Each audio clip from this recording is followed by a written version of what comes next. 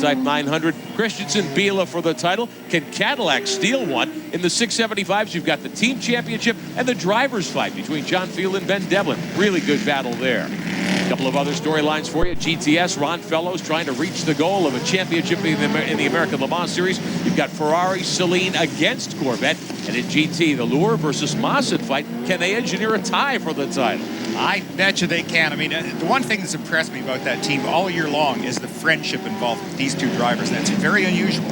Now, this is one of the stories we alluded to earlier in the 675 prototype car. That is the Nighthawk machine. Andy Lally, Chad Block, Steve Knight will share that car. Claudia Hurtgen not here this weekend. She's racing in Europe. They won at Miami. They fixed the car after a hard hit last week and a broken gearbox this morning. Yeah, right at the last minute, they went to go out and found a huge chunk of the gearbox had fractured, so they were able to get repairs done just barely in time. Several different onboard looks for you, as always, here at Petit Le Mans. We'll ride with Sasha Mawson and Lucas Lohr, Mark Lieb, and car number 23 in GT. Jeff Bucknam's Fairy Tale Brownies engine will have a helmet cam, plus a variety of looks in that 675 car.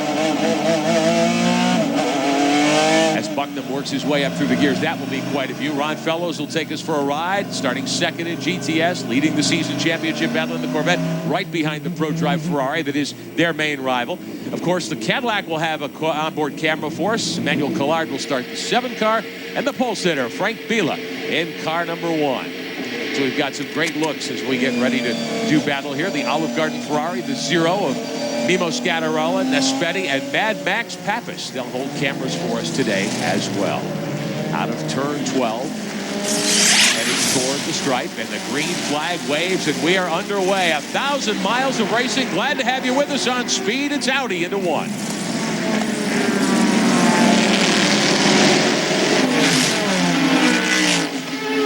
Everybody cleanly up through turn 1. A really good start. On board right now, that's the back of the Celine we're looking at. So you can see up ahead, the ProDrive Ferrari right ahead of the Celine. They have jumped ahead of the Corvette on the start. Not necessarily a bad move. One of the things that I think that the Chevrolet team have been so successful in this year is really driving very intelligently. They know that this is 1,000 miles to go. They're not going to get tempted to go into a battle. That's something that a lot of drivers will do. But you've talked about this season, Bill, and I think we heard it from Stefan Johansson. Even these Enduros become like sprint races for a lot of the teams. And without question, I mean, they really have just changed the entire face of sprint racing. Years and years ago, it used to be a case of you manage your pace very carefully. Now, yeah, you may drop your RPM just a little bit off max rev, but you drive about as hard as you can, because if you don't, the guy behind you will suddenly be the guy in front of you. This you might call our splitter cam. This is on the nose of the number 56 675 car. Jeff Bucknam's Fairy Tale Brownies will be Nissan. And they have had some strong runs. Emanuele Pirro in car number 1 is the leader. Tom Christensen, the yellow trim number 2. A good 15 or 20 car lengths back as they race through turn 1 and up the hill. I think this is going to be one of the better battles today, because all season long, we've been talking about Tom Christensen and how he arguably might be the very best sports car driver in the world. He really has such an unbelievable record of wins and success and very few mistakes. Well, suddenly now Pirro and Biela want to come along here and prove that, well, they can knock him up. They could, oh, no, the 83 car in the pits already at the end of lap 1. This is one of the Graham Nash Motorsports Celines from Europe, very successful in the FIA GT. Vic Rice from California driving among 3 drivers in this car. And we'll see what happens as they bring that car to pit road. Now, the team car broke this morning. They brought 2 cars here. Both were very fast. The 84 didn't even make the start. Oops. And the Banana Joe's Lola. This is the 900 prototype of Clint Field, Joel Field, and Mark Newhouse. Little agricultural racing over the berm and through the lawn here at Road. He has to be very careful at this point so he doesn't damage the splitter right on the nose of the car. And it appears that he has made it safely. There's a lot of bumps right there. That's just up off the top of turns 2 and 3, and really some of the bumps can do a lot of damage if you're not cautious. He's got to watch it here entering the corner on the inside. Calvin Fish, that's Clint Field behind the wheel. I think he's got a flat. He's got a tire down. Yeah, look at back in this corner of the car. I think there's something wrong because the car is lifting on the right front. Now, Calvin, they had trouble getting the car off the grid, didn't they? Well, they actually had to start from the back of the grid, Rick, because what happened, they've got Johnny Miller from Trans Am fame has joined that squad for the race today. He hadn't done any practice time, so the rules dictate that Clint had to start from the back. He was trying to charge through the GT classes and some of the slower cars in the field. That probably caused the going to try and get him back. and try and get him back underway without losing too many laps, I assume. You know what, Calvin? I think it's a broken suspension on the left rear because the tire itself still looks up, but maybe something has happened to one of the control arms on that back end. Another look at it here. We can see Clint Field offline coming up the hill out of turn 1. Way to the inside. I think he probably knew something was wrong there, Bill. Yeah, he did. He's deliberately on that side of the pavement now. As he tries to turn in the corner, you can see he's turning as hard as he can. He's just got the brakes simply locked. can't. And look at the angle in the car. Yeah. That left rear corner right in here just folded up as he was turning in and allowed the front end to lift. In effect, he only had one wheel steering the car, so it wouldn't turn the corner. You can see that the right front was unloaded. So Clint Field and Joel Field and Johnny Miller. That's a late addition to the driver lineup.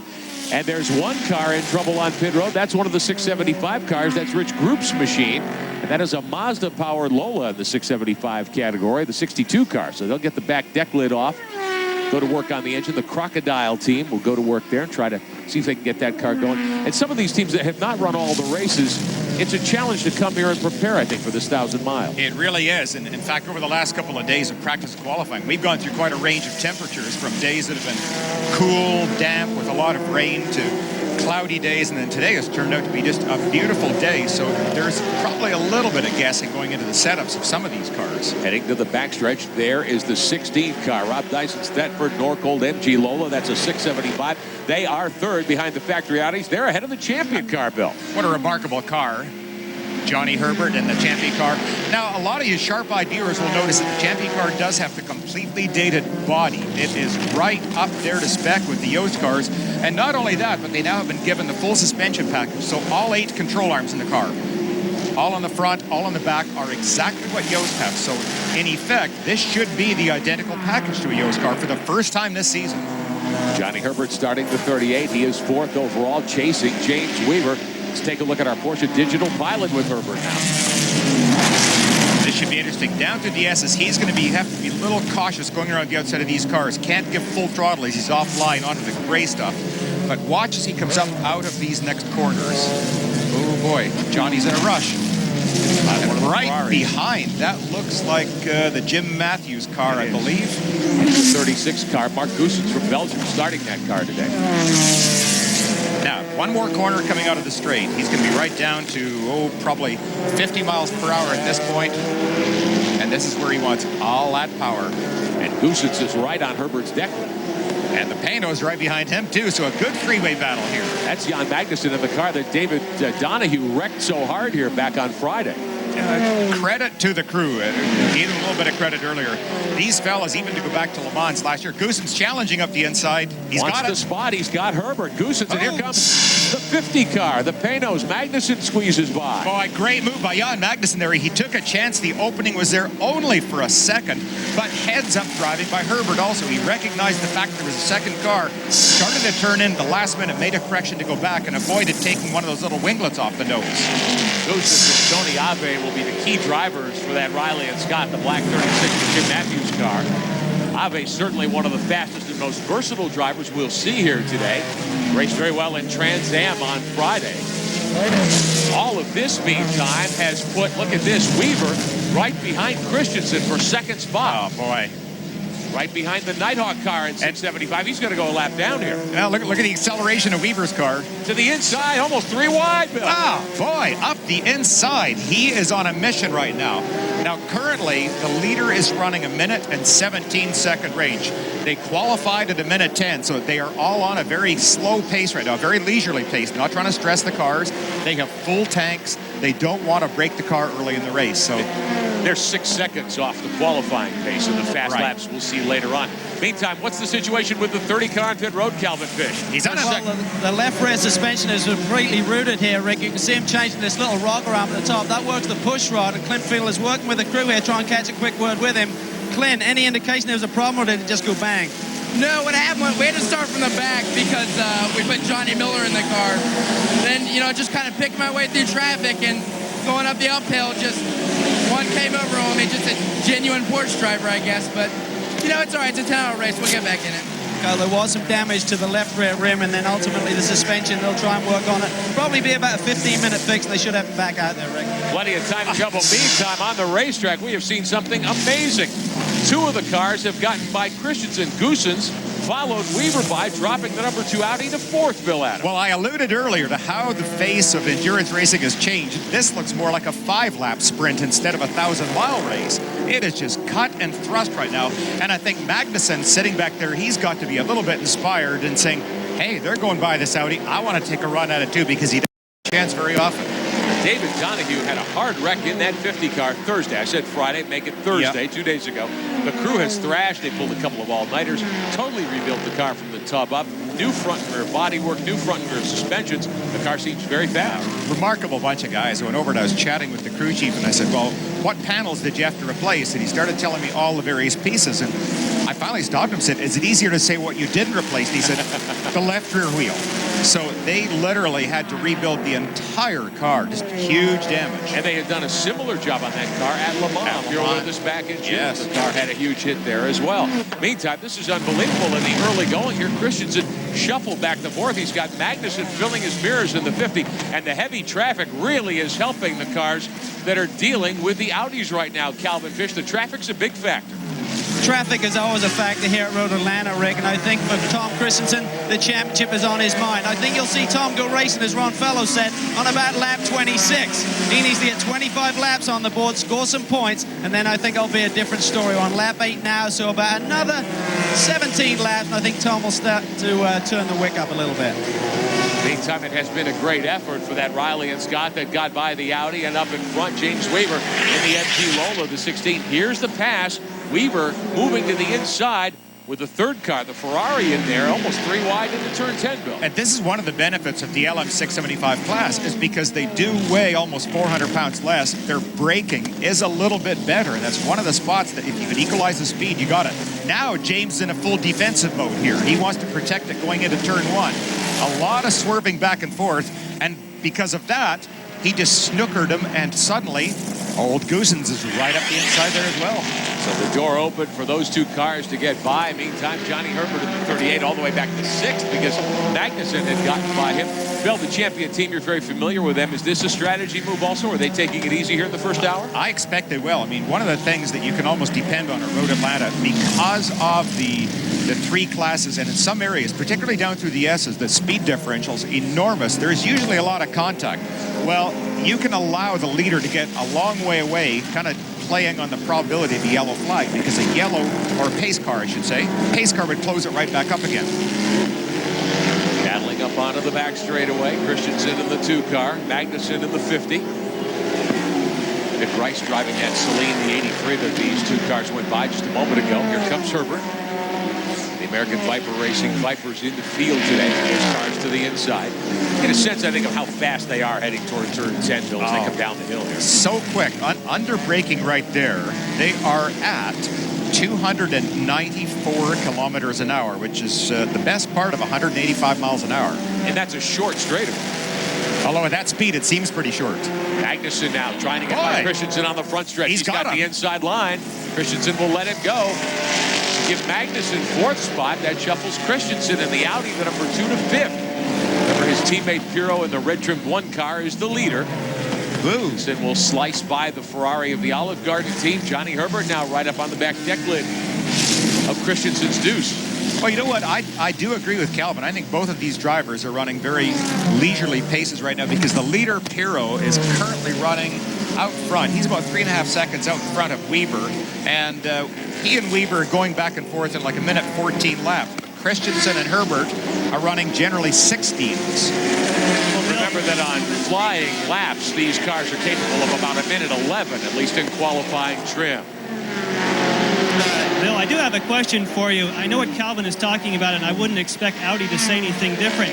But if you were trying to protect the championship point lead, I'm not so sure that I would want to slow down and get involved in all this traffic.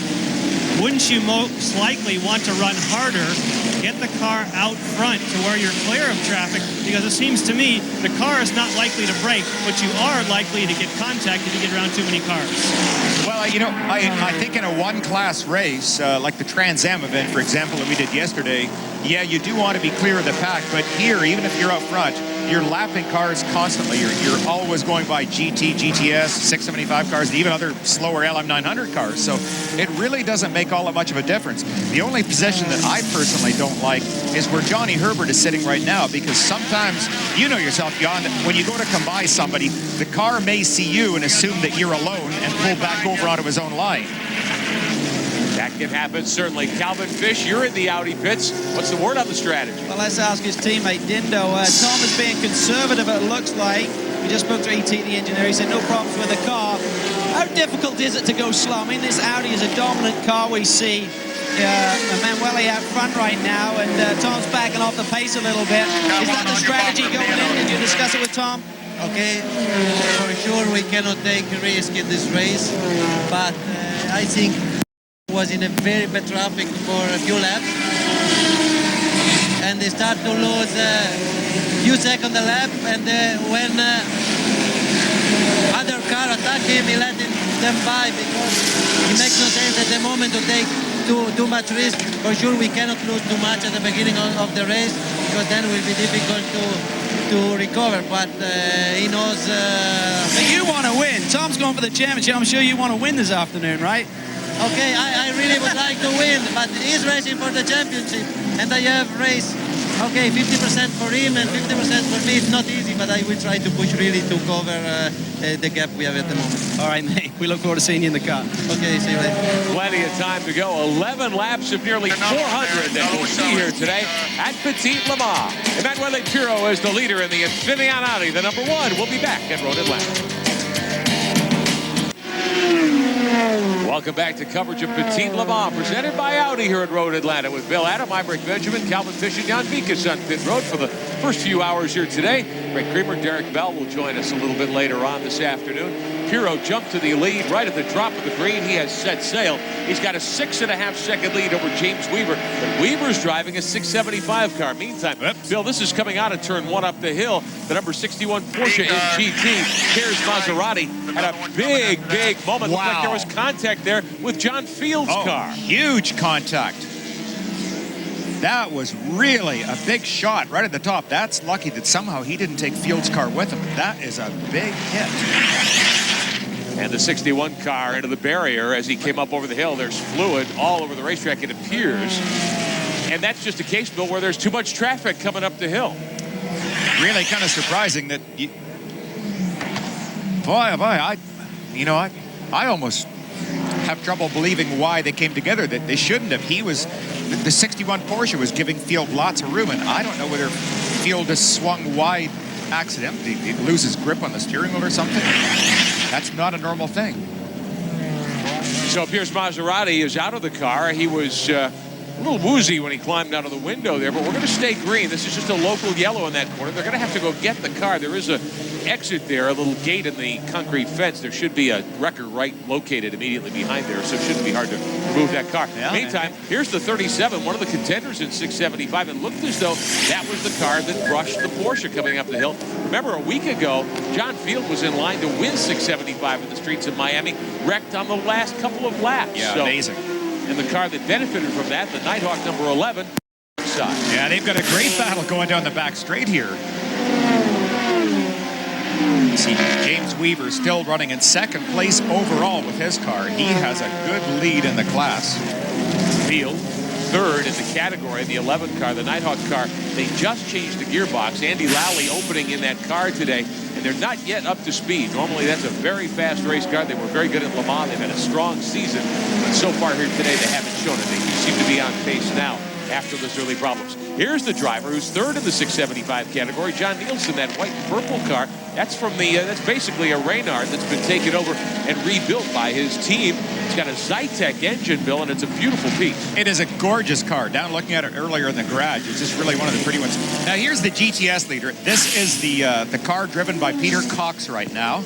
It's Pro Drive Ferrari, and it has been what everyone feared, blindingly fast down the straight here. 175 miles an hour, almost 11 miles an hour quicker than the Celine Mustang. Those guys over there holding their head going, oh my goodness, what is this thing? They say aerodynamically the car is extremely clean and makes great horsepower to that 6-liter V12. Well, Cox is leading the GTS category. Terry Borcheller has the Celine next, then the 2 Corvettes, Jan Bikus. Everybody chasing this Ferrari in the early going. Yeah, and the one thing you talk about, Bill, that they feared how fast the Ferrari was. The other thing that everyone else fears is if they can double stint tires. They will not double stint their first set, but they do believe once they get running, they can double stint. The Corvette can absolutely not do that. So not only is it fast on the track, it may be fast on pit road. Well, that should be a really good package. This was the car when they went to Le Mans that for 11 and a half hours, it comfortably led the class. And in fact, the Corvette guys were telling me that at Le Mans, on each of the straights there, because there's a number of very long straights, they were gaining almost 3 seconds a lap on just the straights. So the straight line speed is really quite impressive. There was talk at Le Mans that was the fastest car of any on the Mulsanne straightaway. Even the prototype 900s, because of the aerodynamic package they've been able to build into that car. GT, meantime, as usual, a battle of Porsches, but we've got a huge variety of them. As we take a look at Peter Cox continuing to lead Thomas Enga.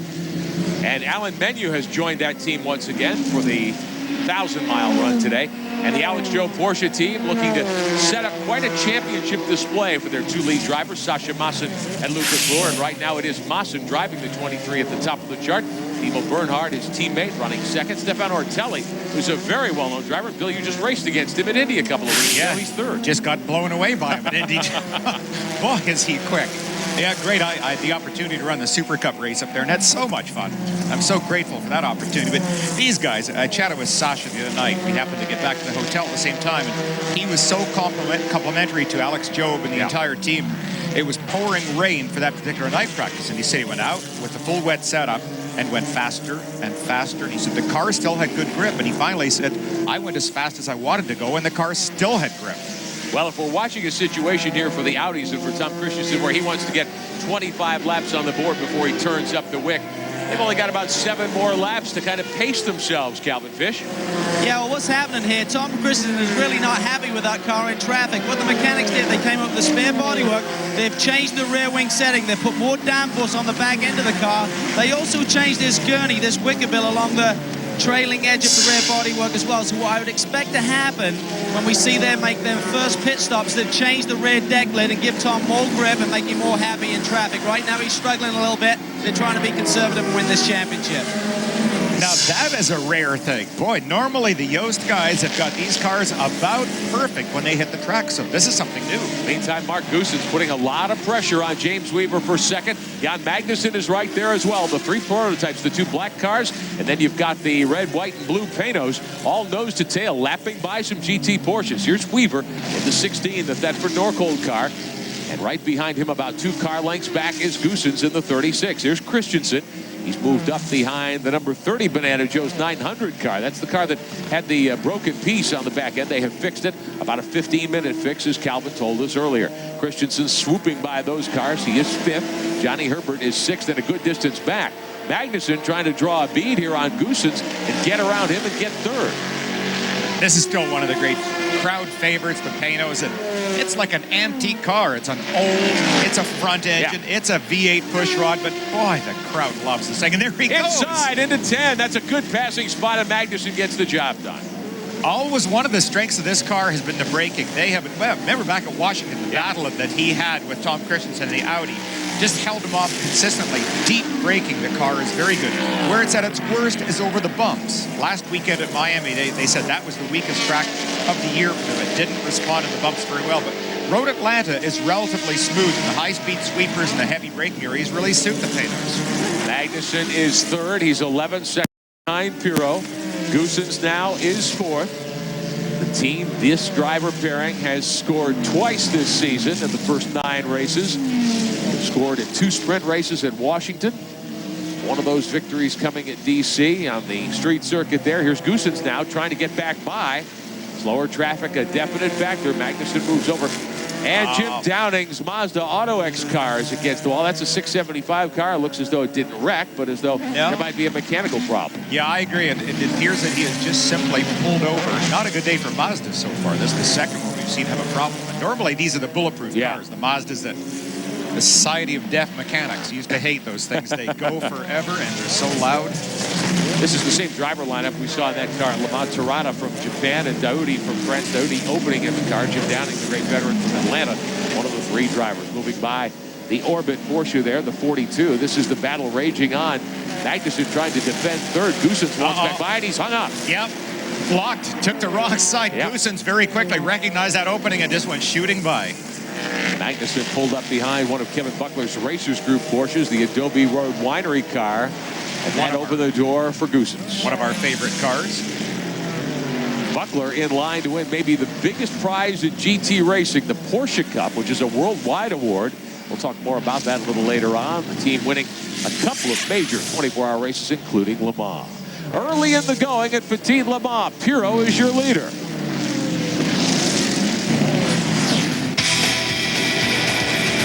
But very much in contention, the Panos team with a rebuilt race car. Car number 50 on Magnussen opening. David Brabham and David Donahue will join him in a car that was wrecked hard here Thursday, going for their 3rd win of the season. We'll see if they can pull it off at Petit Le Mans. A man's got to take care of the things he loves, which makes Meguiar's Rich Leather Wipes a real friend. Nothing moisturizes deeper or conditions and protects leather better. Meguiar's wipes are plush and specially textured to get more nutrients to the leather, to leave it clean and rich. Honey. They'll make any leather look gorgeous, and that's good, because a man's got to take care of the things he loves. All of them. Meguiar's. Smart guys finish best.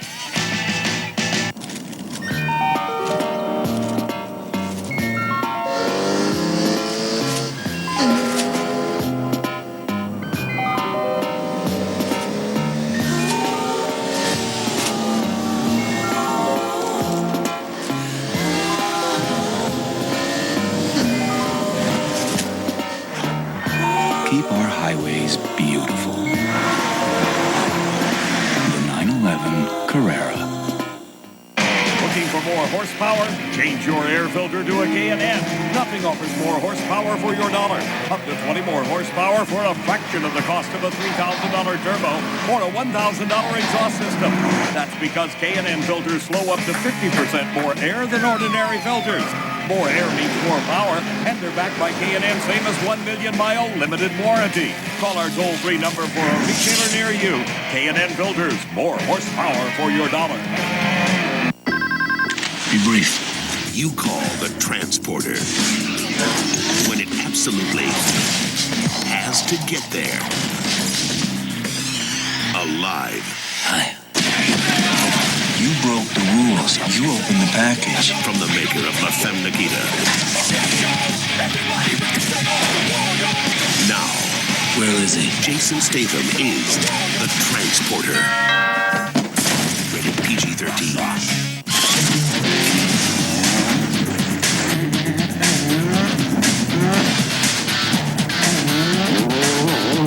World Rally lives on speed. You're the best in the world. No one gets you closer.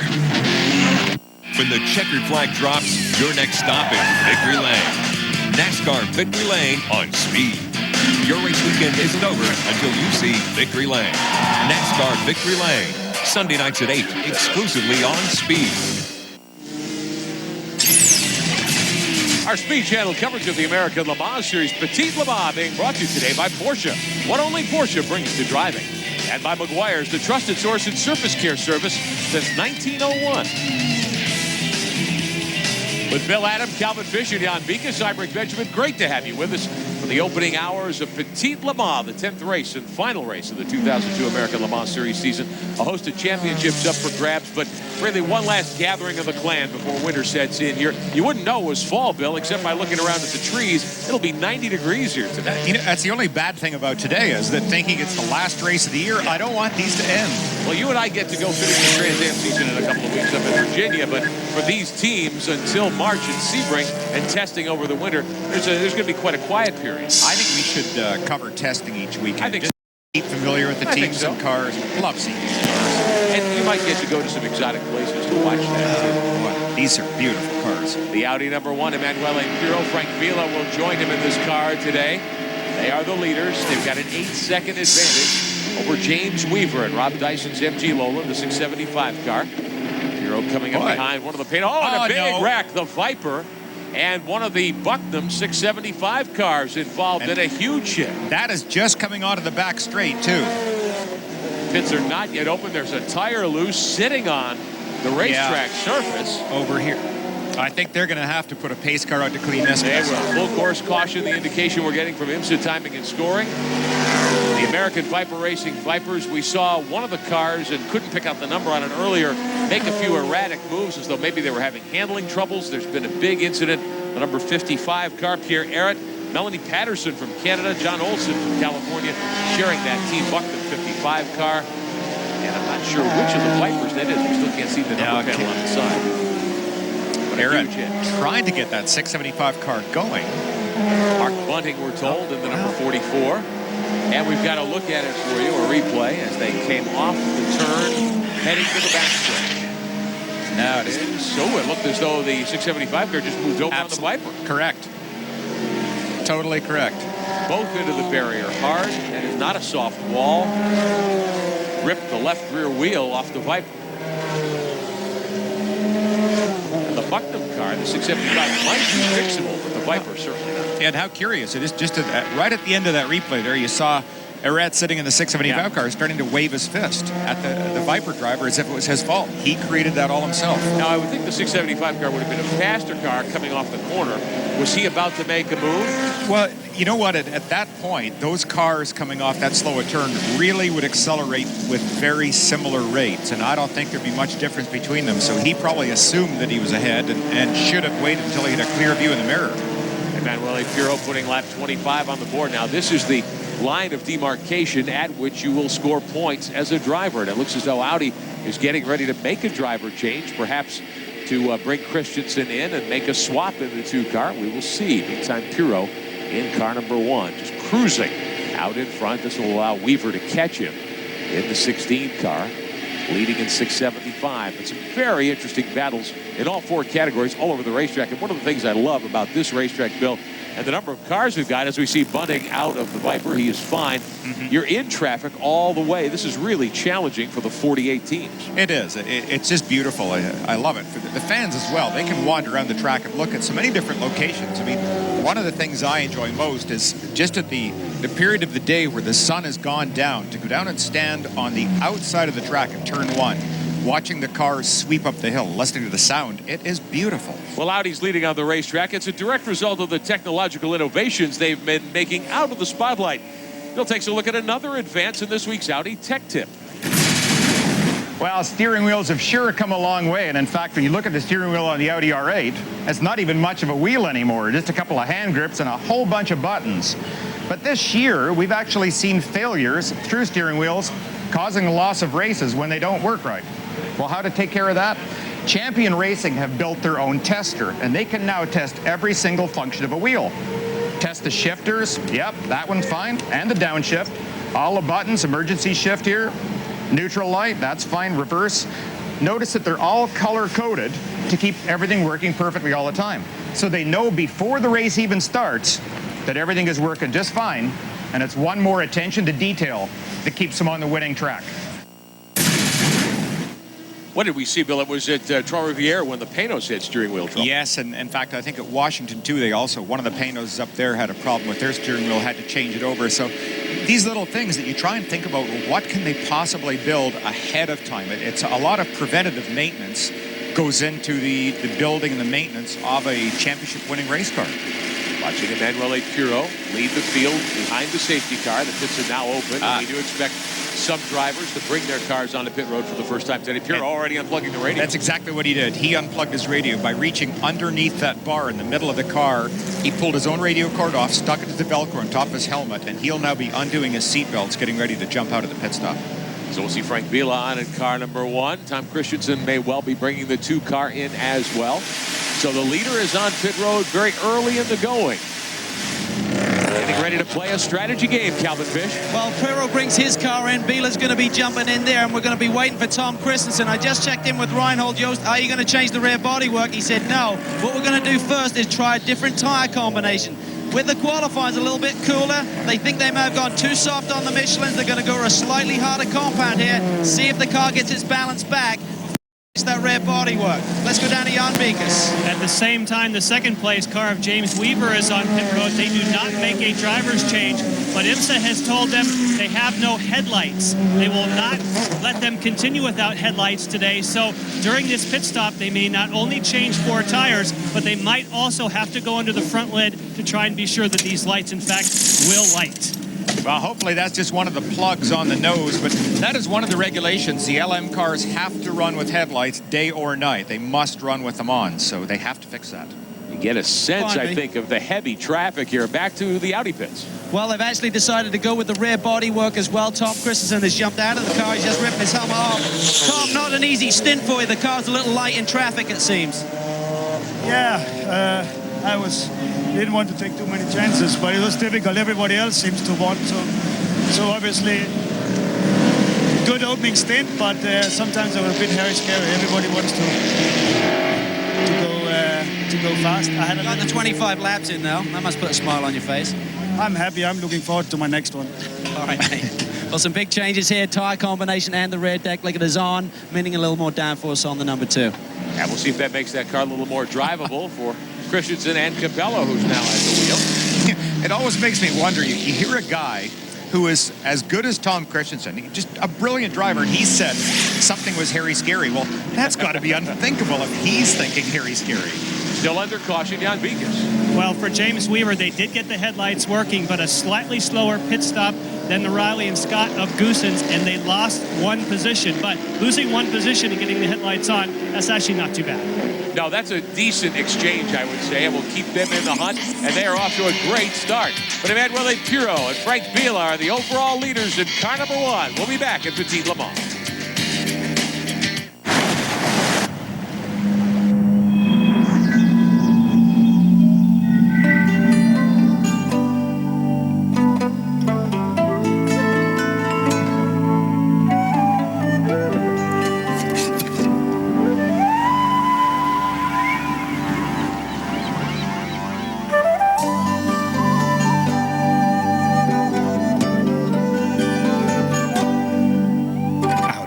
Never follow. You've spent your whole life under the hoods of muscle cars. The rumble of a big block makes your blood race. Call 1-800-884-4262 to find out how we can make you one of the best technicians in the world.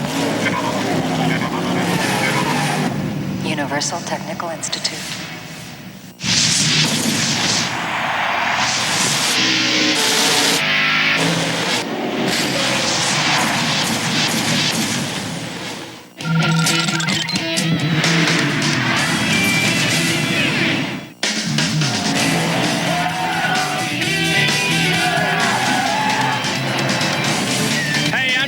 Jr., and I just won the EA Sports 500. And remember, NASCAR TV lives on Speed Channel.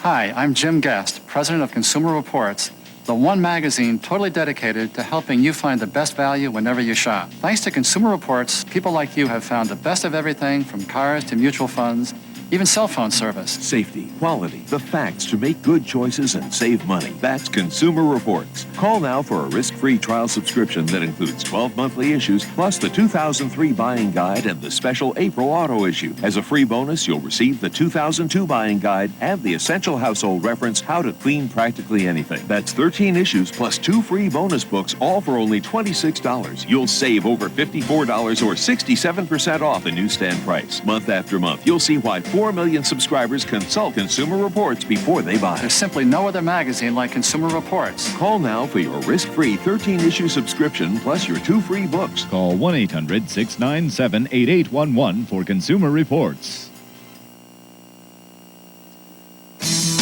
Back at Road Atlanta, coverage of Petit Le Mans live on Speed. Show you what happened in hour number 1. Tom Christensen dropping back quickly. James Weaver with a good move to the inside to second in Rob Dyson's 675 car. Mark Goossens got by as well to take third. And then Jan Magnussen moved the Panos by. Christensen and the Audi team not happy with the grip and the handling of that car. They've changed tire compounds, Bill, and they put a different section for bodywork on with a little more drag and downforce back there. Again, another one of the feathers goes into Tom Christensen's hat, that he did not have the perfect car, but he just was really very patient with it. Realized that, hey, we've got 900 miles to go. Why bother rushing it? Yost is so good, they can fix whatever problem it is. 27 laps on the board and nearly 100 for the lead down into the corner. Red trimmed Audi number 1 of Biela's in front. Look at the other field of cars behind him. Magnussen looks like he just cut his way right through the middle of the pack there. Goossens in the 36 is up to second. Magnussen is third. Weaver has gotten past. He's a couple of cars further back in fourth. Boy, these guys are fun to watch. Magnussen amazing, making a great move there to get to third. Weaver, meantime, was stuck behind a couple of GT cars up through the S's. And I think it's a good move for James to stay in the car. That it's a lot different from driving a GT or GTS car to be in one of the LM cars. That the open cars are just what you think. They're an awful lot cooler, and they have enough ducting and protection in front of the driver to kick most of the bad air up over top of your helmet. But still, the ducting for the driver cooling himself, it's very comfortable to stay in these cars for a double shift. Biela in car number 1 is the leader. He and Emanuele Pirro have been out in front since the drop of the green more than an hour ago. During the caution, both the Audis came in. Both changed drivers. Biela stays out in front. But Mark Goossens in the black Riley and Scott, the Jim Matthews 36, is right behind him. Third spot belongs to Magnussen in car number 50. Calvin and GT, the Alex Job team, what's their situation? Well, they're just getting passed by the faster cars right now. They decided to stay out because they'd been lapped. Christensen had done his 25 laps. The Job cars were a lap down already, so they'd only got 24 laps on the board, and hence they weren't in that position where they were locked in for driver points. So Sasha Masters stayed out in the 23 machine. He needed one more lap. If the yellow would have been a bit longer, they would have probably brought him in. But he's going to come in the next time they have an opportunity, either under caution, or probably these guys will run just over an hour, about an hour and 15 on a green run. And something we talked about earlier too, Calvin, maybe you can check on this, that we see the Audi has got like an intermittent flashing of the headlights, and I'm not sure if it's the driver setting something up. It looks more like a wire has just simply come loose, because occasionally, right now as I watch the car in the back straight, they're on solid. There's no problem at all. But when it goes over bumps, they're really flickering a lot. I wonder if that could create a problem later on. Well, it is part of the tradition of road racing. You flick your high beams at the slower traffic to get them out of the way, but that's not what's going on here. I don't think so. I mean, I do think this is a problem with a loose wire or a ground possibly for the high beams. Biela is paying no mind. He's in clean air. Clear racetrack. He's stretching the lead again. Now 2 seconds over Goossens in that 36 car. Magnussen third is just a tick further behind. Take a look at the battle for second up over the hill. Magnussen had closed in on Goossens earlier, but you can see that Riley and Scottville, he's got an advantage there. He does. The car looks very stable down through here, and something that Jim Matthews did to make this car a lot better was when he got rid of the old style gearbox, he invested in the paddle shifters to go on this car, and all of the drivers say, including Jim. Jim said the car is just a delight to drive with the paddles on it. Magnussen third in the Panos. Tremendous amount of action here at Road Atlanta. 48 cars in the show today on a 2.5-mile racetrack. Lots of tight corners. Let's show you just how tight the battling was as they took the restart green. This is just frantically searching to get a clear bit of track. Look, 4 cars wide there at one point. Capello looked as though he was going to try to make a move on the outside, gain a couple of spots back, couldn't get the job done, and Weaver got shuffled back. You know, sometimes it's give and take, because you want to try and get by to get into clear air and risk your car by trying to do that. This is for second spot. Magnussen sitting third. There's your leader, Biela. Goossens is next in the black 36. And the 16 car of Weaver, we told you earlier during the pit stop, IMSA officials said they had to make sure they had headlights on the car.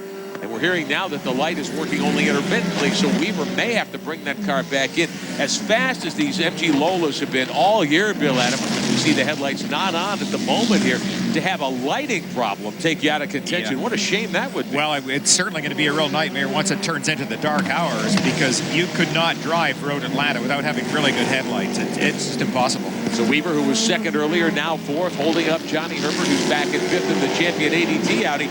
Yeah, because what are they saying on pit road about the 16 car? Well, the team has been having those discussions with IMSA to find out how long can they run, how can we get these lights back on. The other thing that they've been talking about on the radio is the gearbox temperature. At the moment, the gearbox is running too hot, and they're just hoping that that's not going to cause a problem. Of course, if they did have a problem, they don't have a spare because that's what they loaned out to help the Nighthawk car make the grid. So a good turn there could end up causing the 16 team, the Bedford-Norfolk bunch, a good finish here today. Now, you saw one light on the car a moment ago. If memory serves, under ACO rules, one light is sufficient. Yes, and one of the things, too, that for some of the more knowledgeable viewers, you wonder about, well, why should this gearbox be overheating? Because they're running a lot less horsepower. Well, to make the cars light, they really do engineer the entire car. They go through different gearboxes, different suspension, different everything. So this is one of the... It's just a constant evolution of this car that they build the car to what they think will be perfect. But of course, no car, even the Audi, is not perfect. They keep evolving that, making it better and better. As we take a look at the GTS leader, it remains the Pro Drive Ferrari, the 33, the Nighthawk 675 car, swooping by as they head up the hill. The 33 car, so beautiful. Peter Cox starting the car. 13th overall, your top 5 in GTS, top left of your screen. Terry Borcheller still has the Celine in second spot. Tony Seiler joining the team again this weekend. He was with him at Le Mans, very quick, former ski racer. And I know that's not where Ron Fellows and Kelly Collins want to have the 3 and the 4 car as we work into the day. They would rather be up front, but boy, they can still see that there's a long time to go in this race. And they watched this very car fail at Le Mans after 11 hours of racing. But they have to remember, there isn't 11 hours of racing today. So if history is any guide, it'll be barely 9 hours of racing. There's car number 4. This is for second in GTS now. Borcheller and the Celine, right side of your screen. That's the white blue trim car. That's a pretty interesting comparison. Both 7-liter motors. 7-liter in the Celine, 7-liter in the Corvette. And it looked like the Celine aerodynamics took over at the end of the straight. So Borcheller able to hold back the 4 car. Kelly Collins, Andy Pilgrim, Frank Freon back with the team for this 11-hour or 10-hour stint today, maybe 9 hours, depending on how things play out. And take a look at the difference in the paint scheme. If you're watching at home, you probably wondered, what's that red in the middle of the car? Well, it's the 50th anniversary year of the Corvette, so they've added a burgundy stripe. They're bringing out a new burgundy paint scheme on the street Corvette to mark the 50th anniversary. They've trimmed out these cars to kind of fall in line with that. Up through the first couple of turns here at Road Atlanta, and still Borcheller holding on to second in GTS and holding back the 4 car. These are both such great race cars. Boy, they're developed so well. Steve Celine brought out this S7 and with the help of the British firm that actually produced the chassis on it. It has been a very quick race car right from the word go. And the Corvette, another one of these cars I talked a minute ago about how race cars keep evolving. Well, Doug Feehan and the entire crew, they just keep making this car better. And look at this. Collins just dove up the inside, followed the car through, and Borcheller got a little bit wide. So Kelly Collins moves up a spot, second now in GTS in the number 4 Corvette. That's the Banana Joe's MG Lola, one of the 675 cars. They are up to 10th spot. Duncan Dayton in the wheel now. John Field started the car. They're second in the 675s. Remember, they had a little bit of contact with that Porsche earlier that ended up in the wall as they came up from turn 1 to turn 2, but it evidently didn't damage the Banana Joe's car at all. Dayton, a very accomplished driver. One of the Alex Job cars, meantime, has cut down a rear tire on the left side. It's the 22 car, and we're second in GT. Timo Bernhard driving. This will cost them a lot of time. He should be able to get the car around the pit road without much problem. Leader goes by, moving by John Nielsen's 675 car. Timo Bernhard steering the car carefully. That tire just peeled right off the rim. I hope it does come off, because if it does pop out of there, it may do a lot less damage than potentially flapping and damaging the intercooler back there, or the oil cooler back there. Take another look at what happened as the car came through the final corner to the backstretch. I believe that tire was down already. Yes. And there is some tire rub there, no doubt about it. That fender well is getting beat up. Well, that in itself may not necessarily be a problem. It's going to be a cosmetic damage, but I don't think it's hurting anything else. The Michelin tire itself is really staying remarkably good. Bernhard in the 22 onto pit road now. The Alex Job, McKenna Zybernaut bunch will go to work here in just a moment. You can can see him getting on the brakes to try to get the car slowed down. He wasn't going very fast, but with a tire down, you don't have nearly as much brake as you normally would. I'm amazed the Michelin stayed together. Look at that. It's still good. Calvin Fish. Well, taking a quick look at the left rear here, it has cut into the bodywork slightly. Hopefully it hasn't done any suspension damage, and this is really a key. We've got these young drivers in this car, a little bit more experience in the 23 machine with Masson and Lucas Luhr. Timo Bernhard has brought the car in. They're doing their regular fuel stop first. Remember, no work can be done on the cars prior to the refueling being complete, and then they're going to go to the front wheels first. We've got a wheel gun on each side. Jörg Bergmeister is in the car, so they're going to change these left side front. They're going to complete that, and then they'll probably have a good look when they get to this left rear to see if there is any damage underneath the wheel well itself. So the wheel is coming off. You can see there's a slight tear in the bodywork. Mechanics having a look around. Didn't really shake anything, so they must be pretty happy, and the rest of the stop looks like it's been completed there. So the 22 car should be back underway. Vice President Bergmeister will try and feel out, see if there's any problems. Down and away, Bergmeister strapped into that car, and they will resume the chase here. And Mark Lieb from Germany was with them at Le Mans, or with rather, not with the Job team, but at Le Mans, will be the third driver in that car. He was at Sebring with the team. Slowly down pit road, observing the speed limit. Well, when I started racing, I was doing it on such a limited budget. I would have taken that tire back and said, can you fix it? And it probably occasionally, back in those days. Back up to speed. Bergmeister through the gears, up the hill into turn 2. Heading to the S's. The S Network portion, 43 right behind him. Interesting GT field here. Boris Said, who claimed the Trans Am Championship yesterday here in Road Atlanta with a surprise victory. He's in the field driving one of the Allegra Motorsports BMWs. Take a look at the Cadillac, the number 8. JJ Leto is 7th. Stefano Ortelli has the number 98 Porsche, now up to 2nd in GT. This is the car everyone was so concerned about, with a motor that Bill Adam had the whole garage area, the whole paddock buzzing this week. It's very, very interesting. Nobody really wants to talk about it. There's a lot of shielded eyes and subtle comments, but all they're saying is that this car has got a ton of horsepower. Now, one of the things they're saying, well, yeah, you can make a lot of horsepower, but you also build a grenade usually when you do that. So they're not sure if this extra horsepower is eventually going to tell. Ortelli, a very accomplished driver, of course. Meantime, the 22 running very well. Timo Bernhard in that car earlier. Jörg Bergmeister taking over. Calvin Fish, what's going on in the Joe pit? Well, let's check in with Timo. Timo, you had to run very slowly to get the car back here. Any concerns about any suspension damage after the flat? Yeah, I think I'm quite worried about the suspension, but I think it happened in the half part of the track, so I hope the suspension will last the rest of the race. I must have picked up something on the tire, so it blown up. So it's bad for us because we were just behind the leader. I was fighting with Sasha for the victory, and we were in the flat, but now it's we dropped back a little bit. Our track conditions today is very warm, very humid here. Has that affected the car's balance at all with the tire choice and everything you went with? Yeah, it affected a little bit because in the practice it was always very cool, a lot cooler. But I must have picked up something. I think it's not due to the tire. I think it's due to the shit. Okay, mate. Good luck the rest of the way. Thank you. They are back to 10th, and they're a lap down at GT, and that's an uncharacteristic position for one of the Alex Job cars. But their other car, Sasha Masson, is leading at GT. Frank Biela has the number 1 Audi at the top of the charts. Mark Goosens, Jan Magnussen, the top 3. We'll be back. Let's circle back to Cincinnati with those figures, you know. I'm worried about that. Oh, no. It's off? Okay, I'll be right there. Guys, I gotta go. I think we can achieve substantial market penetration in the Pacific Rim. That's awful. Really sorry, but I have to go. The new Boxster. It is perhaps the perfect getaway car. Want a show car shine? Oh, yeah. Use Meguiar's Gold Class Car Wax. Smooth as glass. It's the most reflective car wax Meguiar's has ever made. And that's in over 100 years. Get ready, world. Not only does it give you an incredible shine, it's easy to use. Looking good. It's the best-selling premium car wax in America. Thank you, Meguiar's.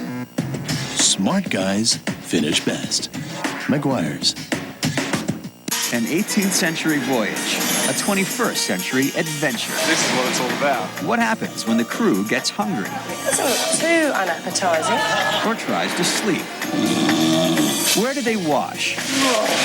And where do they go? As beautiful as it's simple. I don't know what the hell's going to happen here. The Ship begins Monday, only on the History Channel, where the past comes alive. This ain't no pleasure cruise, baby. Are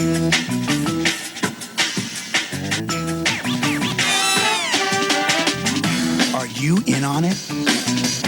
Go to cheaptickets.com for tons of unpublished airfares you won't find anywhere else. Or call now for our lowest prices on airfares, hotels, rental cars, and last-minute trips. Want to save even more? Check out our last-minute trip specials now and save up to 60%. Cheap Tickets, the best-kept secret in travel. Coming up next, our driver's review of a very wild ride.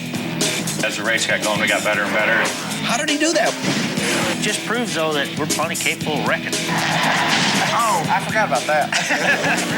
You put that many race cars that close together, people get more serious about what they're doing. It went real smooth on our end, I guarantee you. And we'll be back next Monday. Network executives willing. Inside Winston Cup. Monday, 7 p.m. Eastern. No one gets you closer. Back at Petit Le Mans tonight at 9:30 Eastern when we are done here from Road Atlanta. Speed News Saturday, a special time. And tomorrow, the NASCAR edition of Speed News at 7 Eastern, followed by Speed News Sunday at 7:30. Bob Barsha and Ralph Shaheen handling the chores in our Charlotte studios this week. So we'll be with you flag to flag. All the post-race coverage, of course, as well here from live on Speed. And then Speed News Saturday, 9:30 Eastern time tonight. Take a look at some of the storylines we've broadcast today. Of course, in the 900 prototypes, Christensen running 5th, hoping to score a championship in the American Le Mans Series here this weekend. Frank Biela is 1st in car number 1. The Cadillacs, everyone expecting a great run today in their swan song performance in American Le Mans, but they're back in 7th and 8th after making some changes to the handling of the cars. They have not come in at this point in the 675's great battle for overall honors and for the championship. GTS, Ron Fellows leading in points, stuck in 5th right now in a class wide open between the Ferraris, the Salines, and of course the factory Corvettes. In GT, Sasha Masson and Lucas Luhr, will they be able to engineer an absolute tie for the Drivers' Championship? And there are going to be some changes in the points situation next year in the American Le Mans Series. We'll talk more about 2003 for ALMS coming up, but 11 races are planned, and there's been a little tinkering to the point standing system to perhaps allow team championships to be more the key. We'll talk more about that as the day wears on. 42 laps are complete. Here's your second place car behind the Audi. It's still Mark Goossens in that Riley and Scott Jim racing machine. A great run that's been in the first couple of hours today for that team. They have worked. This is a factory effort. Bill Riley is here. The whole Riley and Scott crew from Indy. They brought this car for Jim Matthews, Goossens, and Tony Ave. They've got a good driver lineup, and Goossens doing a great job teeing them off today. They do, and it looked awfully solid last week in Miami as well. They put in a couple of really impressive performances. They were in contention for a podium finish for a while last week. They ran into some problems. Memory serves, they still scored a top 5 with that run. Back to 3rd spot, Jan Magnussen in the Panos. This is the car that David Donahue wrecked so hard here on Thursday. Had to take the car up the hill to the Elan Technology shops and totally rebuild it. Hatch the Cub, hang new front and rear suspension pieces on it. 4th place belongs to James Weaver. We see the one headlight on in the 16 car. They're leading in 675. James had that car up to 2nd earlier. Traffic, as much as anything else, has been a factor for all of these prototypes at the top of the class. James qualified the car 3rd. Talk about your great driver lineups. Butch Leitzinger and Andy Wallace rejoins Dyson Racing today for Petit Le Mans. Back a little further, Capello in the deuce. He is 5th. And Johnny Herbert is 6th in line. Nice to see Wallace back racing for these cars. He has for a long time been one of my favorite drivers, and he's just such a good quality driver for races like these. You rarely see Andy make a mistake. He's always very quick and very consistent in the car. Nice to see that Dyson's got him back. Johnny Herbert, 6th overall, 5th in the 900s, and it sounds strange to say he's 6th overall and not 6th in class. Normally the 900s occupy the top of the running order, but not the case today because of the Dyson car that is solidly in the top 5, running 4th. A little further back, show you the Cadillac. Cadillacs running 7th and 8th. J.J. Leto in car number 8 coming out of the front straightaway. Right behind him, his teammate Emmanuel Collard, another couple of seconds back. Leto 7th overall. And we've talked so much about it, Bill, starting at Mosport when the announcement was made that Cadillac would indeed wrap up the 3-year program with these LMP cars after today's running of the Petit Le Mans. They've been on the podium ever since. They have been so impressive this year. And again, we were talking earlier about the fact that Cadillac is a company that has experience building luxury cars for the street. They don't have any real racing history, and for them to be doing this well against the best race teams in the world, the Audis, I think it is really a remarkable achievement, and the fact that they might go away after today breaks my heart. I'm just so sorry to see this happen. And all right, General Motors, I'll buy 2 Cadillacs. How about that? Will that help?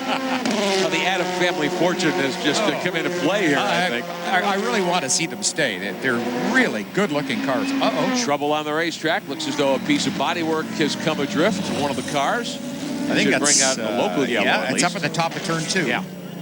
45 laps are complete. Nearly 400. Calvin Fish, what's the word on pit road? What car lost the bodywork? Well, there's some debris out there, and Ashley has caused problems for the number 2 Audi as well. And just a few laps ago, Dindo Capello said that he hit something. The team have analyzed that. They think they've lost one of the dive plane here on the front end. So it may have come from the 74 machine is what we're hearing now as a report. They believe they may have lost one of these dive planes on the number 2 car, and they're already struggling a little bit with understeer, according to Tom Christensen. What they have to do is actually lift the nose up a little bit under hard braking for turn 10. They're bottoming out, so they have to lift it up, Bill. And as you know, that really reduces the downforce on the front end. And Tom said he was fighting a little bit of understeer through the fast sweepers here at Road Atlanta. Yeah, that will make a big difference, and ultimately that could really be a problem for them, because if they already have a tire problem, that's only going to make it worse. Well, as you saw, it was the left front fender off the number 74, the Archangel Motorsport Reynard 01Q. Wow. Contact? I don't think so. That just looked like a parted company. That was the that peeled off the 74. Earl Goddard from Silverstone, England, the driver. Meantime, the Pro Drive Ferrari on pit road. Jan Bikas, caution is out. Yes, and in fact, they were able to get into the pits before the pits were closed, but they had a major miscue on the way in. Peter Cox locked up the front brakes and slid and almost hit the wall. They had to push the car back. In fact, it took about 15 seconds to get the car back in position before they could start working on it. So they are going to make a driver change. Alain Menu is going to get in the car from Switzerland, and this crew pretty much has not made any errors whatsoever, but this is definitely going to lose them a bit of time. They may lose some positions as a result on the track.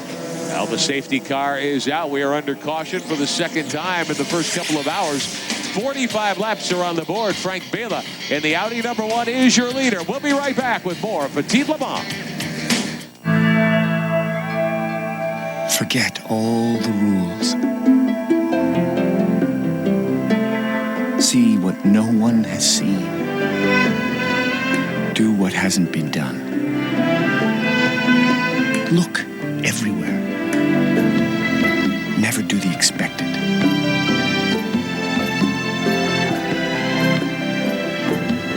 Never follow. Be brief. You call the transporter when it absolutely has to get there. Alive. Hi. You broke the rules. You opened the package. From the maker of La Femme Nikita. Now, where is he? Jason Statham is the transporter. Rated PG-13. They fight to make a difference. They dare to change their world. I can't really say I've ever had a role model. Well, now I've got one. Thank you. But this month, rumor has it that the students are planning something. Their dreams are about to shatter. This walkout is about the students' power. This is about outrage. Things need to change. Shut up. Well, you shut up. People, let's calm down. The new season of Boston Public. This month on Fox.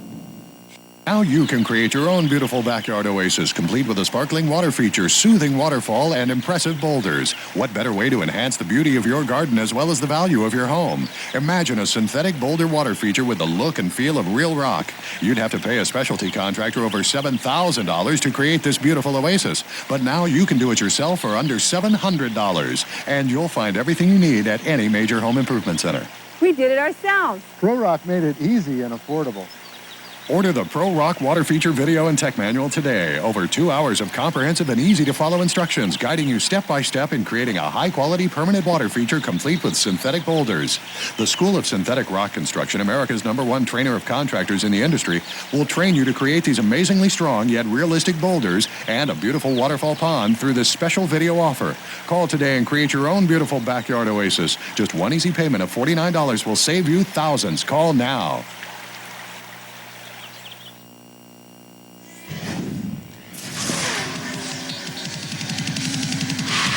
Huge gathering on hand at Road Atlanta for the excitement of Petit Le Mans, capping the 2002 American Le Mans Series season. Flag-to-flag coverage here on Speed Channel. It's been an exciting year, and the excitement just beginning here in the hills of Brazelton, Georgia. Pit stops, pit road is open. Calvin Fish. Well, now we have the Alex Job car in the number 23 machine. Sasha Masson has more than 25 laps on the board, obviously, so he will score points today. Now they've got Lucas Luhr, and these guys are really trying to get this perfect calculation done. Lucas needs to get 25 laps into the bag as well, and then they'll probably bring him in, because then they have to get Sasha back in the car, do the most laps. Very complicated. Andrew Marriott. I'm down here with the Dyson pit stop. Butch Langsinger's just got in the car. He is leaving us now. They topped it up with fuel, and they didn't need any fresh tires.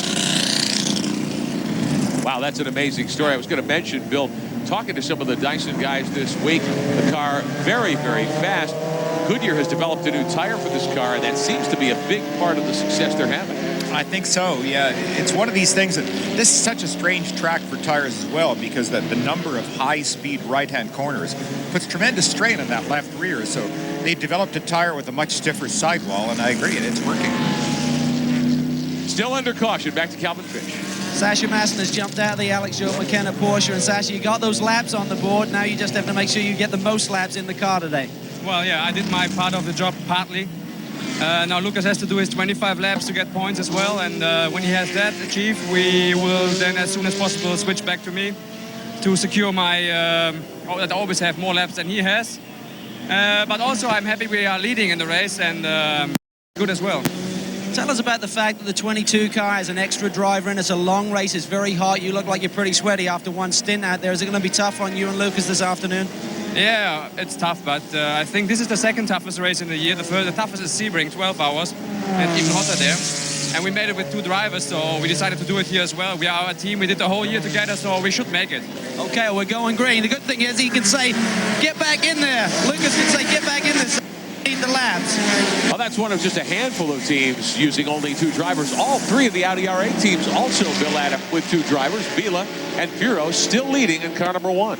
It's really kind of a surprise. I can see it in the GT cars because of the temperatures and that added strain, but in the open cars, these are so comfortable by comparison. This is for second spot. Goosens remaining in the Riley and Scott. The Jim Matthews 36, the black car. He is second. The 2 car, though, with Capello, has gotten up to 3rd now. Remember, Christensen was stuck as deep in the field as 6th. They've changed tire compounds. Oh, and a puff of smoke. Did he lock the brakes? I think exactly what he did. He just got in very, very deep. The tires aren't up to temperature yet, so no damage will be done from that. Coming up behind the number 37, the Banana Joe's MG Lola. The 37 car running 10th overall, 2nd in the 675 category, right behind Butch Leitzinger. Andrew Marriott, James Weaver with a great first stint in that 16 car. Yeah, James Weaver, you had a big grin on your face when you got out of that car. You were enjoying that. Oh, it's a gorgeous little car to drive. It's really, we're delighted with the way it's going. So to be able to run second in only our 4th race, we're really enthusiastic about the future. And overtake an Audi. Oh, absolute, sheer pleasure. I should get an OBE for that, I would think. They're going to give him a gong. Let's phone the Queen, guys. Well, Tom Christensen knows a Queen, obviously. Here comes car number 2, working on Goosens. This is for second spot. Yeah, Capello took a look, tried maybe go up the outside of Goosens there, but thought wisely about it, decided to wait, but I think he's really got the bit between his teeth now, and he would love to get by and maybe stretch it out. Weaver, of course, referring to the fact that the OBE, the Order of the British Empire, he could be Sir James Weaver for that move around the Audi. I think it takes a little more than that as we watch Capello grab second spot back in the 2-car. Obviously, the handling changes they made to the deuce have worked out very well. Yeah, let's see what Goossens can do coming on the straight, because Capello did not get a very good launch onto the straight compared to Goossens, but the Audi is really showing good power right now, and there is the Cadillac. That is Leto, who is in 4th place now. Just right up on the tail of Goossens' areas. That's JJ right there in the Cadillac. The caddies were back 7th and 8th. The pit stop may have helped them dramatically. There is the number 37. That's a 675 car. Duncan Dayton remaining in that car. John Field, the team owner, started. Dayton got in during the first stop. And here comes Capello. Now the 37 is not on the same lap. And Dayton will move over. Duncan's an old pal. I met him years ago in some of the HSR events. He has a collection of beautiful vintage cars. He's a long way from vintage. He's a young man, young driver, but never was a professional driver at any point, and really has honed his skill by driving the HSR cars, where he is very good, really good driver. Well, he and Mike Durant joining with John Field. That's a pretty good driver lineup for the 37 team this weekend, and they're doing a nice job. As we say, second in the 675 category now, behind Butch Leitzinger, who is a true pro. Meantime, for third, Goossens in that black Riley and Scott, the 36, trying to hold back Leto in the caddy, the silver number 8. Yeah, I think Leto's really starting to make a run here now. In fact, Leto's last lap, for the first time ever, he's down into the 14-second barrier, so they've upped the pace a little bit. But the leader, Biela, just ran at 12. That is getting awfully quick. They qualified, the number 1 Audi qualified at a 1 minute 10.9, so to only be 1.1 seconds slower with 2 tanks. Leto tried the outside on Goossens for third spot. Can't do it. The GT Porsche, then the Preisinger car. Wouldn't say he was blocking, but certainly holding up Leto. Here comes JJ heading down the hill. Front straightaway, lap 52 on the board. I think JJ was probably happy that that took place back there instead of the S's, but the S's is the one area of track where to be in an LMP car and have to follow a GT car down there, it can cost you 4 seconds a lap when you get stuck behind somebody down there. Like right through here. From here on down, if you have clear track and don't have to go around the outside of anybody there, the LMP cars can run it flat out. Oh, Goossens twitching that 36 car violently side to side. Almost thought something might have broken there for a moment. Boy, his concentration broke, that was for sure. He stays on pace. He's up behind Dayton in the 37. He'll swoop to the inside, can't get by. No, and see how fast Duncan is. He really is staying wide. He's giving them opportunities, but by driving his own line, he's running that car very Oh, one car goes loose and off at the final corner. It's the number 31. That's the Fitzgerald Porsche. No damage, didn't hit anything. You see he stopped well short of the barrier.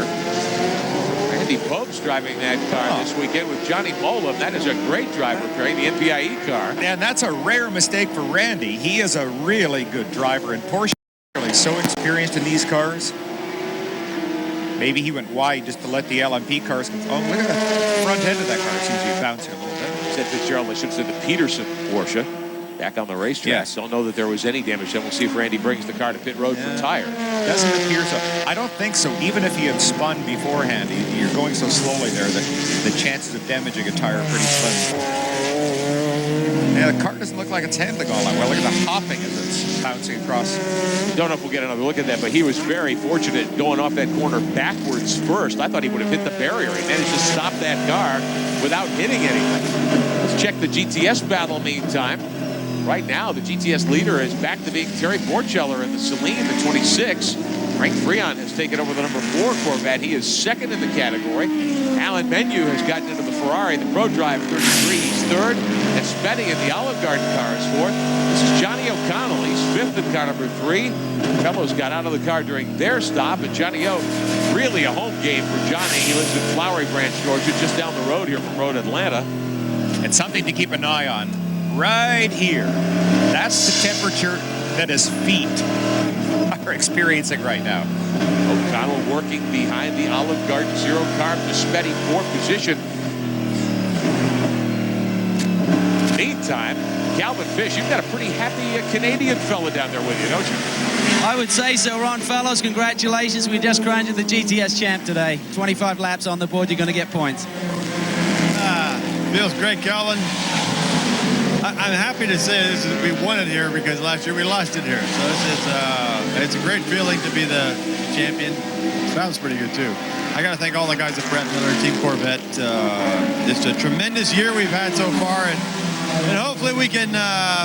One of the Corvettes can win again here today. It's been a great year, and I'm pretty happy and pretty satisfied. The competition has got awfully tough. Talk about the race today. Those Ferraris are quick. I mean, the Celine looks pretty strong today. What's going to be the factor, do you think, come the end of the race? Well, we were slipping and sliding. We went to that first pit stop. We went to the harder compound, and it's just not coming in. So, you know, until the track time comes down a little bit, we're going to be slipping and sliding. But hopefully we can continue to make some ground here and give Ferrari and that Celine a bit of a run. Now you're champ, maybe you can make Johnny do a triple stint or something. Johnny and Oliver, go boys. Yeah. Well, Johnny's at home, so I think he'd want to drive more for the home fans anyway. That's right. He's got a lot of friends around here today that are looking at him and wishing him the best.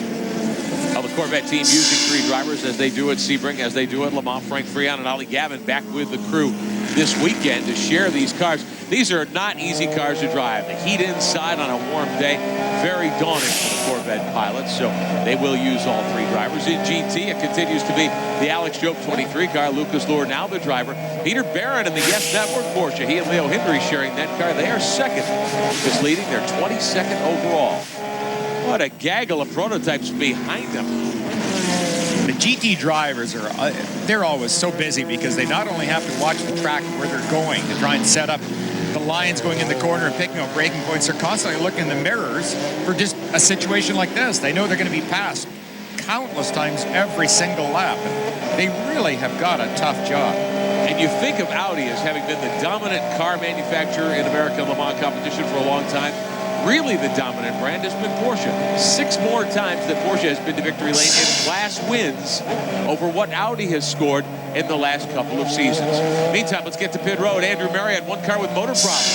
Yes, the John Nielsen car, this brand new and glorious 675 has just come in. And the team manager here is the famous David Price. David, what's the problem? Do you know what the problem is? The throttle's sticking at the moment, Andy. The car has been going really well, though.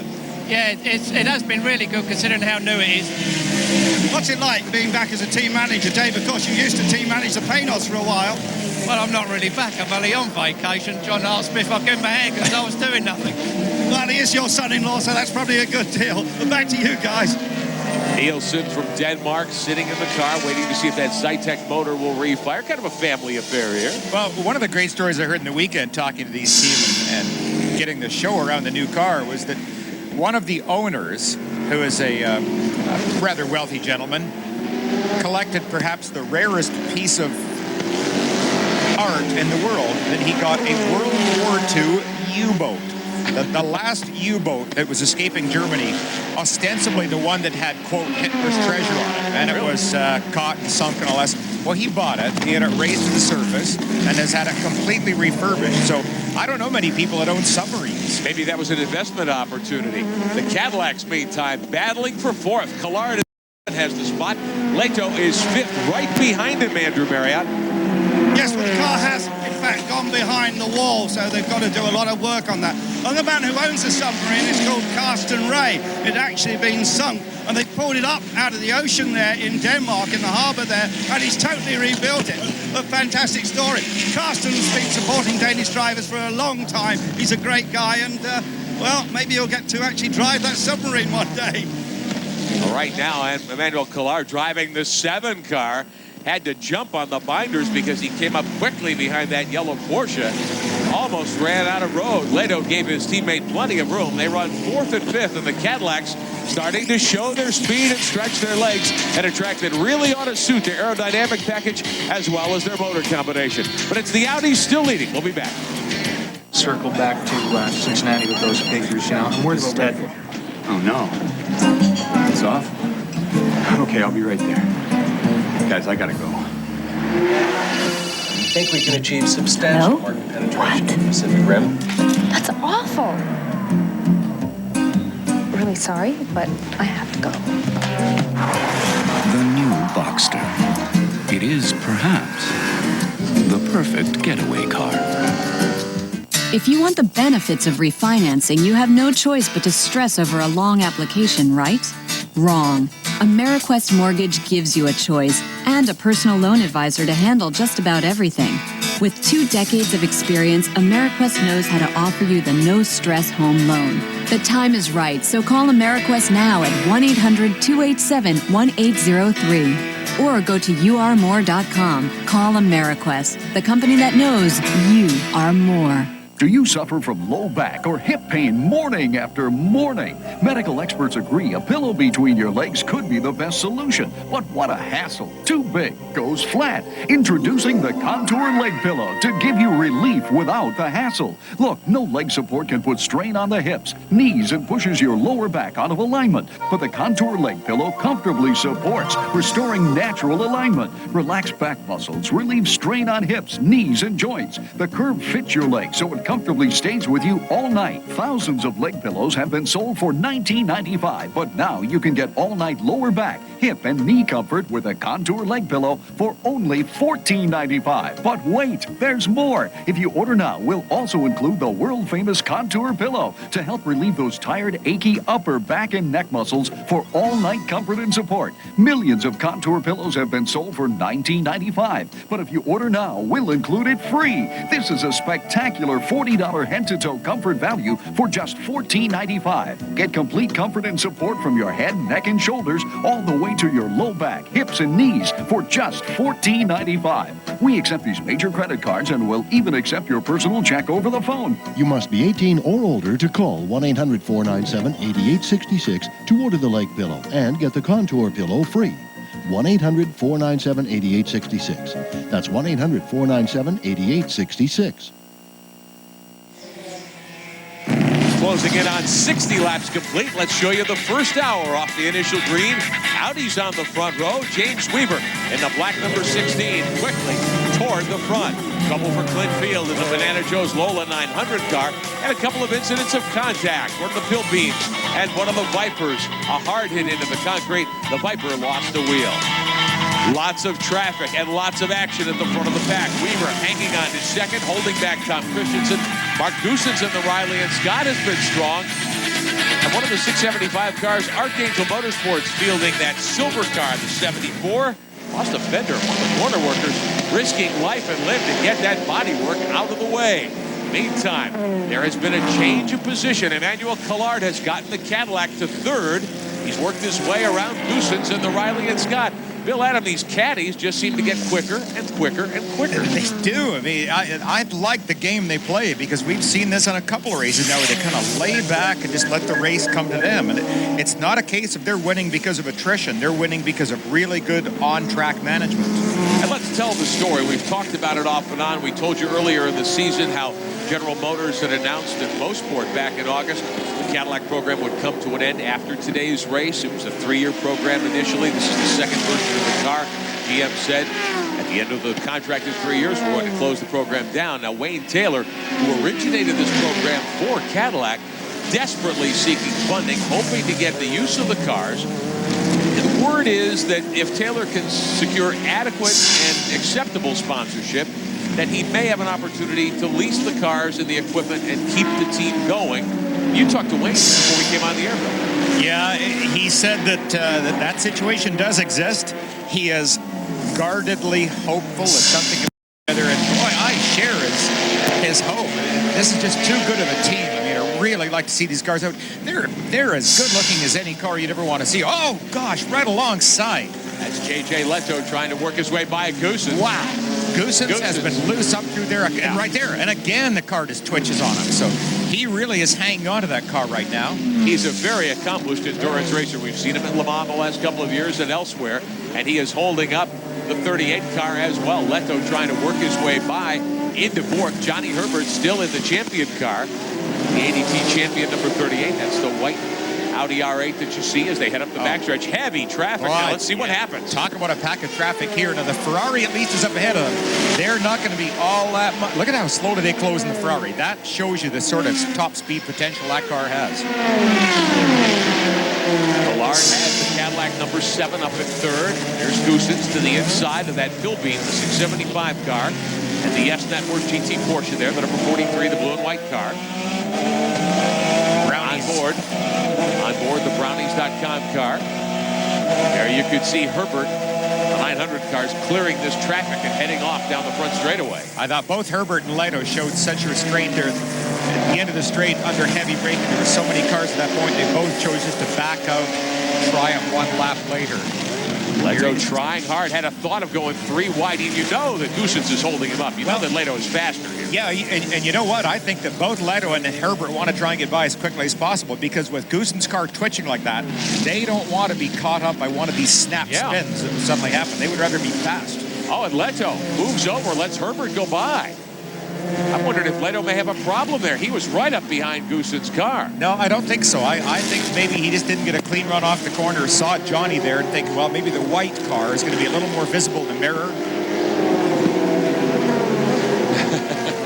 Goossens in that 36 hanging on to the spot in 4th.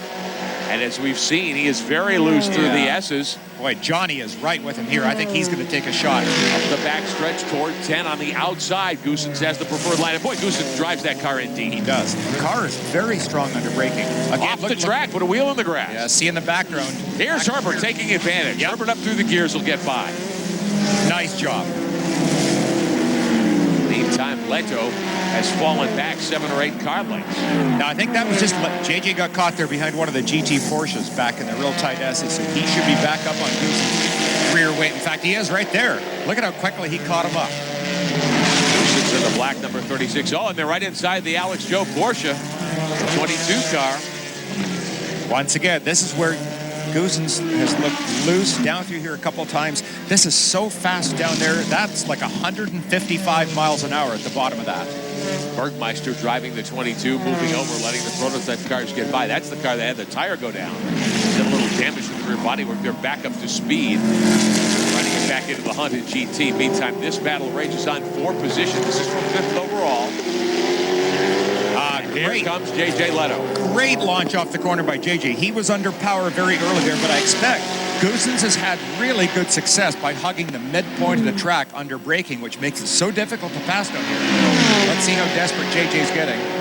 Goossens makes that car very wide. JJ takes a look to the inside. Can't do it. Very patient. Now, if you lay back going into that corner, that's what Herbert did, and he got a run coming up the hill, Bill. Well, again, the one weakness, and I hate to even use the word weakness, but the weakest area the Cadillac has compared to the Audi R8 is acceleration off the slow corners. They talked in Miami how that was the one track that did not favor them at all. The Audi gets off the corners so quickly. It's the immediate response. It has really excellent power. The Caddy really likes these long flowing corners, and that's where it's strong. Working traffic. Watching Johnny Herbert in the 38. He has moved up to 4th overall. This is the battle for 5th. Goossens and the Jim Matthews, Riley, and Scott, the number 36, the black car in front. Behind him, JJ Leto and the factory Cadillac, the number 8, with a North Star motor. Leto hitting the corner, trying to dive inside Goossens. Riley and Scott with the land power. Mark Goossens doing a great job. The Caddy team looking on. One of their cars is in 3rd. We'll be back.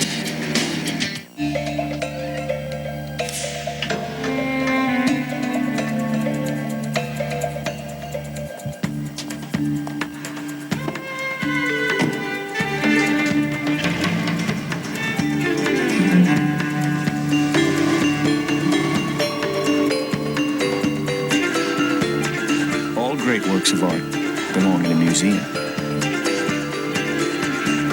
The award-winning Audi TT. Want a show car shine? Oh, yeah. Use Meguiar's Gold Class Car Wax. Smooth as glass. It's the most reflective car wax Meguiar's has ever made.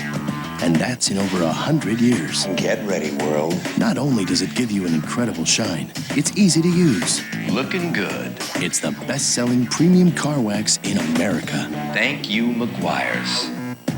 Smart guys finish best. Meguiar's.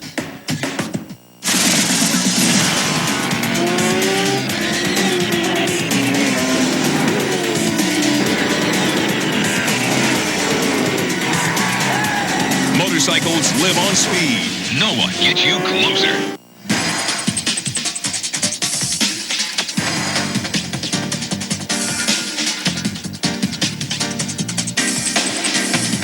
I'm David Bradman.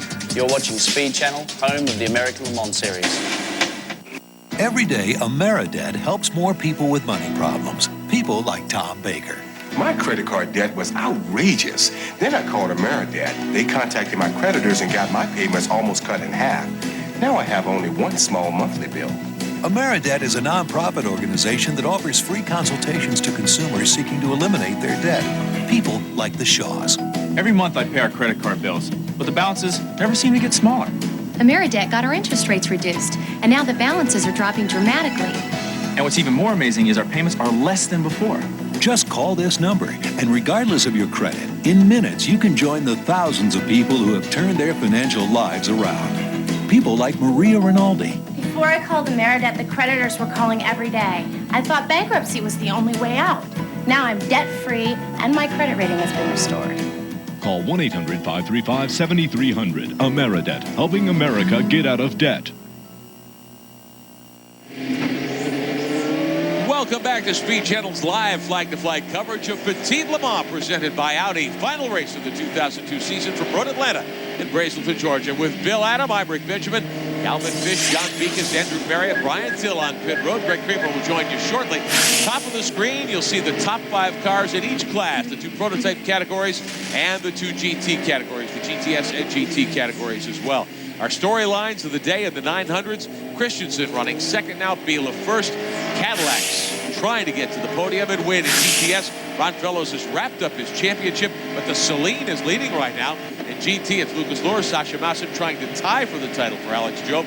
The Freitzinger Porsche now 4th in GT with a motor that many say is the most powerful in the field. So a lot of different things we're watching here, Bill Adam. It's been very entertaining because of all the traffic here at Road Atlanta. Oh, it's like an ebb and flow situation. Sometimes you get a clear track and you get a little bit of a lead. Then you're caught behind a slower car at just the worst possible place, and suddenly the lead evaporates and your challengers are right back there in the bumper, or even worse, they're past you. On board with Biela in car number 1 up over the hill. While we were away, the Cadillacs came to pit road a little early. This is Leto in car number 8, fueling the car. I'm at the pit stop. Andrew Marriott, how did Cadillac do on their stop? Well, Emmanuel Collard climbed out. You're very happy with the car now. It's working much better than in qualifying. Yes, but we know before the race that the car should be okay on the race because it's very easy to drive. The car is no oversteering at all, so it's a big help when you want to overtake the other car. What about the track conditions? Is there any build-up of rubber? Yes, you get more grip because, you get more tires on track, so it's better and better. You must be very upset this program is ending. Have you got a program for next year? Yeah, it's a shame because we start to work there well. And everything is stopped now, so it's like this. It'd be great to end with a win. Great to end with a victory. Sorry, I don't know. Great to end with a win here. Yes, I would like. It should be great. But the last race should be. Emmanuel Collard there. He'd love to win this race. Certainly would. Eric Bernard has taken over the 7 car. Wayne Taylor, the team originator, will also drive today. Take a look back, seeing some of the GT Porsches. And car number 50, Jan Magnussen, David Brabham, David Donahue. This is a battle for 4th overall. Butch Leitzinger and Rob Dyson's MG Lola, the number 16. They've moved up again. They were up in the top 3 earlier with James Weaver. After the driver change in a couple of stops, they got shuffled back to 10th. Leitzinger very much on gas. He was right up behind, and now is there a problem, Bill? It looked like there was a problem for a moment. I wondered if it was some sort of a gearbox problem because suddenly he just dropped right back, but it's back underway again. Of course, these MG Lolas, as we've seen all season, blindingly fast at certain circuits. The Achilles heel has been durability. We've seen everything from turbo fires, gearbox failures, alternator driver mistakes, alternator and electrical troubles. You name it, they've had to fight through it. Now, the Dyson team's only had this car since Mosport back in August. It's really been a development process. Yeah, and I think the one thing I'm still a little bit concerned about is I still only see that one headlight on. So that when the sun does go down, should the car still be going, he will have virtually zero visibility. Butch Leitzinger, 5th overall. Take another look at what we saw as he came up inside one of the GT Porsches, the cycle car. Yeah, right there. Got up over the curb. He backed out to avoid contact, but here, it appears that, look, he's just kind of searching. You see a little flame out the exhaust pipe is going down to the gearbox, trying to get it back going again. Now, this is just a slightly smaller version, really, of an Audi or a Cadillac, a 900 car. It has sequential shift, all the latest technical advances, just a slightly smaller motor. And when you actually work out a power-to-weight ratio, the amount of horsepower available compared to the weight, in some cases, they are better than the LMP 900s. Close call there. One of the Grand Mash Salines, slow on the outside. Leitzinger picking his way through around the GT cars. From the American Viper Racing machines, that would be the 45, I believe, as well. Marino Franchitti among the drivers in that car this weekend. Every time I look at that Saline, they remind me so much of the McLaren, the F1 McLaren. It's just similar such a idea. Handsome car. Wood swinging to the inside of the Freitzinger Porsche. What a great race driver this young man is from State College, Pennsylvania.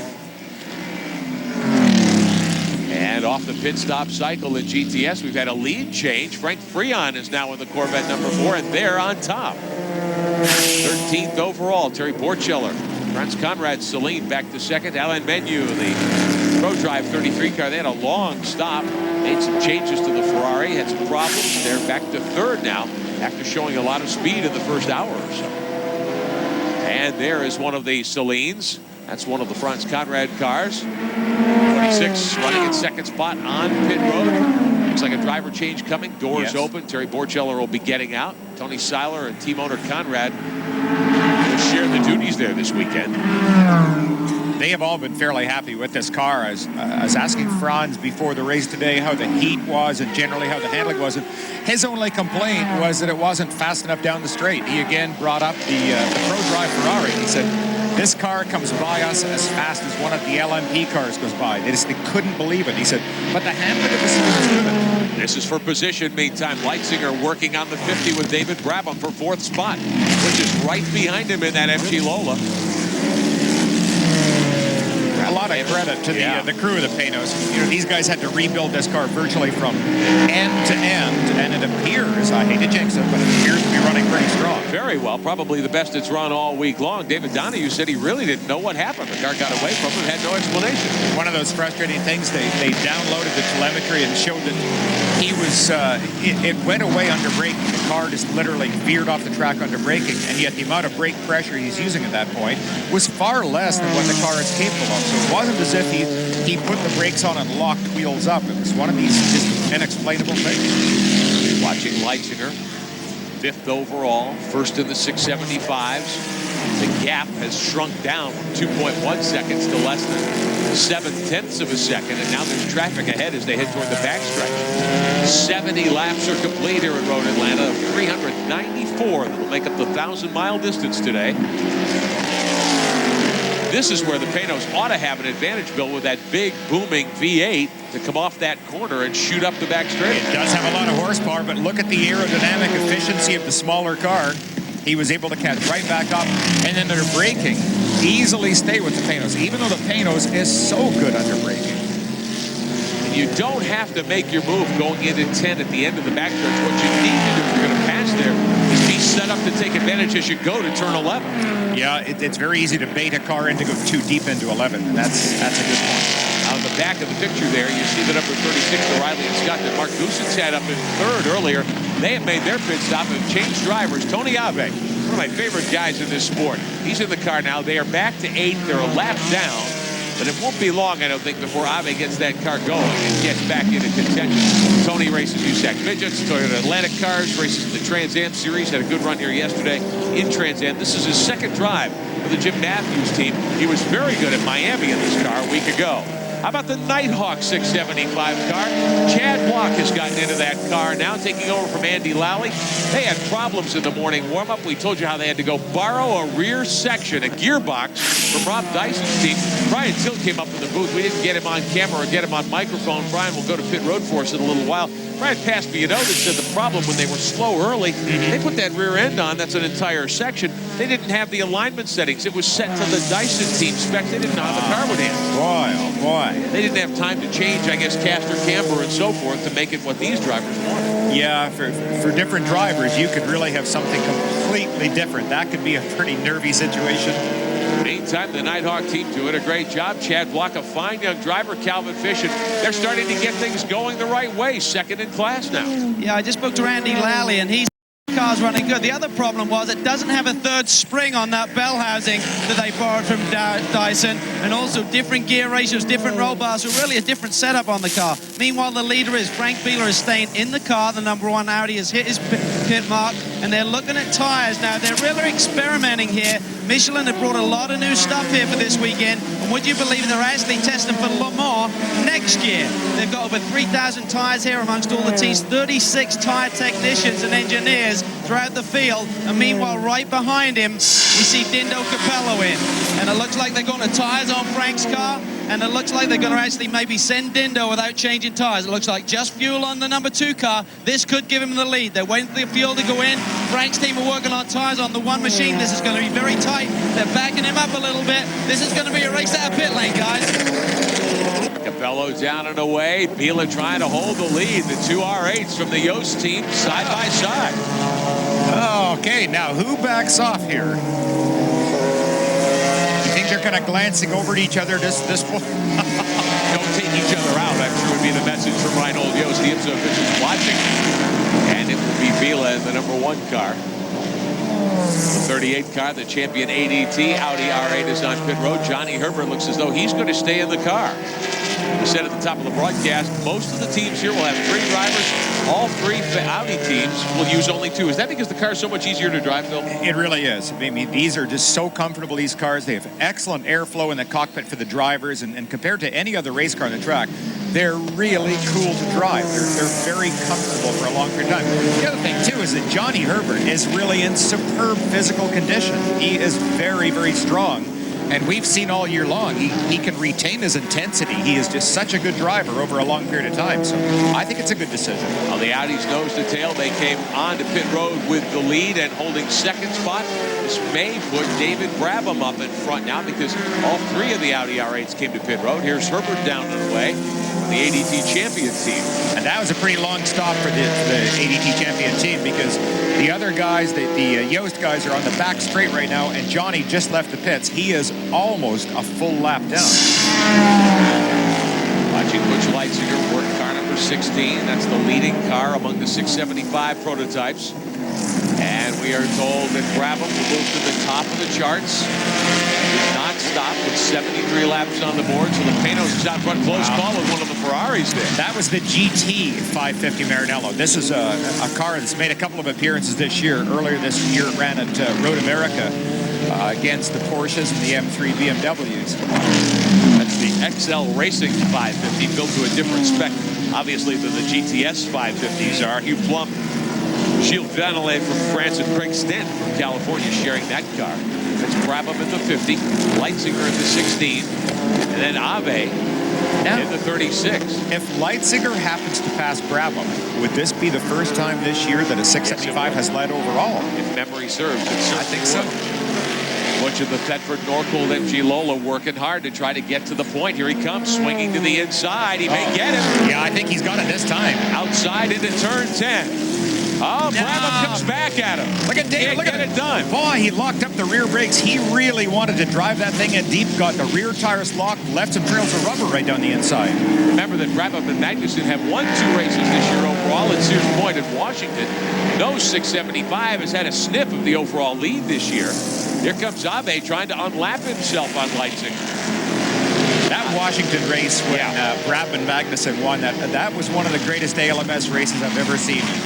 The battle between Magnussen and Christensen at the end, that's one of those things that you pay money for a replay of that. Terrific action all over the place. Very tight competition. Leader is Brabham in the 50, the front engine Panos. Second spot to Leitziger in the 675 car. That's the number 16. The 36 is not on the lead lap. Tony Ave is 8th. He's 1 lap down. Heading toward the backstretch, and we'll see as Leitziger can get up alongside Brabham and try to wrest the lead from him as we work lap 75. But we're going to step away. We're going to take a time out here. Greg Creamer will join you for the next couple of hours. Derek Bell will be in as well. We'll see you a little later this afternoon. Let's take a look back at what happened on the streets of Washington.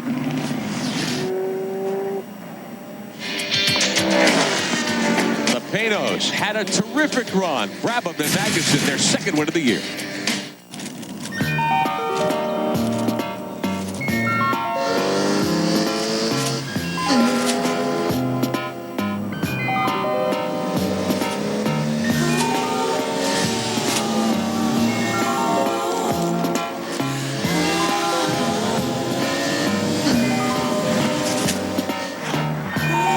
Highway's beautiful.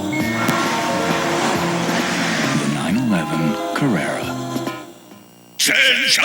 All set for manoeuvres, men. Wilson, you take charge of the artillery, Metcalf the infantry, and you, Dudley, are the enemy aircraft. But Sergeant, sir, I'm not a pilot. I don't even have a license. What? Dudley, refusing to obey orders? When I say fly, you fly. Yes, sir, Sergeant, sir. Well, that's more like it. And now, off to the canteen. Operation Red Bull. Oh, Red Bull. I understand, Sergeant, sir. About time, Dudley. And the password? Sir, the password. Red Bull gives you wings. This is the sound. These are the results. This is the sound of the PowerFlex by Gold's Gym, the authority since 1965. Gold's Gym gives you one powerful machine with 65 club-quality exercises. The secret to the PowerFlex begins with the swivel flex pulleys that provide you with free range of motion. Next, Power Stroke Resistance simulates the natural movement of your muscles and allows you to move from 10 to 410 pounds of resistance with one simple stroke. Call now for free information about how you can get the Gold's Gym PowerFlex into your home for as low as $49 a month. With the Gold's Gym PowerFlex, you get the lat tower, the multi-position bench, hip strap, rowing seat, ankle strap, handles, and space saver design. As a special bonus, when you order, you'll also get the Gold's Gym PowerFlex leg developer for stronger legs and shapelier hips and thighs. A $200 value absolutely free. Call the number on your screen now.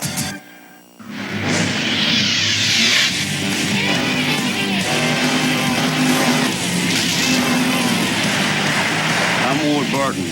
No one gets you closer. When the checkered flag drops, your next stop is Victory Lane. NASCAR Victory Lane on Speed. Your race weekend isn't over until you see Victory Lane. NASCAR Victory Lane. Sunday nights at 8, exclusively on Speed. Speed Channel's presentation of the American Le Mans Series is brought to you by K&N. Performance begins with K&N. And by Audi. In technology, performance, and design, our goal remains constant. Never follow. Hello, everybody. Welcome back to Road America and the Petit Le Mans. Greg Kramer with you now, joined by, of course, Bill Adam, and we'll be spending some more time with Calvin Fish, Andrew Marriott down in the pits as well. Looking forward to Derek Bell coming in a little later, and a host of others. It's a busy day. It is a very busy day. I've been sitting here watching, obviously, as this has unfolded, Bill, and the thing that has caught my eye, and you alluded to it a little bit earlier on about how these become sprint races, the intensity of the racing out there. If there's a gap, it's filled. End of story. We're going after it. It has been phenomenal. Yeah, really remarkable. I mean, some people look at what Audi have done to the sports car world and say, well, they're dominating. I mean, why not legislate against them? No, that's not the key. I mean, I like what Audi have done because they really have elevated the game. If you take anything, if you take Green Bay Packers when they dominated the NFL football back in whenever it was, the 60s, everybody had to step up and get better to match their performance rather than trying to drag them down. And I like what they have done to sports car racing, this being one of the things. They've changed endurance racing from what used to be sometimes boring processions. It's not boring anymore. Well, we said they raised the bar. The good thing is a number of other teams, manufacturers, engine builders, etc., seem to be willing to maybe try and make that step up. And we have seen fascinating events exactly like this. And to give you an idea of just how impressive these 675s are, especially the Lolas, we have seen David Brabham go defensive mode in a 900 against Leitzinger numerous times already. Oh, Brabham is really fighting hard hanging out here. But both he and Magnuson, such great competitors. Right. They try hard every lap all the time. And I love watching it. I have great respect for it. But this is really what the ACO had in mind when the 675 class was created, where they could take a lighter car, somewhat smaller motors, and still make them competitive with the big cars. And they now have this. This is a phenomenal battle. Leitzinger, of course, now has the yellow helmet of Biela coming up fast astern here. And it's going to be interesting. Meanwhile, we talked about Brabham and Magnuson. Well, Jan Magnuson standing by with Calvin Fish. Jan, it looks like Butch is giving Brabs a hard time out there. It's, the MG, or the Lola MG, is running a lot faster than we've seen it so far. But it's a good race. I think it's probably one of the most exciting races for us this year. You got to be happy, though, to be running out there in the lead, bearing in mind what happened just a couple of days ago. I mean, this car was just a steaming heap Thursday evening, and the boys worked an all-nighter to get it back together, and here you are leading the race. Oh, it's all thanks to all the mechanics in the team who worked all night to get the car ready. They brought the car, when they brought the car back, it was just as good, if not better, than when it crashed. Right, mate. Well, look forward to seeing the rest of the race. What happened there was Jan had been out in the car in the wet. He changed the brake bias to the rear because you tend to lock up on a wet track. And then David Donahue got in the car. He didn't realize they'd changed over with the brake bias, and he got caught out, locked the rears up, and stuck it into the wall down in turn 10. Really tore the complete right side off that car. The boys had to work all night to get it back together. Well, Calvin, it's good they did, because they are now under attack. Vila has gone by Leitzinger, picked up second spot, and is already all over the back of Brabs right now. The way Magnussen started that interview at the break, we heard him, just overheard him giving an interview to in Danish. I think he had to get his head back in English. I'd like to do more with Calvin and find out this technical term, steaming heap. I don't know what this is. Look at Leitzinger, though. I mean, you know, all of the talk about how impressive the Audis are in acceleration, and Leitzinger comes out of 7, runs right up alongside him, and gets right next to Vila. Vila, the only thing that saved him there was the inside line. So Butch Leitzinger, this Lola 675, and here he's going to get a run on him because Vila got badly balked. Yeah, he did. I mean, again, power to weight ratio of that little car is so good. The Audis are excellent, but this 675 Lola MG is such a quick car. We saw it way back at Sebring this year. Johnny Kane got in the car. Oh boy, right off the track. Oh, he did tack him. The Celine goes around one of the Conrad cars, and again, right in front, Vila got forced way over the curbs. But it was Leitzinger who checked up to avoid the incident. Look who snuck through, Capello. And I'm trying to see if maybe the Audi lost any of those little dive planes on the front end, the little winglets on the corner. The Celine is back underway. Wow. That's the number 25 Celine, so back in the order just a little bit. But as you guys have been talking about since the onset of the race, the traffic here is absolutely unrelenting. And you've got to be on your game, absolutely on top of it all the time. Let's go back and take a look at what happened, and it was just, he got caught out. Yeah, as they come up here, I mean, really, this is almost an ill-advised pass. You can see Selena's going in very deep, starts to turn in at this point. That is his line right there in the corner, and suddenly the Audi is back on the inside. Well, he drove over the curb as much as possible, and I think it was just, well, in fact, let's even see. I'm not... Then you can see, watch here, the opportunistic move by Capello. Just a little bit offline. Capello slots the car up the inside. Really, at that point, Leitzinger had to stay off the throttle, being on the outside of the corner in the gray area. He had very little traction, so Capello got cleanly by. Calvin Fish from the lead. Brabham is in.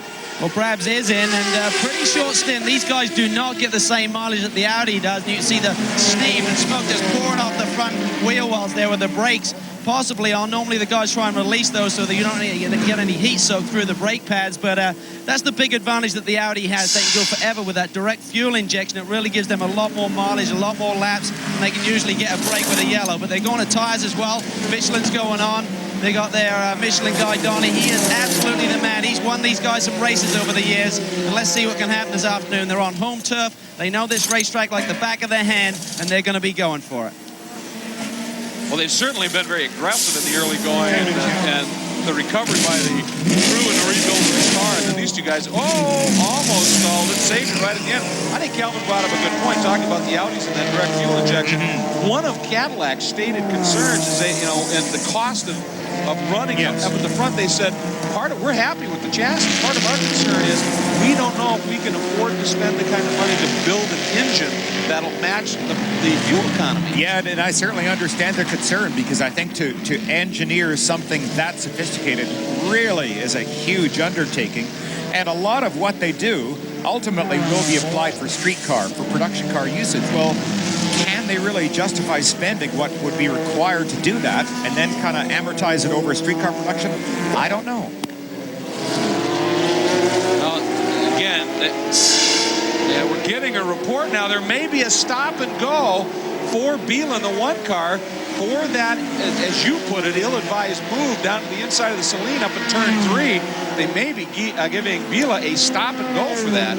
I don't know that there was necessarily any contact, and it didn't look, as you were concerned about, that the number 1 was able to, to lose one of those dive planes. I don't think there's any contact on the nose, maybe side to side, but they may be bringing Biela in. Yeah, and you know, and I can totally understand it from Biela's standpoint too, because that is the one area on the track when I talked about if you get caught behind a slower car down through the S's, it can hurt you. 4 seconds a lap. It's just such a long. Now let's take a look here as he comes up across the top and watch the nose. Let's just see if we can see if there's any contact at all. Biela's up on the curb, and yeah, right there, a little bump. He did get him, just at that spot, just enough.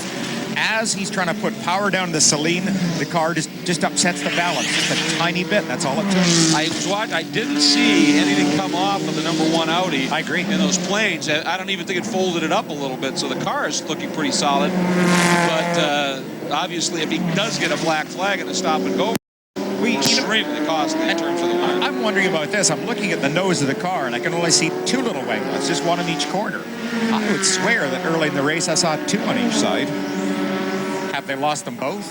Maybe we can do a comparison on the other car. I know all through practice and qualifying, the nose that all of the Audis are running, both of the Yost cars and the ADT Champion car, did have 2 winglets on each side. You can still see the area where the holes were. And here he comes. And he's in. So the question is, obviously, this is not a planned stop. They just had one Biela in the car fairly recently. Yeah, this is to the penalty box. Well, that was instruction from German to a German. German about a stop and go. Yeah, I did hear the part stop and go. So they have usually they establish a penalty box way down at the end of pit lane, and that's exactly where he's headed.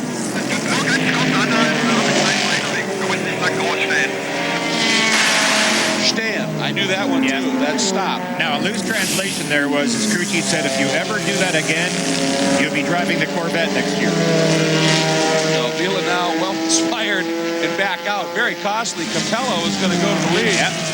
That's Ralph Yutner, who may very well have been the voice on the other end of that. So Biela is going to drop well back. Capello should pick up the point. And that is exactly what a nice development for not only Capello, but certainly Christensen. Christensen, yes. In his pursuit of the championship here. So the number 2 Audi finds itself in front for the first time with a bit of a margin here in the Petit Le Mans.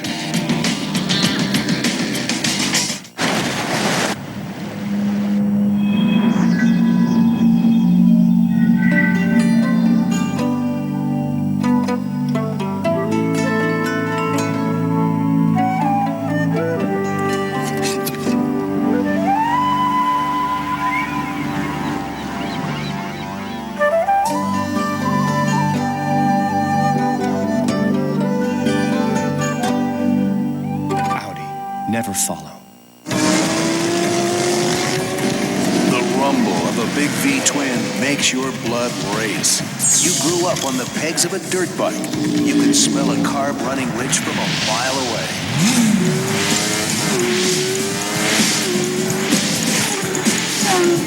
Call 1-800-994-3664 to find out how you can become one of the best technicians in the world. Motorcycle Mechanics Institute. Formula One lives on speed. The cars, works of art and marvels of engineering. The drivers, superstars, and rocket men. From Australia to Brazil, Canada to Malaysia. Checkered flag is out. Speed Channel takes you around the world with live coverage of Formula One. The beauty of man and machine. The thrill of open-wheel battle. Formula One, the Japanese Grand Prix, live tonight, 1 a.m., only on Speed. Did you know there is now a safe and natural way to control all of your PMS and menopause symptoms? If you or someone you love is suffering from symptoms like hot flashes, mood swings, low energy, night sweats, depression, low sex drive, severe menstrual cramps, bloating, headaches, or even weight gain, there is hope and relief with a 100% herbal formula from the Mediterranean that has just been released in North America called Awareness Female Balance. Female Balance is clinically proven to be safe and is now featured in the physician's desk reference for symptoms associated with PMS and menopause. So call and order now. Most women see results within the first 24 hours. Female Balance has stopped the hot flashes. I've had 2 cycles since I started taking it, and they're actually normal, I think, for probably the first time in 18 years. The mood swings stopped. Headaches gone. My hot flashes have almost diminished completely. I'm a good person, my husband said. No more cramps. No more headaches. So pick up the phone and call now.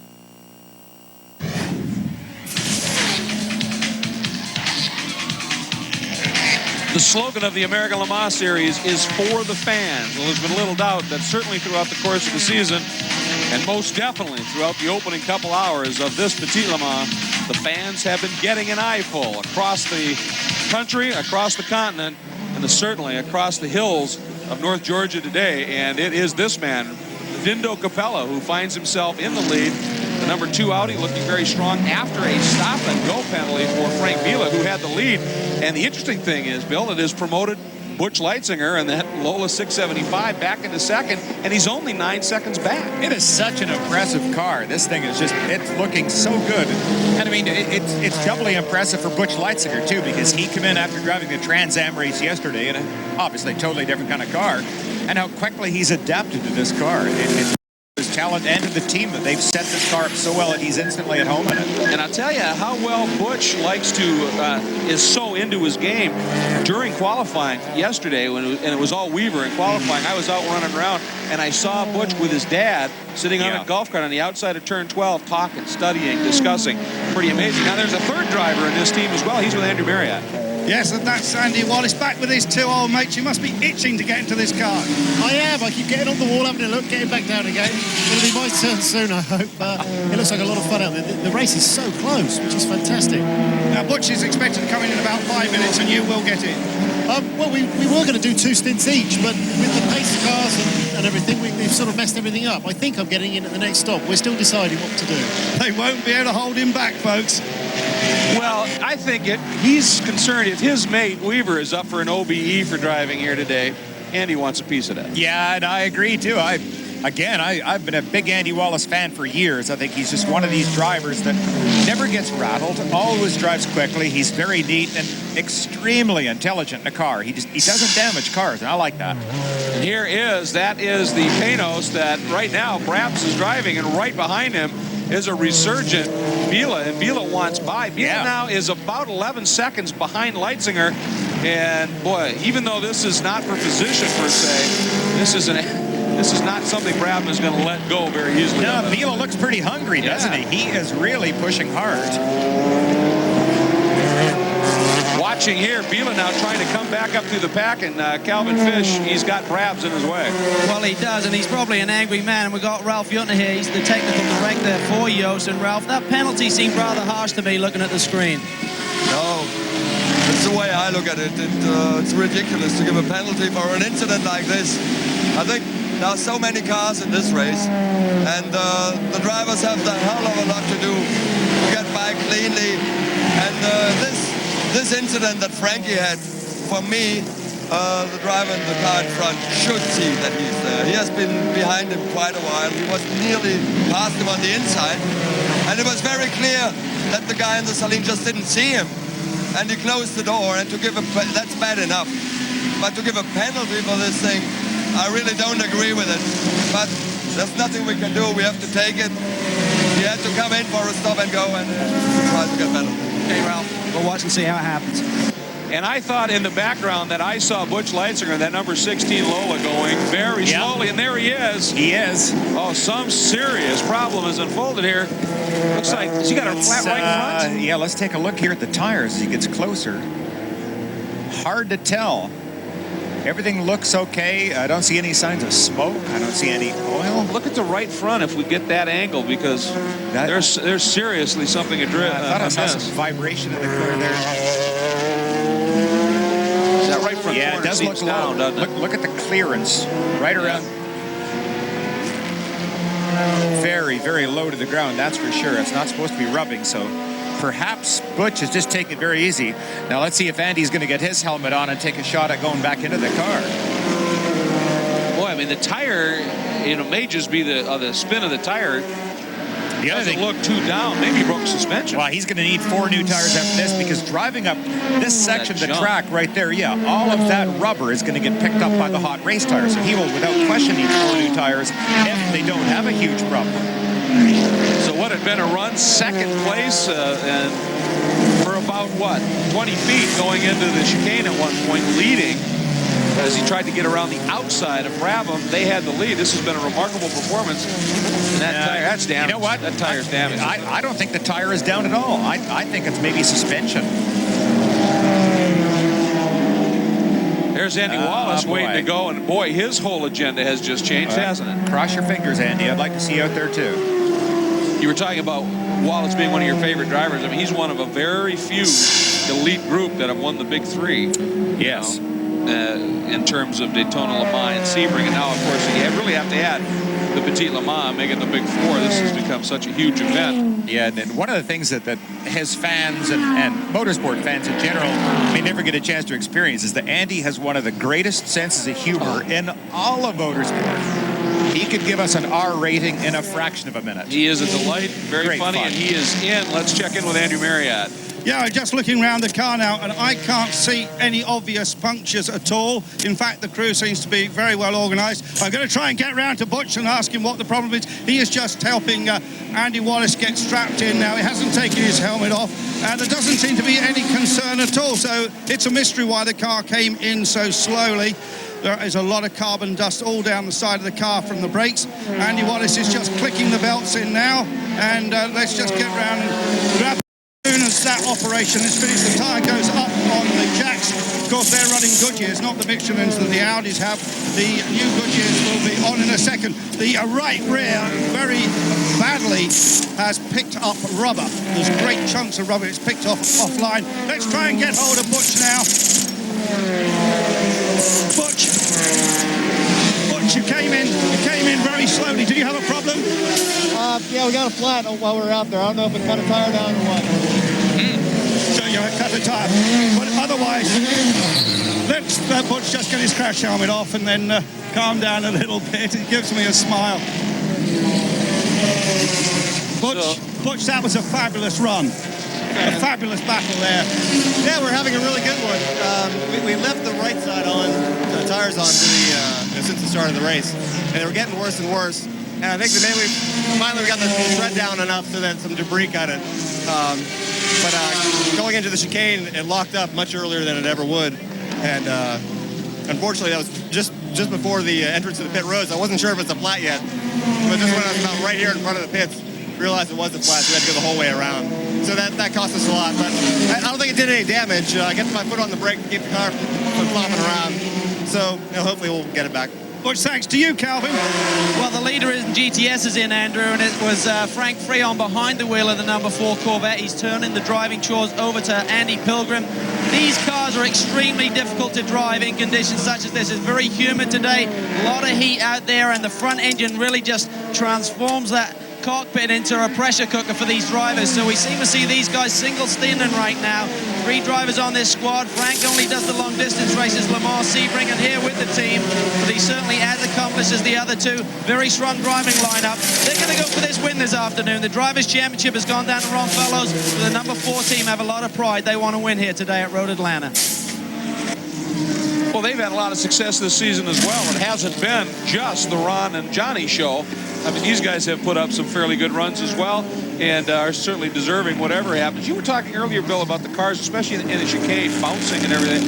And we've heard that a lot of drivers have been talking about that the cars have been bottoming going into the chicane, so they've had to raise the ride heights a little bit. Yeah. Because it looks to me like the Porsches, the Bettes, even the Ferrari a little bit, running a little higher than we've seen them in some of the other tracks this year. Let's go right back down to Calvin Pitt. Well, the number 11 car is in. Chad Block has jumped out, and it's Andy Lally, the little hot shoe, is back in behind the wheel. He's had a lot of experience with this style of car, a lot of success actually, and he is really accomplished behind the wheel, so he should be strong. I'm not sure if he's going to be quite as quick as that Weaver and Leitzinger car, but Andy Lally knows his way around Road Atlanta, and this car has been very strong this season, coming off 2 back-to-back wins. Well, Andy Lally is well on his way to sort of building the reputation of a Tony Ave, that he can not only drive anything, but drives them all very fast. Did a lot of. There's the number 3 has come in now, so I suspect we'll be heading right back down to the pits and a very busy Calvin Fish again, Cal. Well, Johnny O is jumping out. It's going to be Ollie Gavin jumping in. He's the 3rd man on the team, as regularly Johnny and Ron, of course. But Ollie's been a busy boy. Just last week, he actually did some testing for the Renault Formula 1 team. And he had 3 days at Silverstone. He was telling me thoroughly enjoyed that. He said these new F1 cars are just unbelievable, but he likes to race. So he's very happy to be down here at Road Atlanta. Let's go down to Andrew Marriott. Well, you're looking at the tyre that went down, and the Goodyear engineers just going all around the tyre, trying to find the puncture. But there is nothing obvious. They're just checking every single little square centimetre of the car. You can see the build-up of rubber, and they can't, at the moment, find the puncture. But the tyre is definitely down. All right, and we may actually have a look back at where that could have happened. Watch this, Bill. Well, down at the end of the straight, where we've seen him go in so deep every time. You see, that's a pretty substantial lockup, a lot of vibration back through the steering wheel. Curious, that's one of the things that Goodyear, having brought out this tire with a much stiffer sidewall just for this particular car and race. That's it. You need a tire going down, and it really didn't even look that bad from the side view. Yeah, that stiff sidewall serving a couple of functions and maybe helping keep a deflated tire on the rim, and therefore a little bit safer as well. So now Andy Wallace is back in that car, and obviously the first time in race trim. He's been in it over the course of the weekend before. Andy's got his work cut out. A long trip into the pits. Now a lot of ground to make up. Let's circle back to Cincinnati with those figures, you know. Where's Ted? Oh, no.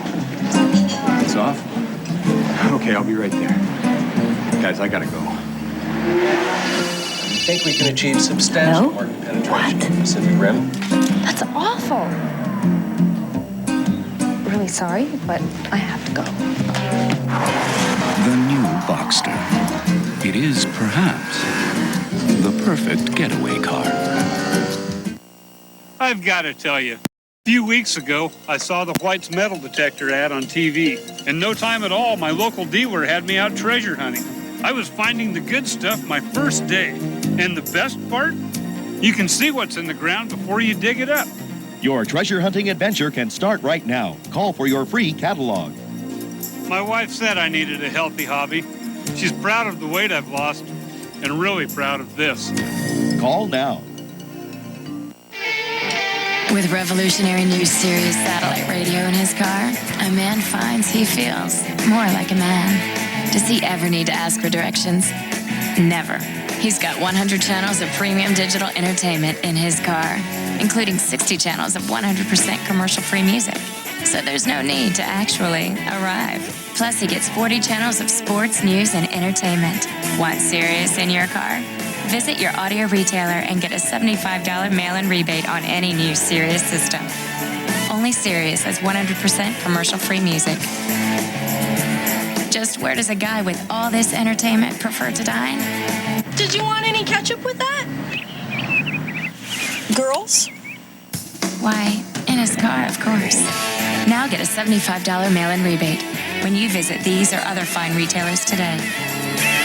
Sirius Satellite Radio. You'll never want to leave your car. Coming up next, our driver's review of a very wild ride. As the race got going, we got better and better. How did he do that? It just proves, though, that we're plenty capable of wrecking. Oh, I forgot about that. You put that many race cars that close together, people get more serious about what they're doing. It went real smooth on our end, I guarantee you. And we'll be back next Monday, network executives willing. Inside Winston Cup. Monday, 7 p.m. Eastern. No one gets you closer. Tonight, 10:30 p.m. Eastern Time, right here on Speed Channel, coverage of qualifying for the Japanese Grand Prix. Superb circuit, the Suzuka circuit that they're running on, a driver favorite, and it always brings out the best in the drivers at that event. Remember to check it out right here on Speed Channel. Japanese Grand Prix qualifying coverage tonight, 10:30 p.m. Eastern Time, right here on Speed. Let's pop down to the pit lane. Andrew Marriott has a gentleman who claimed a championship a little earlier in the weekend. Yeah, I've got the champ with me here, Boris, and of course he's the busiest man this weekend. This is your 4th race. Is your head not just buzzing with the sound of race engines? I mean, I love racing. Trans Am race is my main thing. This is just for fun in the BMW. I mean, it's not competitive anymore. The ACO, I don't know how they come up with the rules, but it's completely unfair against the Porsche. They pull us about 20 car lengths down the back straightaway, so still a great car to drive, the BMW, and it's a lot of fun running anyway. So you just love your racing so much, don't you? Oh, I love racing. It's a little disappointing not being competitive, but it's still fun racing. Rotorland's a great track. You know, we won this race last year, the BMW GTR, so at least we're in it this year. Thanks very much, Boris. See you later. Wow, and a big moment there. Tony Ave got seriously involved with one of the GT Porsches. And that's the car. Well, that's the Freisinger car. So a big moment there for a couple of the major players in two different divisions here. It looks like everybody got it sorted out, Bill, without any serious ill effects that are at least obvious.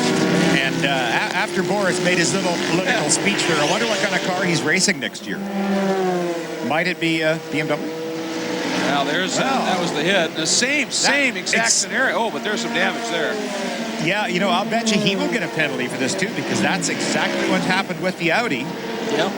I was going to say, I just get the feeling, Bill, that had that previous incident with Vila and the Celine, had the Celine not spun, I wonder if they wouldn't have just let that go. You know, when a car spins around, or in this case gets knocked off the track, maybe they felt compelled to do something. I'm not sure. I think the most extreme case I've seen this year was back at Laguna Seca, when Magnussen just barely touched the back of Leo Hendry's Porsche coming down from the corkscrew. And we hardly even saw contact, but they gave Magnussen a stop and go also. So I think they really want to make a statement here and not allow any of it to exist.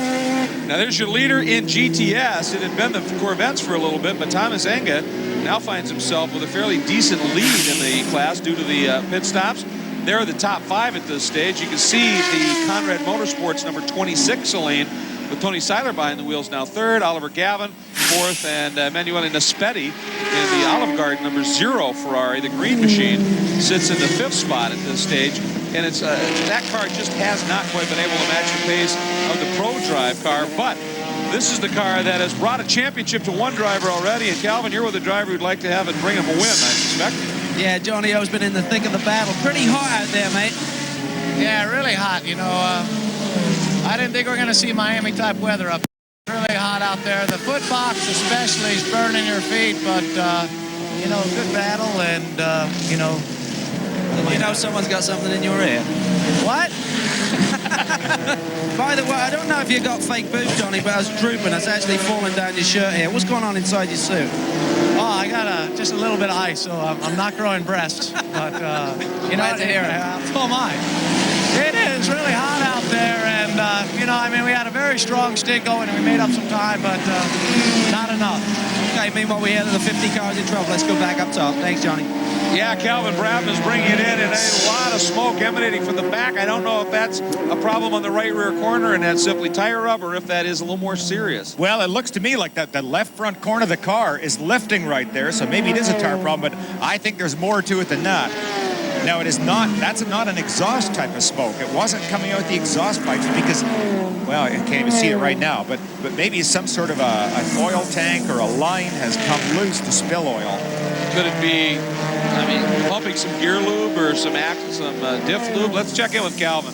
Well, it looks just like tire. I don't see any other work really going underway. They're not pulling any body work. Fueling has been done. Magnus is jumping in behind the wheel, going to tires. So I think it was strictly a puncture on that right rear. Yeah. And as stiffly sprung as these cars are, it really just puts it up on 2 legs, so to speak. So I don't see any other work going to be completed here. Magnussen is getting strapped in. A little bit of a slow driver change. Sometimes these things can go wrong, even though they're very well versed here. So precious seconds being lost here with the driver change, but I think it was just a flat right rear, guys. Well, Calvin, you wouldn't have seen it before because you were running over there too, but I noticed that Magnussen was not ready for the change. I think they got surprised here. Bill, here's a replay of it. Yeah, look at that. Right, look at that. Just immediately. That's good news for all of us here. So they're going to rejoin the race. It doesn't appear there is any damage on the car at all. And the 51 team car's in. Back to Cal. Well, 51 cars in, and there's Billy Orban, I believe, behind the wheel. Yes, it is. And looks like routine stuff. I'm not sure if they're going to do tires. It looks like they're going to cut some tape off here. I think it's actually the ducting there to the front brake ducts possibly. I'm not sure if that's a radiator ducting or not, but they have to wait till refueling's in. You see two guys there with a scalpel. I think they're just going to trim a little bit of that duct tape away, open up some ducting to the car. There they go. Boy, and look at the sculpting on the nose of that car to try and get air, create downforce, do anything they can to make that car stick at turn-in. He goes out. We get word now, Bill, the number 36, Tony Ave, expected to get the black flag. Contact up in turn 3. Not a surprise at all. I mean, that was a pretty blatant bit of contact right there. It looked like Tony got in way too hot. Either missed his braking point or else just simply made another one of those ill-advised passes. But I also don't see any signs of damage on the front of Tony's car, so that's relatively good news. I thought something fly up in the air when those went, but not when they initial contact, but when they ended up off to the left of the turn in the grass and dirt out there. I thought I saw a piece of bodywork going here. Could have come off of the Freisinger Porsche for that matter as well. But meanwhile, Tony Ave continues to work through the pack. Let's check in once again with a very busy Calvin. Rabs is in here, and David, a great run going. What actually happened? Was there contact out there? Yeah, I went up into turn 7, and as I turned in, Johnny came in on the inside and hit the right rear tyre, and it just gave it a flat tyre. Was that a bad move, do you feel, or a little opportunistic for him to go down there in 7? Did you expect it? Well, certainly a bit optimistic because he was nowhere near beside me. Just as I was turning in, that's when he hit me from behind. It was probably just a little bit of a misjudgment on Johnny's part. What about the value of having with Butch? That 675 car is really flying around Road Atlanta. It really seems to suit it. What are its strong points here? Well, it's very quick on the straight, the car, that's for sure. It makes it very difficult to go past. But my first stint, I had a lot of pickup on the tyres. That's why I came in and changed tyres. So, and then it was okay. So. All right, mate, we'll let you get a rest. Well done. Now, I wonder, did he refer to Johnny as Johnny Herbert? And if Herbert hit him, could that be a stop and go for the champion ADT car? We don't know. Here as well. That's not a stop and go. That is Ave brought it in, and the crew's going after it. So this cannot count. If this was going to be a stop and go and a black flag, you can't work on the car. He may have to go out and do it all over again. Yes, he will. That is correct. But I mean, I suppose if you're at the end of your fuel window and you've got to stop, you've got to stop. But it was, and the confirmation comes, it was Herbert that had the contact with Brabham. So that would be an interesting development. The only other Johnny I could think of would be, well, Mollem or O'Connell, I suppose. But so we'll see here. Now, the question is, can he do this stop since it's before pit out, then chug up and stop at pit out and then go? I think it's got to be done from green. I do too. My understanding is that they actually want you to make a full pass of pit at that speed, make your stop in the penalty box, and then go back out. Interesting to see what unfolded. I mean, Tony was doing everything he could to try and stay close and maybe unlap himself if a yellow came out or whatever, and this is going to put paid to that, especially if he does get has to go back out, come back in for a stop. They're concerned about something. Yeah, we just have to get these fellas to paint all their cars white to see if there's any damage. We had a confirmation from one of the ALMS officials. He's got to go out, as you said, Bill, do the lap, and then come back in. So this is going to be a costly one. Yeah, and we've got enough. Yep, that looks like at the outside of 6. Boy, that is Seiler, who is in the 26 car there. Now that, I'm sure that's going to be a pace car incident because he will not be able to back that car out. The other thing is when they do get it out, he's going to drag gravel all over the track. So I'm sure we're going to see. You see back up here, there's a stationary yellow flag being shown, but I'll bet we've got a pace car coming out soon. I don't see how you can get that out. Unless, now, they may be able to bring, if there's a wrecker or a gravel recovery vehicle off to the right, hook on and pull them out. See if we can just catch the end of it here, Bill. Look at that. There isn't another car near him. I think he just simply locked up the brakes by himself. There's nobody close. And the irony here pretty thick. This is exactly, if we do go full course, there's the signal from the workers. They need a tow. That car's going nowhere, but this is exactly the yellow, should we get it, that Tony Ave needed to perhaps get that lap back. And now Ave has had to stop. Let's go back to Andrew Marriott, who's with J.J. Leto. And with J.J., and he's got a nice cold, wet towel around the back of his neck. Hot work out there. Yeah, it was hard. I mean, I stayed in the car for 2.5 stints, so first stint was a little bit difficult because of the tires. I think that we made a little bit wrong choice with the tires to qualify, and it was much hotter weather today, so the tire wasn't right there. So we decided to change after the first yellow, and the car became much better. But traffic is still bad. You can lose a lot, you can gain a lot. You know, you just have to play the game and stay clean. You don't want to hit anybody at the moment. There's so much action going on. Thanks very much, JJ. And here comes Tony Ave. This now should be the stop and go, and he has to go to that pit out penalty box area and stop. I mean, it's just a stop and get back to it, but oh so costly. And we have not yet seen any indication of a full course yellow. There's the stop, and there's the continuation. And he is back out, and this give you a little reminder of why. Similar, turn 3, contact. Now watch Bill when the cars go off right in here. Boom. Yeah, see that? Something broke. Something came off somebody. I wonder if that's part of the under tray maybe on the car. That could be even more devastating. Because if he has lost a lot of the under tray, that's a substantial part of the downforce in that car. Definitely affect the handling. The workers still trying to solve the problem down in turn 6. We ride on board with the Olive Garden machine. It is the Audi of Capello still out front. Forget all the rules. See what no one has seen. Do what hasn't been done. Look everywhere. Never do the expected.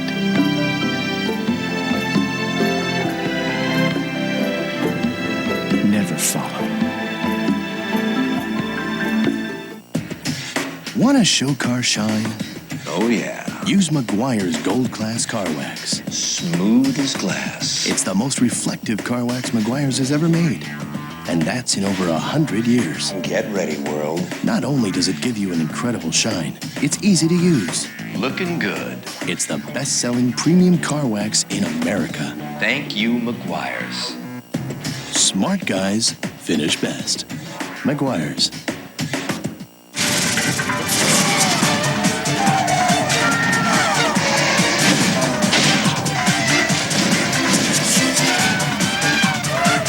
Formula One lives on speed. No one gets you closer.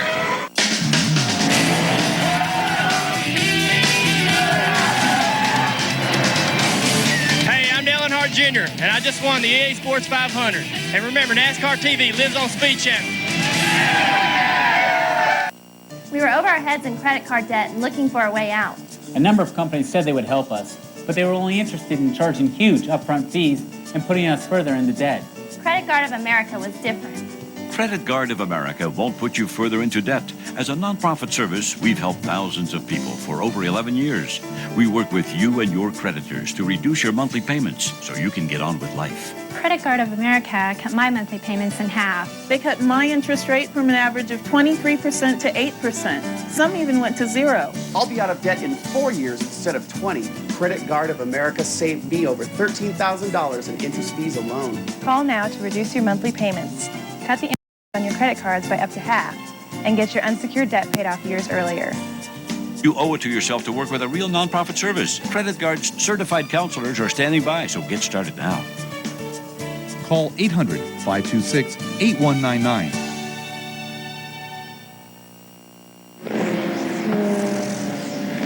Welcome back to Road Atlanta, just outside of Brazelton, Georgia, the American Le Mans Series season finale, the Petit Le Mans live here on Speed Channel. And there's a look at one of the 675 cars. It's a comeback story for the number 11 in the hands now of Andy Lally. Now there's the number 26 of Tony Seiler, one of the Conrad cars we saw in the gravel. Now they just hooked a wrecker up, and kudos to the rescue people and the corner crews for doing this under a local caution and saving a full course. Yeah. But Bill, watch what happens when he gets back on the track and what's that 6 and 7 area the track's going to be like for a few laps. Well, the corner workers do get high marks and bravery awards, but watch this, spreading gravel all over the track. Not the kind of thing you want to do. Geez, he's wiggling the car, dropping stones, and anybody that's now running a slick car that's maybe down on tread depth stands a good chance of getting a puncture because of this. Well, and when he went through 7, he also then tracked right onto the line. He kept doing that. That part of it I don't understand. Now, you noted, though, that his windshield was absolutely a mess. And I don't know whether that may have contributed to his trip into the gravel, but the crew going after it very vigorously at this point. Yeah, quite possibly. Now, I don't know if it was something maybe coming out the nose of his car that was spraying on, but it looked a lot more like an oily windshield to me. So then the question comes up, well, who's losing the oil? Yeah. Who was he following that allowed the windshield to get that bad? Well, hopefully the crew has taken a look not just on the windshield, but underneath the car and shoveled out any remaining gravel. The concern here is that there's little areas underneath the car.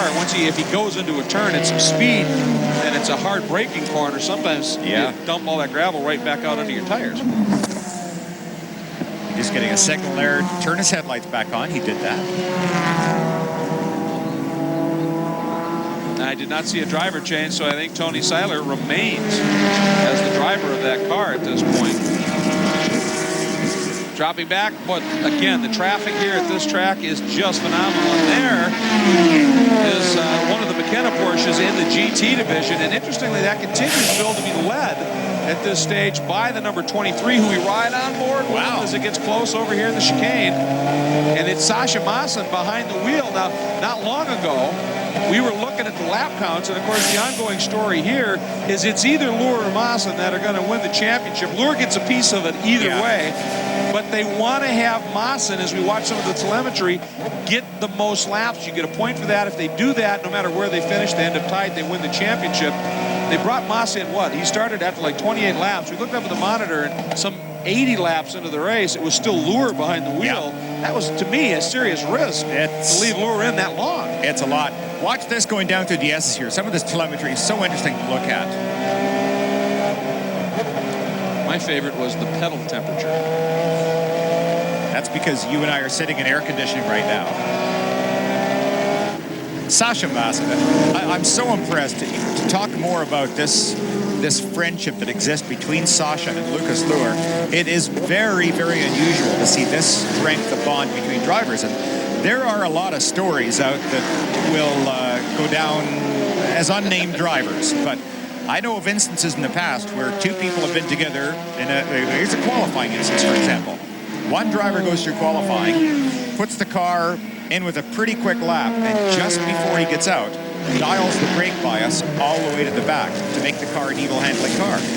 It's the jealousy that sometimes exists between drivers. You always want to try and look better than your co-driver. Well, here's a couple of guys here. They are quite happy, totally happy to share the championship. As I said, they're friends. I mean, they are very, very close friends as well as teammates, and that shows through. And right now, Tony Ave puts a lap on that car. Now we're going to drift back a little bit, show you the margin back to second place. Oh, before we do that, it is Capello is in, and he's getting out. And Tom Christensen looks to be getting back behind the wheel. Wow, to Audi. Boy, the brake temperatures here, all that smoke emanating out of the front, that's simply brake temp. Yeah, that's probably little bits of rubber. Sometimes they get caught up on the top of the inner wheel well, and when they come to a stop, eventually they'll sit there and they'll fall down, sometimes out of the hot brake disc or the rotor itself, and they'll set fire. That's what it looks like right there. Fellow helping Christensen with the change. We were noticing something a little bit earlier. You watched how they do that here. They do fuel and driver change on the two Yost Audis first. Then they go after tires and any other work on the car. We were watching one of the stops. Oh, we got a tire that's running out. Okay, somebody caught it. That could end up being a penalty. Yes. But I was watching the Audi. They do all the work on the car and the tires first and then do the fuel. I don't know what their thinking is on that, but it was just perhaps a pointless observation, the one that caught my eye. It's always interesting to do comparisons. You always look and see who is the winning team. Well, what are they doing different? Let's go down to the pits and Andy. Yeah, well, Tom Christensen is still sitting in the car. They've cleared a lot of grass out of the front of the car. That brake fire has died down now. That's not a problem. And now he can't start the car. He finally starts it, and he wheel spins out of the pits. So I don't think that was a minor rather than a major drama. That's good, and it wasn't a couple of years ago they had. And here comes the champion now at the end of the pits. You saw in the back of the frame. These cars had a tremendous. The one weak link of these cars was such a small clutch that they had huge problems getting out of the pits. And now they stall, they fire it up, dump the clutch, and just go. Audi and the Yost team, the development on these cars is just staggering. And as Christensen now behind the wheel of the number 2 car takes to the track, here is your new race leader, number 1, Frank Biela once again. Well, it surprised me earlier this year when I had a chance to drive the Champion R8 for the first time. And we did a test for Car and Driver magazine, speaking of the Champion car, to try and launch that car from 0 to 60 starts. You could use 6,000 RPM and just drop the clutch, and it would virtually stall the car. I mean, they're really difficult cars to get away from a dead stop. So Audi have slowly made their program better and better on starts. And now they actually have a switch on board the car called a launch switch. And when you fire the car back up, it basically goes up to a very high RPM and will hold it there regardless of what you do, just to help avoid a stall. Oh, okay. And now, of course, after I made my comment, the Champion team goes back to a more standard format, does the fuel and driver change first, and then the tires. So I don't know. It may have been they had a problem that they wanted to take care of immediately on that one stop with a tire or whatever, get that done. And this is now the number 37 in the Intersport Lola. And let's go down to Brian Till. Welcome, Brian. Well, thanks, guys. Field is getting in. They're bringing this car in, obviously taking fuel. They're going to take 4 tires as well as doing a driver change. Been running well today, but, you know, the traffic here has been obviously just amazing. I mean, it's been like driving on the 475 all day long. And John Field, the owner of this team, he's going to take this car back out and see if he can't win this championship. He needs to finish 7th or better in this championship, and 675 is his. And you make a point that he is the owner of this team, but make no mistake, when it comes to owner drivers, I think John Field may be one of the fastest that's ever come down the pike. This guy gets it done. I agree with you. I think that the whole team does such a fine job, and this is a privateer effort, and every year they just get better and better. They're a very, very polished team. And there is the number 2 Audi, now in the hands of Tom Christensen, and the driver who got out is with Andrew Marriott.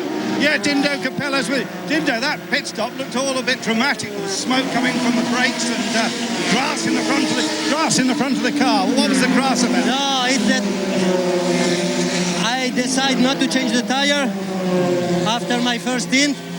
The tire were still good, but I got a lot of pickup in the second last lap, and through the S's and 50 I went straight in a very easy corner. The car just did not turn. I went straight. The water temperature went immediately 120, and I was close to my pit stop.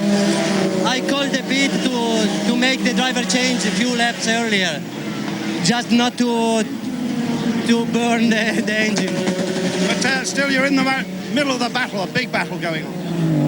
Yeah, it was a big battle, and I know that Frankie he had to push a lot because he was on new tire.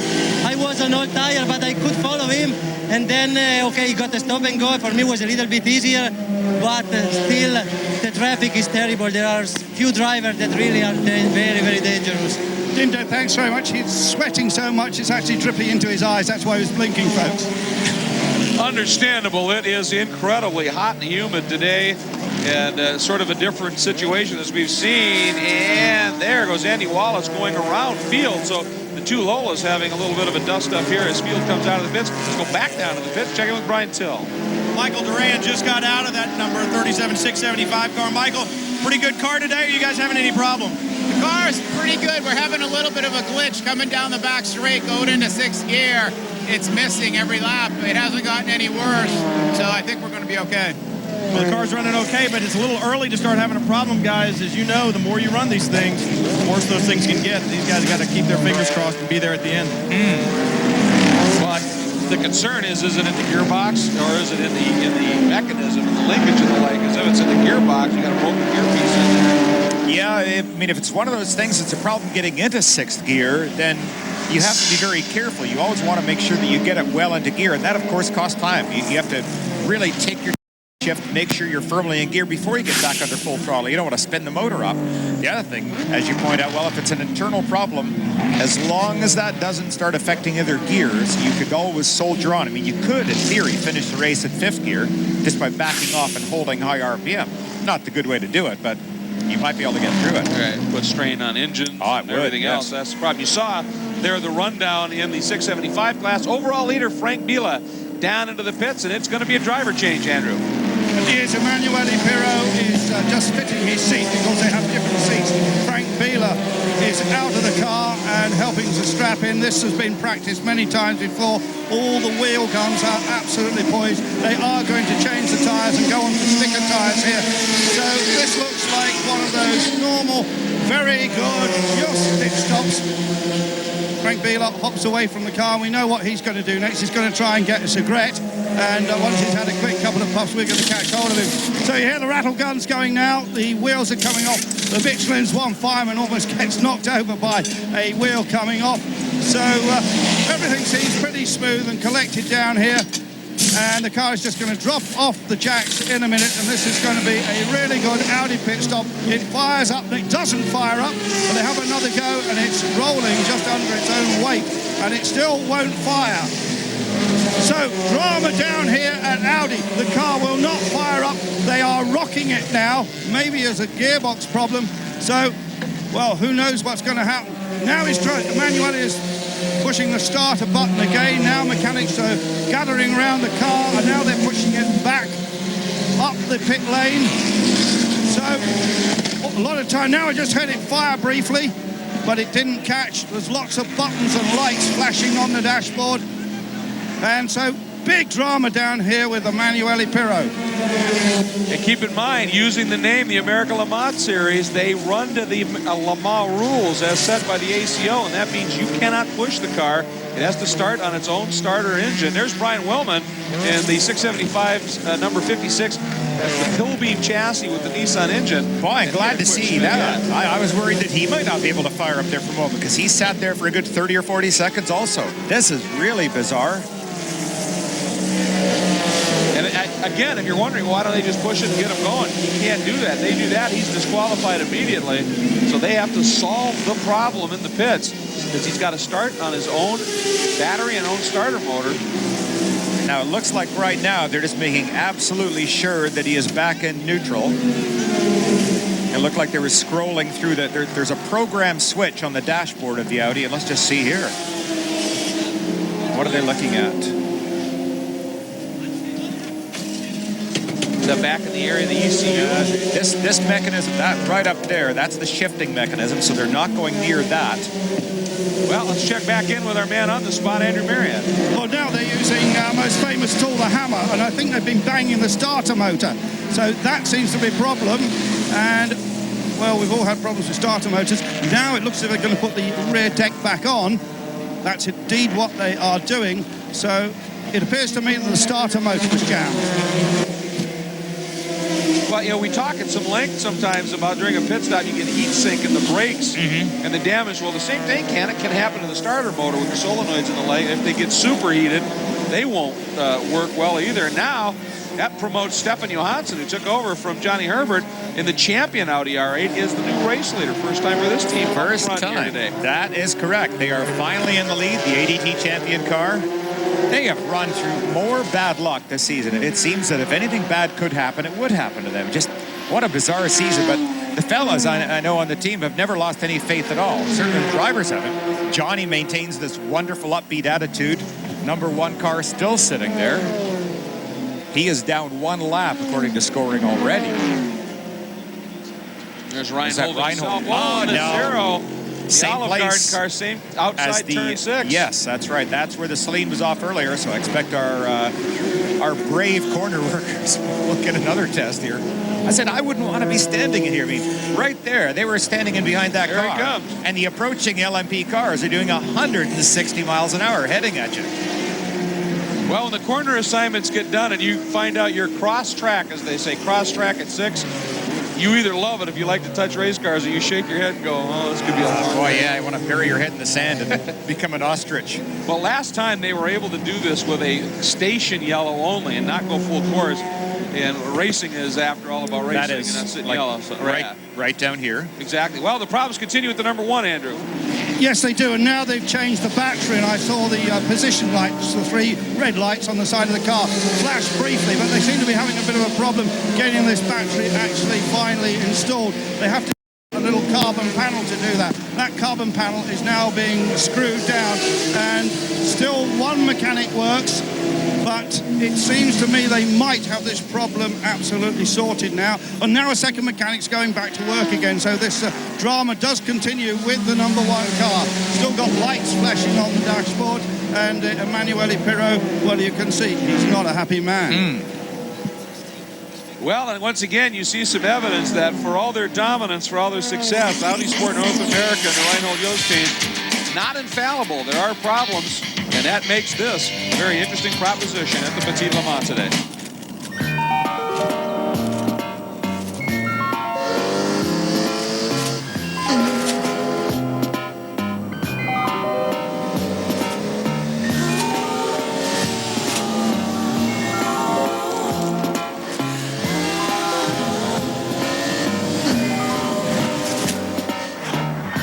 Keep our highways beautiful.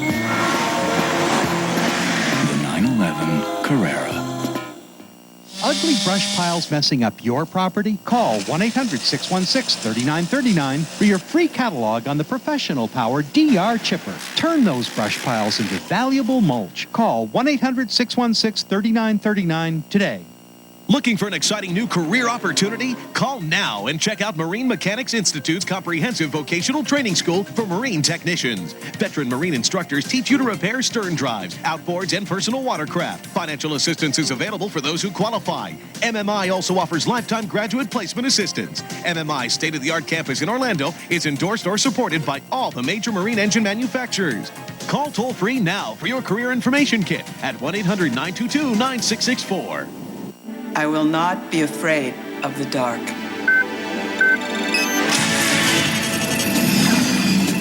I will not feel guilty leaving my dog alone. I will feel better about my dad living by himself. I will know my children are safe. I will go on vacation and finally be able to relax. ADT's advanced technology and skilled professionals help more people feel safe in more ways than any other security company. With ADT. Call now and get ADT's sophisticated burglary system installed for as little as $99. You could also save up to 20% off your basic homeowner's insurance.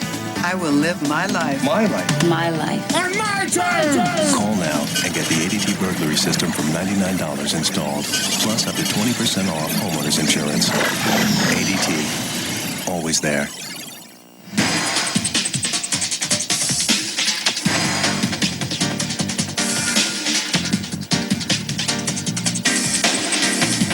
Hi, I'm Ron Settles. You're watching Speed Channel, home of the American Le Mans Series.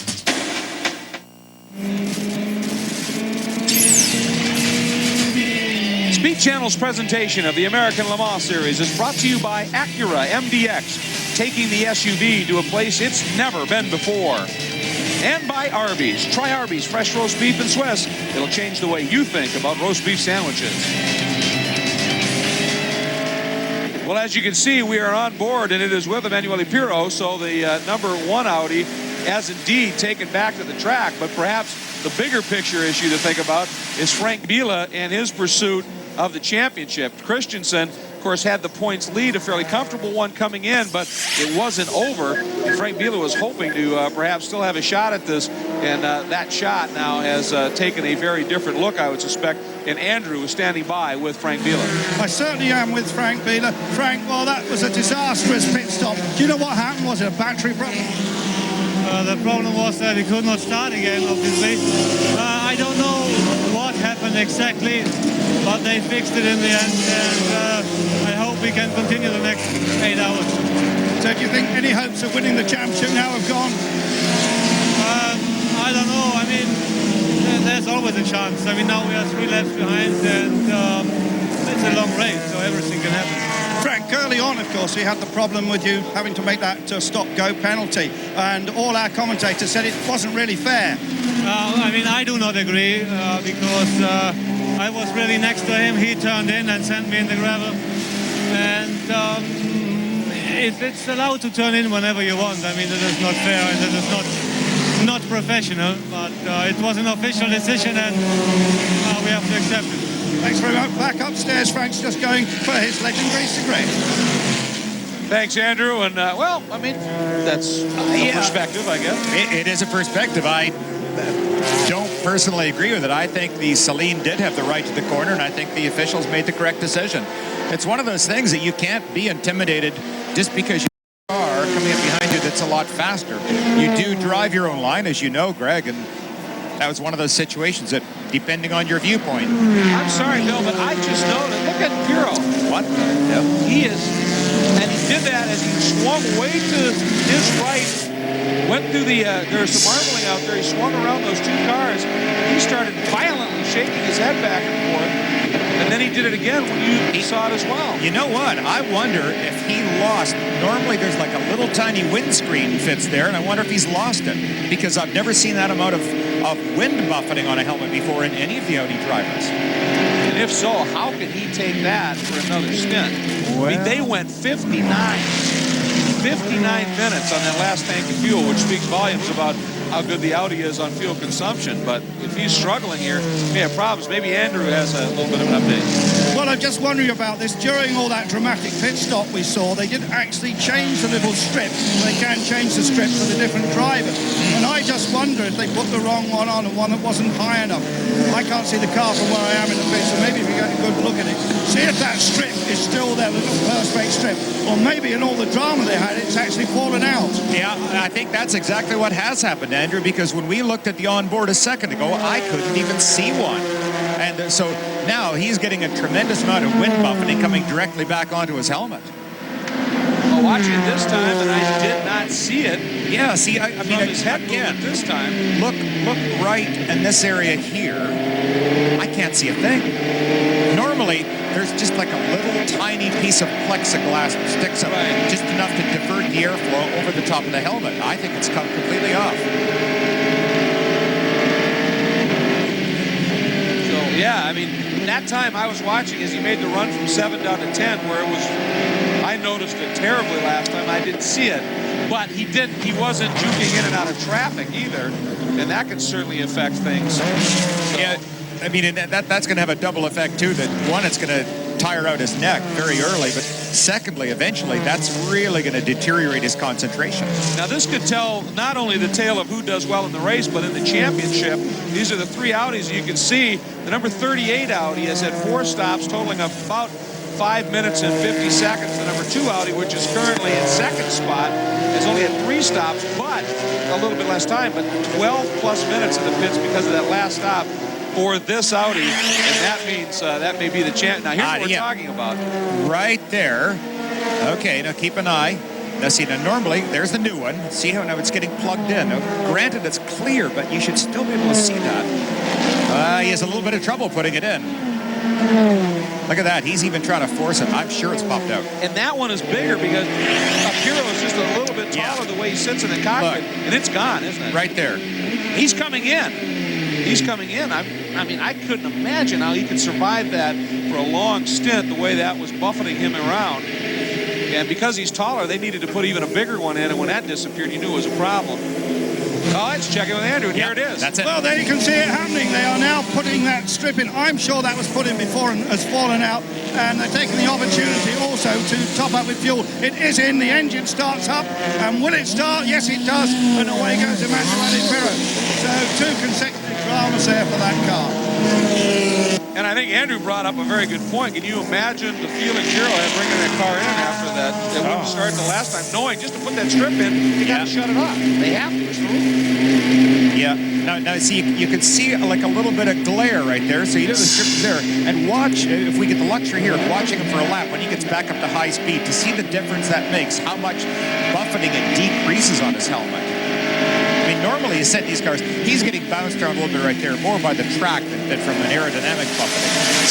But it's one of the nice things. These things, they're so aerodynamically clean, these cars, that the driver really has the luxury, just kind of sitting there enjoying a nice breeze. Well, and the one time when I saw that it was quite bad, he was working traffic, and obviously without that strip there, the different air off wings and cars at 180 miles an hour is just phenomenal. The wash you get is like a wash of a jet fighter. It's exactly right. That's a good analogy. So he should be much more comfortable in this run down from 7 down to turn 10 here. Yeah. Now look at the difference. Here he is. He'll be 180 miles an hour, and look how still the helmet is. I mean, just he's in very clean air right there. 185 miles an hour before braking. And his helmet's nice and steady. Before we just saw like a ping pong ball back and forth. Love the acceleration of this car. Look, that. 150 miles an hour down the hill on the front straight. Well, that's amazing. I mean, this engine is so phenomenal because that power band for a turbo comes in so low, and it just never stops. And so quickly, too. It just almost doesn't feel like it's turbocharged because you can hardly tell that a turbo is coming on. It's kind of there anytime you want it.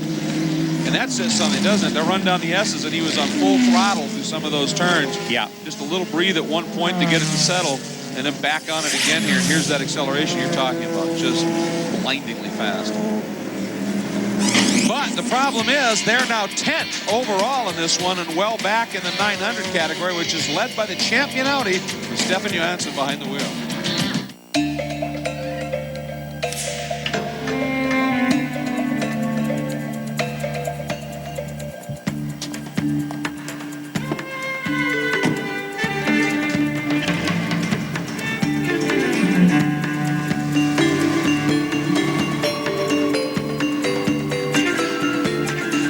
Great works of art belong in a museum. The award-winning Audi TT.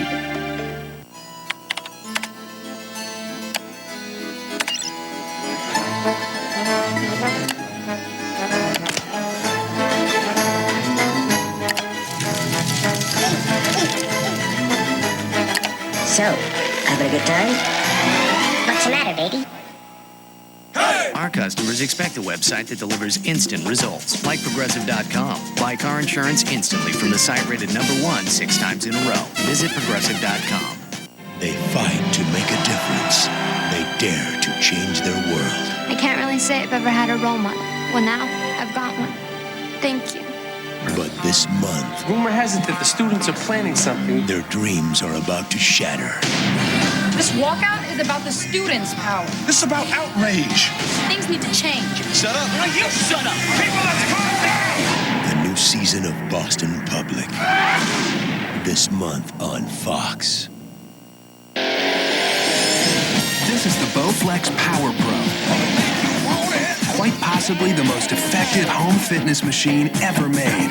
Bowflex is so effective that we guarantee you'll get the results you want in 6 weeks or less. You can own a Bowflex with no money down and payments as low as $33 per month. Call and ask for a free video and brochure or visit us on the web today. Redefine your body with Bowflex. Hi, I'm Jim Guest, President of Consumer Reports, the one magazine totally dedicated to helping you find the best value whenever you shop. Call now for a risk-free trial subscription that includes 12 monthly issues, plus the 2003 buying guide and the special April auto issue. As a free bonus, you'll receive the 2002 buying guide and the essential household reference, How to Clean Practically Anything, all for only $26. Call 1-800-697-8811. That's 1-800-697-8811. We are back at Road Atlanta, the Petit Le Mans live coverage on Speed Channel, flag to flag for you. There is your leader, number 38, but behind them, that car, you see the two caddies, and they are duking it out for position right now. And it was interesting, Eric Bernard, the number 7, had it going into turn 6, and by the time they came out of 7, Max Angelelli had taken third spot away. These two caddies are racing hammer and tong. I was saying last week in our broadcast at Miami that I think Max Angelelli has improved so much this year, and largely I think it's maybe from driving with J.J. Leto that he's just had to be faster, and he really has stepped up his game. He's driving this car very, very quickly, very well. Well, we were talking during the break as well. Christoph Tinsu, who drives with the team in the longer events, is also incredibly quick. We haven't seen him make an appearance at this stage, but Angelelli doing a very nice job. You can see now that they're coming up on one of the 675 cars, so the traffic, of course, we've talked about, never ending here. That's just following the champion car right ahead, just coming up off the corner, a full throttle here. See, the champion just squirted ahead, probably just got a car length right there, and that's what the Cadillac fellows talked about, is that its ability to come off the corners was so strong compared to the Caddy. But Angelelli, let's see how they compare right here. Oh boy, he gets squeezed. Yeah, and look at this now. Watch Bernard. Yeah, and I think he's going to lose here too. He's going to take a run at Stefan. Stefan, don't hit him. He wasn't hitting him. He was just a very wide Audi. Yeah. He was intimidating. There you go. So Bernard has to tuck back in. But, I mean, the last laps here, Johansson ran a 120.5, and Angelelli and Bernard ran a 118. Just getting blocked in the wrong area. Those downhill S's, they can be so frustrating that it goes back to really the two cases of contact up at the top of turns 2 and 3 there.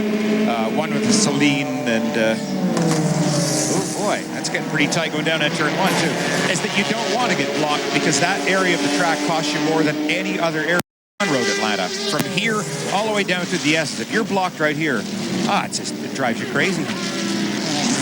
I mean, it could cost you 2 seconds, 3 seconds just in that segment. Easily. If you're trapped behind, say, 2 GT cars that are having their own skirmish and you're wise not to get involved, but I mean, you can lose an immense amount of time. Well, and you have to respect what they're doing also. They can't, at that point, because it's so fast and you're constantly going back and forth, right to left, they can't devote any attention to watching the mirrors at that point. Now a little bit, finally, of some clear track for Angelelli with Johansson in tow. Get some evidence here as to just what maybe these caddies are capable of here. Still pretty much really in the early going. This 1,000-mile race, and boy, just that fast, back in traffic. Amazing braking capabilities in these cars. They stop so fast.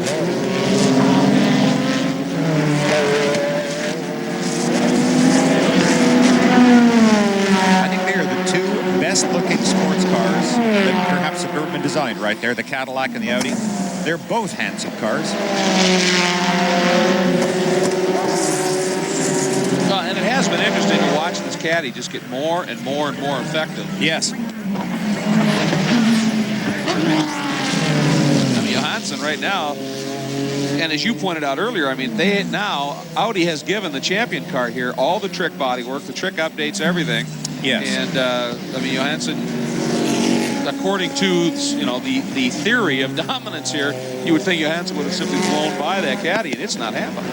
No, I mean, it's hard to tell. Right now, they're running in the 116 to 117 second range, so they're still 6 or 7 seconds a lap off what the pole time was. And here's car number 50 back in. That's Brabham. Magnussen in the car. The wheel at this point, and looks like he's going to stay on board. Yeah, he will. I don't even see anybody in the background there, so that's good. I don't really see anybody worried about guns and tires either. The one crew member down there, as you pointed out, those little beads of rubber falling down the brakes, he's just trying to blow out the little flash fires. Blowing gently on it, that's right. Trying to keep it from igniting, fuel's in. Staying on the same set of tires, and they're heading out. That's a fast stop. Boy. Now, you recall earlier when I had mentioned that the Audi Puro had gone 59 minutes on a tank of fuel. Some of our absolute rocket scientists and statisticians in the truck let us know that this one was only 43 minutes. So in a long, long race, that extra stop, maybe 2, 3, plays a huge, a lot less efficient motor. And you have to feed the horses somehow. Well, and when you feed them, you've got to stop racing them and park them. And I mean, that's where the time issues come in. So Stefan Johansson, the champion Audi, continues to lead. The number 2 Yost Audi runs second, and the caddies 3rd and 4th. We'll be back. We'll circle back to Cincinnati with those figures, and where's Ted? Oh no, it's off. Okay, I'll be right there. Guys, I gotta go. I think we can achieve substantial market penetration in the Pacific Rim. That's awful. Really sorry, but I have to go. The new Boxster. It is perhaps the perfect getaway car. What happens when big air meets big water? It's called surfing. You up for that? It's Kelly Slater's Pro Surfer. Surf like Kelly and 8 top pros, pulling big air tricks and fantasy tricks at 15 of the most challenging surf sites on the planet. But remember, the tricks are harder when you try them in water. Kelly Slater's Pro Surfer, rated E for everyone. There are at least 100 things you'd rather do than deal with the stress of filling out an application and qualifying for a home loan. But if you want the benefits of refinancing, it seems you have no choice. I can't make it tonight. I want to get this loan application finished. At AmeriQuest Mortgage, we give you a choice and a much easier way to get a loan. You see, at AmeriQuest, you work with one local loan advisor, someone who takes the time to explain things and actually does the paperwork for you. Someone who treats you like more than a credit score. Someone like me. With 2 decades of experience and over 200 branches nationwide, AmeriQuest knows how to offer you the no-stress home loan. The time is right, so call AmeriQuest now at 1-800-297-9841 or go to yourmore.com. That's 1-800-297-9841. Call AmeriQuest, the company that knows you are more.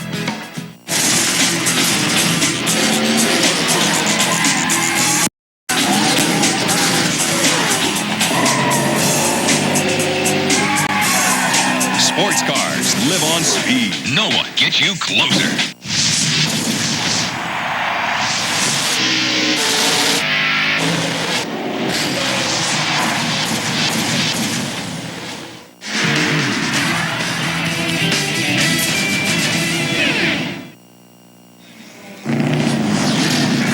Welcome back to Road Atlanta, the Petit Le Mans. I'll give you some highlights as we begin hour 3, and it all started with a problem, of course, the tire going down for the number 16 675 car. Then a problem, Tony Ave getting together with a Freisinger Porsche up in turn 3. Then a right rear tire went down for number 50, David Brabham in the Panos. A long problem there. A long stop as well for the number 2 Audi. Then a huge problem as the number 1 Audi would not start. Then they had to come back in and replace a windscreen.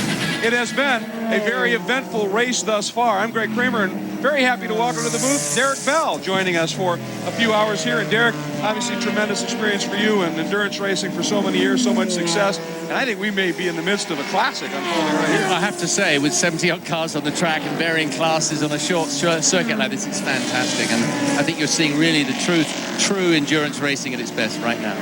One of the things that has been speculated as this race has unfolded is we've talked about how Audi has raised the game, not just in terms of the fact that they've changed the bar, etc., but also that they have raised the game in terms of the speed these endurance races are contested at.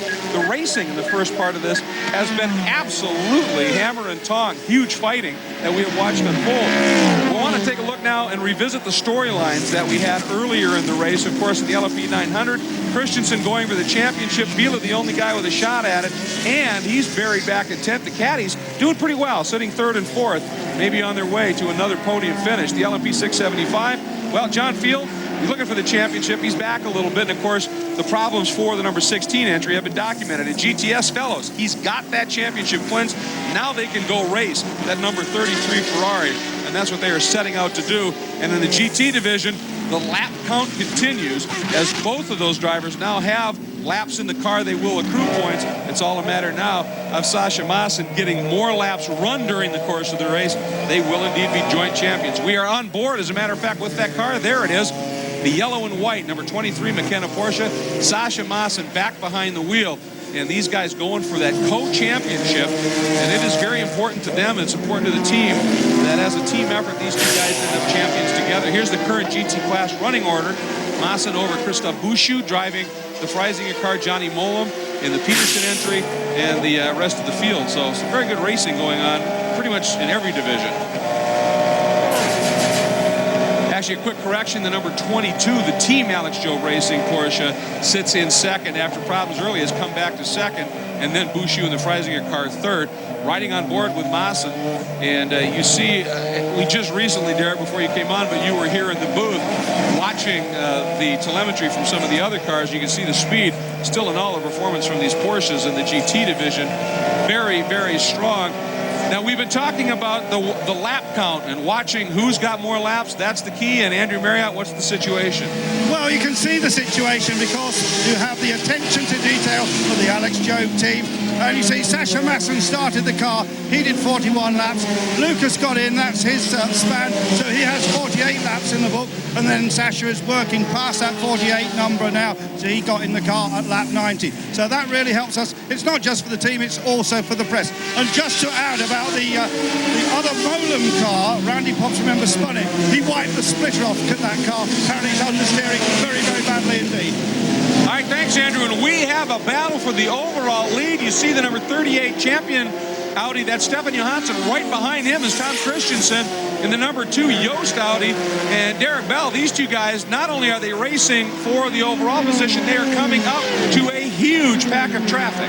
Yeah, I mean, it's going to be so difficult. They got this section into the hairpin up over the top of the hill. Very difficult to overtake traffic there. But what amazes me is how good the slower traffic is. They're not only having their own battles, but they're also trying to look behind them to see the faster cars coming. And that really is mighty difficult, something that I don't like doing much, I have to say. They're also coming up on a very feisty Tony Avi and that Riley and Scott prototype 900. And it's going to be interesting to see that, although I think Tony recognizing that now he's a few laps adrift and he's got to let these two guys go. But I've got to think Stefan Johansson here, even though he has a thank you to say to Audi and the champion team for the updates on the bodywork and everything, he'd still like to beat them and he'd still like to be able to show them that they should be the team that really carries them on, the Audi colors as privateers for Audi next year, Brad. Well, absolutely. I mean, I think what you must remember, of course, is that the factory team is a factory team, and they want to win whatever. You know, it's the German attitude to win whatever happens, and they're going to do all they can to make sure they're quicker than the 38 car. And it happened a little bit in the early Porsche days, and Porsche wanted to win with their factory cars. They didn't want the private teams to win.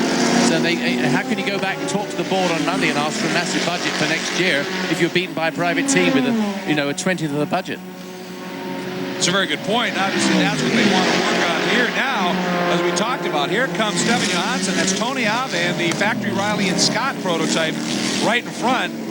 And it's going to be very difficult for Stefan. Oh no, he's letting him back. Oh, perhaps he is. Was he? He didn't come off the top of out of the chicane too well, but it's going to be quite difficult for Stefan to get by, letting it out, drag him down the straight. You've got to remember that when they're behind, there's a lot of turbulence in these fast corners, and it's very difficult to actually get behind somebody through a corner and come out faster. You can see right the shot there as they're going up the hill into turn 2. Well, Stefan, when they'd worked through that group of traffic we were talking about, had actually gone through it much cleaner than did Christensen, and it opened his margin up. And in that one bobble by Ave coming out of the chicane, turn 11, it held up Johansson just enough that Christensen is there, and now they all get hung up behind the GT Porsche. And this may be exactly what Johansson wanted. Yeah, Stefan could launch himself by now because he picked up a bit of extra speed. He used his head coming into turn 5 there, and of course he just backed off a bit and took the extra speed through and pulled him. And of course that's just what Stefan needed, but I mean there's still a heck of a long way to go in this race, so they're not counting on this being the final passing maneuver of the 1,000 miles. Now, as we were just talking about the GT division, we mentioned the Freisinger car, and it was in the graphic incorrectly. We talked about that car a lot. Brian Till, they've had problems, and they've been behind the wall for quite some time. Well, that's right, Greg. You know, high hopes on this Freisinger team as they came in here, and Stefan Ortelli, you guys wanted to win this thing, get that pass to Le Mans. Been fast all weekend long. What happened? I mean, we were that close to the leading car, and it seems like we had a metal piece on a water pipe who made a very, very small hole, and we were losing more and more water. And the water temperature was still okay, and then it's raising up, and we had to come back. Well, they showed me the hose a minute ago. They don't want to show it to you at home. It's got a tiny, tiny little hole, hundreds of thousands of dollars, a 15-cent part, puts you out. Andrew, you got somebody else that has trouble down there. Well, it's Terry Porcella, actually. You remember earlier on this car with Tony Seiler had that incident. Well, that has damaged the under tray, and they're trying to fix that right now. So you just see the under tray is going to come off. It's definitely got a considerable amount of damage. Obviously, Terry's finding the handling very difficult. So all this is a legacy of Tony Seiler's previous moment. We did try and talk to Tony Seiler, but he said to me in very good English, I don't speak English. I don't want to speak English at this time, I would suspect. And mentioning Stefan Ortelli, keep in mind, he has won Le Mans overall I believe, driving for Porsche in '98. And this year, he's had himself a pretty good year. As a matter of fact, at the United States Grand Prix in Indianapolis, in the first of the 2 Porsche Cup races, he clinched that championship. So Stefan Ortelli is a very talented driver, and it must be weighing very heavily on him at this point to not be out and competing in a car and in a class that he certainly could get the job done at. We'll be right back.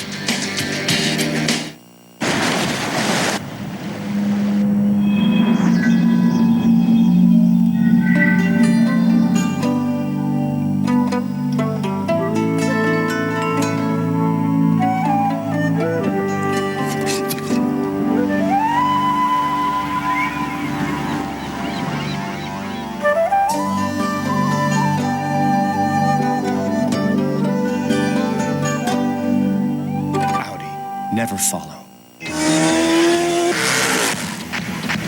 If you added up all the hours you've spent boring out cylinders, building strokers, and setting up suspension, you'd have graduated from MMI by now, and you'd be getting paid for doing what you love. Call 1-800-994-3664 to find out how you can become one of the best technicians in the world. Motorcycle Mechanics Institute. Formula One lives on speed. The cars, works of art and marvels of engineering. The drivers, superstars, and rocket men. From Australia to Brazil, Canada to Malaysia. Checkered flag is out. Speed Channel takes you around the world with live coverage of Formula One. The beauty of man and machine. The thrill of open-wheel battle. Formula One, the Japanese Grand Prix, live tonight 1 a.m. only on Speed. Hi, I'm Jim Guest, president of Consumer Reports, the one magazine totally dedicated to helping you find the best value whenever you shop. Thanks to Consumer Reports, people like you have found the best of everything from cars to mutual funds, even cell phone service. Safety, quality, the facts to make good choices and save money. That's Consumer Reports. Call now for a risk-free trial subscription that includes 12 monthly issues, plus the 2003 buying guide and the special April issue. As a free bonus, you'll receive the 2002 buying guide and the essential household reference, How to Clean Practically Anything. That's 13 issues plus 2 free bonus books, all for only $26. You'll save over $54 or 67% off the newsstand price. Month after month, you'll see why 4 million subscribers consult Consumer Reports before they buy. There's simply no other magazine like Consumer Reports. Call now for your risk-free 13-issue subscription plus your 2 free books. Call 1-800-697-8811 for Consumer Reports.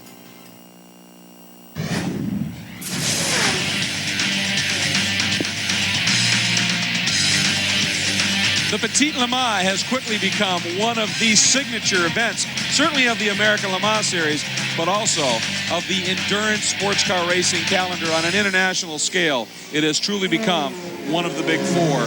And leading it right now is Stefan Johansson. And there is Stefan. And as you can see, Christensen is nowhere near as close as he was. He has dropped. Oh, and we've got the number 25 Conrad Motorsport car off over in turn 6. But Derek, unless I'm very much mistaken, to borrow a phrase from another announcer of some note, I thought he maybe had a little help. I thought another car was in the front. I think he did encourage him, yes.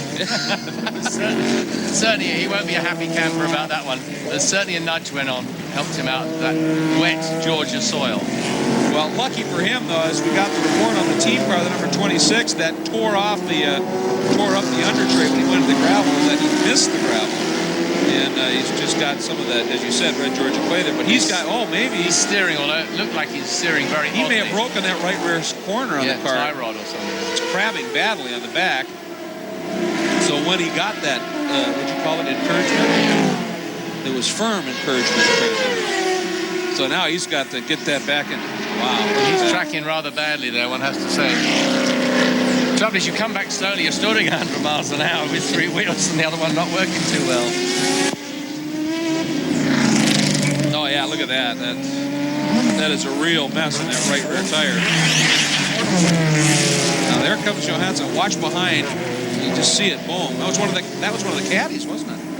Obviously, it wasn't much of a nudge, but I mean, if it damaged the suspension, it must have been quite a whack, because he didn't handing on the way across. He's coming down. He's made it to the pits, which is something of accomplishment in its own right. But I suspect this is not going to be anything remotely resembling a brief stop. We're going over there and taking a look, but there is no urgency in this pit stop whatsoever. No, there doesn't seem to. I think they've all gone off for their lunch. They're all having no hurry whatsoever. In fact, now, nobody knows what to do at all, do they? Yeah, I think they may just be saying it's done. You know, it's going to be a long stop. Don't worry about it. Now, this car, of course, runs in the GTS division. Now, a car that has been having an awful lot of success today in that division, the number 3 entry, is currently sitting second in class, and one of the drivers in that car is with Andrew. Yeah, it's Oliver Gavin. You had quite a big debrief there with your engineer, Steve Cole. Can you still make the car better? Yeah, I think so. We just got a small tyre problem we're going to have to try and rectify. So Rod's trying something now, and then I think when Johnny gets back in, we'll try maybe something different as well.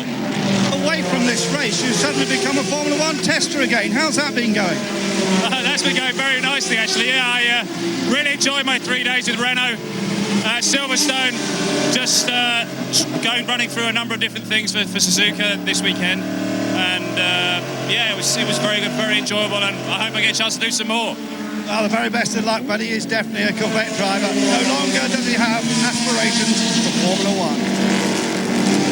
Well, thanks, Andrew. And while you were talking to him, Derek, we were watching the onboard shot for the number 3 car, and there certainly are the upsides of having a car that's got a roof and a windscreen, but the downside is that when that windscreen gets as filthy as it did, I mean, this is bad, but the other one, it was even worse, the streaking and the like, there's not a tear-off you can take to the visor and just get rid of it. It's just a mess. And the amazing thing is they never actually can clean those screens right off anyway. As hard as they try, they always leave a smear because there's so much rubber there and oil that they can't actually, without spending about 5 minutes, really keep it clean. And as it gets into the dusk later on this evening, you'll find it's very, very difficult to try to look out. Now you can also note right above the G where it says lateral G's, if you take a look, there's a nick in the windshield right about there. And that's the upside of having a windshield, because that comes whistling at you when you're just driving with an open cockpit car and get your attention in a hurry. I love this telemetry here, Derek, the pedal temperature. That's the temperature they're feeling on the gas, brake, and clutch in those cars. That is astonishing, isn't it, to actually see that? Is that what they feel within their boot? Is that what you mean? Well, I guess it's a sensor that's mounted on the pedal. So, you know, whatever kind of padding they have in their boot is going to be a factor. There you go. We've always said this, that people just so underestimate the temperature in the cockpit of these cars. And although it might be 150, 160 degree ambient inside, don't forget you're wearing like a ski outfit out there with a full face mask on, and you're trying to work your heart out. Well, and when it's hot like this, too, I mean, you often hear about drivers, you know, how they come out, they got the blister on their right hand. And, the number 98, the Freisinger car, after that long stop, is back in pit lane. So that's a good sign. See if that car is going to be able to, looks like they're just doing some final prep work, and then they'll send him out. But one of the things is the shift lever. Now the paddle shifts and the electronic shift is different. Oh, it's a piece of cake now. Yeah, the old shift lever. I mean, that went down. That was metal to metal to metal, right down to that gearbox. Oh, it was unbelievable. You used to come in and you had blisters on your hands. I drove with one particular guy, Robin Donovan, at Le Mans one year about 6 years ago. In the middle of the night, we also had 3 drivers, and he was looking at me, and he's the smallest chap, and he came and he said, Derek, he said, what do your hands look like? And I looked at it, he's got these very soft little, like a dentist's hands. I looked at them, and there's blood pouring off all the blisters. And I've got these mammoth great mitts from my farming days, and of course I look nice, I had nothing wrong at all. But, you know, he really was suffering. I mean, it's really tough on the body. Number 50 is in, Magnussen out, and Brabham getting back on board. The number 50 Panos, the LMP 01. Driver change and fuel complete. Car goes up, and they're going after tires at this point. And that was not very long ago. They were in. It was a lot less than 43 minutes, which is what they were able to run on their fuels. That was 21 minutes was the difference. So one suspects here, if this may have been more for tires than fuel. I would definitely say it would be tires. The tires of David, we heard David Brabham earlier talking about how they picked up a lot of rubber on the track, and probably the tires felt fine when Jan came in before. But of course they go out again and the tires deteriorate somewhat more, plus they're picking up more rubber, and there is more rubber to pick up. Well, that's one of the problems with a long distance race. One like this, 2 on a track where there's so much loading, and 3, it's constantly shifting direction on this track. So there's one line, and off it you get tremendous amounts of buildup. Well, these guys have to go off it a lot. I mean, everybody has to go offline many times a lap, and that is what makes it so difficult for these guys. I mean, if you were to walk around this track later tonight at 11 o'clock tonight and see the rubbish that there was on the edges, you'd be staggered. And I mean, what does it normally take when you get a bunch of pickup on a tire? As we're watching Brabham now about to get past, there it happened, as Pirro was able to go by him, and I believe that's Andy Wallace in the number 16 who snuck through as well. But how long does it take to actually, when you get junk on your tires like that, to get them back to a clean? Well, sometimes you never get them clean again. I mean, they just builds up on there, and that's it. And these lumps of rubber keep flying off in the wheel arch. And I would imagine that develops a pretty serious vibration as well at certain points. So at a certain point, your lap times of just the comfort level and confidence, and the car falls up, you got to make the stop. We're going to make a quick stop here as well. We'll be right back. Let's circle back to Cincinnati with those figures. You know, I'm worried about Ted. Oh, no. It's off? Okay, I'll be right there. Guys, I gotta go. I think we can achieve substantial market penetration in the Pacific Rim. That's awful. Really sorry, but I have to go. The new Boxster. It is perhaps the perfect getaway car. Ugly brush piles messing up your property? Call 1-800-616-3939 for your free catalog on the professional powered DR Chipper. Turn those brush piles into valuable mulch. Call 1-800-616-3939 today.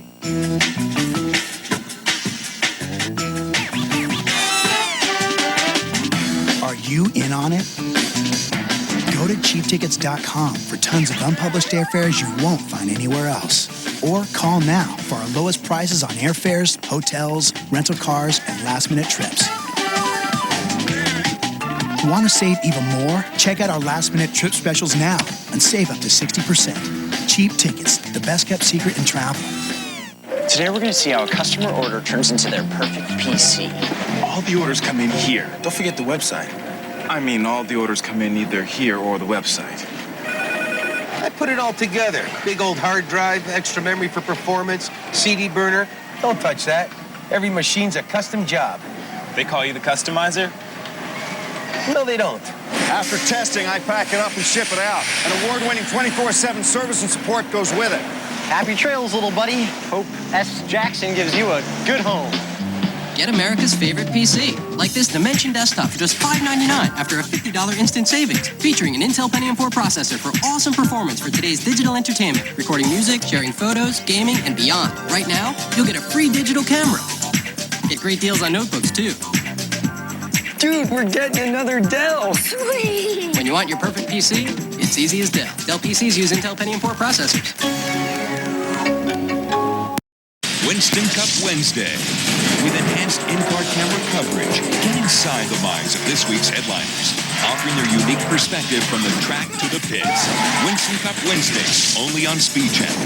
No one gets you closer.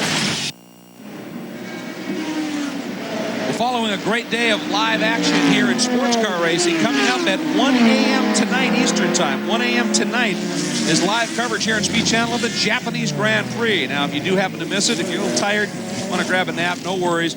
9 p.m. tomorrow night Eastern Time, the encore presentation of Speed Channel's coverage of the Japanese Grand Prix. Don't miss it. Here right now, we want to give you an update. The current top 10 is the overall order here at this point. It's interesting watching what's been developing. We'll talk about it in a moment. Stefan Johansson, Christensen, Angelelli, Collard, the two Cadillacs, third and fourth. Andy Wallace, fastest in 675 and fifth overall at this point. We show you 6th through 10th as well. And as we take it through the pack, there it is. Brabham and the Panos. Then the other Panos, Brian Herta, who's quietly been having a fairly effective race. Then that very exciting Riley and Scott. Mark Goosen's back behind the wheel. Then Pirro only able to work his way up to the 9th position. And then Chad Block, the number 11 Nighthawk, Lola 675, has that car second in class up into the top 10. Here is your lead in GT. And we're going to jump out of this, and we're going to head down to the pits as Stefan Johansson makes his way down to the pits. And interestingly, while he had Tom Christensen all over the back of him a while ago, Stefan started throwing in some very fast laps, and it stretched it out, Brian, but he's in pit lane. Well, he is in pit lane. He was making sure he didn't speed on his way down here. He's talking to his crew chief. He looks confused. He's waving his hands. They're having a discussion on the radio that obviously we're not privy to. But they checked the tires. I think they're going to leave the tires that they had on. They're fueling right now. He's going to take a drink ball. Engineer gave him a thumbs up. He'll not take tires. They're going to take fuel only and a little bit of water for Stefan. They're not even going to do a driver change. This car must be working well, guys. They are finished with the fuel. Easy for me to say. Now they are going to take tires. That conversation must have been about whether they were or whether they're not. Stefan must have wanted them. The engineer said they were fine. He'll take them anyway, and why not? They'll go with fresh Michelins on this thing. He's had a good car all day long. The car's down, refired, he's gone. Well, Derek, while you were watching as they pulled the tires off, you gave a hand gesture, and I'm guessing it's something about buildup. Yes, to me, he was saying, I got a vibration and there's something astray somewhere, and they're saying, no, there isn't. He said, well, just change the tires anyway, because then you can eliminate that problem. And in the race at this length, you can afford to take that risk. It's better. Oh, my goodness me, that's Andy Wallace. That's Andy Wallace, and he's got a fire. There's a fire in Wallace's car, and Andy he's looking like he may have caught some of the flame, and then the other car further down. That's an Audi, isn't it?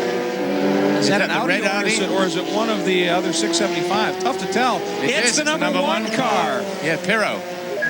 Big damage to the left front corner of that car. Pirro trying to get it back on track, hand in the air. He knows it's wounded, but I would think a greater concern is the possible fire at the back of that 675 car, and there it is. Come on, guys, get onto it, because that should have been put out ages ago. I mean, Andy couldn't exactly park it neatly for him. Well, Andy's saying, give me the bottle. I got the fire protection on. Yeah, that's a smart move by Wallace, and now the fire crew arrives. It's been tragic. The car is so beautifully put together. They've done such a wonderful amount of development work on it. Meanwhile, Pirro's going back with dragging bits of bodywork all over the road. Not a nice feeling as you go down that straightaway, knowing people are barreling up at 180 miles an hour behind you. Obviously, there are other concerns, but let's not forget that this may be the absolute final nail to Vila's hopes of a championship of any sort. Well, you'd have to say they've gone out the window right now, because they were already back in 11th place, weren't they? So something like that, there's little chance of them coming back 5 laps. But then it's a long race. But this has certainly fixed it. Looks to me actually just like its front bodywork. Yeah, it might be. And they might just slot it. It's amazing the bashing these bodies get. I remember at Le Mans where we were doing the show, they got heck of a bashing there, and they kept coming and just not even bothering to change the body, you know? Yeah. Change the tires and away they went. Well, not surprisingly, next to our lap 157, you see the yellow dot. We are under a full course caution, and you got a fire crew on track at one of the fastest points of the track, and that car is still having some fire. Wallace is out, but he was looking like he may have got, I don't know whether it was just a little inhalation or just some heat that seared him a little bit. Meanwhile, Vila has made it down into the pits. You know, everything seems to be rolling on that car. It's just the damage. Watch it here. Andy was limping a bit, actually, as he got out of the car, right? Boom. Oh, he blew up, and Pirro couldn't miss him. Whoa, dear, oh dear. And right there, you saw there was flame in the cockpit, and I think that's what may have just seared Andy a little bit. I think he hurt an ankle. Not badly, but I think it bruised him. But when he got whacked, he hit his ankle like that. Let's head right down to the Audi pit, and Andrew Marriott. Emanuele Pirro is sitting here. You can see on camera the damage to the left front of the car. The mechanics are not able to work yet because the pit isn't open. There's a slight amount of damage to the wheel. Behind the wheel, you can see the bodywork's also damaged. I think, just looking at this, it is mainly cosmetic. Now they're allowed to go over the wall and they go to work. They're going to fuel it up and the bodywork will come off very quickly. Well, Andrew, as he made his way down the straight and into the pits, everything seemed to be rolling just fine. So your guess may be right. And here's another look at it here, Derek. Look at that. There's fire flames right in the cockpit. My goodness, flames in the cockpit. That is unbelievable. Where the heck did that come from? Pirro had no option. I mean, he was right behind him, waiting to accelerate and out-drag him, and he just ran straight in the back of him. But actually, Pirro had nothing to do whatsoever with the car catching alight. Well, let's head down to Brian Till, who's with Andy's co-driver, James Weaver. Well, a very concerned co-driver. James, did Andy say anything on the radio? Yeah, he was on his way into the pits. He'd reported a smell of fuel, and he was in that lap. But it looked like it just burst into flames coming out of turn 7, and then Pirro ran into the back of him. Well, it sounded like they said from an in-car that it looked like there were some flames in the cockpit. We didn't know if he had smelled fuel, so obviously you're saying he did. That could have been part of the problem, but what a great performance you guys have had. I know it's disappointing. Yeah, we're delighted with how fast the car's gone. We're going to have to work on the reliability over the winter, get a bit more speed out of it. But the afternoon certainly started off very, very well for us. So a 675 can win one of these? It will eventually. Absolutely. Very confident down here. Let's get back down to Andrew.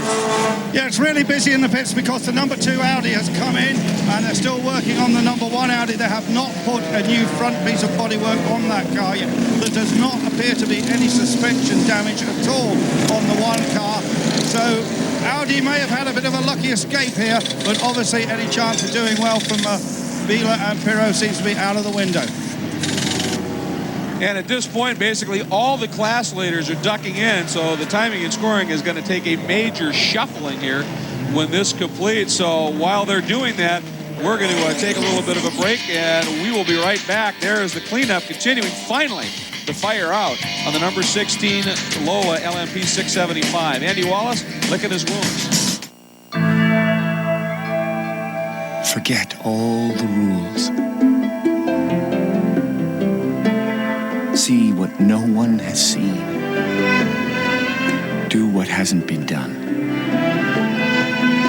Look everywhere. Never do the expected.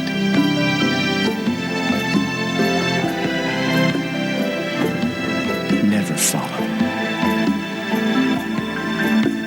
Only one of these prescription allergy medicines can stand up to all these triggers, Flonase Nasal Spray. And only Flonase offers the Allergy Rewards Program. Call 1-800-352-2119 for checks that can save you up to $40 a year, a free prescription for new users, and our Allergy Talk newsletter. For best results, use daily. Side effects are generally mild and may include headache, nosebleed, and sore throat. Ask your doctor about Flonase and call now for the free Allergy Rewards Program, only from Flonase.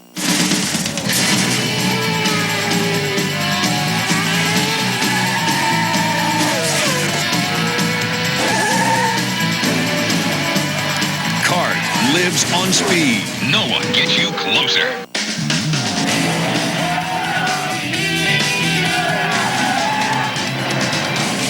Hey, I'm Dale Earnhardt Jr., and I just won the EA Sports 500. And remember, NASCAR TV lives on Speed Channel. I wish I knew the name of the person who had the idea for this new magazine. It's called Lucky, the magazine about, guess what? Shopping. I want to hug this person and thank her or him for making the most helpful, useful magazine anyone who shops could ever have. Lucky shops the designer showrooms, shops the fashion shows, shops the stores. They pick out only the great stuff, only the best looks, the best trends, and best of all, they tell you where you can buy everything you see. The store name, its location, phone number, or web address is always right by the photo of everything they show. And since Lucky doesn't ever sell anything themselves, you get their honest picks. Then you pick just what you like and go get it. Subscribe now and get 12 issues, a year's worth for just $1 an issue. That's 66% off the newsstand price. And you'll get this cool Lucky tote bag absolutely free. So, call now for Lucky. Call 1-800-896-1515. Welcome back to Road Atlanta, and the Petit Le Mans cleanup continues as we are under a full course caution here. Now, at this event, the announcement was made of the schedule for next year, and it is a very strong schedule, and there are a couple of events that have been added. City, and there is a TBA, as you see, in May in Europe. It'll be slotted in between the Le Mans pre-qualifying or pre-practice, if you will, and Le Mans itself. But one of the very looked for events is the one that is going to be happening in Mexico, and Scott Atherton of the ALMS explained it. The schedule this year has been a challenge, even more so. They're always difficult to come by. This one was particularly hard. The two new events that we have, Mexico City leads the list. It's just a spectacular venue. Jerry Forsyth and his people have renovated that facility to bring it up to truly benchmark status. Well, the race in Mexico City will be at the Autodromo Hermanos Rodriguez, which has undergone a multi-million-dollar renovation, getting ready for an 8-hour ALMS event next spring. The 3.7-mile circuit will even pass through a baseball stadium in Mexico City. We've been talking with Mr. Panos and Mr. Atherton for months about the potential of bringing the American Le Mans Series to Mexico City.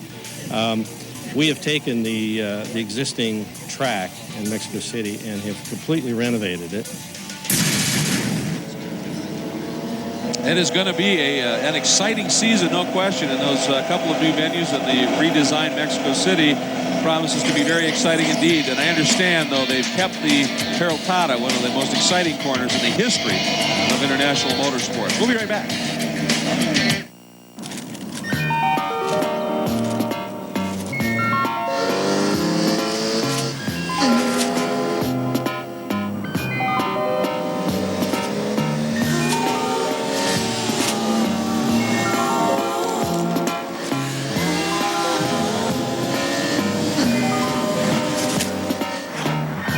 keep our highways beautiful. The 911 Carrera. The exotic aroma of rubber and fuel. A brilliant rainbow of cars blurring into the turns. The precision of choreographed pit crews. Have you ever wondered how they got there? Let Universal Technical Institute turn your passion for NASCAR into a rewarding career in automotive technology. Call now, 1-800-884-4262 to get on the fast track and begin your automotive training at UTI. NASCAR chose UTI. Shouldn't you? This is the sound. These are the results. This is the sound of the PowerFlex by Gold's Gym, the authority since 1965. Gold's Gym gives you one powerful machine with 65 club-quality exercises. The secret to the PowerFlex begins with the swivel flex pulleys that provide you with free range of motion. Next, Power Stroke Resistance simulates the natural movement of your muscles and allows you to move from 10 to 410 pounds of resistance with one simple stroke. Call now for free information about how you can get the Gold's Gym PowerFlex into your home for as low as $49 a month. With the Gold's Gym PowerFlex, you get the lat tower, the multi-position bench, hip strap, rowing seat, ankle strap, handles, and space saver design. As a special bonus, when you order, you'll also get the Gold's Gym PowerFlex leg developer for stronger legs and shapelier hips and thighs. A $200 value absolutely free. Call the number on your screen now. Coming up next, our drivers review a very wild ride. As the race got going, we got better and better. How did he do that? It just proves, though, that we're plenty capable of wrecking. Oh, I forgot about that. You put that many race cars that close together, people get more serious about what they're doing. It went real smooth on our end, I guarantee you. And we'll be back next Monday. Network executives willing. Inside Winston Cup. Monday, 7 p.m. Eastern. No one gets you closer. Speed Channel's presentation of the American Le Mans Series is brought to you by Meguiar's, the trusted source in surface care service since 1901.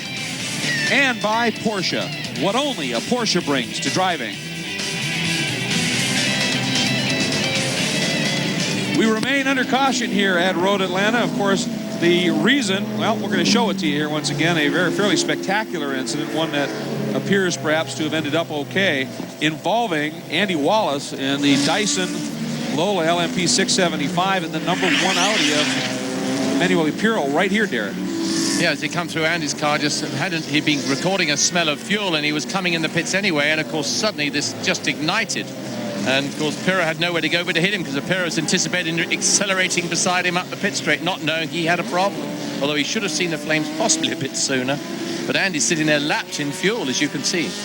Yeah, unbelievable what unfolded there. Perhaps we can get a little bit more information on it from Jan Beekes. The work continues back in the garage area on the number 1 Audi. I will tell you that the progress they're making is incredible. Standing alongside, watching. In fact, went in there for a moment and grabbed a few tools, helping somewhat. Tell us about the incident. We saw the flame at the back of the car, the 16. Could you, no chance to avoid? Well, there was a chance. I didn't take it. No, it was a very, very unfortunate accident, because I was having a momentum there very quick on the straight, and I had to be very close on him to overtake. And of course, when you're racing, you have to be close. Excuse me. Right on the acceleration, I just saw some flames, and this car just stopped right in front of me. And there's not much you can do when you're following one car. You've got very little front grip, and you expect everything but not somebody locking the rear wheels in full acceleration. So it was really unfortunate. Of course, it's not Andy's fault.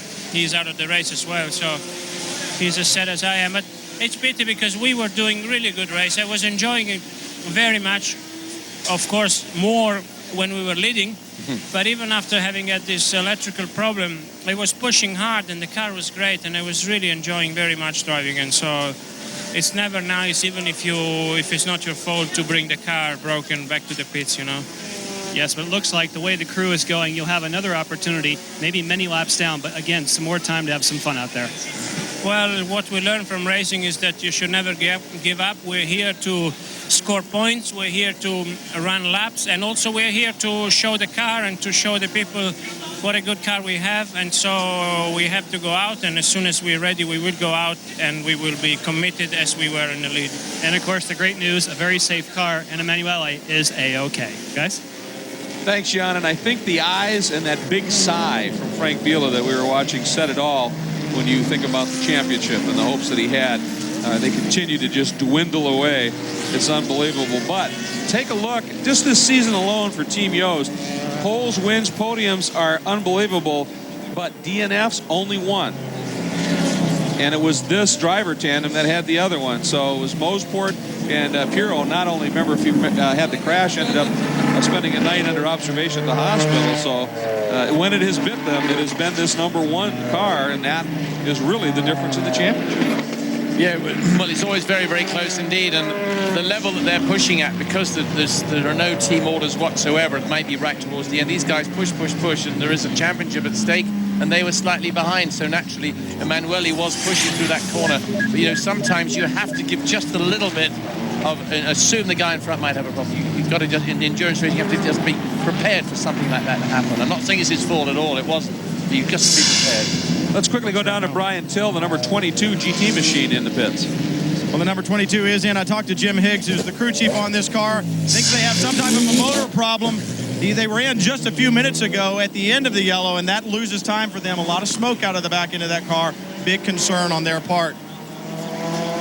Thanks, Brian. And the number 31, the GT Porsche of Randy Post. We saw Randy had a little off earlier in the show. That's going to promote him up into second.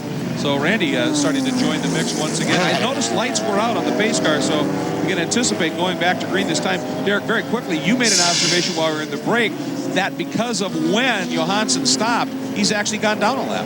Well, I think so, because they stopped underneath the green, and of course the other car came in under the yellow, so they might well have gained some time, although you'll notice the pace car, of course, is right ahead of the champion car, but in fact, they will probably got that lap back, won't they? Well, we'll see next time they cycle through. Meanwhile, quickly down to Jan. The number 1 Audi, they have the back lid on. They've been able to do all the side pod repairs that they needed to do.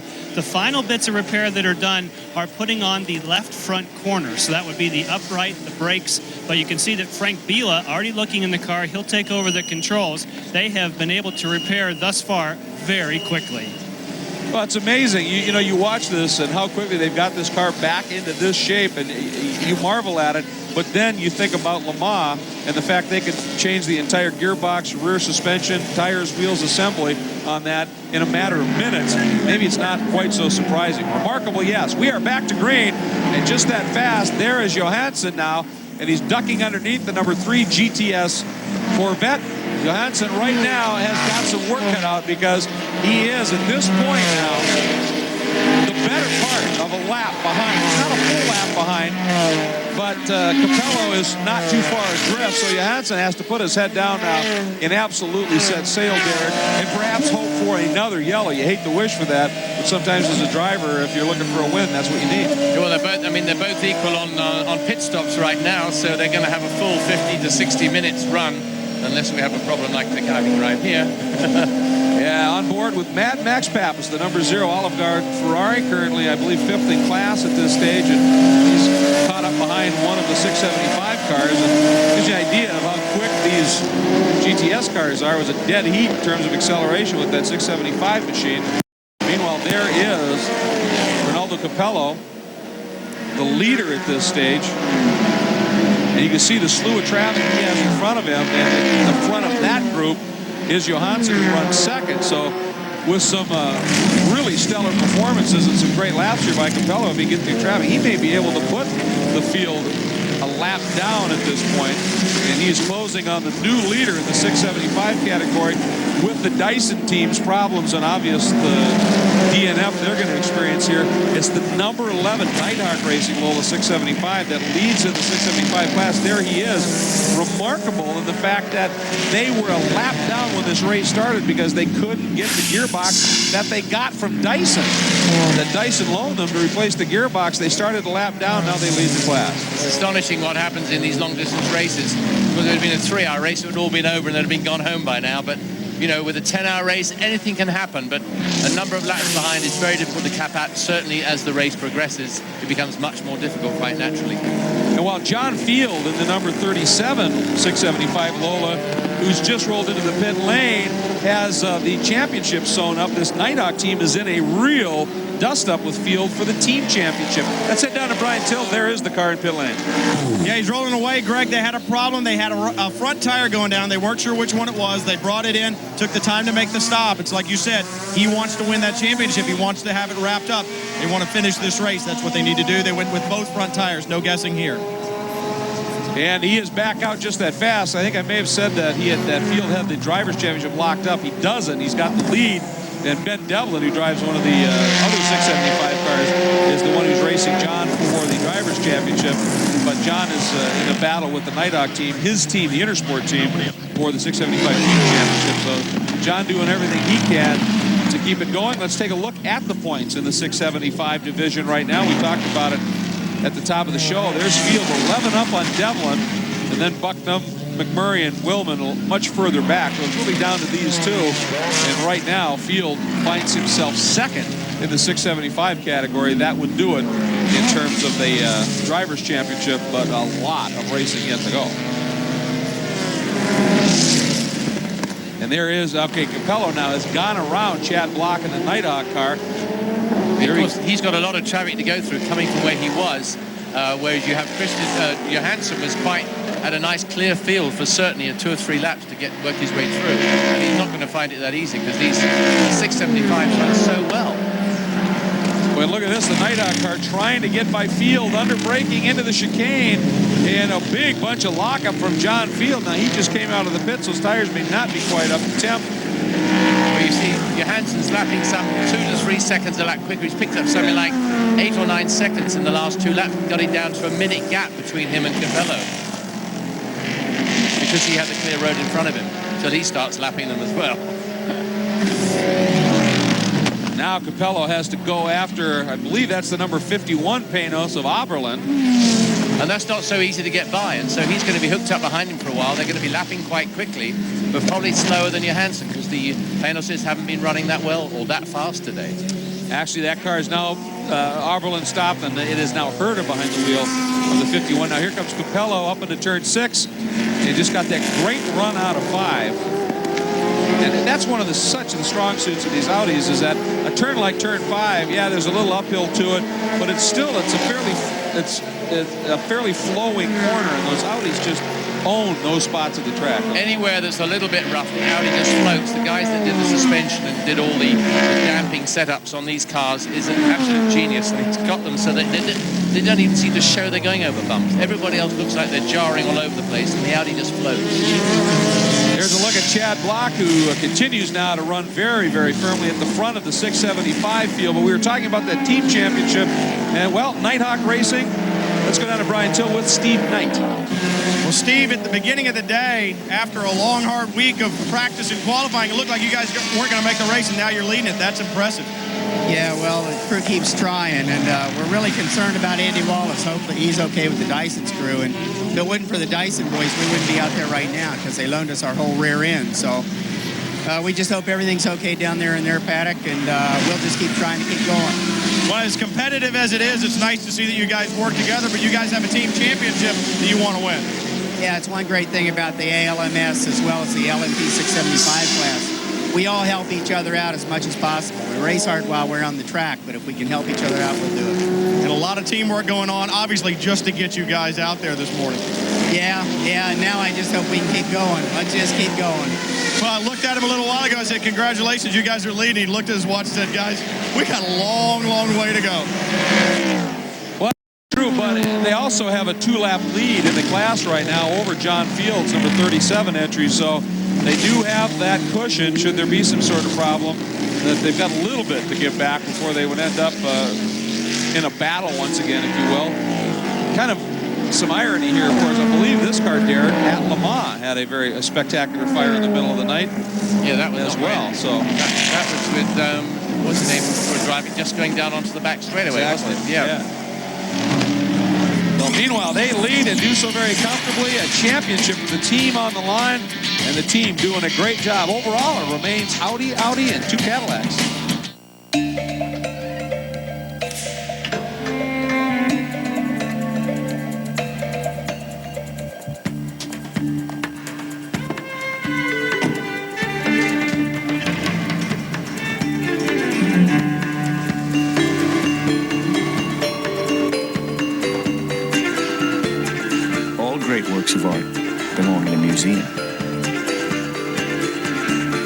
the award-winning Audi TT.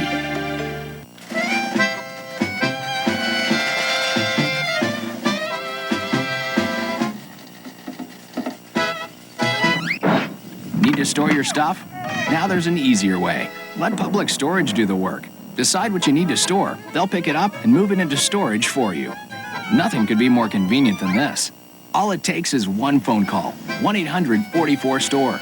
Next time, let Public Storage, America's storage leader, pick it up for you.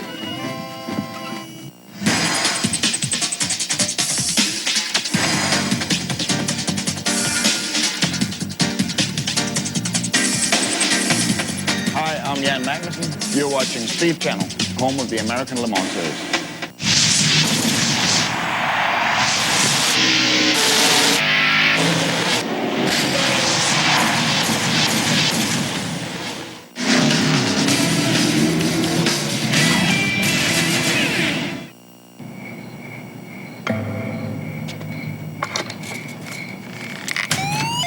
What's up? Alarm. It's the alarm. What's going on? Oh, the keypad. I'll check the keypad. It's the back door. Get by the phone. Hello? This is Jim from Brinks Home Security. Is everything all right? I don't know. The alarm just started going off. I'll notify your police department. Thank you so much. Brinks Home Security protected this family, and they can protect yours, too. The Brinks award-winning state-of-the-art monitoring center can signal theft, fire, or medical emergencies 24 hours a day. Brinks Home Security starts with a free personal security analysis that allows us to custom tailor the system for your home. Call now and we'll install a Brinks Home Security system for just $99, including a security keypad that provides a quick link to our monitoring center. As a special offer, we'll install a second keypad free. That's a $125 value. You also get the security of the Brinks name. Thank you, officer. Come on, honey. Everything's okay. Brinks Home Security, dedicated to fast response and peace of mind 24 hours a day. Call now. Welcome back to Speed Channel's live coverage of the season finale of the American Le Mans Series, the Petit Le Mans here at Road Atlanta. And the number one with Frank Vila behind the wheel is coming back out onto the track. And how quickly those repairs were effected is absolutely amazing. And they actually go a little bit deeper than we may have first realized. We're happy to welcome to our booth Len Hunt of Audi North America. And Len, you said you were down there watching the repair, and you've got to be incredibly proud of this. I'm so proud of that team did. I'm so proud of the guys, because literally in the time it's taken me to get from the garage up to this booth, they put the car back out there. When I was in there, they got the upper A-frame wishbone off, they got the brake rotor off. They were actually into brake fluid. It was a very deep repair, and it never ceases to amaze me how they can put this car back together in such a short space of time and get it racing again. And the never say die attitude, obviously, as well. I mean, Vila came in here with an outside shot at the championship. There are no team orders. He had an opportunity to go for it. That's probably out the window, and yet they were absolutely committed to get this car going, get him in back in the car and let him race. Yeah, it was funny because I'm reminded the time I came up with you guys when we were in the famous 2000 Le Mans, when I just come from the garage and they did the first rear end, and it just felt like that down there. You have never seen such a coordinated effort of mechanics working together. Everybody knows what he's doing, and it's like a Swiss clock is that machine, I tell you. You have to also be pretty encouraged and maybe think a little bit about the future here. You know, Audi's plans next year.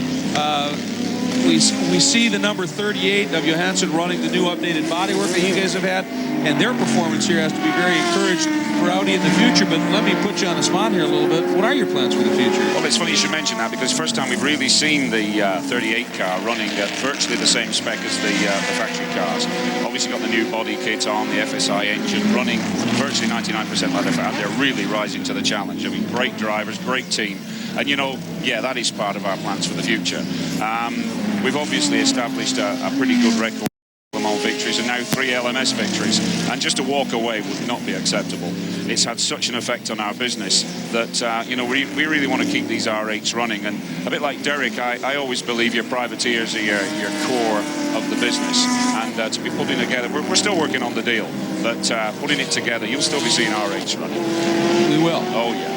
All right. With Yost, or will it be different teams? Well, that's what we're putting together. You're still working on it. That's what we're working on. Very cagey indeed. Well, that's good news, certainly.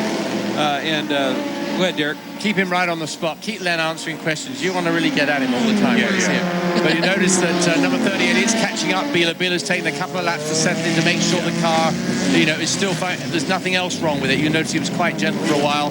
But, of course, it's got Johansson who's really getting with it. He's pushing very, very hard, trying to catch up the lead car with Capello in it. And, of course, he doesn't want number 2 getting in his way and slowing him down. I think, Derek, that was a nice thing when we saw the team of mechanics on the front end replacing the suspension. There's another team of mechanics in the cockpit actually working on that electrical problem, making sure, servicing the car, really making sure that there was nothing else that could affect the car. Because it's been pretty bad luck the guys have had in this race.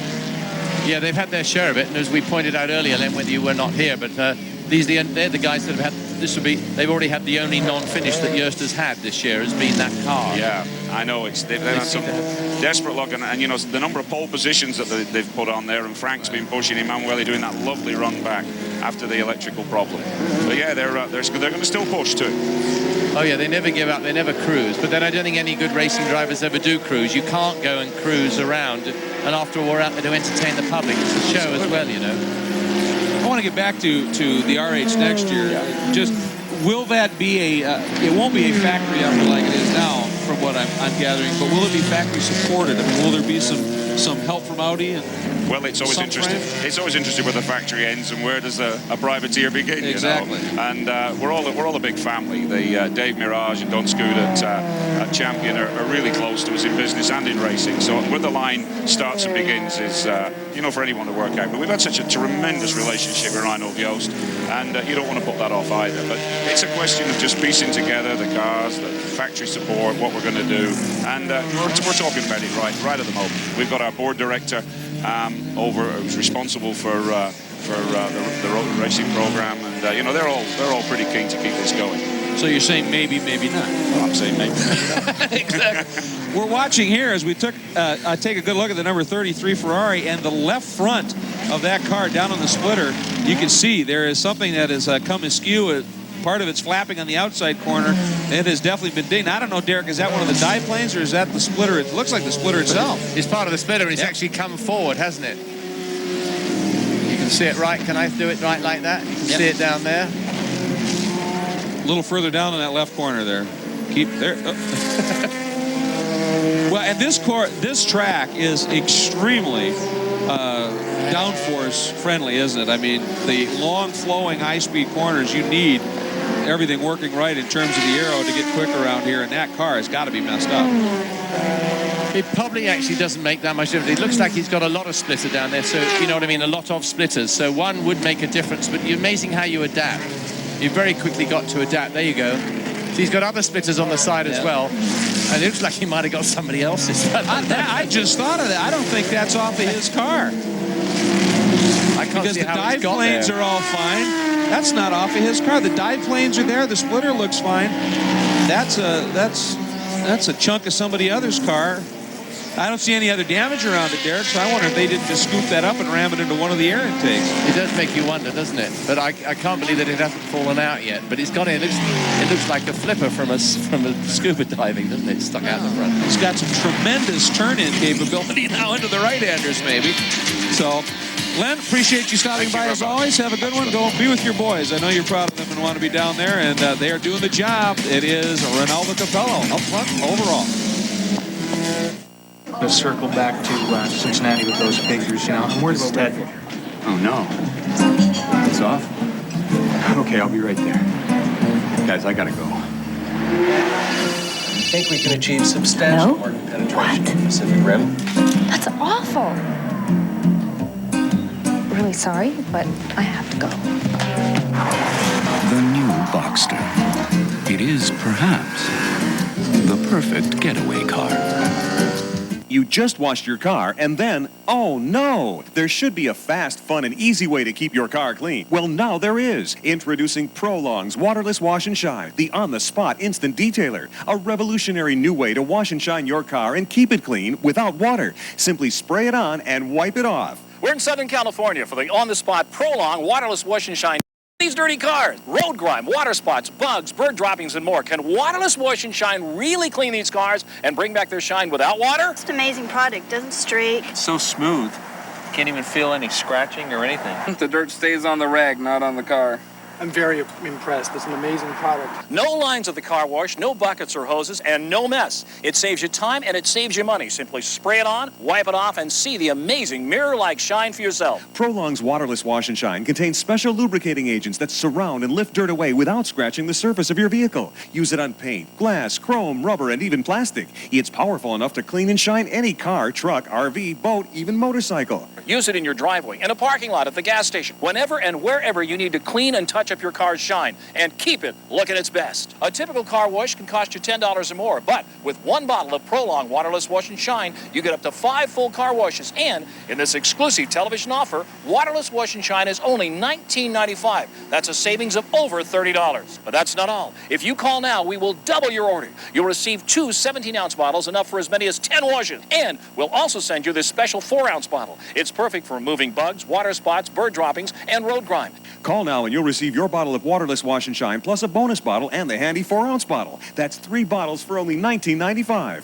Plus, by calling now, you'll automatically be enrolled in the Prolong Signature On-the-Spot program. We'll send you refills of waterless wash and shine every other month to keep your car looking its best. So pick up the phone and call now. Find out how fast, fun, and easy it is to keep your car's shine looking great with Prolong's Waterless Wash and Shine. Welcome back to Road Atlanta for coverage of the Petit Le Mans here on Speed Channel. Taking a look at the number 2 Audi, Ronaldo Capello, Dindo, as he's known, having a pretty strong run right now. The better part of a lap up on the field. And Derek, we were kind of watching what was going on with Johansson. He was throwing in some very quick laps and had taken that margin down to under a minute. It's ballooned back up again to almost a minute and 15 seconds. Yeah, actually, it has come down again. Yeah, it goes up and down. It's amazing, but that just shows you the traffic. Yep. You get held up going down the hill. I mean, you really are lost 2 or 3 seconds so easily in the lap, and it's been just going up and down like you can't believe. But it's always about between 55 seconds and a minute. Right. Now, just to give you an update, the number 1 Audi with Vila behind the wheel after that second long stop is back at 15th overall and well back. I mean, we have completed 177 laps. Capello working on his 178th. Vila is on the 158th lap that he is working on right now. The leader in the 675 category remains the number 11 Nighthawk Lola car, back in 8th overall. That's Chad Block behind the wheel of that car. The number 33 Ferrari leads in GTS, running in 10th overall. And then in the GT division, the leader there remains the number 23 Alex Job Racing McKenna Porsche. Lucas Luhr back behind the wheel in that ongoing lap count scenario. But the battle for second in that category is a pretty good one at this stage. About 3 seconds separating Randy Popes and the number 31 Peterson MPIE car and the number 22 team Alex Job Racing entry. Timo Bernhard, the driver. There is Johansson running second overall right now, and he has trimmed that margin back to 55 seconds. So Johansson doing the job, but right now, the number 22 entry of Bernhard is running in the 3rd in GT, and you can just make out in front of him Randy Popes in the number 31 car. This is a very strong battle right now. And there's the top 5 in the category as a whole. Luhr, Popes, Bernhard, Ralph Kellner's in the number 35 Ferrari. That's the 360. And then the Racers Group Porsche, number 66, Kevin Buckler behind the wheel on that one. Ooh, and some serious smoke, though, from the back of the 22 car. He's actually been smoking. He's been smoking for an hour. When I was out on the track watching earlier, he was puffs of smoke anyway when he was backing off before. But obviously, dear old Porsches can run when there's no oil in them. Well, that's a concern, obviously, during the stops. They must be topping that up fairly frequently. There he is, and now, there you just saw a glimpse of the number 31 Porsche. That's the gap between second and third in class. There's the right at the bottom of the screen. That's second in class, number 31. At this stage being driven by Randy Popes, and then there's some of the lap cars back to the 22 of Bernhard. And Randy had that off a little earlier, running wide at turn 7. Got it gathered up, and since then they have not put a wheel wrong, and Randy has hauled that car right back up into contention. He's a bit behind the lead number 23 car of Lucas Luhr right now. They're doing very well when you consider they actually have been off the road for a while, and they also damaged the front splitter, so they've done a great comeback there.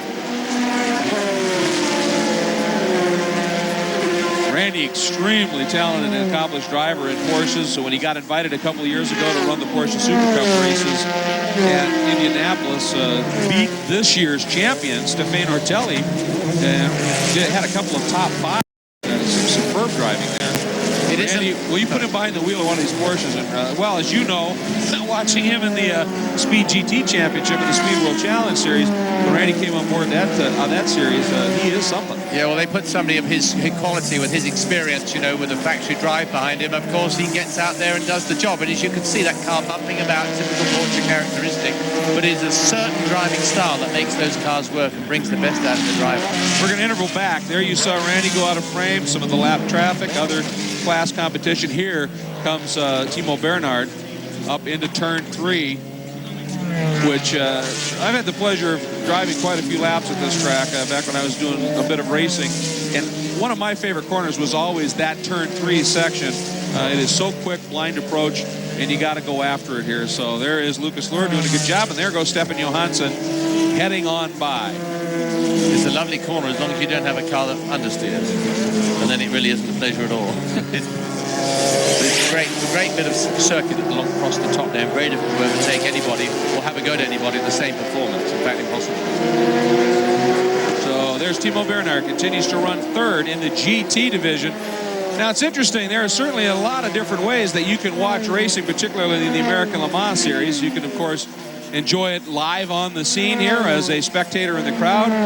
You can enjoy it, obviously, with Speed Channel's coverage. But if you find yourself unable to do that, well, they're also available on the web. Just a little bit of information on that.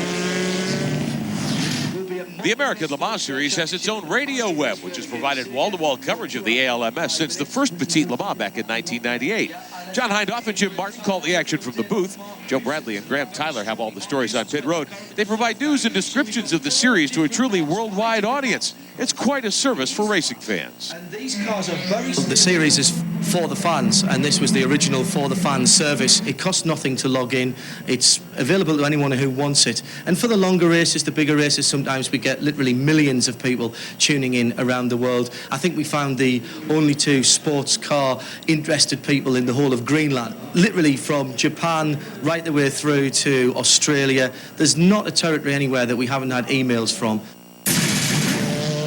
Well, of course, it gives it an absolutely remarkable reach that you can, anywhere in the world, really, you can check in live and follow the action here. So, well, I'd like to let you know that I'm done for a little bit here. When we come back in just a little bit, it is going to be Rick Benjamin. We'll be back in the chair for you here. But we want to, as we just talked about the American Le Mans radio web, well, we thought we'd give you a taste of it. So we're going to send you over to John Hindhaugh and let him take the call for just a little bit. John? I think this is a first for the American Le Mans Series and perhaps for any other race series as well, as the American Le Mans Series radio web ties up with the great pictures from Speed. This is John Hindhaugh in the booth. We're overlooking the start line here at the American Le Mans Series finale. It's the 55 car we've got pictures of now with what looks like a left rear puncture coming back towards us. That Team Buckingham Racing Nissan powered Pilbeam has had a fraught afternoon, and indeed a left rear puncture on that 675 car. Pierre Eret, who is driving that car, has had what can only be described as a character-building afternoon. For those of you listening on the internet around the world, we are now linking up with our colleagues at Speed on the American continent as the leader continues to lap around this fantastic 2.5-mile circuit. And Dindo Capello, the race has come to him. They had problems earlier on. Remember, this car's had bodywork changes, and that transformed the handling of the car. He's around the top side of the circuit now, and he's, as ever, dealing with traffic. The Racer Group 66 Porsche just going another lap back, and he'll be doing this, as will his teammate, points leader Tom Christensen, from now all the way to the end of the race. What a season it's been for Dindo. Their average finish, as you can see, better than third. They've been on the podium just about all the time that they have finished this race, including a win in the Road America 500, Tom Christensen's birthday weekend. That was a nice little birthday surprise for the Tom Christensen, who is leading, but only slenderly, from this man at the wheel now. It's Dindo Capello, his teammate. Of course, next year the rules changes will mean that we will have more than likely we will have joint champions. In some of the classes, it's been manufactured that year by, in fact, this team. It's the 22 car, and I'm sad to say that Timo Bernhardt and the Alex Job McKenna Porsche Racing has finally said it is not going to go the distance. That engine has been crying enough in the back of that car for quite some time. Timo Bernhardt, third position in GT, and I'm afraid it's not going to go any further. He's pulled off into the old pit lane. That was originally the only pit lane, and it's only the second DNF of the year for that car. Such an unusual sight this is, and bad luck for Alex Job and the rest of the down there in pit lane. However, let's not forget the team car is still going along, and going along very nicely with Lucas Law leading that class. And here, coming down towards the complex, a lot of fans down there seeing it come through 9 and 10. Got a little puff of smoke going through there as he went down through the gearbox, and then the engine just crying enough. And I have to say that he's not going any much further with that car. It's distress, and it also may well mean that the clever calculations that this team's been doing, that we saw in the pits earlier on, where they were adding up how many laps each of the drivers, may come to nothing. So, well, that's just the whole thing about sports car racing. Keeps us always on the edge of our seats. Thanks very much for the guys at Speed for letting the American Le Mans Series Radio Web join me. Back after break with Rick Petty.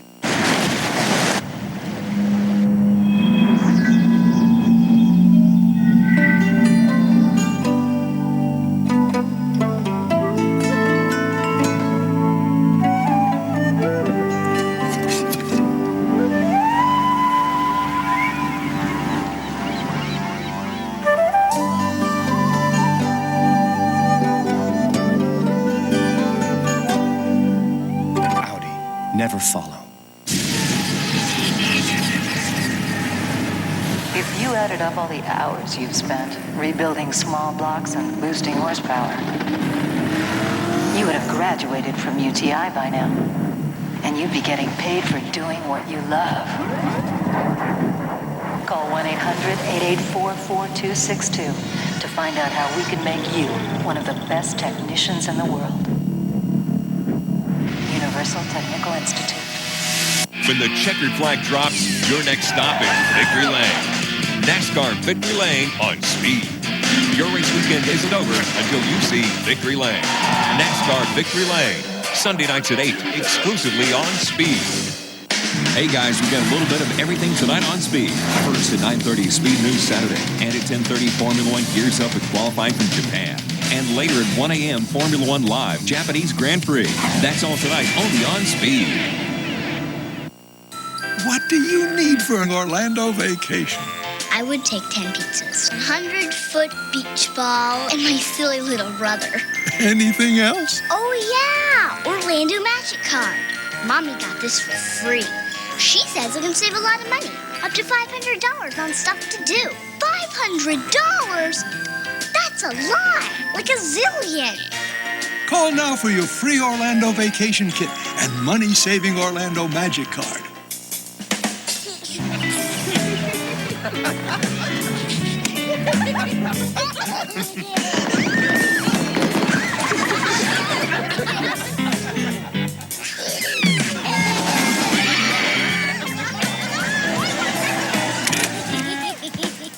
Call today for a free Kissimmee St. Cloud Visitors Kit, packed with special offers, maps, and more. Call now. It's all you need for a great Florida vacation. Back on Speed, let's recap what's happened in hour 4 of Petit Le Mans. Hard contact between the number 1 Audi and the number 16 Dyson MG Lola. Emanuele Puro just had nowhere to go when Andy Wallace's motor let go. They took the one car behind the wall. Did a lot of repair work, new body work, new suspension pieces. Frank Vila got in the car. And the Audi number 1, that red trimmed silver machine, back on the racetrack and up to 13th spot. Now they are 17 laps behind their team car, which is leading. And Neil Capello still out front. Meantime, Vic Rice has gone off course in one of the gravel traps in one of the Graham Nash Motorsports. Celine's from England. The 83 car will require a tow-in. Derek Bell, great to see you again. It's been a while since we shared the microphone here. Good to be with you for a while here this afternoon at Petit Le Mans. We've seen this sort of thing happen with these Salines several times today. Yes, obviously they're right on a ragged edge. I personally have never driven one. They always look very lovely to drive, but they're certainly having some problems keeping them on the road today. Capello now with nearly a lap lead over Stefan Johansson in the ADT champion Audi, the 38 car. And we will take you back through the field. Show you what has gone on and where your favorite drivers and teams are. Not quite to halfway today, very close to it. 187 of 394 laps complete. Capello, car number 2, first overall. Tom Christensen crowned the driver champion in all likelihood here today, off of his performance in car number 2. There's the gap back to Johansson. Johnny Herbert did a couple of stints at the wheel of the 38 initially. This car has been in the lead today, but now nearly a full lap, nearly a full 2 laps back as we check the scoring monitor. And then there's another lap separating the 38 car, the car that's running third. As we take a look at our Porsche digital pilot, Johansson, get a look at just how strong these R8s can be. Jack, what a machine this must be to drive. Yes, I have to say, I haven't been Adam's the only guy that sat in the booth that's actually driven one of these things. They don't seem to want me to get and have a go, but everybody just says, the drivers that drive them just say they are magnificent. And around here, the cars have been so perfect. Now they have that new bodywork, particularly on number 38, on the front end of the car, allow more air into it, hold the front down, and the guys just say they just drive it flat out. All they need is more power now. As we can see, the turbo boost up around 1.7 bars. Johansson on the button. Heading to the backstretch here at Road Atlanta. Third place car, the number 8 Cadillac. Max Angelilli making a pit stop. He's another lap back. He's 3 laps behind Capello. Angelilli from 7th to 3rd, so it's been a good run for this team as they go for their 4th straight podium finish in their swan song as Cadillac. Yeah, I just pray and hope that we can bring those cars in another guise. I think they've done such a wonderful job, having criticized them for 3 years, that we weren't getting much joy out of it. Suddenly, when it's all called off, we get the cars coming through and getting great successes. I don't know why that is. I'm sure somebody else at the team could explain it, but now we're doing a great job, great success. A little steam rising off that car, Brian Till. Yeah, you got a lot of smoke off the front brakes, but that's normal. They're very, very hot when they come in. They're just coming in to put fuel in it. They won't make a tire change. The Michelins are still good. Driver stays in the car. Routine stop for the Cadillac boys. Angelilli waiting, of course, with the car shut off. Fuel hose out. Down off the spot on pit road, and he will get back into the chase. Your 4th place car, the other Cadillac, Emmanuel Collard, from 6th to 4th in the 7th car. The early hour and a half there, I don't know if you had a chance to watch from trackside, but these 4 or 5 prototypes in the front had a great battle for a long time. Oh, they're having a wild time. Great spectators. That's what everybody loves to see. And of course, because you're getting such a variety of cars out there, you get these tremendous variations of speed, which gives you a greater sense of speed of the big cars. And I think it was very, very exciting, very dramatic. And I thought the guys drove really magnificently. Gave us a great show. Collard up to 3rd now. Angelilli back to 4th in the 50 car. This is the car that wrecked so hard on Thursday with David Donahue at the wheel. David Brabham has the car 6th overall. And it may be better than it was at the start. David Donahue told us the car was extremely flexible. The chassis are a couple of years old now. They took the car up on the hill to Atlantic Technologies, patched the tub, put all new pieces on it, and made it into a great race car again. Yeah, well, that's just what happens these days. These guys have a little go at it, and I think everybody's so determined to come up with a result. They put so much more effort into it. We'll make sure these guys have a real race car by the time the race starts, and they've done just that. And the drivers, of course, particularly Donahue, is going to do a little slightly better job than he did before, and he's got a great couple of teammates, so not going to let him lie low and sort of say, well, it wasn't my fault, Keep him honest. Drive up into 50, into turn 1. A wide line to put him in position to take the hill into turn 2. Brian Herta has taken the team Panos, the 51, up into 5th spot. Brabham is 6th. And the new version, Riley and Scott, just a few more seconds back. We'll take a look back up the hill through the S's here and show you the 36. Mark Goossens from Belgium is back in this car. He was up in 3rd earlier today, Derek. That car seems loose in this part of the racetrack, but it's very fast. Well, they've done a tremendous job. I mean, Mark Goossens, I have to say, is driving exceptionally well. And bringing the best out in the car. It's great to see it doing so well. Oh dear, that wasn't a very good move. So that's put the Viper right out as they go onto the back straightaway. He must have wondered what happened, what hit him. Mike Hesman's driving the 45 car. A whole new driver lineup for American Viper Racing here this weekend. Hesman's very experienced and capable driver from what I've seen of him over there. Absolutely. In fact, I used to race with his dad when he was driving the car. But no, he does a great job. They have a very, very competitive car in Europe. Does a lot of very, very fine work there. The Nighthawk 675 car, 675 leader, Chad Block in line. This team perhaps will win 3 in a row in what could be their swan song with this race car. We're hearing this car may pass into another team's hands after Petit Le Mans. Block climbing out. Claudia Hurtgen has helped this team tremendously the last 2 races. She couldn't be here this weekend. So they have got a different mix of drivers, and they are also now leading the team standings in the 675 category. Nighthawk ahead of Intersport by 9 markers here, and they lead with this car in the standings. John Field 5 laps back in the Intersport car. Jan Vikas is on pit road. Andy Lally just getting the seatbelts fastened. Now that the fueling is done, they'll go ahead and change these Avon tires. There's a great tire battle in this series amongst the manufacturers, not only from car to car, from MG Lola to MG Lola, but also we've got the manufacturers involved. It's a great series from that standpoint. Everything relatively routine at the moment. However, wouldn't you know, as I say that, the back lid comes off, and we're seeing a little bit of oil appears, and they're using the fire extinguishers to spray water into the radiator. So we would assume that that has something to do with an overheating problem. Well, remember, this is the car that burned to the ground at Le Mans. This car has a 4-lap lead right now over the 37, the Intersport machine. This is the car that had turbo failure and a turbo fire on the backstretch at Le Mans back in June. Nearly burned to the ground, had to go to Lola and be completely rebuilt. Here comes John Field's Banana Joe's car. John is back in the car. Duncan Dayton and Mike Durant, a couple of very capable drivers, sharing this car today with John. Sees some debris, marbles flying up from the car as he points it down the straightaway, swings under one of the Ferraris. And Derek, these 675 cars as blindingly fast as they could be. We certainly saw Rob Dyson's car up in the top 2 and 3 overall here in the early going. Reliability is really the problem.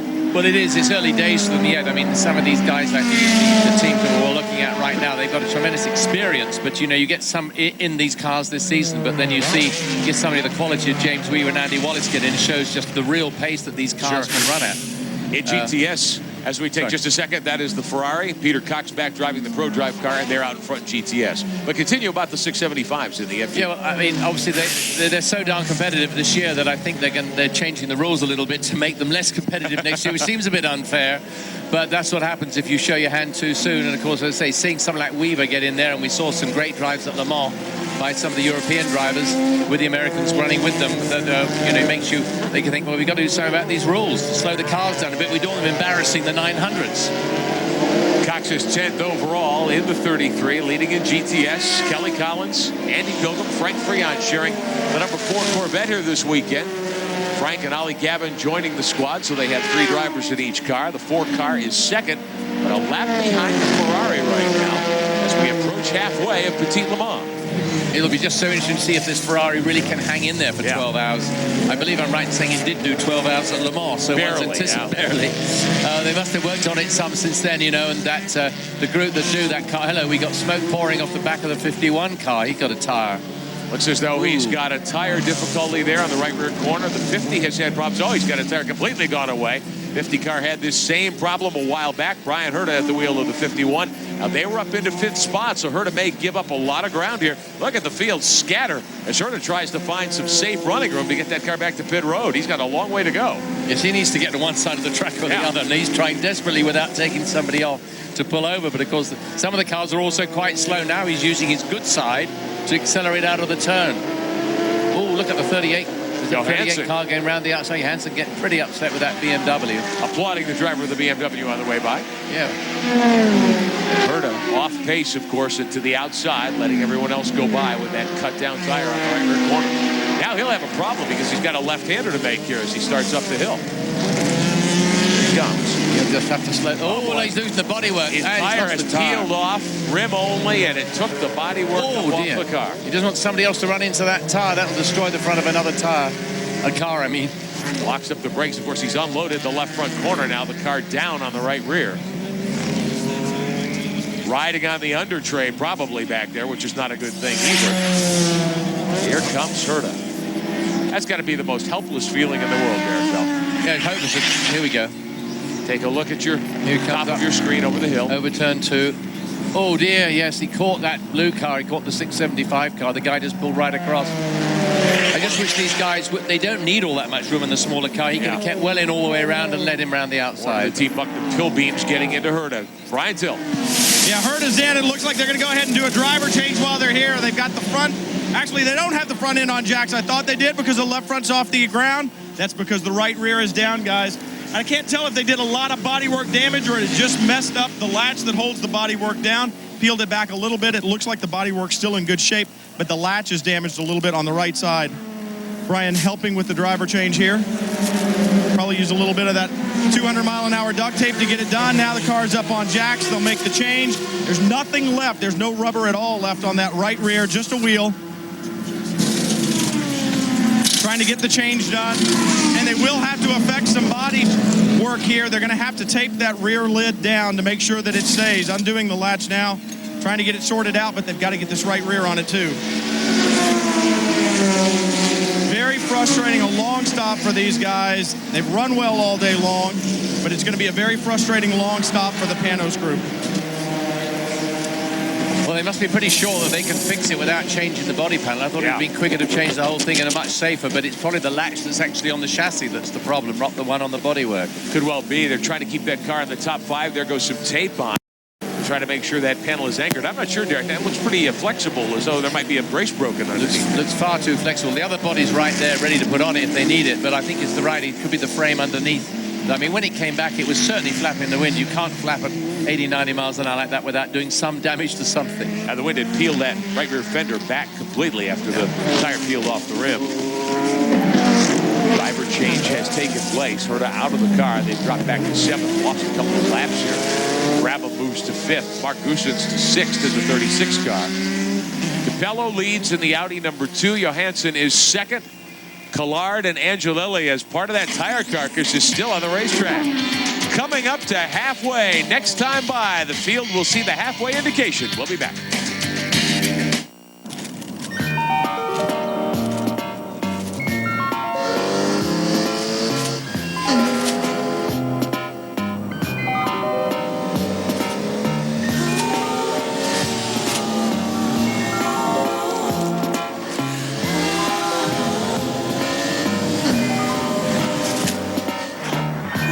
Keep our highways beautiful. The 911 Carrera. Inside every car's engine, friction and wear cut scratches in metal surfaces, causing compression and power loss. Restore with CSL fills these scratches and improves the seal between piston rings and cylinder walls, thereby restoring engine power and reducing oil consumption. Independent tests prove that Restore really works to increase and balance compression across all cylinders. If you have an older car or truck with a lot of miles, improve the engine performance with Restore. Satisfaction guaranteed. There are many good reasons to get a home security system from ADT. We're home. This is where we live. Some smaller than others. So it's no surprise that more Americans choose ADT to help protect their homes than any other company. We're always there with the most sophisticated technology and skilled professionals, helping to keep you safe from burglary, fire, flood, even carbon monoxide. ADT blankets your home with an invisible wall of protection, and now you can get ADT installed from just $99. Call this number or an ADT authorized dealer. You could also save up to 20% off your basic homeowner's insurance. At ADT, we give you more than a security system. We give you a feeling of security, no matter what. Daddy's got you. Call now and get ADT installed from just $99, plus up to 20% off your basic homeowner's insurance. ADT, always there.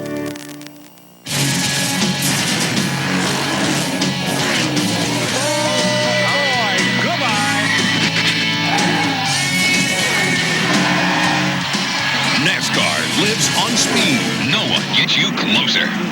Hey guys, we got a little bit of everything tonight on Speed. First at 9:30, Speed News Saturday. And at 10:30, Formula One gears up to qualify from Japan. And later at 1 a.m., Formula One Live, Japanese Grand Prix. That's all tonight, only on Speed.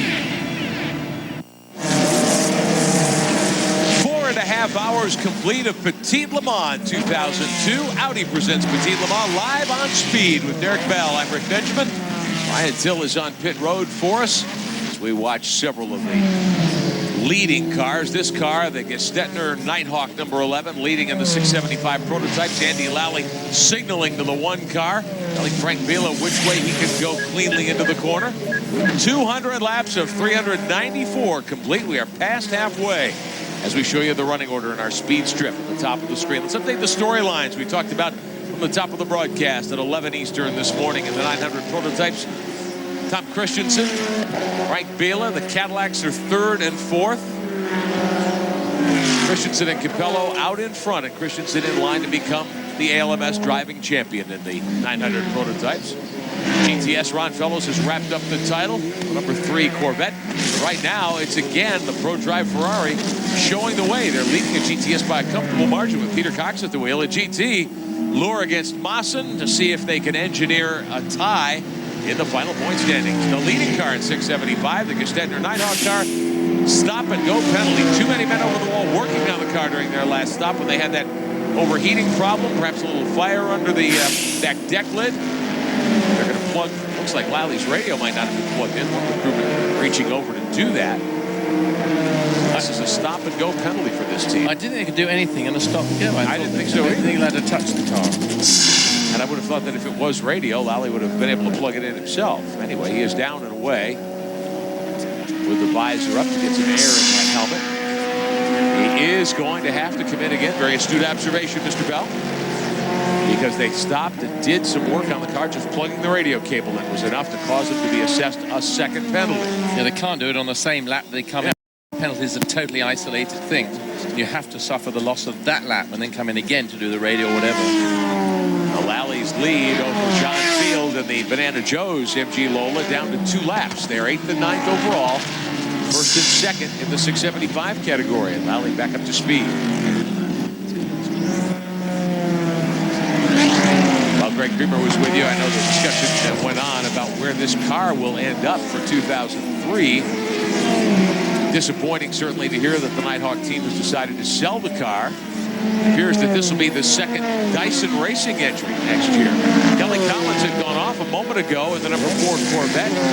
Frank Breon actually now in that car after a pit stop in GTS. They're still second. They're 3 laps back now, Jan Mikas. Let's find out how he got off course. We saw you off course. What happened? Well, what we were doing is as the clouds came in, we decided to run really hard with our tires. We weren't ever able to make them last really good for more than about 30 minutes, so we decided to run hard with the Ferrari, pass them, and then they caught us back up when our tires went away, and I had 2 laps left, and there was just nothing left there. I came into the corner and just stepped out on me. Luckily, I ended up 2 wheels in the gravel, but I got out of there. Luckily, I got out of there, so we're still in the race. Everything's still good, and I think it's barely half over, so we got a long way to go. How are the track conditions with so many cars running? Track conditions are good. I'm not going to go slamming anybody. You know, there's certain cars out there that are a little slower than others, and there's a lot of professional drivers. The fast guys got to get through, and they're being pretty cooperative. It's just, it's typical mayhem at the Petit Le Mans. All right, thankfully your car's okay. Thank you. Thanks. Now the number 4 Corvette in front of the 3 car by a lap. They're second and third in GTS, and here comes Lally. For a moment ago, they were assessed to stop and go. When Lally stopped, a crewman came over the wall and looked as though he was plugging a radio cable into Lally's helmet. They're going to send him to the penalty box this time rather than his pit stall. That may have been the problem too, Derek. He didn't stop at the penalty box. No, I thought that's where you served your penalty, where it says penalty box. Yeah, that is the idea. That's the point. They're going to hold it. And that seems a lifetime sitting in there. Remember, it's the second time he's been through the pits, and he's lost, I mean, so much time, and any advantage they had has totally disappeared right now. John Field has just gotten 1 lap back, so he is now 1 lap down.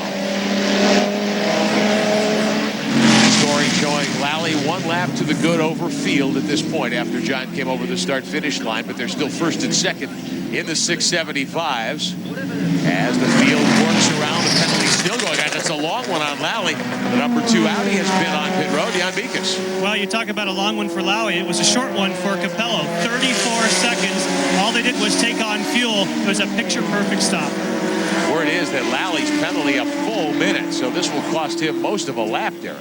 Well, coming in and going out, without a doubt, more than a lap. And now the signal going. You can see the IMSA official waving to Lally to go ahead and roll the car.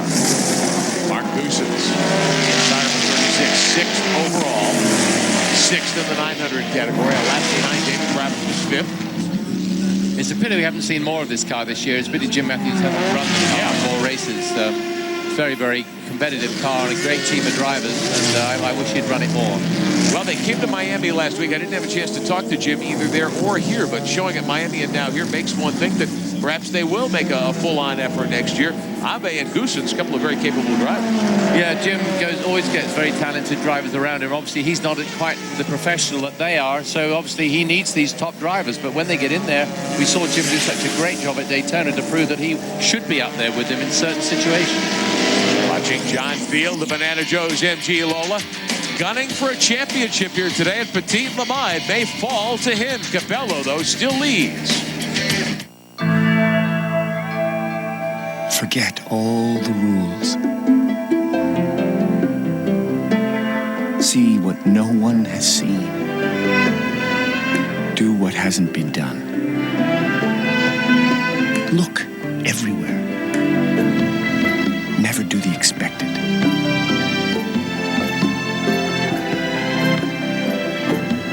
Never follow. Hi. We have a little leak or something. Holy moly. Guess I better get started. Right. But first, could you give me your price and the prices of some of your competitors? You know, don't want to pay too much. Our customers know the importance of shopping around because at Progressive.com you can get our price for car insurance plus the rates of other big-name companies. You could save hundreds. Call Progressive today. Formula One lives on speed. The cars, works of art and marvels of engineering. The drivers, superstars, and rocket men. From Australia to Brazil, Canada to Malaysia. Checkered flag is out. Speed Channel takes you around the world with live of Formula One. The beauty of man and machine. The thrill of open-wheel battle. Formula One, the Japanese Grand Prix, live tonight 1 a.m. only on Speed. When you have money problems, just going to the mailbox can be frightening. The bills and balances keep piling up. You're scared to even look. It's the same when the phone rings. You know it's another creditor, so you're afraid to answer. I don't know how my debt got so out of control. I thought bankruptcy was the only way out. And then I called Ameridebt and found the answer. Every day, Ameridebt helps more people with money problems. We're a nonprofit organization offering free consultations and solutions to consumers seeking to eliminate their debt. Now I don't have to struggle to keep up my monthly payments, and I won't spend the next 20 years paying off my credit card bills. Ameridebt contacted my creditors. They were able to get my interest rates reduced, and my payments were almost cut in half. Now my balances are dropping, and I only have one small monthly payment. Call this number, and in minutes, regardless of your situation, Ameridebt can help change your financial future. Ameridebt gave me my life back. Ameridebt, helping America get out of debt.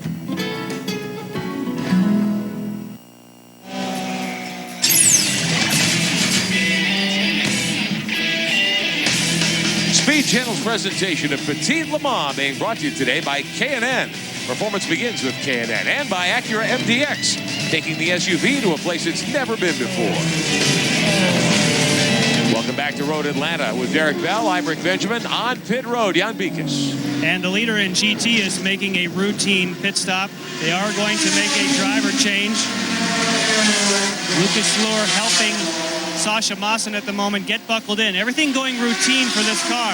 I did speak with Alex Job about the demise of the sister car. He said they lost an engine, and he said not only did they not have the right number of driver laps, in other words, they will not tie, he now believes they'll lose second in the championship. So it was a devastating blow. Why they do here? Let's go up to GTS. Brian? The 33 Pro Drive car was just in. Cox was out Manu was in. Flawless change here. They made a tire stop, filled it with fuel, and off they go. They got the lead when they were here. They still have it when they go out, guys. Flawless stop and a flawless performance by this Ferrari today. And I should say, so far, we got plenty of time left. We sure do. They put 188 laps on the board. We're just past halfway for the leaders. And there is a lot of racing yet to come. Menu just settling in, letting the Viper get by. Here comes the Peterson Porsche and GT up on the back deck lid of the 33 car. And John Field, still a lot of traffic, a lot of cars left in the hunt here today. And it is heavy traffic everywhere you go, Derek Bell. What always is, as we look, there were 70-odd cars starting the race, 2.5 miles. And obviously we were talking just now to one of the drivers, talking about the number of cars there are on the traffic. But let's face it, at Le Mans, you know, there are only 50-odd cars that start over 6.5 miles. Yeah. Here we are at a circuit which is 2.5 miles with another 20 cars on it, and it's a nightmare. So when you actually go to Le Mans after this, it must seem a doddle, no problem at all overtaking. I admire them very, very much, particularly as it comes to nightfall and you've got to assess what those lights are behind you. Now you can see the shape of the car, but in the dark you can't. Watching a lap Menu, many-time touring car champion in Europe, joining the team. Come and run Petit Le Mans. The prototype cars right behind one of the Cadillacs, I believe. Yes, number 8. Look at the car, Max Angelelli, 3rd overall. Look at the speed of that Ferrari down the straight. I mean, it is so fast. I'm astounded. I drive one on the road quite a lot, and it's astounding what a beautiful car it is, but compared to the speed it has in racing form. Well, we've said it a couple of times when we were at Le Mans. I think that was the last time you and I shared the broadcast booth. That car was the fastest of all down the Mulsanne, that particular car. The number 26 Celine, meantime, while we were away, lost a front wheel. They brought the car to pit road. Tony Seiler driving the car at the moment when the left front came off. They have made repairs, and the Celine should be able to get back up on the racetrack. It was a car that was very competitive in GTS, has a couple of poles, back in 29th spot right now, making 30th spot overall for Tony Seiler. Seem to be quite calm about whatever they're doing. There doesn't seem to be any great panic going on. And the 38 car, Stefan Johansson with a problem, we're being told. He is 2nd overall, a lap behind Capello. Body's come loose on the left front, which possibly means he nudged something, but normally one would assume that, which has helped lift the body up. Remember, this is a new front body section they've actually put themselves on. I heard the guys saying earlier that Audi gave it to them. They didn't. I believe they produced this body themselves in that shape, slightly different to the factory car, but very similar, to get more air right up those louvers you can see on the front, to get more downforce. But Stefan was obviously unaware that that is the situation, because he seemed to be carrying on around the track. Probably about time one of the team called him in, because that could be very, very dangerous. I would think that the wind might get under the dive plane and peel that fender right back off the car. Well, I think he would have done it already, because I think he's already come down the straight. You don't always go down the straight twice before it happens. Meantime, one of the Panos is in, Jan Bikas. Yeah, it's the 50 car. David Brabham will be giving the chores over to David Donahue. It does also appear as though they will make a 4-tire change.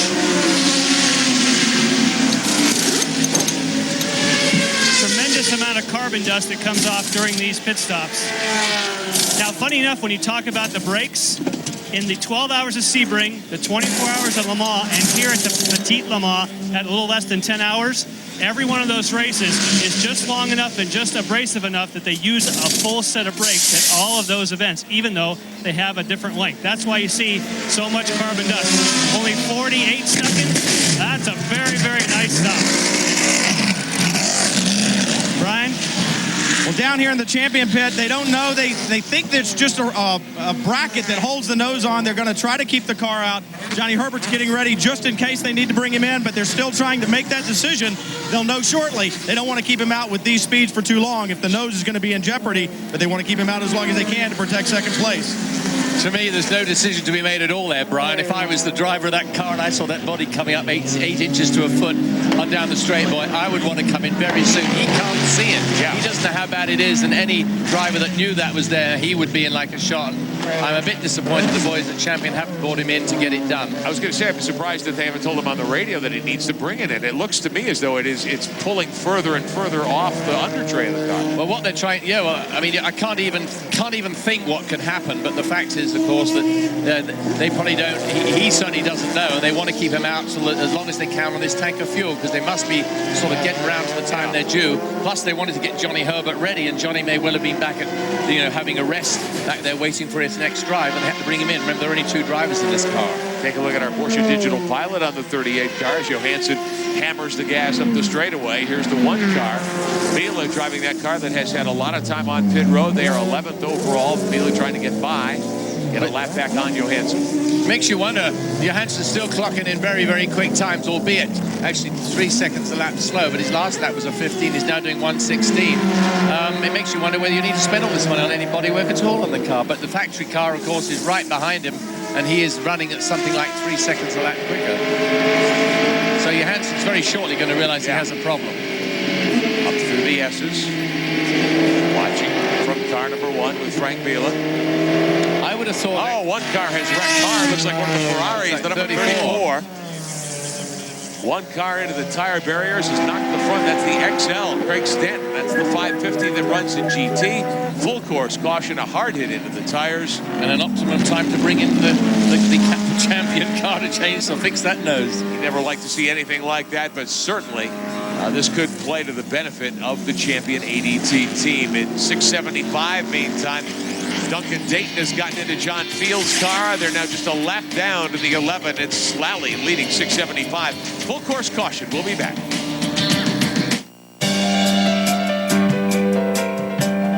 Behind them is a snippy maitre d' and a wilted Caesar. In front of them is a family drama playing itself out. But right now, life is perfect. Thanks to a full moon, a powerful engine, and the Autobahn-tested suspension of the Acura RL. I've got to tell you, a few weeks ago, I saw the White's metal detector ad on TV. In no time at all, my local dealer had me out treasure hunting. I was finding the good stuff my first day. And the best part? You can see what's in the ground before you dig it up. Your treasure hunting adventure can start right now. Call for your free catalog. My wife said I needed a healthy hobby. She's proud of the weight I've lost and really proud of this. Call now. This is the sound. These are the results. This is the sound of the PowerFlex by Gold's Gym, the authority since 1965. Gold's Gym gives you one powerful machine with 65 club-quality exercises. The secret to the PowerFlex begins with the swivel flex pulleys that provide you with free range of motion. Next, Power Stroke Resistance simulates the natural movement of your muscles and allows you to move from 10 to 410 pounds of resistance with one simple stroke.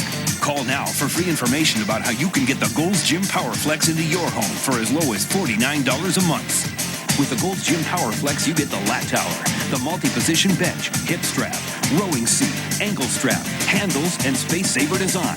As a special bonus, when you order, you'll also get the Gold's Gym PowerFlex leg developer for stronger legs and shapelier hips and thighs. A $200 value absolutely free.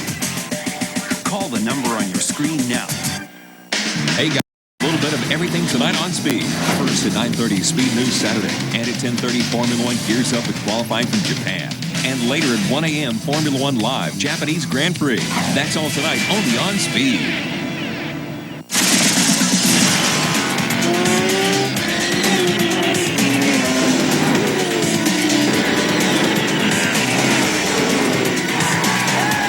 Motorcycles live on speed. No one gets you closer. Welcome back to Road Atlanta, Brazelton, Georgia. Coverage of the American Le Mans Series. Audi presents Petit Le Mans to wrap up the 2002 season. Flag to flag tonight here on Speed. With Derek Bell, I'm Rick Benjamin. Great to have you with us. Full course caution for a hard hit coming out of turn 12 onto the front straightaway. Craig Stanton piled his 550 Maranello GT car into the outside wall. Derek, that's at the exit of the turn. I wonder if something let go on the car that just propelled him off the corner at the exit into the tire barrier. It's a very, very fast corner. I mean, it's the last corner on the circuit, turn 11, and you come down the hill very, very fast. It's not bumpy, but if you don't get the line right coming in, you just go straight off. And he went off very early in the act, so he must have got out of control very early on. But I can't see any violent skid marks to show that he had a lurid time. I think he just got on the grass, and that was it. Well, I wonder too if at the outside of the groove like that, there's so much debris and marbles up there now as we are 211 laps into this 394 lap 1,000-mile run.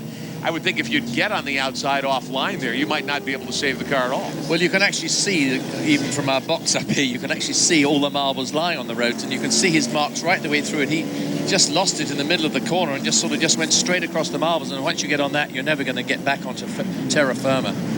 Overall leader is Dindo Capello in car number 2 of the Audi. He's on pit road for a stop. Jan Beekes. Yes, and in fact, we're expecting both of the factory Audis to be on here just in a moment. So they're going to have to be very cautious as they lay the tires out and they make a driver change with Dindo Capello getting out, Tom Christensen getting in. They will take the opportunity now to go ahead and change tires on that car. Remember that we saw that car in not too long ago and it only took on fuel. The 11, Andy Lally comes in just ahead. So when the number 1 car does get here, they will be, as they say, chock-a-block on the pits. There'll be no room behind and no room ahead. And, of course, that's a real challenge when it comes time to change tires. There's the 38, and here comes the 1 as well. Now, of course, they had no other option. They had no option but to have him go past and pull him back into position. They're now doing the same for Christensen, pushing him back, and he's getting a penalty. While he gets a penalty, we'll go to the 38. Brian? Johansson's going to get out, and they're going to have to replace the nose on this stop. The car's up on jacks. Herbert getting in, Johansson getting out. They're going to make a tire change. They'll fuel it too, but then they're going to have to replace the nose. The aerodynamics so important on these LMP 900s. All of these prototype machines, noses are so important, so they're going to have to go with a new nose on this car, especially as we talked about earlier. The aerodynamics, they're new. They're the same ones that are running on the Yost Audis, so they want to run those new aerodynamic package that they were given. It has worked for them so far this weekend. They want to make sure it continues to work. Nose going on. They're going to replace the windscreen also. We saw on one of the other Audis earlier, on one of the Yost cars, the windscreen is so important. As the 1 car goes by, it's a little longer pit stop than they wanted, but they want to make sure they got everything right. They've got a very good car underneath them. I asked earlier about the pace that they were running. I said, do you run a pace? And they said, yeah, we run the pace as fast as we can go. This has turned into a 10-hour sprint race, guys. Well, the change going on the 38 car. The penalty, meantime, on the Yost Audi being added 20 seconds because on the last stop, they cleaned some grass out while the car was not to be serviced. You know, the American Le Mans Series and the ACO rules, you fuel the car only, then do the service work. So Johnny Herbert strapped into the 38, and he is down and away. He's one of the most accomplished drivers in motorsport. He's won a pair of Grand Prix races before coming to the ALMS, chasing the championship this year. But the pivotal moment in his career and his life, Johnny says, may have been a big wreck in England 15 years ago. It happened during a Formula 3000 event. It changed my life in a lot of ways because I think the main thing was I was sort of known a little bit as a sort of an obnoxious sort of young driver at the time. And when I had the accident, the only way I could really get over it was to laugh about it and be happy about it. And that way it changed my character, because the character I have now, or when I got back into Formula 1 and gone onwards, has been always the chirpy, happy Johnny Herbert. And it was really only through that accident that I've been that way. It taught me a lot of things. It taught me a lot about myself. And I was very fortunate my wife gave me a lot of support at the same time. And I got through it and I got back into a racing. I never achieved what I wanted to achieve in Formula 1, but I still achieved Formula 1 wins. I still achieved a Le Mans win. Hopefully I could add the American Le Mans Series to that as well. It'd been a long, long, hard road for me, and to be able to achieve it, firstly, at Silverstone, in front of your home crowd, and it's your first Grand Prix win. It was just, you know, the best thing that's ever happened, other than marrying my wife and having my children.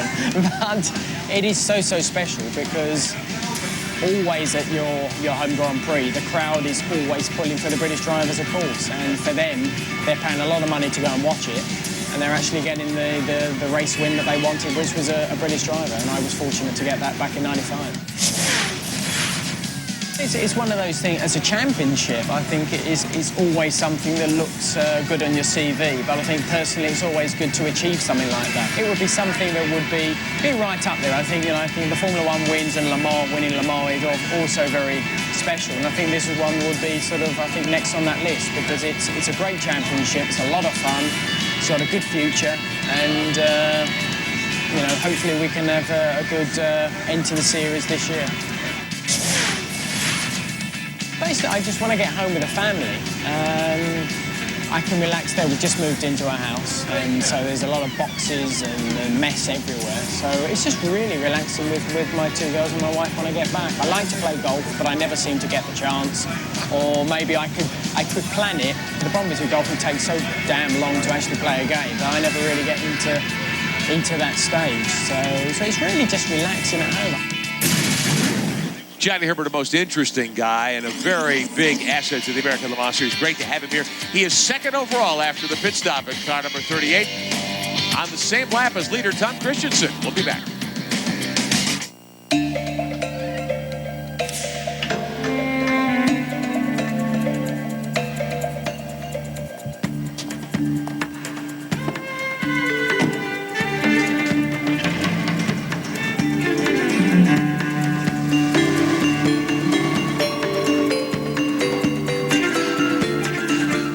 Works of art belong in a museum. The award-winning Audi TT. What's so hot about a steel building from Steel Building Depot? The price. Steel Building Depot has really turned up the heat during our summer blowout special. Call now and save up to 60%. Steel Building Depot has brand new buildings sitting on our docks ready to move during this summer blowout. Business, aviation, farm, or put yourself into the self-storage business with 60% savings backed by a 20-year warranty. Beat the heat by saving some cold cash with a building from Steel Building Depot, America's #1 steel building provider. Call 1-800-478-1265.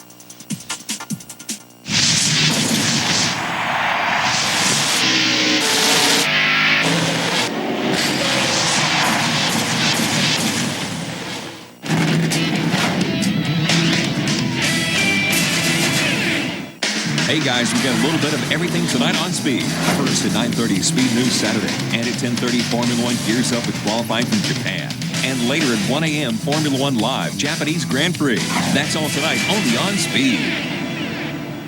Fed up with yo-yo diets and food fads? Do you need help making the right diet choices? Introducing NutriCounter, the electronic organizer that monitors and measures your food. Not just a calorie counter, it creates a program for your individual goals. Lose or gain weight, reduce cholesterol, fat, sodium, and sugar. Manage fiber, protein, and carbs. Type in your food and it displays the nutritional content and adds up your totals for the day. If you go over your goal, the line flashes. It's like having a personal diet counselor. There's over 2,000 built-in foods, including fast foods, or add your own.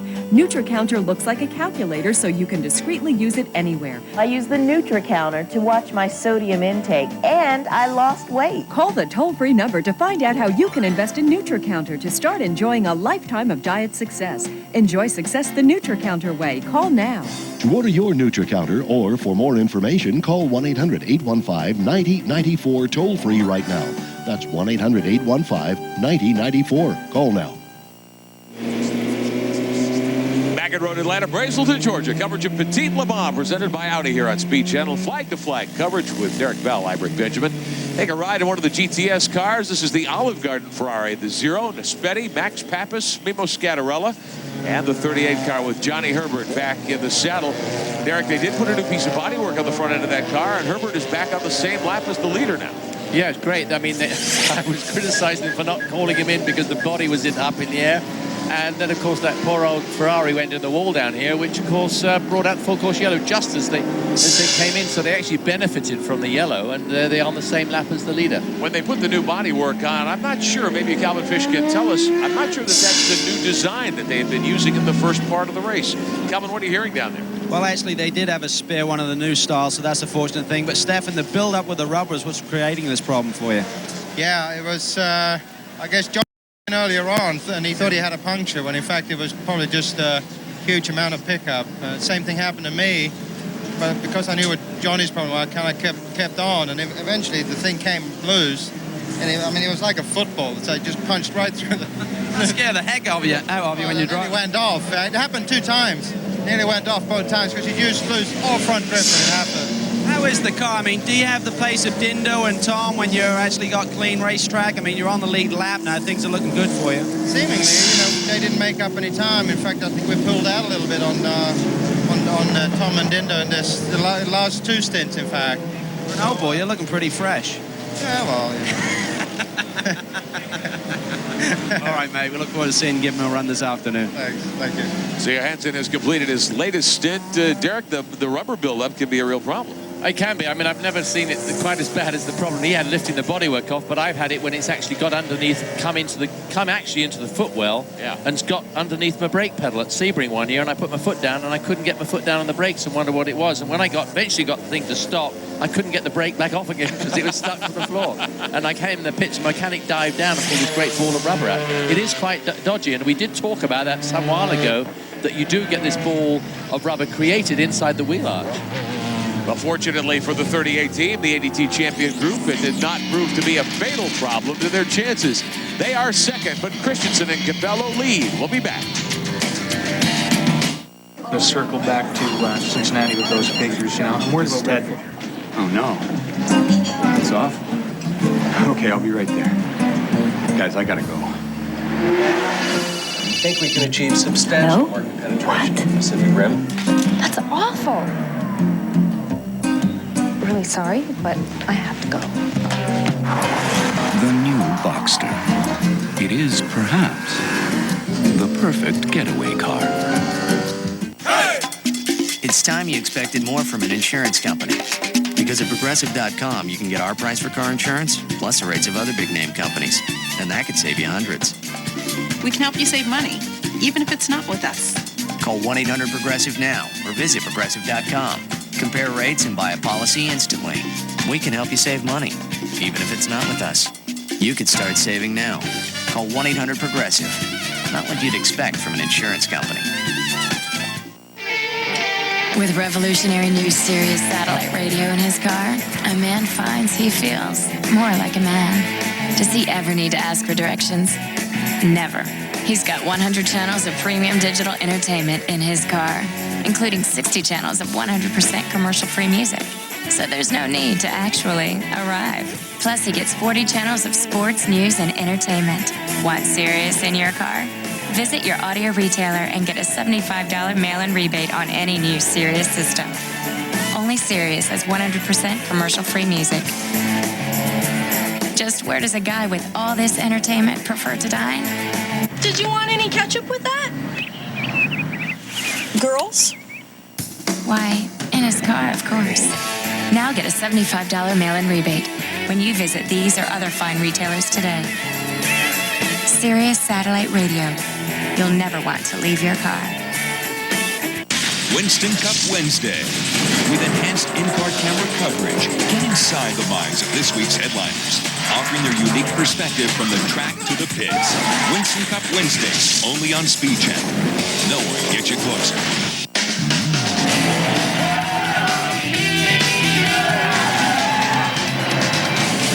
Hey, I'm Dale Earnhardt Jr., and I just won the EA Sports 500. And remember, NASCAR TV lives on Speed Channel. Back at Road Atlanta, Brazelton, Georgia, coverage of Petit Le Mans presented by Audi with Derek Bell, I'm Rick Benjamin, and Bekas on pit road for us, along with Brian Till, Calvin Fish, Andrew Marriott. The whole cast is here. We'll be here for a while yet, just past halfway. In the 675 prototype category, the 11 car, Andy Lally driving. They've had a penalty and a couple of other problems, and they have given up the lead at this stage to the Banana Joe's car with Duncan Dayton driving. Not to 45 seconds back, Jan Bekas. Yeah, it appears the problem, Rick, is that they are developing pressure in the crankcase. You know, each time the car comes in, they take the back lid off. We see oil, we see some water. Just for some reason, it's building up pressure. That could be, you know, it's a turbocharged engine, so the rings could be leaking. Something is happening that's pressurizing that crankcase, and of course, they won't be able to find out whether they've cured the problem behind the pace car. But once they go green, if it's not fixed, it's not going to get fixed. That could be a significant problem, an oiling problem in a turbocharged four-cylinder motor. Derek, I wouldn't think that would be a very healthy thing to have. Not at all. I mean, the pressure in there must be immense. That's what you certainly don't need. You don't need to have to change, come in every time you stop, have to concern yourself with that, because it always leads to something worse. One of three drivers in the Banana Joe's Intersport car, the number 37 MG Lola, Duncan Dayton at the wheel right now. He has shared the driving duties with team owner John Field several times this year. Mike Durand also helping out in the 37 car. Interestingly enough, the driver that they're chasing at the moment, that they're battling with in the Nighthawk car, is Andy Lally. And Andy has steered this car several times this season, has driven also the number 30 car, the other Intersport Banana Joe's car and the 900 prototype. So everyone, it's a close-knit family in the American Le Mans Series in many ways. Christensen and Herbert still the top two. We'll be back.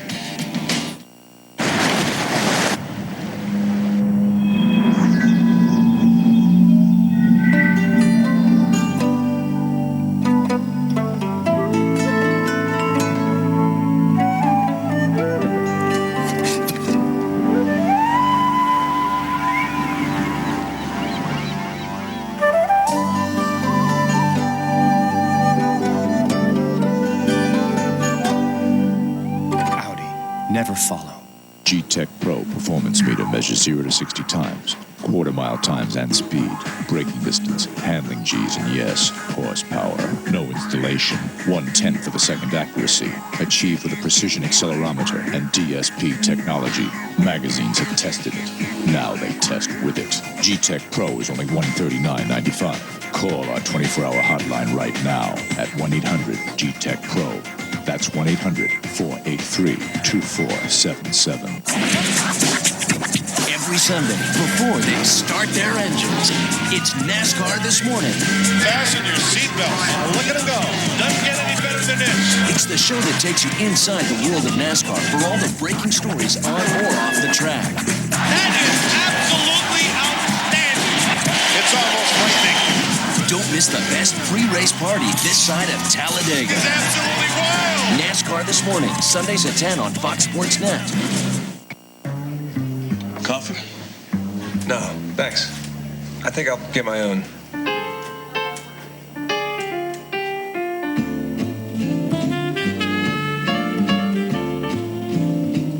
Perhaps he's compelled by the sumptuous aroma.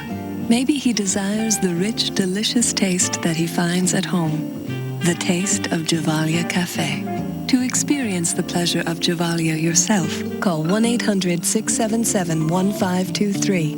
We'll deliver 2 boxes of our fine European coffee for just $14.95 with a free coffee maker to ensure you brew and keep Gevalia at its finest. If you enjoy Gevalia, we'll send more whenever you like. Call 1-800-677-1523 today for your 2 boxes of Gevalia and free coffee maker. There's no further obligation. Gevalia Cafe. Always a pleasure to come home to.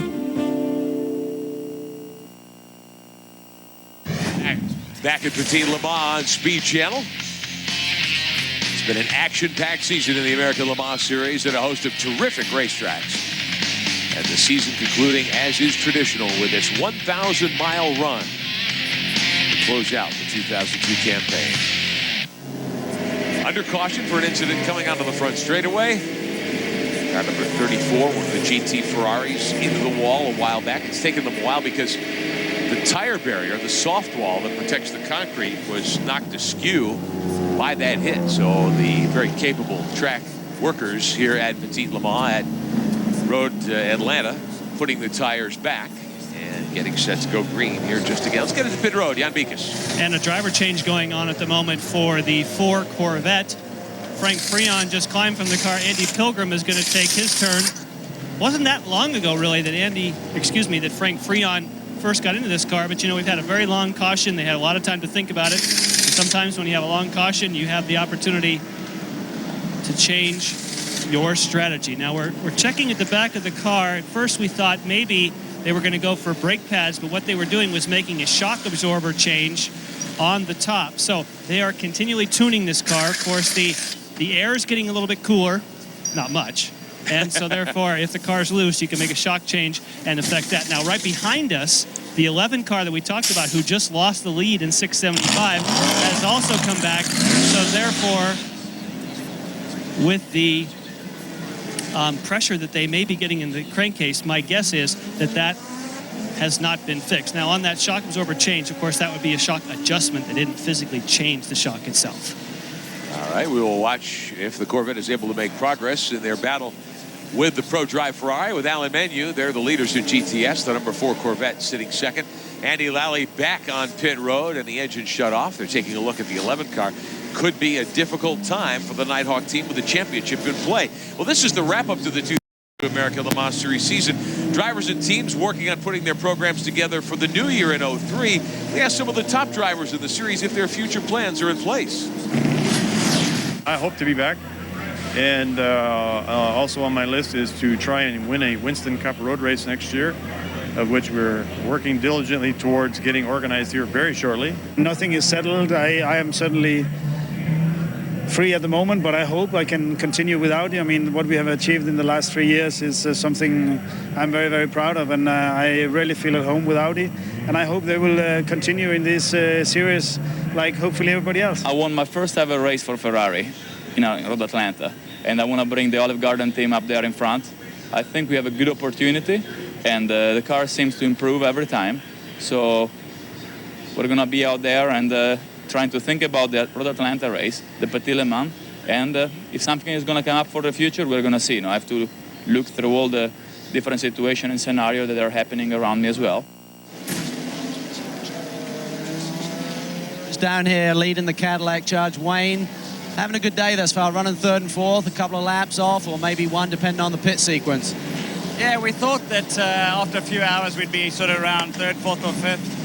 I think at the start we made a bit of a tyre choice problem and caused us to lose a little bit of time, but once we got through the first stop and put the other tyres on, we appeared to be able to run at their level. We have a little bit more difficulty through traffic, but it's a long race, and if we can get both cars on the podium, it'd be a good result. This program is really starting to show a lot of promise just as we get the news that things aren't going to be renewed for next year. How much frustration is that to you, and is there any chance that you can pull this thing back together? Well, it's extremely frustrating because of the nature of the program when it started.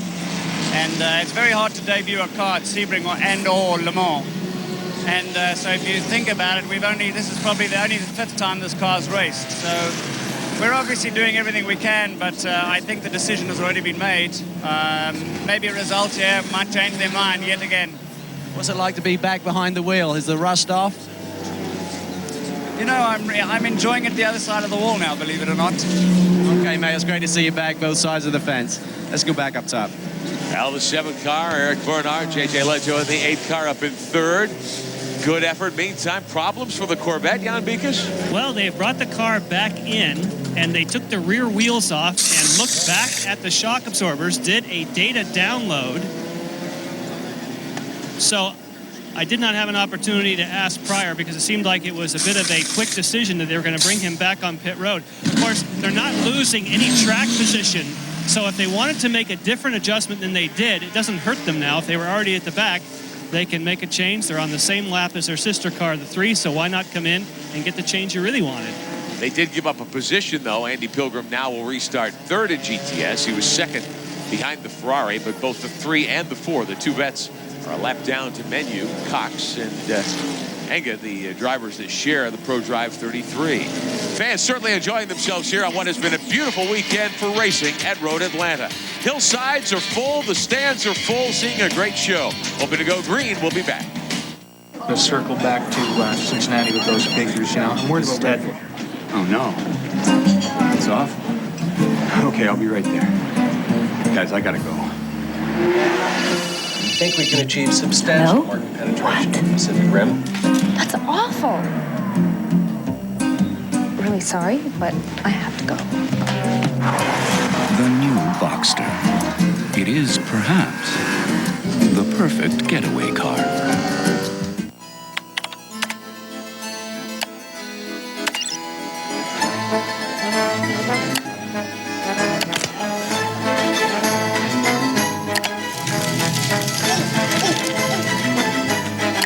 So, having a good time? What's the matter, baby? Our customers expect a website that delivers instant results, like Progressive.com. Buy car insurance instantly from the site rated #1 6 times in a row. Visit Progressive.com. I worked for many years in construction with my dad, but I would spend my days dreaming of working with planes or at NASA. One day I decided to follow my dream. I took that leap with the first step that landed me at ITT Tech. If it hadn't been for the hands-on applications when I studied electronics engineering technology, I would be completely lost at work. I'm responsible for the operation and calibration of major systems that are used in the GPS navigational system. It's an amazing job. I even work with a few NASA people once in a while. I just got married to the girl of my dreams. When I went back to school, she was proud and decided I was right for her. Sometimes I feel like the luckiest man alive. I guess I just might be. We are educators helping people build a foundation for the rest of their lives. ITT Technical Institute, education for the future. Call 1-800-942-0077 or visit us on the web. Now you can take advantage of our 3-day-a-week class schedule, which may better fit your busy lifestyle. Call 1-800-942-0077 today.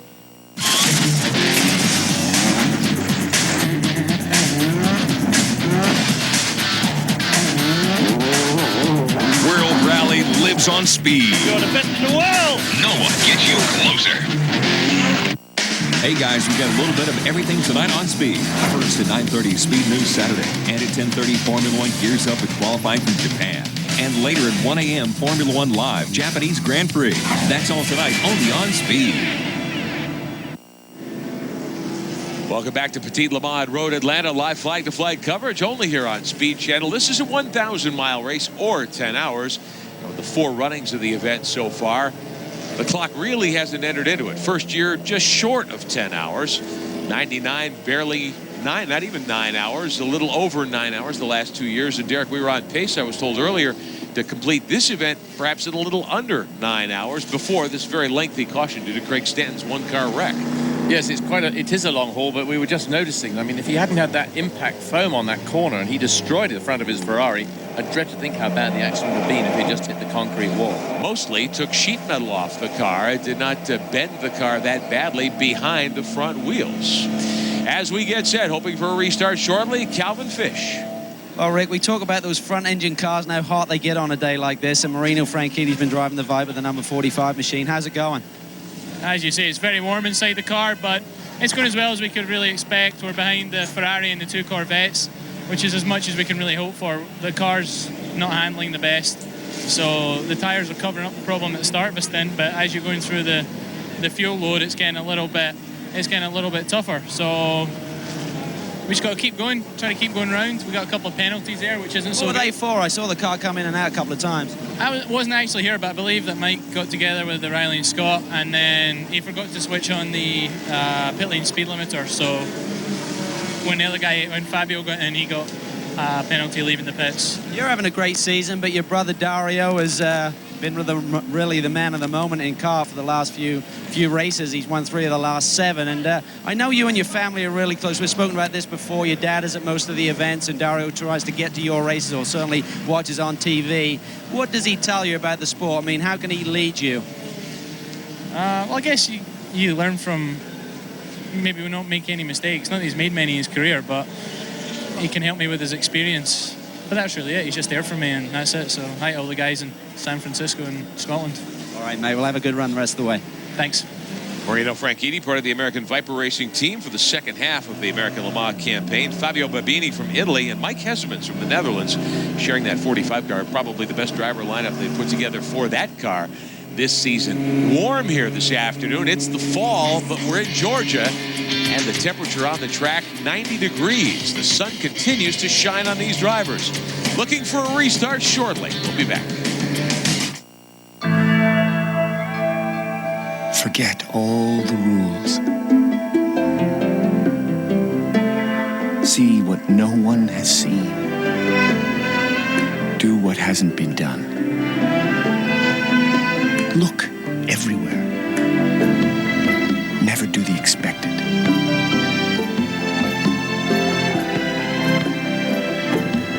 Never follow.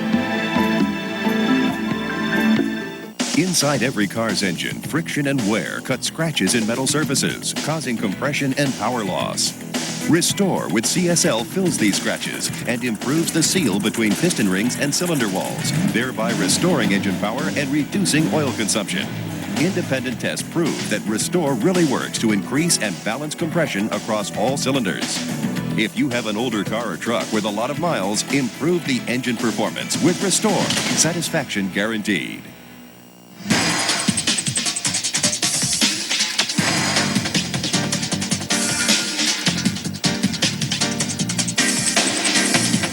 I'm David Bradman. You're watching Speed Channel, home of the American Le Mans series.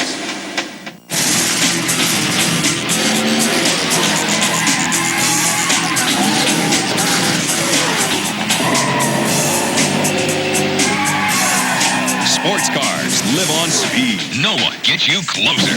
Hey! It's time you expected more from an insurance company.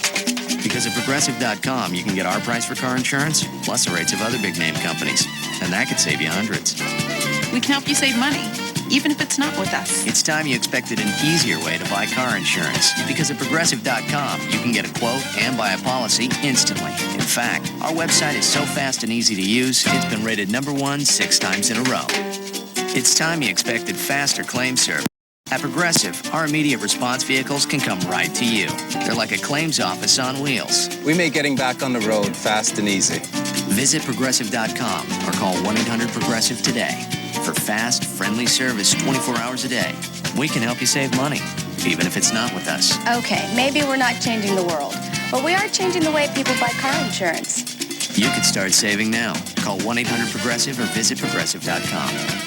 Progressive, not what you'd expect from an insurance company. Past the 5-hour mark in Petit Le Mans, we'll show you some of the things that have happened to put us where we are right now. The Cadillac's having a good day. The number 8, J.J. Leno, back in the car. He is third. Some contact on the racetrack. We've had a lot of that today. And a cut down right rear for Brian Herta, peeling the bodywork off. Christensen and Capello in the 2-car have gotten the lead back. We are under full course caution. It's been a long one because of the wreck involving Craig Stanton's GT Ferrari and the Celine. The car Franz Conrad with Tony Seiler up, using a left front wheel. That has been a troubled team this weekend. They've had their difficulties. Car's been very fast as usual, but the reliability has been the bugaboo there. Here at Road Atlanta, Brazelton, Georgia, live on Speed Channel. Flag-to-flag coverage of Petit Le Mans, wrapping up the 2002 American Le Mans Series season. A lot of championships in play here today. The Drivers' Championship in GTS has been played by Ron Fellows. In the prototypes, it will no doubt go to Tom Christensen. The Lucas Luhr, Sasha Maassen battle in the GT category, 2 of Alex Job's team drivers. Looks as though that will be a battle down to the wire, depending on which driver runs more laps here. And the field getting the indication to clean the tires and get ready to go. The lights are on. We're getting toward dusk. A couple of hours of racing left. 223 laps for the leader on the board. That means we are about 171 from the checkered flag. So we're past halfway. Taking a look at the number 4 Corvette of Andy Pilgrim. Third in GTS now after a couple of pit stops. Yeah, because you've been watching what the Corvette bunch has been doing on pit road. They've been playing with the rear suspension settings on that car from the look of things. Yeah, as a matter of fact, they have been doing both jobs at one time. They changed the rear sway bar as well as adjusting the rear shocks. But the most important thing, remember I said during the pit stop they downloaded information? It turns out they uploaded. They have a misfire above 5,000 RPM. They reprogram the ECU during the pit stop, and of course when they go back to green they'll find out whether it fixed it. Aren't computers a wonderful thing, Derek Bell? They're wonderful until these quit working, and no normal mortal can handle them. That's the trouble. So that is some black magic, some computer wizardry for the GM Corvette team. They have claimed the Drivers' Championship with Ron Fellows. Work on the track continuing after Craig Stanton whacked the wall coming off the final turn to the front straightaway. So we will take advantage. We'll step away, get another commercial break in, so when the green reappears, we can cover some racing for you at Road Atlanta.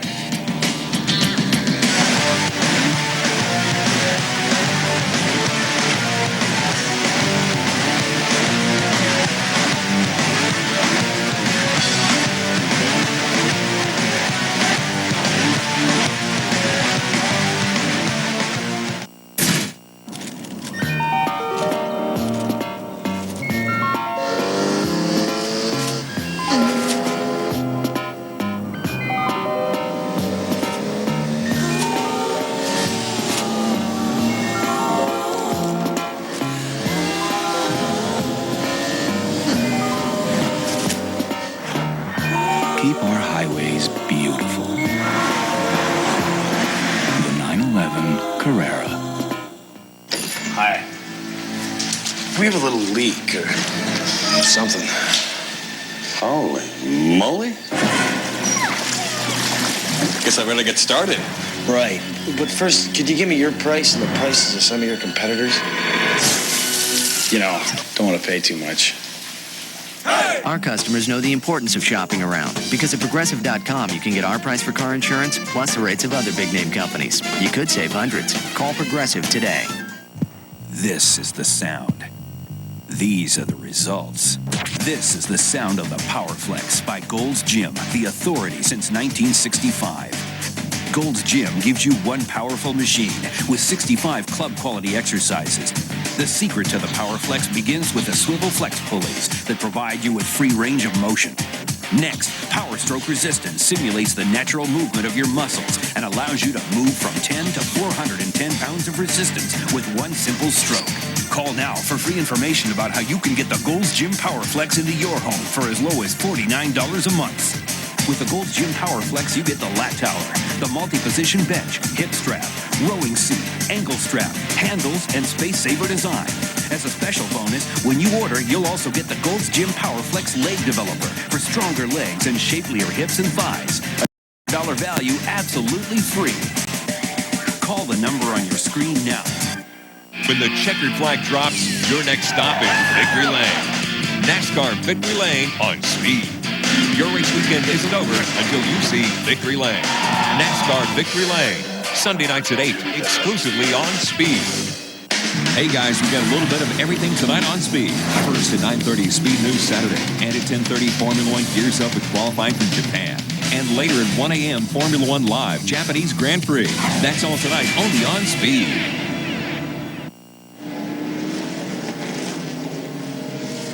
Back at Road Atlanta, believe it or not, after a very lengthy caution, the lights have been turned out on the safety car. The cleanup is complete at turn 12. And the safety car has picked up one of the Panoses to lead the pack. That is not the lead car, though. The Audi number 2 with Tom Christensen in the saddle. There it is, the yellow trim car. It's the restart leader. Car number 1, Frank Vila, back in 10th spot after a very lengthy stop earlier due to electrical woes. Second place belongs to the 38, the ADT champion Audi R8 with Johnny Herbert now driving. And interestingly, they came to pit road, Derek Bell, on this last caution lap to top off the fuel tank. So just trying to play a little fuel strategy, a little fuel window game. It was pretty cool because they were actually they were a lap and 1 minute behind before that last caution. And of course they went in and gained from that. And they were actually only 17 seconds on the road. So they went in, refueled, and now they're in the pack with a full tank of fuel. With 224 laps of 394 on the board, green is back in the air, nearly an hour's worth of yellow. 51 minutes of caution to be exact because of that wall smacker at the bottom of the hill leading to the front straightaway. Cleaned up in green, and the field is back on the button. Christensen, Herbert, Leto, and Bernard and the 2 caddies. David Donahue and the Panos watching some of the GT cars. Tony Ave is 6th overall in the number 36, the Riley and Scott. Here's one of the caddies. This is the 3rd place car with Leto. On board the 0, the Olive Garden Ferrari. 17th overall, Mimo Scattarella driving the car now. Venue leads GTS, then the 2 Corvettes, and then the number 45 Viper. So the Olive Garden car is 5th in GTS. They have been off a couple of times. They are 7 laps behind the ProDrive Ferrari. And here comes the number 3 to put him another lap down, Johnny O'Connell, driving the Corvette number 3. Ron Fellows has scored the GTS Championship in American Le Mans with his stint early in the day. Ron went out and did the first 25 laps to ensure that he would score points today. Take a look at your BBS wheels telemetry on board the 0. Into turn 10, 11, under the bridge, we should say, over the brow of the hill, turn 12.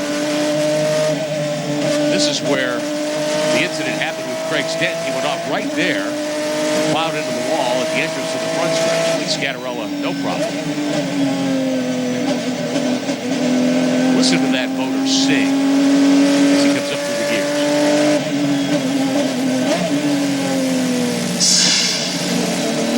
1.5 G.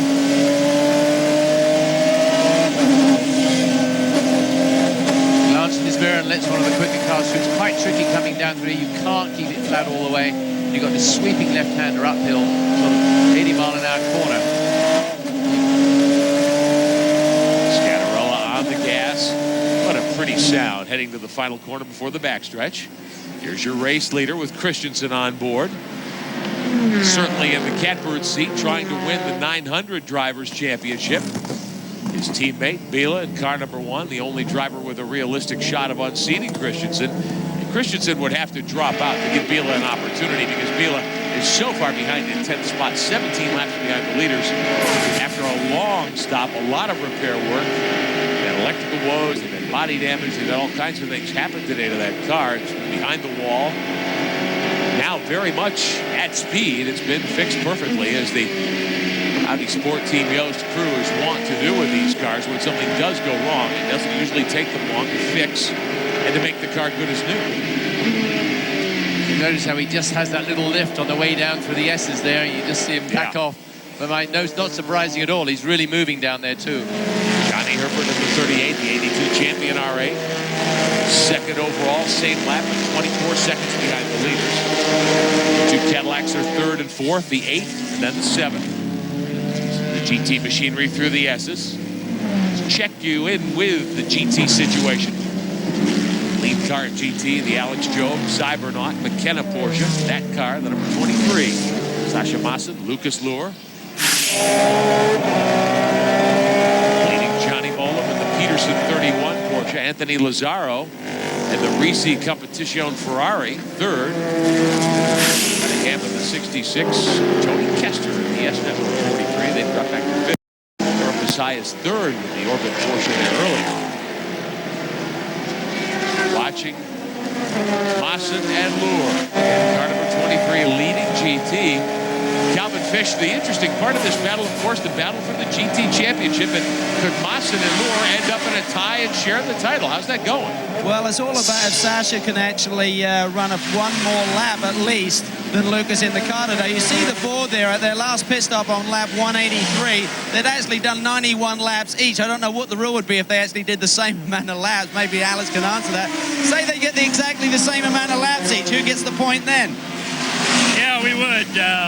It's got to be 1 lap difference. Okay, do you have under control? Sasha's in the car right now, so he's essentially in the lead in laps over Lucas, and that's what you're looking for. Yeah, he needs to get the most laps now. Hopefully we'll get that under control here and then, you know, keep it under control till the end. Does there get a point when you do a driver change where the laps may overlap? Like if Sasha comes in, if you get a yellow, you stick Lucas in for a full run, he could potentially have a few more laps than Sasha on the board. Then if the car had a problem like the 22 car, you could be in trouble. Yeah, it could always happen, and that's what happened on the 22. You know, our goal was to get Mark the most laps, and unfortunately we didn't get to that. They're looking for the perfect season. I mean, they've got it wrapped up in terms of the driver championship. It's just who's going to get it. They're hoping that both of them get it. Well, the battle may go down to the final moments. Lucas Luhr, Sasha Maassen sharing the car. No 3rd driver. Take a look at the foot pedals and the footwork. Sasha Maassen. As you can see, he's pushing the clutch down. A lot of people think they don't use the clutch, but these guys are using it. He rolls his foot onto the gas pedal to get down to the gearbox, using the clutch all the way, which I have to say not many drivers do. Often we push our foot down the clutch and just roll over and flip it as we go through the box and then come off. He's doing it really very much by the rules. Textbook. Textbook shift, yeah. Just think of all the energy that's saved when you have a nice little paddle shift. He's just checking the brakes as he goes down the straight to make sure that he's got some brakes when he gets to the end. Here he is just going around turn 1 as he goes up the hill. And he's braking as he goes up into turn 2. He's got to flick it over the brow. He's got the Ferrari in front of him, gently on the power. As he goes around like I call a sort of carousel there, down the hill. He's not going to keep it flat all the way down there. We'll have to back off just a little bit. Flicks it over and gets down a gear to flick it up through turn 6. Sweeps himself up through there, right up behind the Ferrari. And of course, you'll probably use him for a bit of a tow here. It might dip out and outbrake him. Wonderfully quick gear shifts, I have to say. It's very slick on that. Then he's going to probably try and draft him down the back straight as he comes through 6 into 7. And he's going to try and slip by with a bit of a tow down the back straight. Might not be easy to do. Actually, it's really good to see that. Yeah, I have to say. It's great to see a driver using the gearbox, using the clutch. But as I said, just imagine if you can keep your left foot on the footrest and not keep coming up and down on the clutch like they are in the R8s and other cars in front of him. They can just go up and down the paddle shift. Think of the energy you save. Sure. And on a hot day like this, it means a heck of a lot. He got a nice tow off the Ferrari, but he couldn't do much about the power of that Ferrari car. Sasha Maassen certainly a great talent as we watch the Alex Job Porsche swing to the front straightaway. And Derek, the interesting thing, he's behind the zero here on the racetrack, but he's leading that car by a lap. And that Ferrari, a GTS car, the GT Porsche staying right with him. Yes, is it Chattarella driving? He's doing a great job up in there, and I have to say. But of course, these guys are pacing themselves at a certain pace. Although they're driving 100%, they're still going to be driving with a little bit in hand. Take a look at our Porsche Digital Pilot. See how hard Sasha's winding the motor in this car. Yeah, I mean, over 8,000 down. 7,000, 8,000 in second, third. Should be getting up to fourth, fifth. I hope he's not watching that readout I am, because he'll be totally confused. Third gear through turn 6, then up into 7.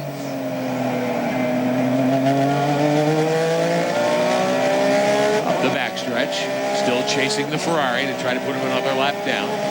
It's good to have a car like that in front of you, because it's a really good pace for you, and you can sort of use it for a bit of slipstream, although he can't quite get close enough onto the straight. The fact that Ferrari is edging away very, very slightly. Massa and Allure leading GT. You're riding with the GT leaders. They're 15th overall. I was just checking that steering input as he came down the straight. I was just watching it. It's very intriguing because he's on the straight, and as he came over that brow, which I have mentioned to you guys before, he has to put input actually on the straight because the car is weaving around with that, not crosswind, but the car does move around at high speed.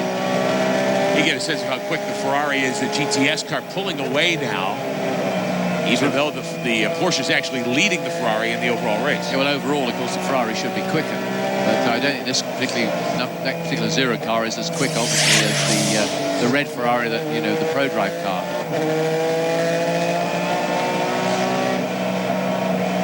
On the hill, just a little bit of feather as he goes down there, flat all the way down to the bottom. Can't see a thing as the sun's in your eye.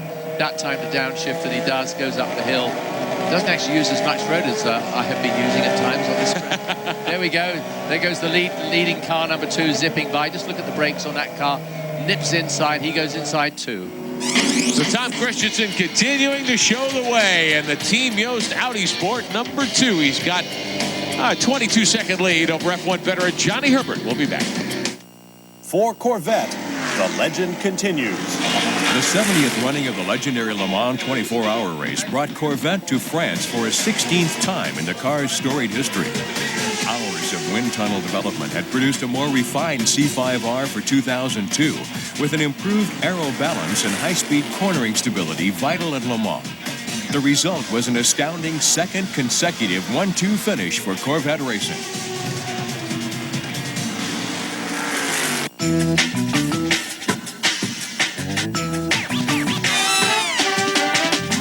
Are you in on it? Go to cheaptickets.com for tons of unpublished airfares you won't find anywhere else. Or call now for our lowest prices on airfares, hotels, rental cars, and last-minute trips. Want to save even more? Check out our last-minute trip specials now and save up to 60%. Cheap Tickets, the best-kept secret in travel.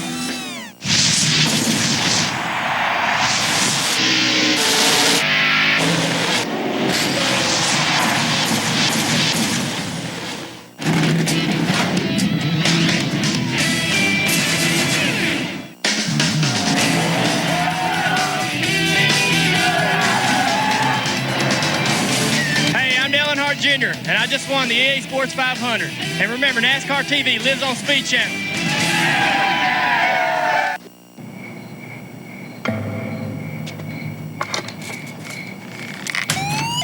What's up? Alarm. It's the alarm. What's going on? Oh, the keypad. I'll check the keypad. It's the back door. Get by the phone. Hello? This is Jim from Brinks Home Security. Is everything all right? I don't know. The alarm just started going off. I'll notify your police department. Thank you so much. Brinks Home Security protected this family, and they can protect yours, too. The Brinks award-winning state-of-the-art monitoring center can signal theft, fire, or medical emergencies 24 hours a day. Brinks Home Security starts with a free personal security analysis that allows us to custom-tailor the system for your home. Call now and we'll install a Brinks Home Security system for just $99, including a security keypad that provides a quick link to our monitoring center. As a special offer, we'll install a second keypad free. That's a $125 value. You also get the security of the Brinks name. Thank you, officer. Come on, honey. Everything's okay. Brinks Home Security, dedicated to fast response and peace of mind 24 hours a day. Call now. Our Speed Channel coverage of Petit Le Mans being brought to you today by Toyota. Get the feeling. And by Arby's. Try Arby's fresh roast beef and Swiss. It'll change the way you think about the roast beef sandwich. Alongside five-time Le Mans winner Derek Bell, I'm Rick Benjamin. Glad to be with you. Late afternoon here at Petit Le Mans. 1,000 miles of racing. And we have run 6 hours here, or we will have very shortly, about 15 minutes shy of 6 hours. 235 laps on the board. 160 remain here at Road Atlanta. So we're moving into the third quarter, you might say. Watching your race leader, Tom Christensen. Johnny Herbert and the ADT champion Audi runs second. The other Yost Audi, the one car. Frank Biela, Emanuele Piro, still 10th, still 17 laps down. Haven't made much headway in the last half hour or so. Update you on our storylines. Tom Christensen bidding for the Drivers' Championship to go along with his 24 Hours of Le Mans win and his other triumphs this year. He is out in front and certainly in command in terms of winning the championship over Frank Biela, who's running 10th. The Cadillacs in line for yet another podium. That would be their 4th consecutive. They are 3rd and 4th overall. The 675 category, John Field back in the lead with Duncan Dayton driving at the moment, the 37. It's been a seesaw battle between the 37 and the 11. GTS, Ron Fellows out of Toronto, Canada, driving the number 3 Corvette, has wrapped up the championship. The Pro Drive Ferrari that's been so fast and won at Laguna Seca. Now they're back in the lead here at Road Atlanta after Corvette won last week. Down into turn number 1. There's Biela in car number 1. Watching the leader, Christensen, work on the Pro Drive Ferrari here. Here's the 33. Alain Menu, former touring car champion and England many times over, driving that car right now. Peter Cox, Tomasenga, the regular drivers, and Menu joining in. He helped drive the car at Le Mans, of course, at Sebring this year. And that is a very quick race car. And Derek, what are you noticing as they go 3 wide here coming up on traffic? Menu gets by that 675 and tucks in behind the 1. But what are you seeing there when you watch that beautiful car? Well, I mean, the car is absolutely fast, but you do note it's actually it seems remarkably softly sprung on the front. It seems to move up and down. I have to say, rather like a Porsche GT3 car. Yeah. I mean, it moves up. Look at it. It's, to me, they've got a bit of work to do on that. Get those dampers a little bit more efficient than they are already. I'm quite surprised about that. But I see they've moved that splitter out of the front. It was stuck in the front louver from about 2 hours ago. Don't know if you had it. You can see it bounce there as he comes down the hill toward turn 10. Yeah. If they could sort that out, it would obviously be quicker again. But, you know, sometimes you stiffen a car up. And I've never knew much about touring cars the last couple of years with the Audi. But the more you stiffen the car up, actually, it invariably gets a bit slower. So sometimes these cars need to have a soft suspension to really effectively work. It doesn't seem that way when you actually drive it, but on the sheer lap times, it works out.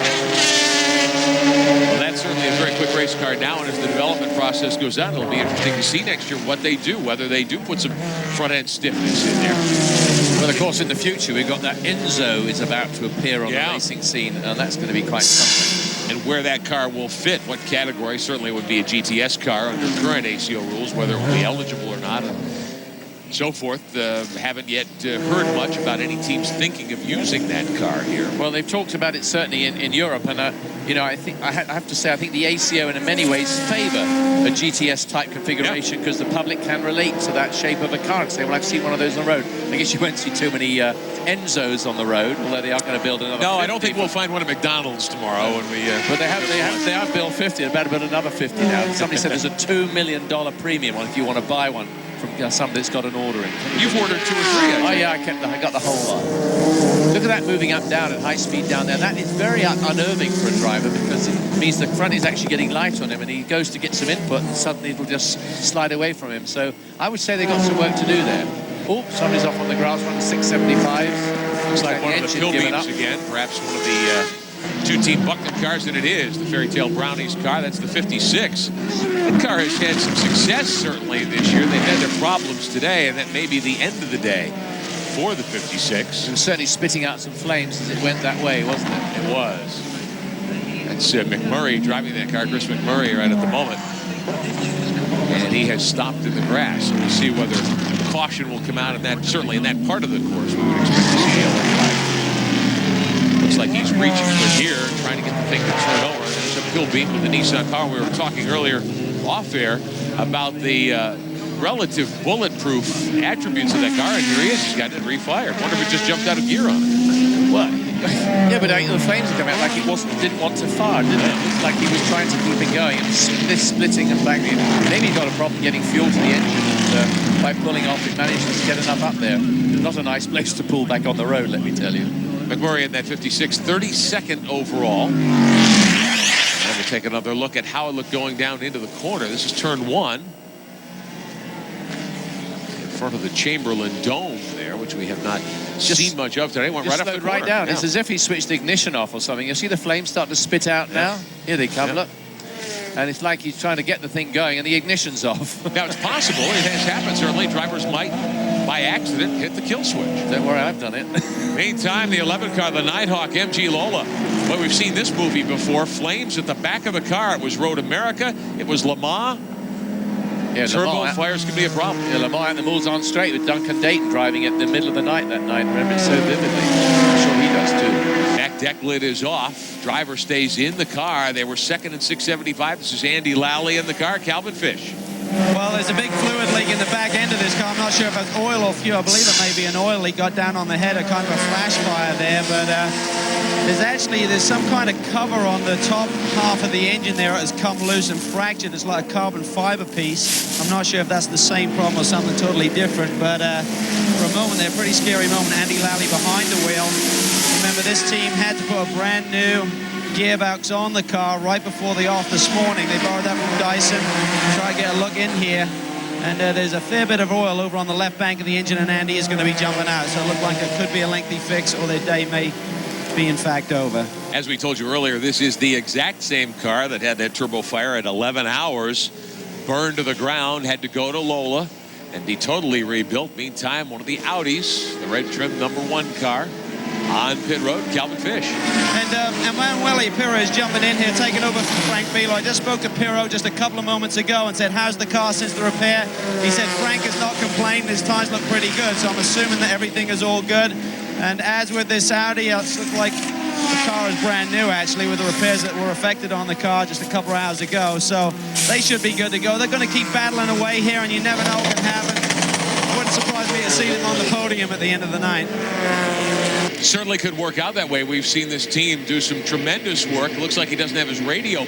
There it is, Pirro realizing, better hook that thing up before I get off pit road. There are so many procedures, Derek, that the driver has to go through to be fully saddled up. You have to strap in, but you have to settle yourself into the seat and get all your equipment right, don't you? Absolutely, yeah. I mean, it is pretty tight as you slide on into the R8. So sometimes, you know, fortunately you have time with the speed restriction, the spin lane, actually be able to do that. But Pirro wasn't too sure for a minute or two. There he is. You can see him sort of, as you saw him just now, fitting that into the socket. Meantime, the Pro Drive Ferrari continues to lead. GTS swings around one of the Salines. Show you the top 5. Menu of the 33 out in front. Johnny O, Pilgrim, Babini, and the Viper. Probably the best outing of the year for the American Viper Racing 45. Max Pappas now driving the Olive Garden Ferrari. They are 5th. The Pro Drive car just whistling all alone on the front straightaway. He's got now a 2-lap lead over Johnny O'Connell, Andrew Marriott. Yeah, but I'm with the man that actually financed the Pro Drive Ferrari. It's Freddie Dorr, and Freddie's old friend of mine from rallying. You must be delighted with the way the car's going. Yes, up to now it's going very well. I think we have a comfortable 1-lap lead, and which is very convenient with all these stop with the pace car. And it's the first time we are in first position on the endurance race, and we hope we can finish at the same position.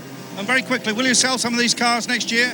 Yes, it's the idea. The car was developed. It's a project in joint venture with ProDrive, and we would like to see more Ferrari running in GT, and there are some cars available next year. We'd like to see some too. Back to you, Calvin. Well, I'm here with Andy Lally, Andrew, and Andy, we saw a flash fire at the back of the car. What is the problem with the 11? About 5 laps ago, we started developing a misfire, and it seemed to subside for a bit, and then just all of a sudden, accelerating at a 10 or 10B, whatever that is, it let out a big pop, and the motor sounded funny, and I just threw it in neutral, coasted in the pit lane, and let the guys take a look at it, and they're hustling right now, trying to see what it is. I'm really not too sure what it is because it came out of nowhere. Talk about driving this car. It's very fast, great little car, this MG. Your car doesn't have any power steering. It's particularly brutal for you around this racetrack. Brutal is the perfect word. No, we don't have any power steering, and this track of all tracks, you pull a lot of G's here, and it's rough, and you're pretty much constantly turning, so it's definitely a workout. You got to be on top of your game for sure. I'm a bit tired. All right, Andy, great show today. Hopefully you get it back out there. Thank you. Thanks, guys. Now the 11 car continues to run 9th overall with the long pit stop. They've now fallen 3 laps behind the 37, the Banana Joe's Intersport car. Duncan Dayton leading in the 675 category, but a lot of racing left and back, more than 150 laps yet to be run here at Road Atlanta. We'll grab a quick timeout. Be back. Let's circle back to Cincinnati with those figures. You know, I'm worried about Ted. Oh, no. It's off? Okay, I'll be right there. Guys, I gotta go. You think we can achieve substantial market penetration in Pacific Rim? That's awful. Really sorry, but I have to go. The new Boxster. It is perhaps the perfect getaway car.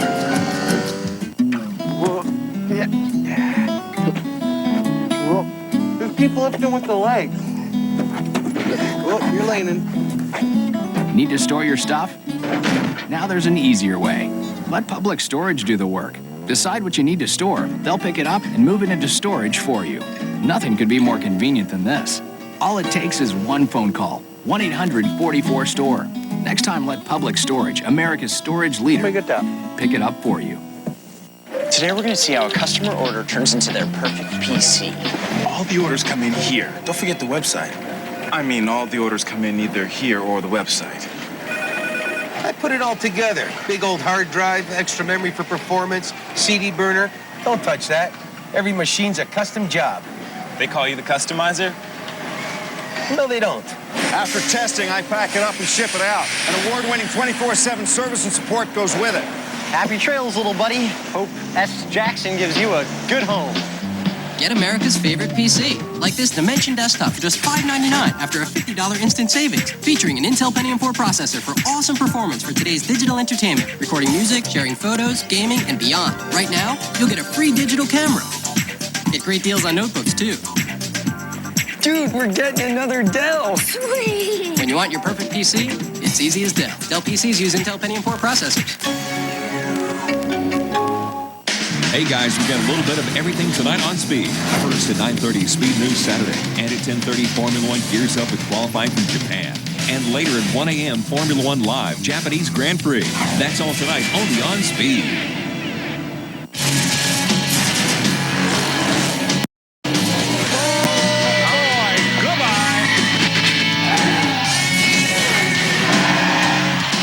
NASCAR lives on Speed. No one gets you closer. Back live on Speed from Road Atlanta, Brazil to Georgia. Coverage of Petit Le Mans, the 5th running of this 1,000-mile, what's become a sprint race for all intents and purposes. 245 laps complete for your leader. Christensen in car number 2. That's the yellow trimmed Audi, swinging by the number 3 Corvette. One of the contenders at GTS to put him another lap down. Christensen, Derek Bell, he does a marvelous job behind the wheel. Ooh, nearly not that he did. But you're absolutely right. A super job, yeah. I mean, so professional, so quick. Meantime, the leader in 675 on pit road, Calvin Fish. Yes, they are, and it's Duncan Dayton jumping out of the car. And I'm trying to see who's jumping in here. I'm not quite sure the co-driver jumping in. Maybe Mike Durant. It doesn't look like John Field's helmet. So this car actually slowed down a little bit a while ago, about an hour ago. It looked slow on the racetrack, but they seem to have assumed the lead once again. Looks like a routine stop.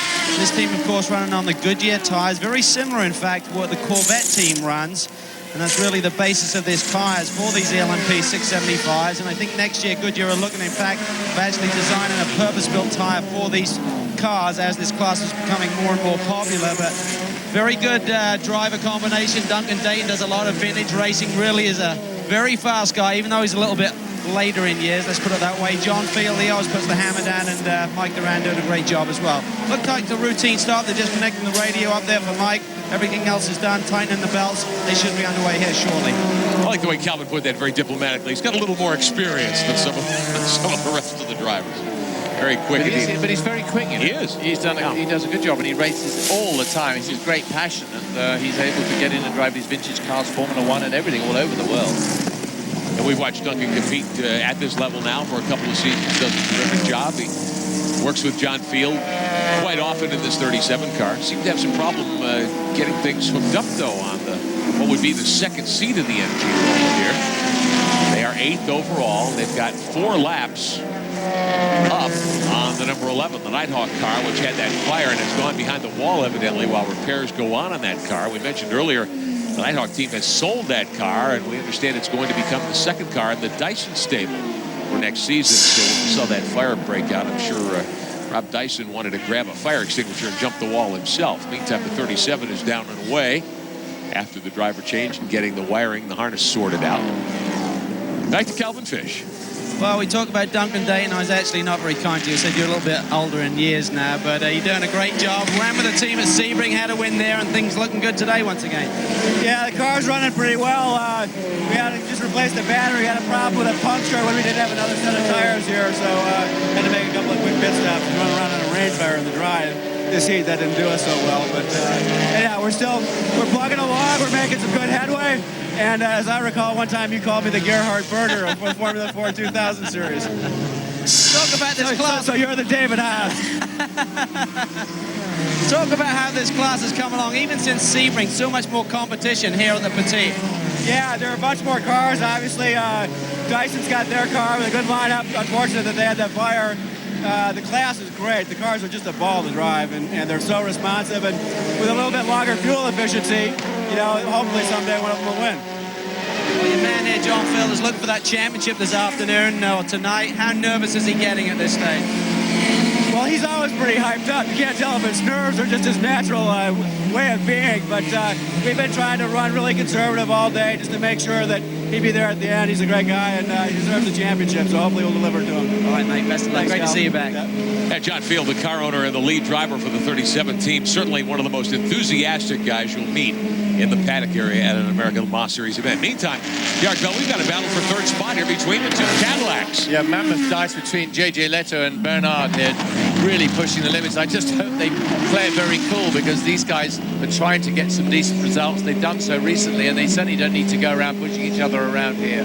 They are actually, what 3 laps behind the leaders, so 2 laps behind the leaders. So, in fact, you know, they're still very much within striking distance of a victory here. Up front, Christensen leads in the Yost Audi, the number 2, the ADT champion Audi for Johnny Herbert, 30 seconds back in second, but these two cars not even a second apart for third spot. Well, they don't seem to have had any problems. Oh, one of the Salines has spun again. Yeah, they're having a good time going backwards today. I guess these guys are getting expert at going backwards. Different driver each time. Yeah. Each has found Road Atlanta not necessarily to their liking. This is a team from Great Britain, the Graham Nash Motorsports team. They came over and ran at Miami last week. Little different driver lineup this weekend for Petit Le Mans. The 83 gets pointed in the right direction with Mike Newton up. Meantime, the caddies battle. Leto running third in the 8th. Bernard in the running 4th. And the lap times very close to what the two Audis are running.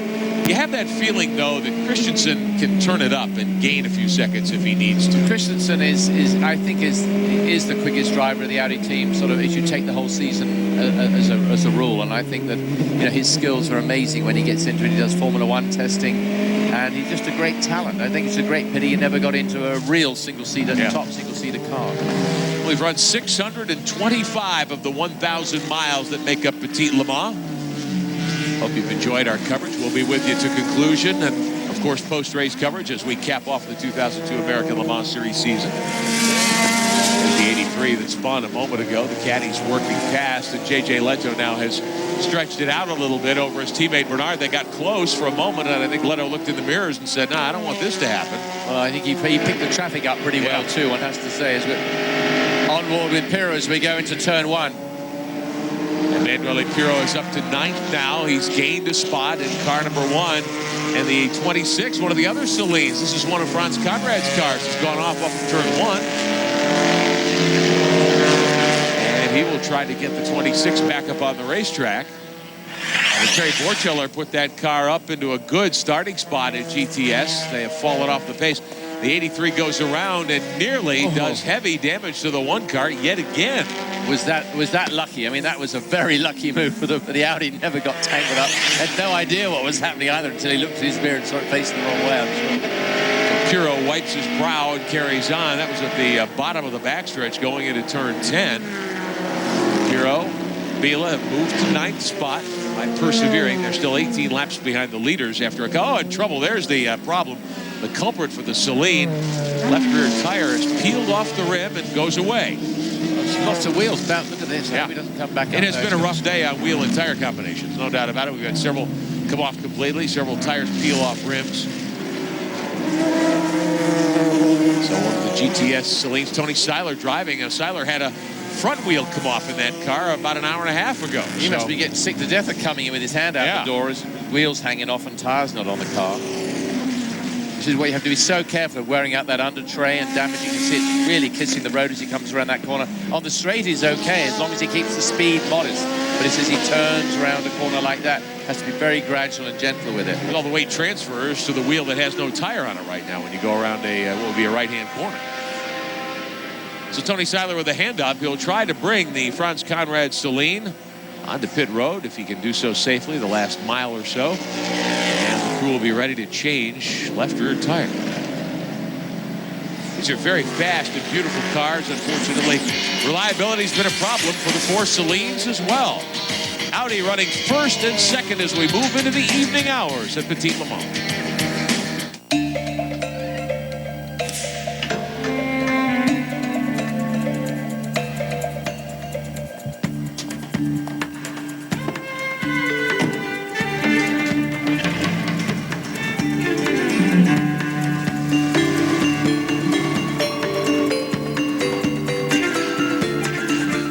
Works of art belong in a museum. The award-winning Audi TT. Hey! It's time you expected more from an insurance company.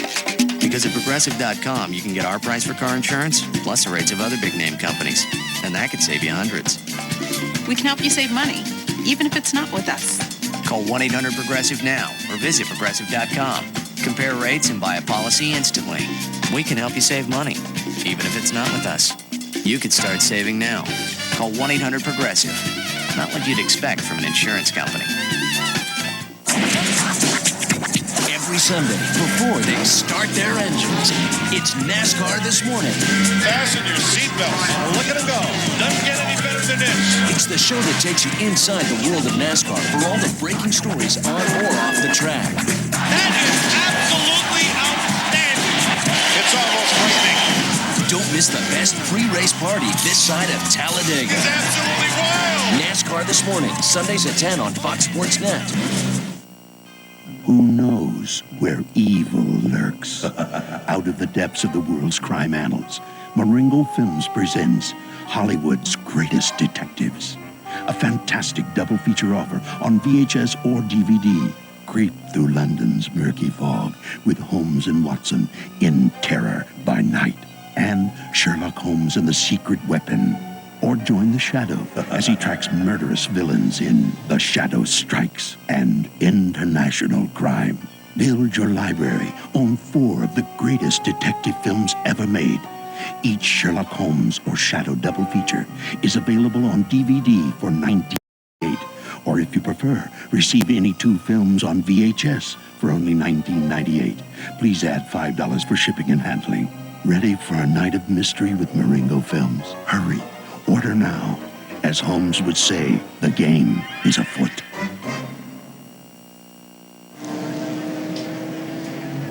Welcome back to Road Atlanta. Rick Benjamin is going to take a well-deserved rest. Greg Creamer back with you here, and it looks like we are full course yellow once again, and you can see why. There's the number 36, Riley and Scott Elan. That's the engine builder, is the Elan Enterprises, and that is Tony Ave, and he has had a substantial off, Derek, right down at the bottom of turn 12 here, and we're going to take a look at it. We just caught the end of it, but it was a hit. He certainly did. He lost it coming down the hill as he was about to turn in. It looks like he must have lost it, judging by the skid marks. He just went in there. Wow, what a whack. Thank goodness we have that absorbent material there, which has already saved the Ferrari from total destruction. Look at those skid marks. I mean, he came down that hill and they swap as he comes down. goes in. I mean, whoa. Well, the speed that they carry down there into that section of track, and it's very much a one line, and I wonder if he didn't going around a car or a car checked up in front of him, and once you get off line and get in those marbles, it's game over. He was history, but he was actually history very early on in the act. I think he just, as he came down in there, I think he just lost it, and the back went round, and he went in backwards, didn't he? All right, meanwhile, the number 23, Alex Joe Porsche, has been down the pit lane, and Calvin was there. Cal? Well, it looked like a routine stop, but the main concern for this team, they're having a fuel pickup problem. It was not really a scheduled stop. They brought him in early, and they're on the radio now, obviously under yellow, difficult to get a read on the car, but Sasha has said that the car seems okay, so they're thinking it's a pickup problem. Initially, they were concerned it was a fuel pump issue, so we'll have to watch that carefully to see if they have any further issues with the 23 machine currently in the lead. Well, Calvin, I've been noting that they've been putting Massa and leaving him in, almost double stinting him compared to the singles for Lucas, just to make sure that that scenario works. Yeah, well, there's always a concern. We spoke to Alex just a short while ago about the fact that when Lucas was getting in, he was basically then leading in laps. Maybe just for a handful, but, you know, that's when things go wrong. Suddenly the car will break or something when Lucas has most laps on the board, and then that would give him the championship and not the tie they're looking for. So I think they've got that under control now, particularly with Sasha staying in the car on this one. Well, I think that would, you know, that I was wondering about that earlier, Derek, is if you want a driver to get more laps in, if you start him and then have him double stint while the other guy singles for a little bit, you're going to have that margin in hand. And it looks like they've gone to that strategy, and it seems to be working. But again, full course caution due to the incident with Ave. And you could see Tony Ave, he hopped out of the car. He was fine. He did the wise thing, stayed on board that car until the field was brought under control of the pace car, and the corner workers and course marshals said, okay, now hop on out, you're safe. And the pits now, we get word, are open, so we would expect we may see a rush of some sort into the pits. Certainly expecting perhaps to see J.J. Leto make a move down into the pits as well.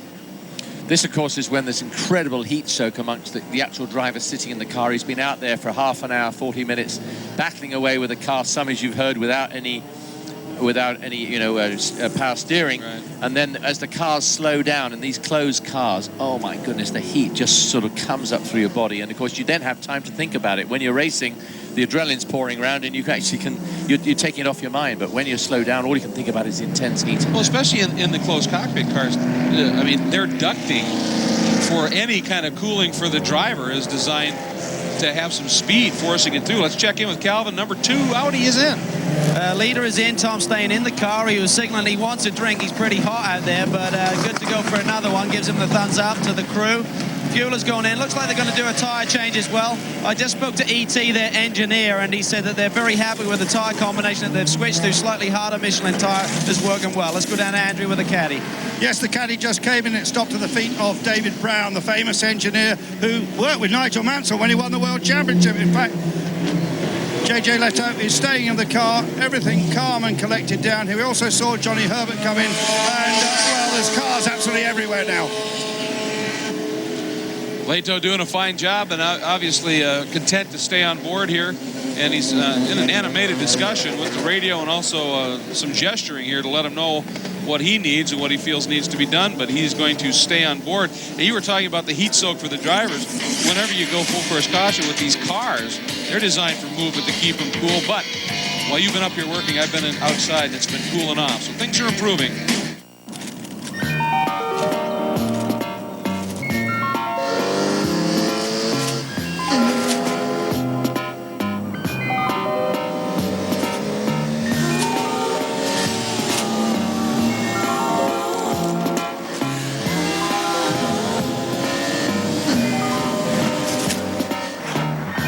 Keep our highways beautiful. The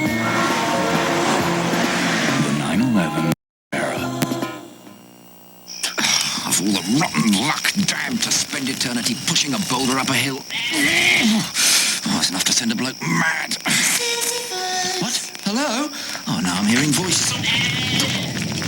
Sisyphus, you hit rock bottom. What you need is Red Bull, stimulation for body and mind. So, Sisyphus, feeling a little bolder? You bet. Suddenly eternity isn't long enough. Way. Red Bull gives you wings. Oh, Sisyphus. What happens when big air meets big water? It's called surfing. You up for that? It's Kelly Slater's Pro Surfer. Surf like Kelly and 8 top pros, pulling big air tricks and fantasy tricks at 15 of the most challenging surf sites on the planet. But remember, the tricks are harder when you try them in water. Kelly Slater's Pro Surfer, rated E for everyone. Only one of these prescription allergy medicines can stand up to all these triggers, Flonase Nasal Spray. And only Flonase offers the Allergy Rewards Program. Call 1-800-352-2119 for checks that can save you up to $40 a year, a free prescription for new users, and our Allergy Talk newsletter. For best results, use daily. Side effects are generally mild and may include headache, nosebleed, and sore throat. Ask your doctor about Flonase and call now for the free Allergy Rewards Program, only from Flonase. Winston Cup Wednesday. With enhanced in-car camera coverage, get inside the minds of this week's headliners, offering their unique perspective from the track to the pits. Winston Cup Wednesday, only on Speed Channel. No one can get you closer. Formula One lives on speed. The cars, works of art and marvels of engineering. The drivers, superstars, and rocket men. Formula One, the Japanese Grand Prix, live tonight 1 a.m.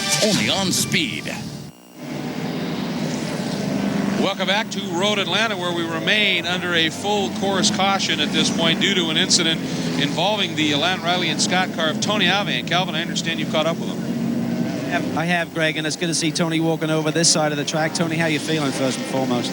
I'm feeling a lot better now than I'll feel after Bill Riley gets a hold of me down there probably. We just, we got in behind a really slow Celine there, and he's going a lot slower than I thought right there. And by the time I got to where he was, I had to get on the brakes. I had the Audis around me and stuff, and he just caught me off guard as slow as he was going there and spun it into the fence. It's too bad for Jim Matthews and the Riley and Scott guys that gave me a good shot here, and I certainly didn't intend for it to end this way.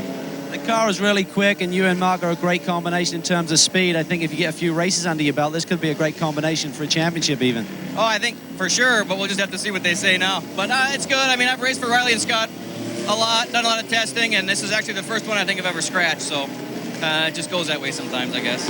Mate, glad to see you're okay. Thank you.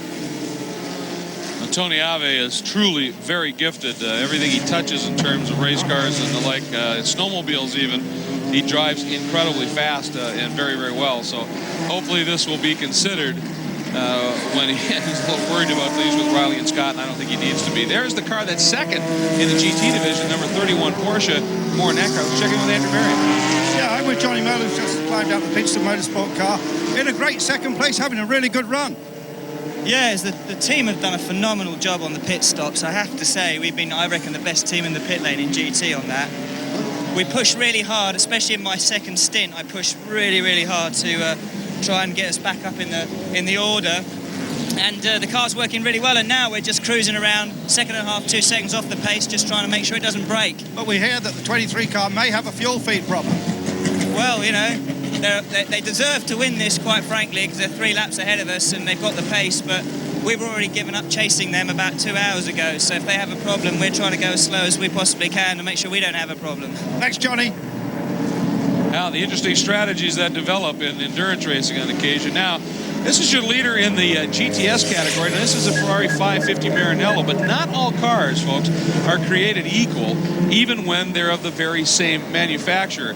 Now, a bit earlier this morning, our Jan Bikas took a look at the differences between a pair of Ferrari 550 Maranellos, both of them running in the GTS class.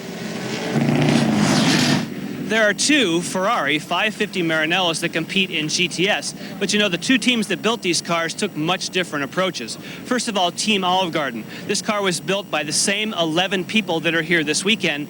ProDrive, who of course build World Rally cars, they have 350 people at their disposal. This car was built in England. Now, if you go to the back of the car, you can see there are differences right off the bat. The rear wing. Yes, it's composite, but a much different profile here on the Olive Garden machine versus ProDrive. This car has spent a lot of time in the wind tunnel. You can even see it on the top of the car with the air inlet, kind of a rally-style air inlet that feeds the driver. Much different approach here on the Olive Garden machine, kind of known as a NACA duct that feeds air to the driver. You talk about aerodynamics, you certainly have to look at the front of the car. A much different treatment across the front for Team Olive Garden, and they recently redesigned this splitter. They spent some time in the wind tunnel. In one day, they gained 33%. But look at the marked difference between the front of this car and ProDrive. Different treatment across the hood, and the radiator opening much larger, and they spent a lot of time also. In fact, they don't even want us to look underneath here. They spent so much time on the splitter in the wind tunnel. Maybe the biggest differences actually are under the hood. This starts life as a 5.5 liter V12. This has been built in England and stretched to 6 liters. Makes big time horsepower. That is where Team Olive Garden feels as though they can pick something up next year. They've only been able to stretch their engine to 5.7. And team owner Gabriele Raffinelli says, you know what? Next year we will also have a 6 liter and we will be fast. Well, it's got to evolve, and obviously the ProDrive version has come good just a little bit quicker, but do not count out the Olive Garden car. Ooh, we had one of our 675 cars. It all got away while they were just doing the bob and weave, trying to scrub tires clean, and that's Ben Devlin. Now that is the driver who was chasing John Field for the championship, started the race 11 points back. That's George Bourgeois actually doing the driving at this time, but that is Devlin's car. And he's got now a very seriously deranged rear wing. That's going to require a stop, a long repair, one would think. And Derek, when you're chasing somebody in a championship and you have something like this happen, that can spell the end of it right now. A la Frank Biela. Watch the back. We're going to now keep in mind, folks, this is under caution. So either it just got away from him, Derek, or maybe something let go. But we're going to show you the replay, and you can take a look at it here, but it occurred under a full course caution. Well, let's have a look, because invariably it happens when a guy arrives up behind everything a little too quickly. Everybody else is going modestly. Here we go. Let's have a look here. Here we are. He's screaming up behind. Just as I said, he's coming up far too fast and goes, oh my goodness, as he comes over the brow. They're all there going 30 miles an hour. Very, very immature move, I have to say. Well, that's a good point. I mean, there's a blind brow there, and if he just took his eyes off the ball for just a second, at the speed he was coming on, it was a huge closing rate. Well, that's what the yellow cautions are for, you know. The idea out there is to slow down so everybody else can go out and work on cars and the circuit, you know, and you're not meant to drive like a lunatic like that. Well, and he's paid the price, and he's going to be in the pits, and it should be a fairly long stop, I would think. And obviously Ben Devlin's going to be hanging his head just a little bit. We'll be back to Road Atlanta.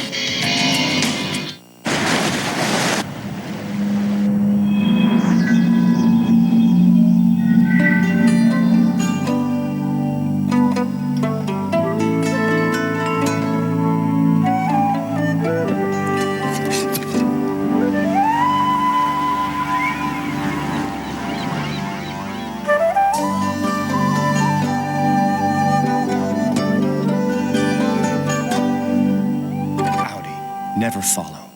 Ugly brush piles messing up your property? Call 1-800-616-3939 for your free catalog on the professional powered DR Chipper. Turn those brush piles into valuable mulch. Call 1-800-616-3939 today. G-Tech Pro Performance Meter measures 0 to 60 times. Quarter-mile times and speed, braking distance, handling G's, and yes, horsepower.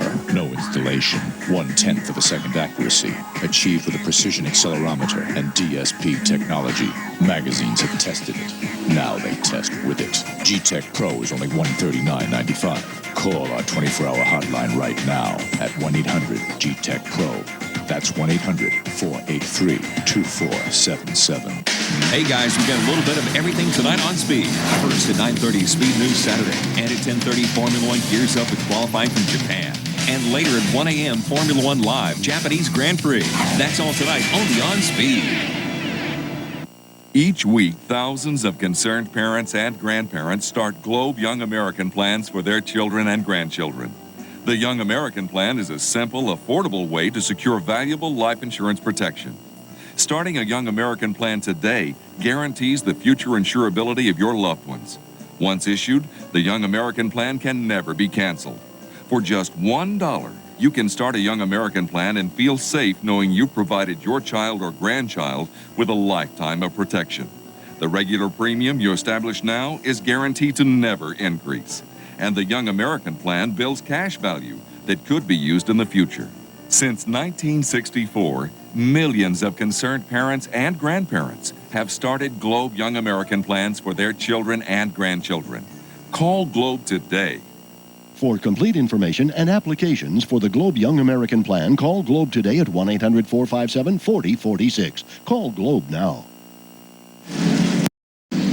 Welcome back to Road Atlanta as we continue under the full course caution for the big hit Tony Ave had with his problem. But we saw what happened with the number 13. Let's go down to Calvin Fish for more. Well, the rear wing is pretty torn up. They initially were just going to change the main plane, but when they looked at the uprights, they're damaged as well. So I'm not sure what the ultimate scenario will be here on the 13 machine. Ben Devlin looks on. Championship was on the line here today, Ben. You didn't need this right now. No, it's, not really, but we all make mistakes, so we can't blame George for that. It just got to keep going. Hopefully we'll get this wing on here and we'll keep our position on the road at the moment. I spoke to Mike Johnson, who runs the team. He says it's been a pretty smooth afternoon for you guys. Car has been running well. Yeah, it has. We haven't had any, touch wood, we won't have any problems, and we keep it going like this, we'll be good. All right, Nate, good to see you out there, and hopefully we'll see you back in the car. Ben actually comes from Norfolk. He's a local boy, just like myself down there. And his dad, very interesting story. His father's name is Ed. And all of the boys who used to race for Van Diemen at Snetterton and everything used to go down at Ed's Calf every lunchtime. So there's a little mecca of motor racing down there on a regular basis. So Calvin, people such as Senna and Gugelman and Moreno, people we're seeing over here, used to eat there on a regular basis. So you're saying that Ben also says fool for fuel? Yes, he does, mate. Okay. Just check. It's funny how his accent totally changed when he starts talking about his friends back in Norfolk. You can hardly understand him. Slips back into the old habits. Well, it looks as though that they're just replacing the whole element of the wing, but that the uprights, the supports, they've apparently looked at and think that they might be okay, which is going to save them a tremendous amount of time. I think Ben was being very generous to his teammate when he said, we all make mistakes. Because what we mustn't forget is he probably came out in stone-cold tires for a pit stop too. That's true. And he comes flying over the brow, and there's your accident. Yeah. Now, earlier, just a few minutes ago, actually, Jan Bikas from that story this morning compared this car and the one from Olive Garden, and he talked about when he got to that front splitter, he said they don't want us to look underneath here because there's stuff they don't want us to see, and there's a connection with ProDrive that maybe there's some pretty trick technology underneath there from another series. Well, let's not just, yes, exactly. Let's not forget the history of ProDrive. David Richards is an incredibly meticulous man and a great technical man, and he is, of course, in charge of the BAR Formula One team, as we've seen for the last 2 seasons. And you can bet your life that some of the technology that they have learned in Formula One is somewhere underneath that car and helping them out with their aerodynamics. Technology transfer rampant, perhaps. We're speculating, but you would certainly think so. There's another Ferrari. That's the one that runs in the GT class as well. We'll be right back. To circle back to Cincinnati with those figures, I'm worried about Ted. Oh, no. It's off? Okay, I'll be right there. Guys, I gotta go. I think we can achieve substantial market penetration in Pacific Rim. That's awful. Really sorry, but I have to go. The new Boxster. It is perhaps the perfect getaway car. Thanks to the latest breakthroughs in hair loss technology, it's impossible to tell who is a hair club client. I am. And who's not. Call 1-800-HAIR-CLUB for this free hair loss booklet and arrange to speak to a hair loss expert today. With some of the latest breakthroughs in hair loss technology, you really can't tell you've ever had a hair loss problem. And that's the point. So call 1-800-HAIR-CLUB right now, and you'll be happy to say, I am. Call 1-800-HAIR-CLUB now. This is the sound. These are the results. This is the sound of the PowerFlex by Gold's Gym, the authority since 1965. Gold's Gym gives you one powerful machine with 65 club-quality exercises. The secret to the PowerFlex begins with the swivel flex pulleys that provide you with free range of motion. Next, Power Stroke Resistance simulates the natural movement of your muscles and allows you to move from 10 to 410 pounds of resistance with one simple stroke. Call now for free information about how you can get the Gold's Gym PowerFlex into your home for as low as $49 a month. With the Gold's Gym PowerFlex, you get the lat tower, the multi-position bench, hip strap, rowing seat, ankle strap, handles, and space saver design. As a special bonus, when you order, you'll also get the Gold's Gym PowerFlex leg developer for stronger legs and shapelier hips and thighs. A $200 value absolutely free. Call the number on your screen now. College football Saturday. Catch the power, passion, and pageantry. Oh my goodness! College football Saturday, presented by Kyocera, all season long on Fox Sports 10.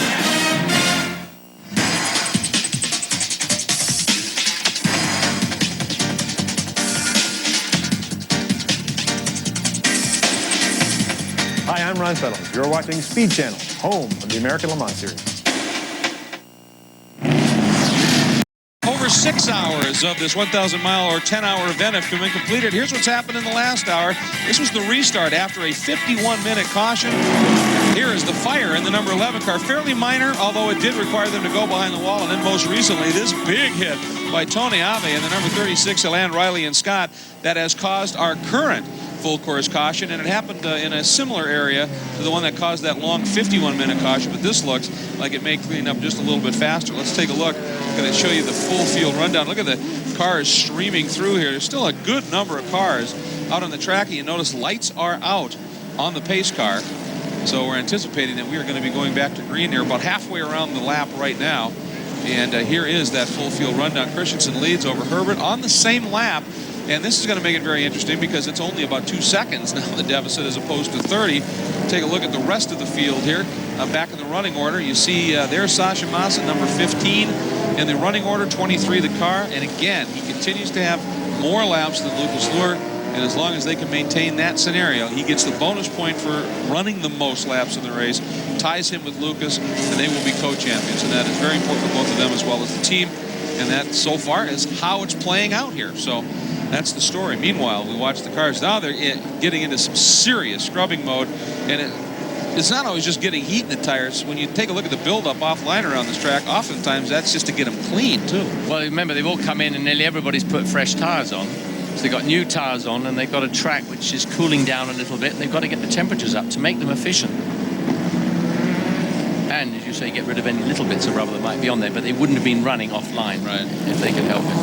And there you see Vila, it's Pirro, the number 1 car, and he is doing everything he can to try and regain lost laps, and they are a ton behind, and they are at speed already. And here we come down the hill, and this is a golden opportunity for Emanuele Pirro to just let fly right now. Clean track, he picks up the green. Look at that big bob and weave down the front straight, doing anything he can to get some heat in those tires. Right behind him is Eric Bernard, the number 7 caddy, and then the rest of the field. And what a great cars have been off the track numerous times. They've been in contention in the 675 category all season long. Ready for the restart. Here we go. Boy, and I thought Stefan was going to set himself up for a penalty there. I thought he maybe was going to pass that car prior to the start-finish line, but did not. He realized just in time that he was closing too quickly on him. So Johansson got his lap back on the restart. He was able to jump out in front of the 675 car. And right on his tail, Capello trying to get back 1 lap on the 38. That gives you a pretty good view there. We were in car with that Audi for a second, just how valuable the headlights are and how miserable it must be for Biela in that 1 car with that bright that keeps flickering on and off. Through the S's. Here's the Cadillac, very distinctive taillights. Final corner before the backstretch. There's the Cadillac, one of them. So it's the number 2 Audi of Capello, the 38 Audi, the ADT champion car of Johansson running second. Max Angelilli in the number 8 Cadillac, and Collard in the 7 car. There's the number 2 right there. So he's still well back in the pack. You know, actually, I thought that we were on board the other Audi there for a second. So too. And with apologies for our viewers, that was the Cadillac we were on board. 3 wide. We are on board the Oscar Ferrari. What headlights.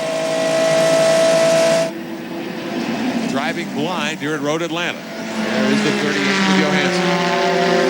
Another great advantage of the open-top LMP cars is you don't have to worry about your windshield being smeared by all the oil on the track. And generally, those little deflectors, the one that the Yost car lost earlier in the race, that's the thing that takes all those spits of oil. Frequently, you finish a stint driving this car, and your actual visor is still perfectly clear. So because the airflow is so good. Yeah, exactly right. So Johansson a minute behind Capello right now, and they may need another fuel stop before we're done tonight. That's right. Now, timing and scoring have updated. They're showing on the same lap right now. But as you just pointed out, a full minute. Well, now they've gone. Well, it's because of the distance. A minute is almost a full lap here. So when Capello crosses the stripe and ticks off another lap on the computerized scoring system, it shows Johansson, I believe, to be a lap down. But he'll come by and show back on the lead lap.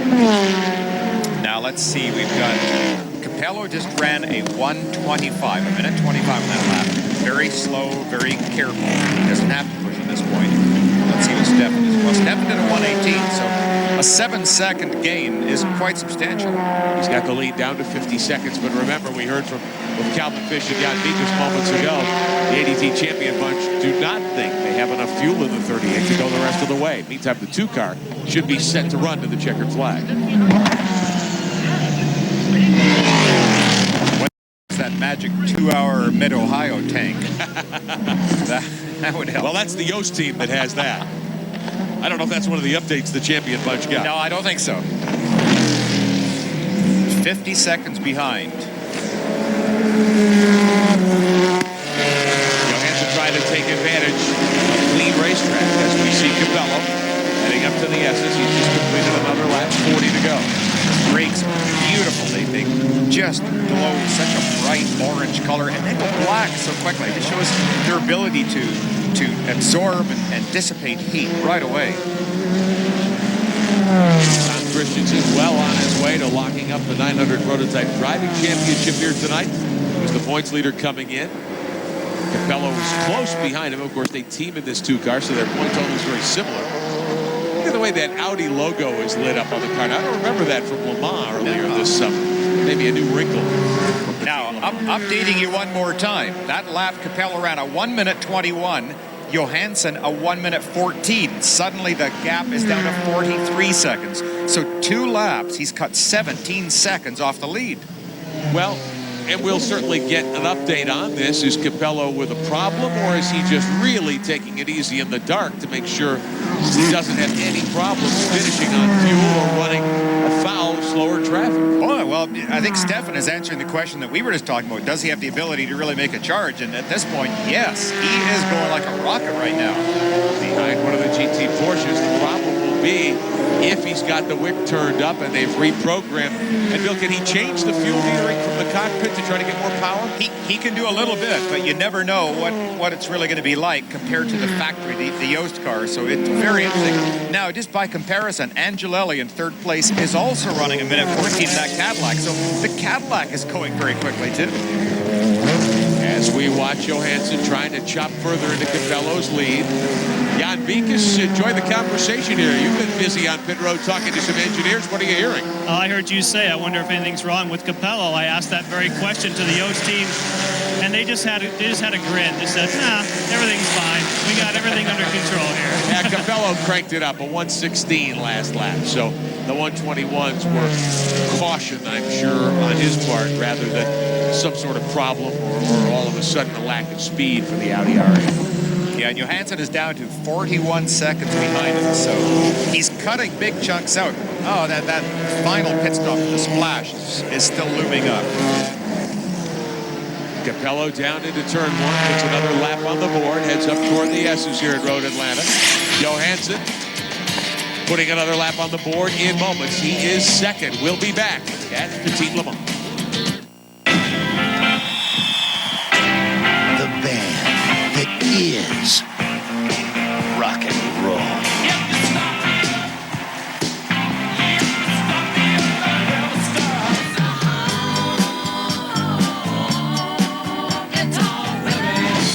Licks from the Rolling Stones, the first comprehensive rock and roll collection ever assembled by the greatest band in the world.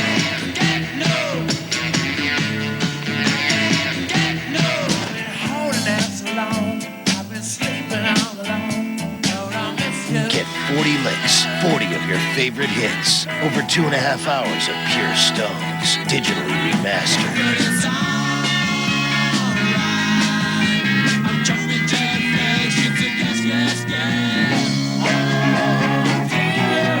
Call now for 40 Licks, the definitive Rolling Stones collection on 2 CDs, and get this CD booklet full of rare photos, plus this commemorative poster, all for $29.98. And your shipping and handling is free. Pleased to meet you. Hope you guess my name.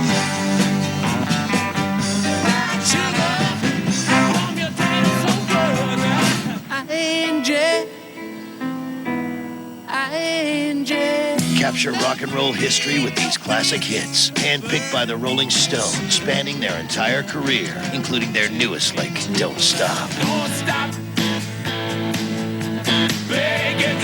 40 licks, the soundtrack of a lifetime from the greatest rock and roll band in the world. Don't miss a single lick. Call now. Order 40 licks on 2 CDs and get the CD booklet and commemorative poster for $29.98. Or send a check or money order to the address shown. Remember, shipping and handling is free. Call now.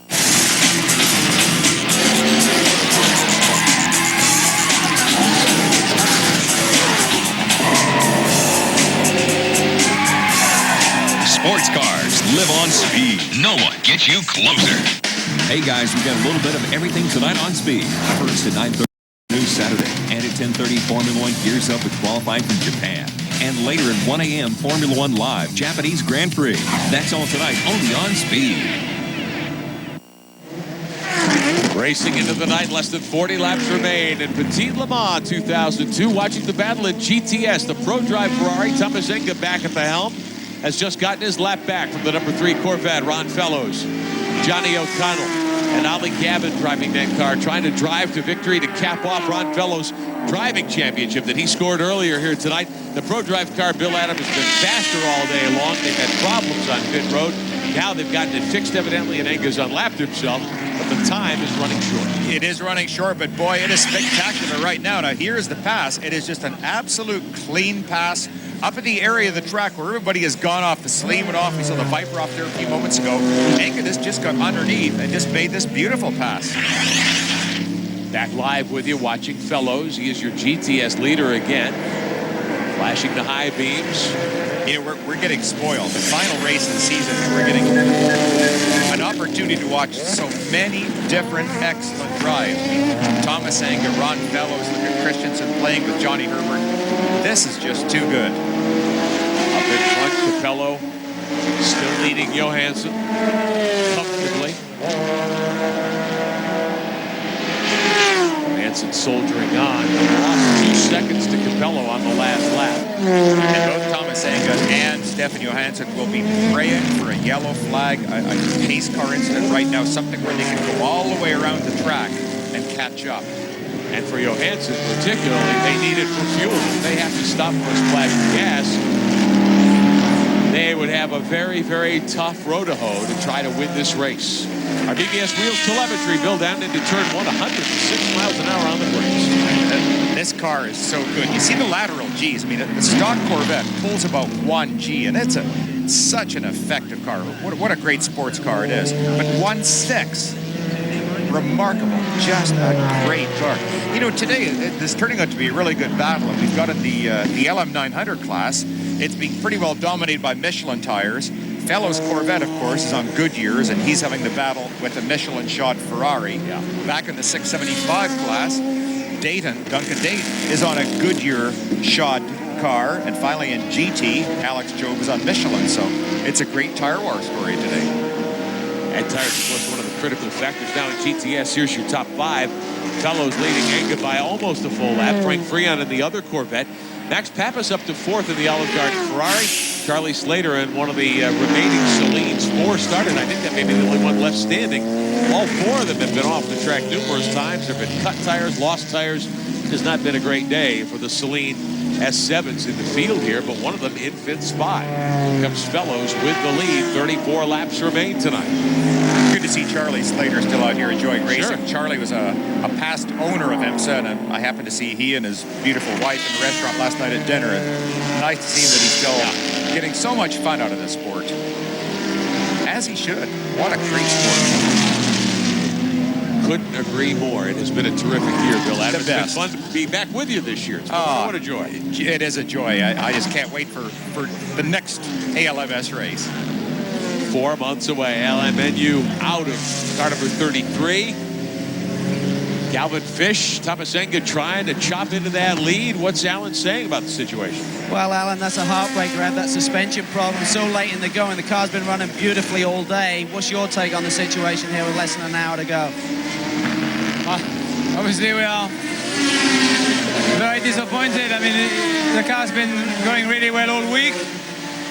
I mean, the team probably have done a fantastic job, and we drove it well today. I think it's a silly problem we've just had, and we had a one lap lead. We only had to cruise to the end to win Petit Le Mans, so it's... What was the exact problem? We understand that a bolt had come loose on the bottom wishbone with the upright, is that correct? Yeah, exactly. So it's crazy, yeah. The way with the classes is very difficult, even though you've got back on the same lap as the Corvette. If a yellow is thrown, that's really where the overall leader is for you to get back on and catch a lap back up. I think now there are less than 40 laps to go, and so Thomas would have to go like 3 seconds a lap faster than the Corvette. So I don't think that's possible. Huh? All right, Alan, sorry to see you get trouble at the end of this one. Best of luck. Maybe something will happen here. Boy, and pardon me for yelling there, Calvin. As Tomasenga come up over the top of turn 1, carrying so much speed up into 2, jumped on the brakes and really got that Ferrari sideways. He did a terrific job controlling it.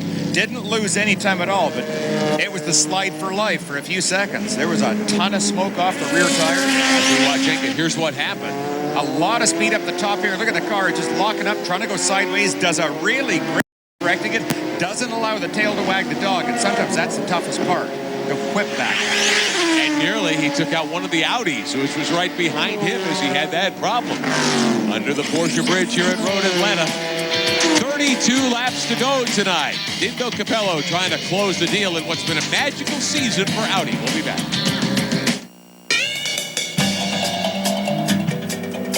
Behind him is a 400 square foot deluxe bachelor with a partial view. In front of him is a junior executive semi-private with no view. But right now, life is perfect. On the open road, in complete control of a 6-speed, 200 horsepower Acura RSX Type S. If you want the benefits of refinancing, you have no choice but to stress over a long application, right? Wrong. AmeriQuest Mortgage gives you a choice and a personal loan advisor to handle just about everything. With 2 decades of experience, AmeriQuest knows how to offer you the no-stress home loan. The time is right, so call AmeriQuest now at 1-800-287-1803 or go to yourmore.com. Call AmeriQuest, the company that knows you are more.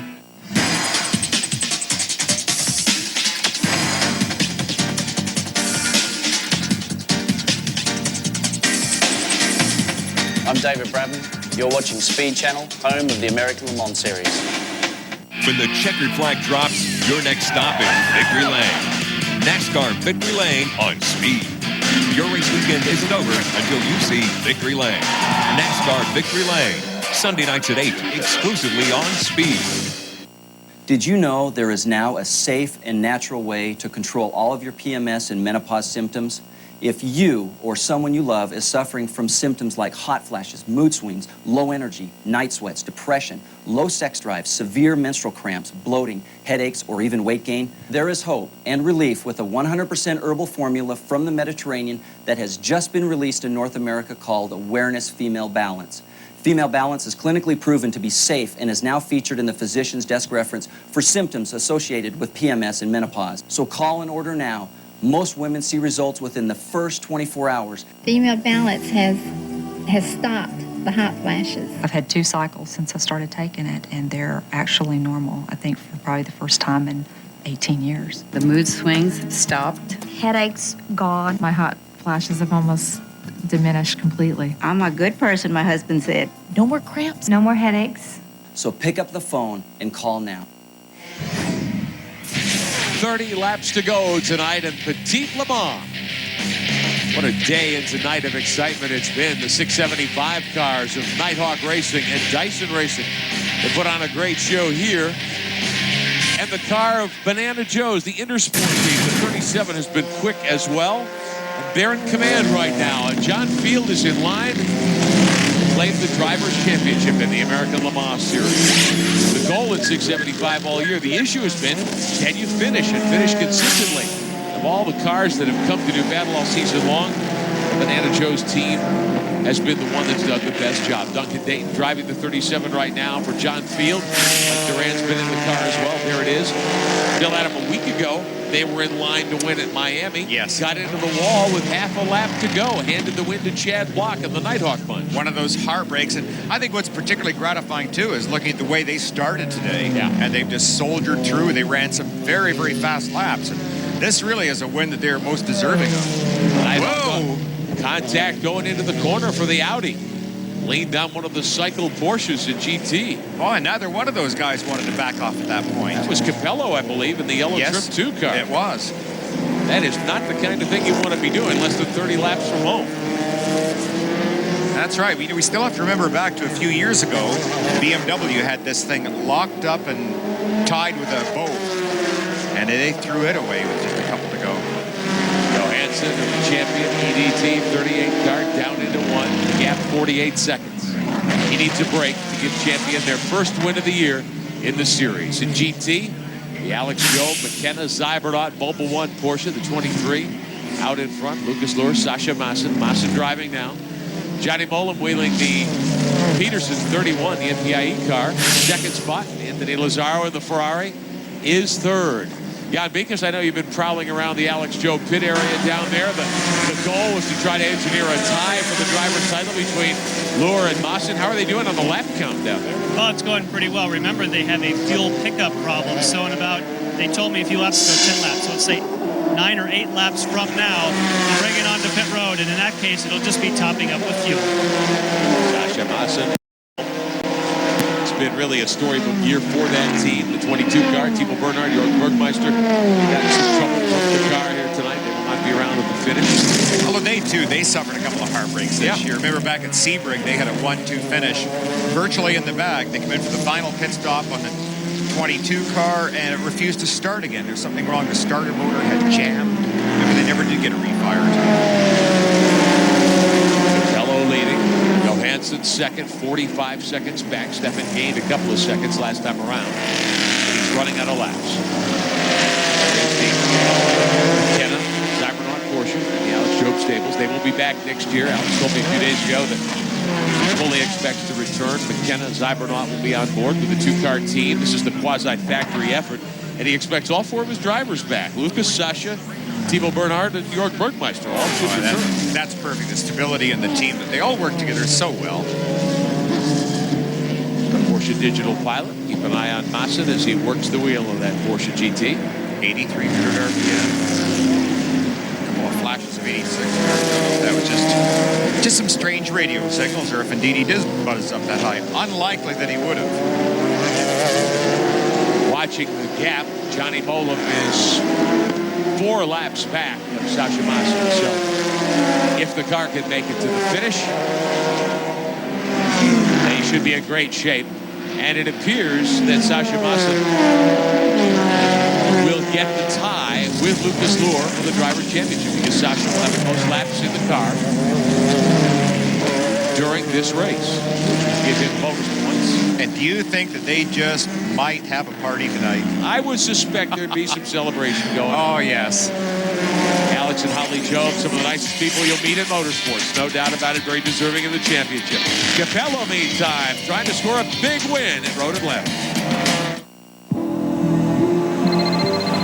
Hello? Peter, you considered my offer? I'll give you power. I've got power. I'll give you riches. Riches. I've got riches. All right, I'll even... Now you can buy luxury without selling your soul. The 2003 Camry, the most irresistible Camry we've ever built. Your pet's same exact heartworm and flea medications delivered to your home, saving you time and money. It costs less than buying from my veterinarian. It only takes a phone call. I saved a visit to my vet's office. I didn't have to leave home. Pet Meds delivers my pet's medication right to my door. It's cheaper and more convenient than buying from my vet. I save time and money. 1-800-PET-MEDS. We deliver savings and convenience on HeartGuard, Advantage, Frontline, and all other pet medications. Call to order now or order online. When you have money problems, just going to the mailbox can be frightening. The bills and balances keep piling up. You're scared to even look. It's the same when the phone rings. You know it's another creditor, so you're afraid to answer. I don't know how my debt got so out of control. I thought bankruptcy was the only way out. And then I called Ameridebt and found the answer. Every day, Ameridebt helps more people with money problems. We're a nonprofit organization offering free consultations and solutions to consumers seeking to eliminate their debt. Now I don't have to struggle to keep up my monthly payments, and I won't spend the next 20 years paying off my credit card bills. Ameridebt contacted my creditors. They were able to get my interest rates reduced, and my payments were almost cut in half. Now my balances are dropping, and I only have one small monthly payment. Call this number, and in minutes, regardless of your situation, Ameridebt can help change your financial future. Ameridebt gave me my life back. Ameridebt, helping America get out of debt.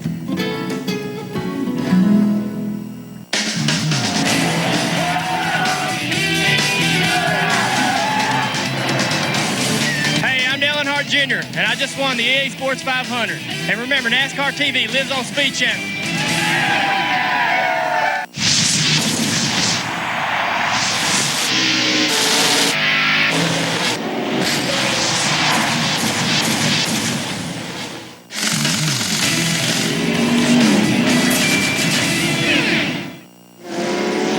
Back live at Road Atlanta, Brazelton, Georgia. Final moments of Petit Le Mans for 2002, presented by Audi. Bring down the curtain on what's been a terrific American Le Mans Series season. Next year, 11 races to make up the championship, beginning with the 12 Hours of Sebring in the middle of March 12th through 15th in 2003. Watching the Corvettes, that Ron Fellows, your leader in GTS. And here is the car that will carry this year's 675 prototype driving champion. John Field, business owner from Dublin, Ohio, lead driver for the Banana Joe's Intersport team. Just got a note from IMSA officials. Field has clinched the Drivers' Championship. The car is 8th. They've got a huge lead over the second 675 car. Running 7, Ben Devlin and the Archangel Lola, the 13 car. Several laps is the gap between the Field 37 here and the Archangel 13. Right now, Duncan Dayton behind the wheel of the 37. But John Field can celebrate because no one can touch him for the Drivers' Championship in the 675. Yeah, they have sure battled through some problems this year and a lot of adverse conditions and never gave up. Absolutely the case. Mentioned a moment ago, they wrecked this car a week ago. Intersport in line also perhaps to win the team title by one marker if things stay the way they currently are, which would be quite a double dip for this team. And they've done something nobody else in the series has done. They've run a 900 prototype car, that Lola Judd, that Clint Field, John's young son, has been the lead driver for, and they've run the 675 car all season. Very, very good team. Great achievement. 23 laps to go tonight at Road Atlanta.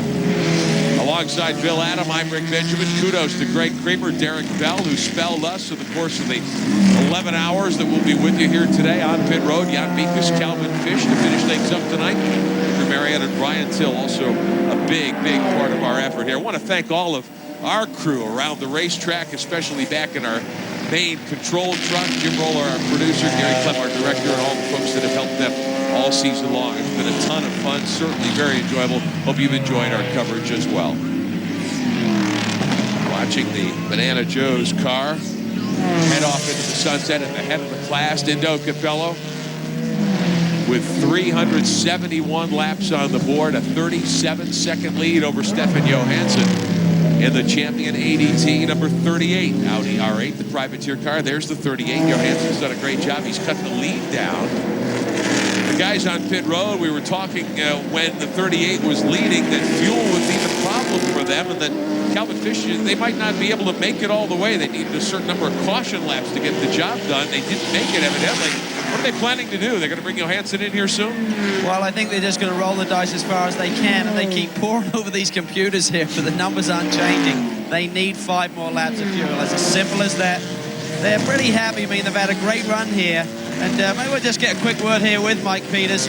Mike, you keep running the numbers, but they're not changing, I assume. No, they're not changing at all.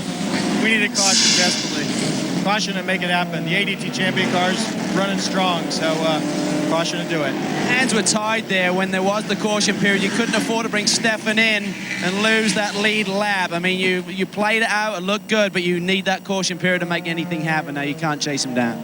That's right. Yeah, if we had come in, we'd have been a lap down. We'd have had no shot. So we give it a whirl here and we'll see what happens. Well, a great performance by this champion team. They've been there all season long, and now they've got the latest mods on that car. A lot more competitive this weekend, and two stellar drivers behind the wheel, Johnny Herbert and Stefan Johansson. Well, you know, one of the guys in the crew named Keith is a very big, strong guy. Now, if he were to pick up some huge object and throw it on the track, Calvin Fish? like Calvin Fish, throwing it in the middle of the front straight, they would have to put out a pace car. Now the 38 car solidly in second spot. They've got a 4-lap lead over Max Angelilli's caddy. But this one is in the hands of Capello. We'll be back.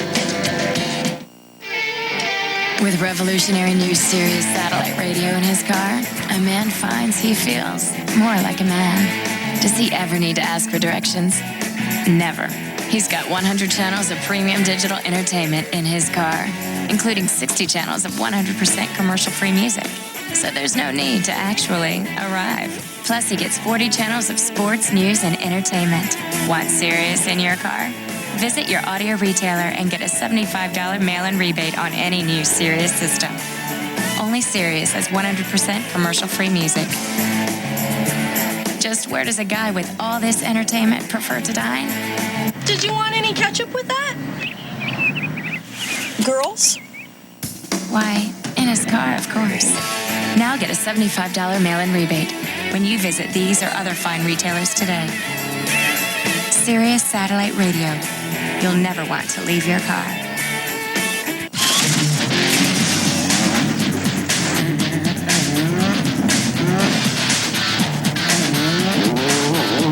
World Rally lives on speed. Go to best in the world. No one gets you closer. Hey guys, we've got a little bit of everything tonight on Speed. First at 9:30, Speed News Saturday. And at 10:30, Formula One gears up to qualify from Japan. And later at 1 a.m., Formula One Live, Japanese Grand Prix. That's all tonight, only on Speed.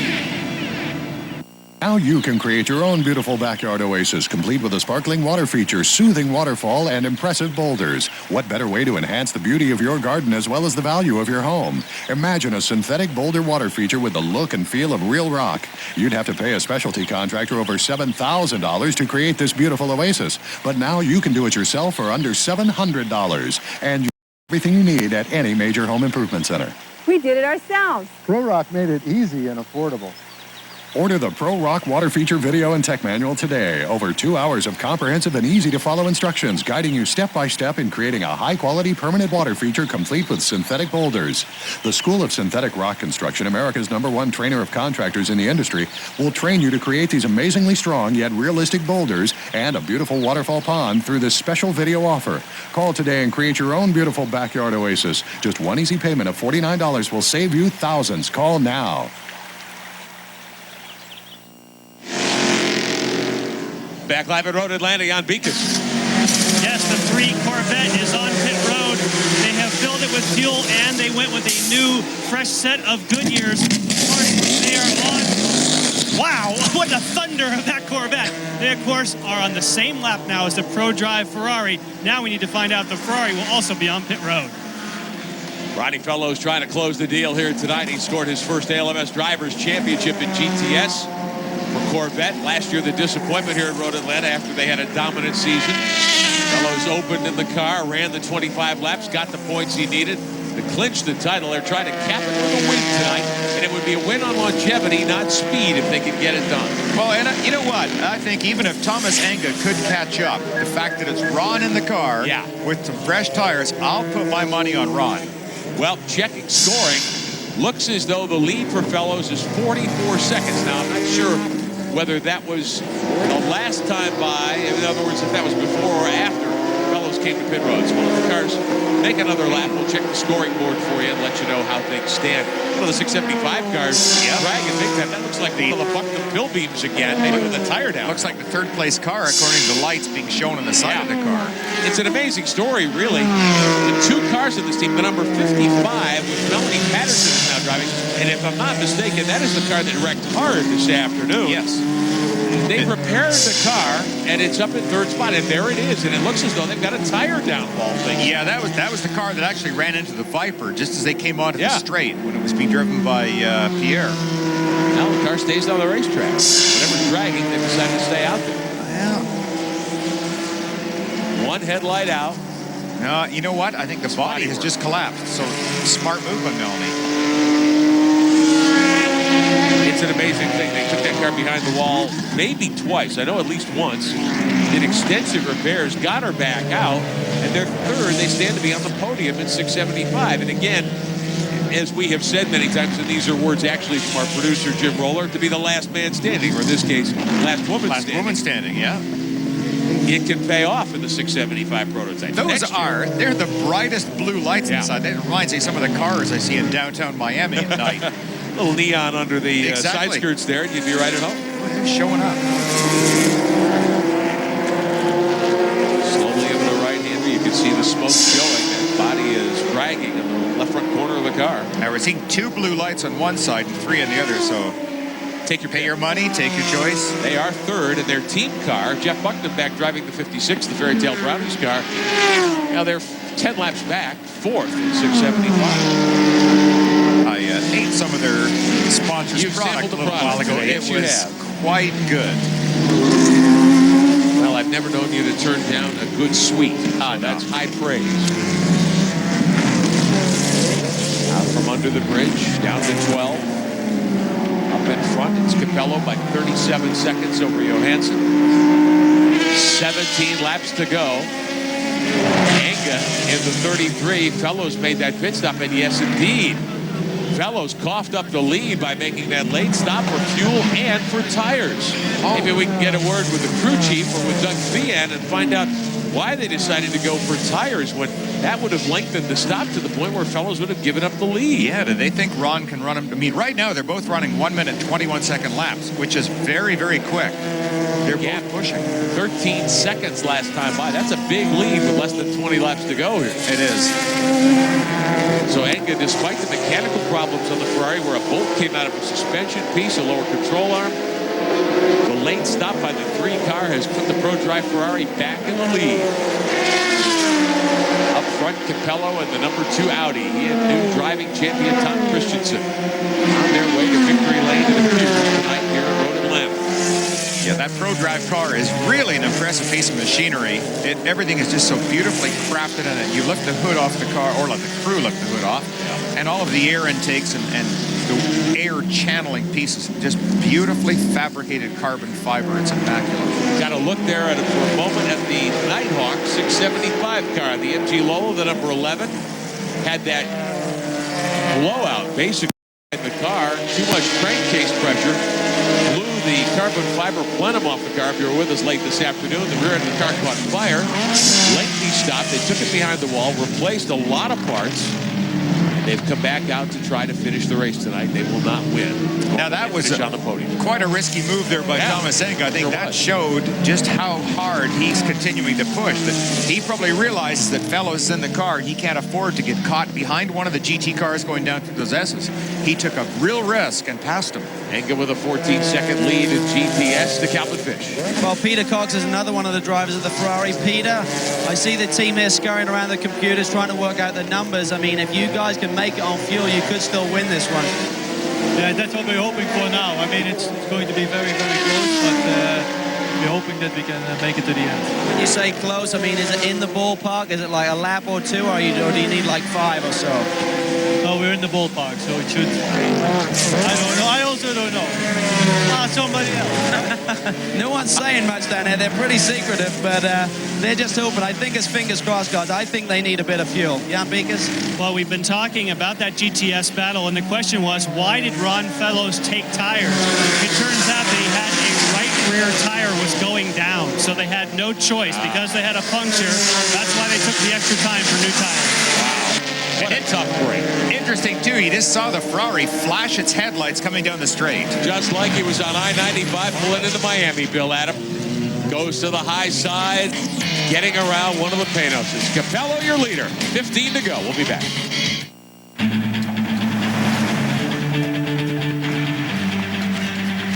The stronger the foundation, the taller the building. And the more you put into a truck, the more you get out of it. At Toyota, we're proud that the Tundra has been ranked best in initial quality 3 years in a row. For people who care about getting the job done right, we built the Toyota Tundra better from the ground up. They've got what you need. The best of InXS. The essential collection of huge InXS hits on one unbelievable CD.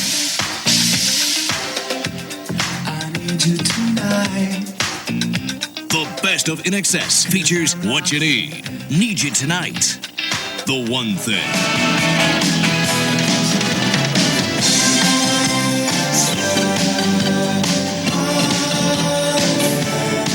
New sensation.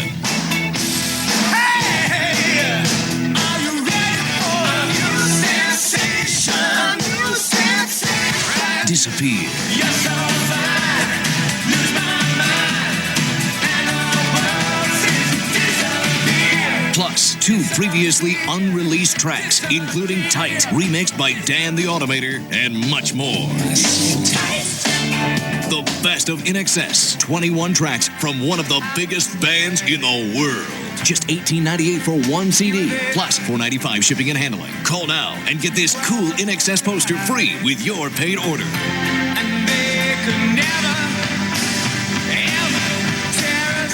The best of InXS also features Never Tear Us Apart, Original Sin, Devil Inside,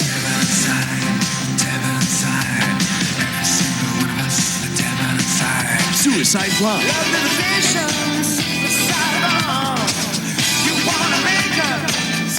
Don't Change, and much, much more. Get the best of InXS today. To order, call the number on your screen or send $18.98 for one CD plus $4.95 shipping and handling to the address shown. Call now. Rush delivery available. We've raced more than 950 miles since 11:30 Eastern Time this morning. Petit Le Mans presented by Audi to close the 2002 American Le Mans Series season. And Bill Adam, there's a lot still in play in these last 12 laps. Boy, the dramas just keep building. The lead, Capello right now has a 28-second lead over Stefan Johansson in the ADT champion car. This car here, Sasha Massen, was just in the pits. Tons of steam belching out the back end. So close to the end of the race, and this car is overheating.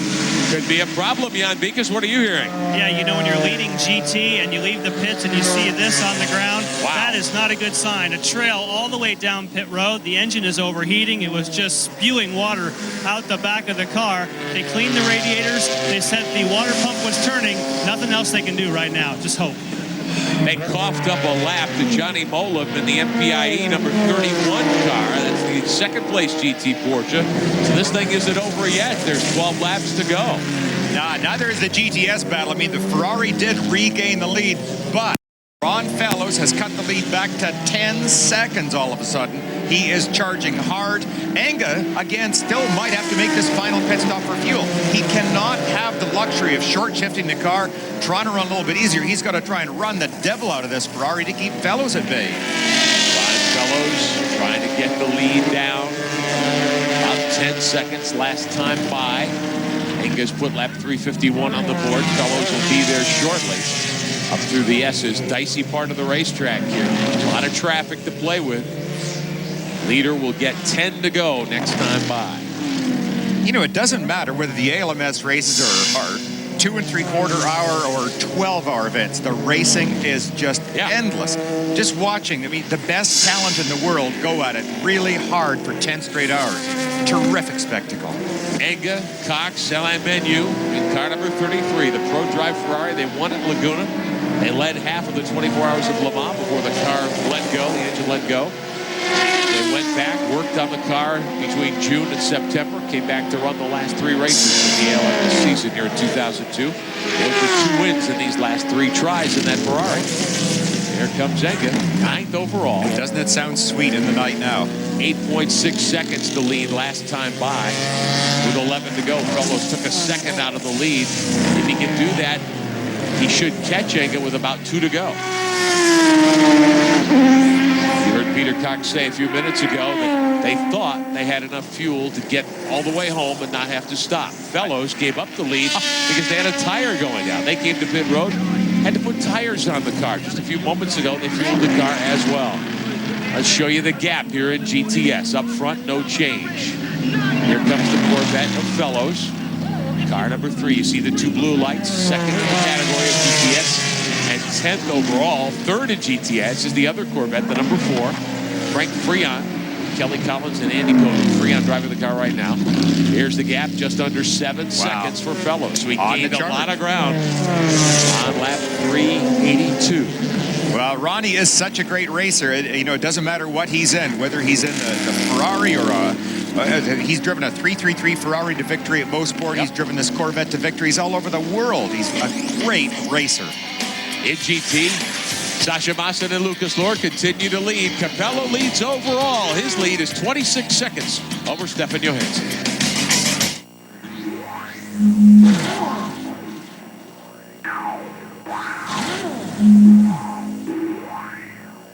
G-Tech Pro performance meter measures 0 to 60 times, quarter-mile times and speed, braking distance, handling G's, and yes, horsepower. No installation, just plug it in and off you go.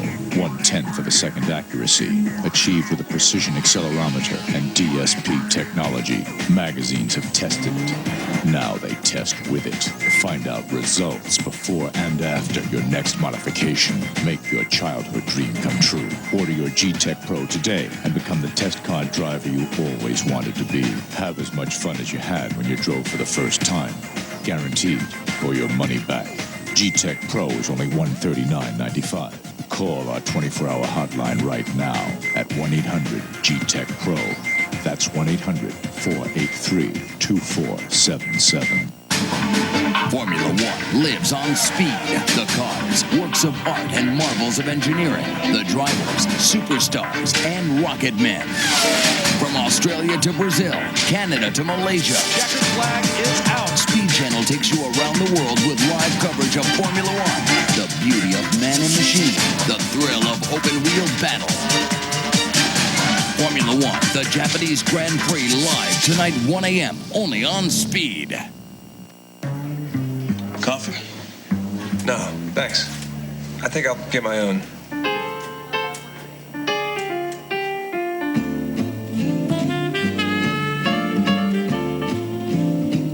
Perhaps he's compelled by the sumptuous aroma.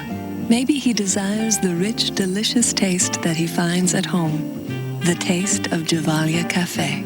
To experience the pleasure of Gevalia yourself, call 1-800-677-1523. We'll deliver 2 boxes of our fine European coffee for just $14.95 with a free coffee maker to ensure you brew and keep Gevalia at its finest. If you enjoy Gevalia, we'll send more whenever you like. Call 1-800-677-1523 today for your 2 boxes of Gevalia and free coffee maker. There's no further obligation. Gevalia Cafe. Always a pleasure to come home to.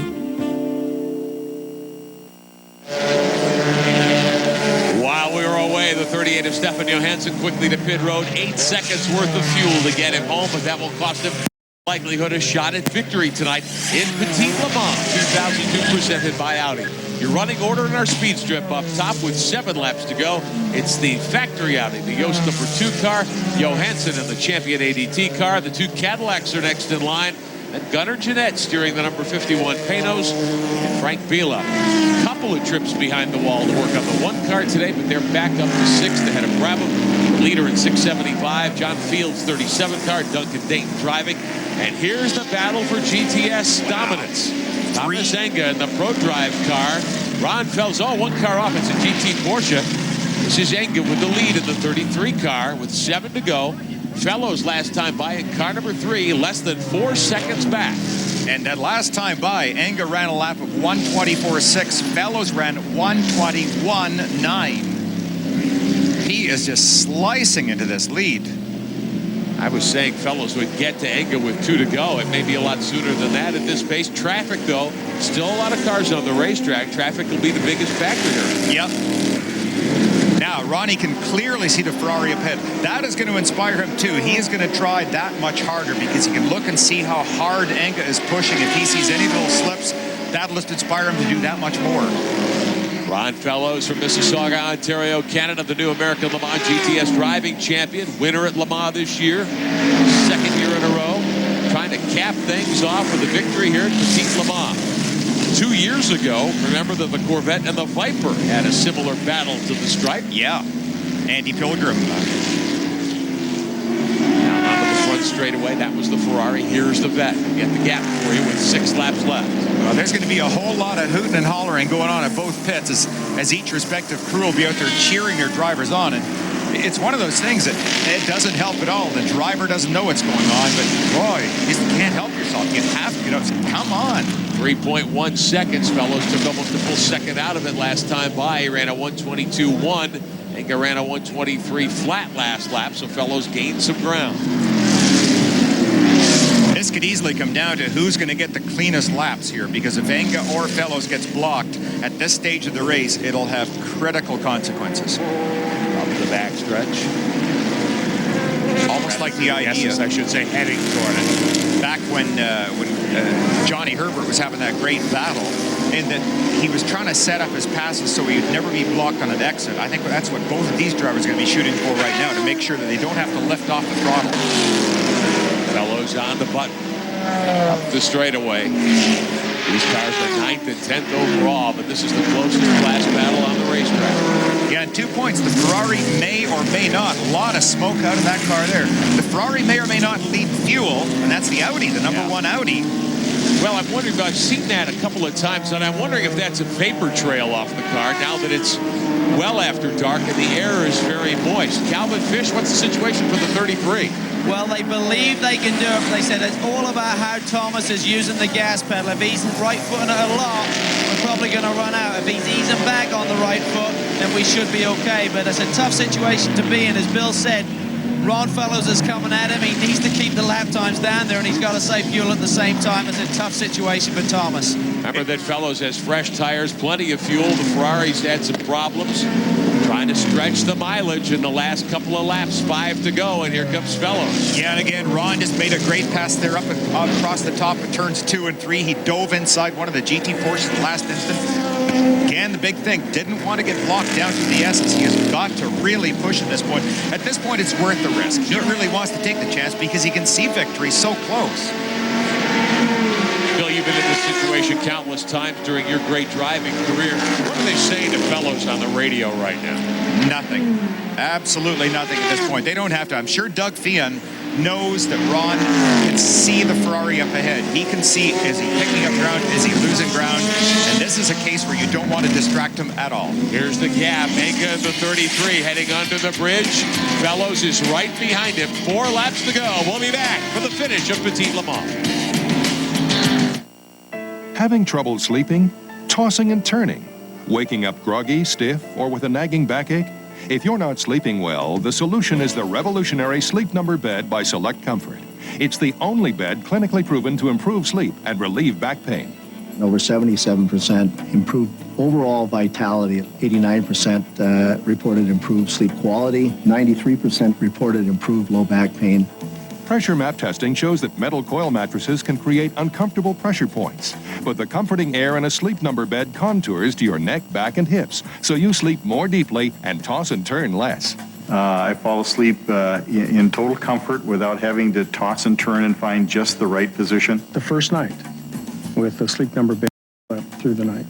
Getting a better night's sleep couldn't be easier. Just use the handheld remote to set the comfort and firmness to your exact preference, your Sleep Number. Let your partner do the same. On a Sleep Number bed, each of you can change the firmness level anytime you like. Call now. We'll rush you this free video and brochure where you'll learn how Select Comfort's breakthrough air technology can help improve your sleep. I'm a pretty restless sleeper, and I slept very well, and my back felt good. It was amazing. It was like sleeping on a cloud. The Sleep Number bed costs about the same as an old-fashioned innerspring mattress. Yet in product abuse tests, the Sleep Number bed was more than twice as durable. Learn for yourself why Furniture Today ranked Select Comfort #1 2 years running. In clinical studies conducted at Stanford and Duke universities, participants fell asleep faster and experienced a better quality sleep on a Sleep Number bed. Don't toss and turn another night. Call now. You can afford to sleep better. Call 1-800-645-9977 for your free video and brochure. In it, we'll include complete details about this revolutionary bed and our 30-night in-home trial. Don't delay. Call 1-800-645-9977. Call now. That's 1-800-645-9977.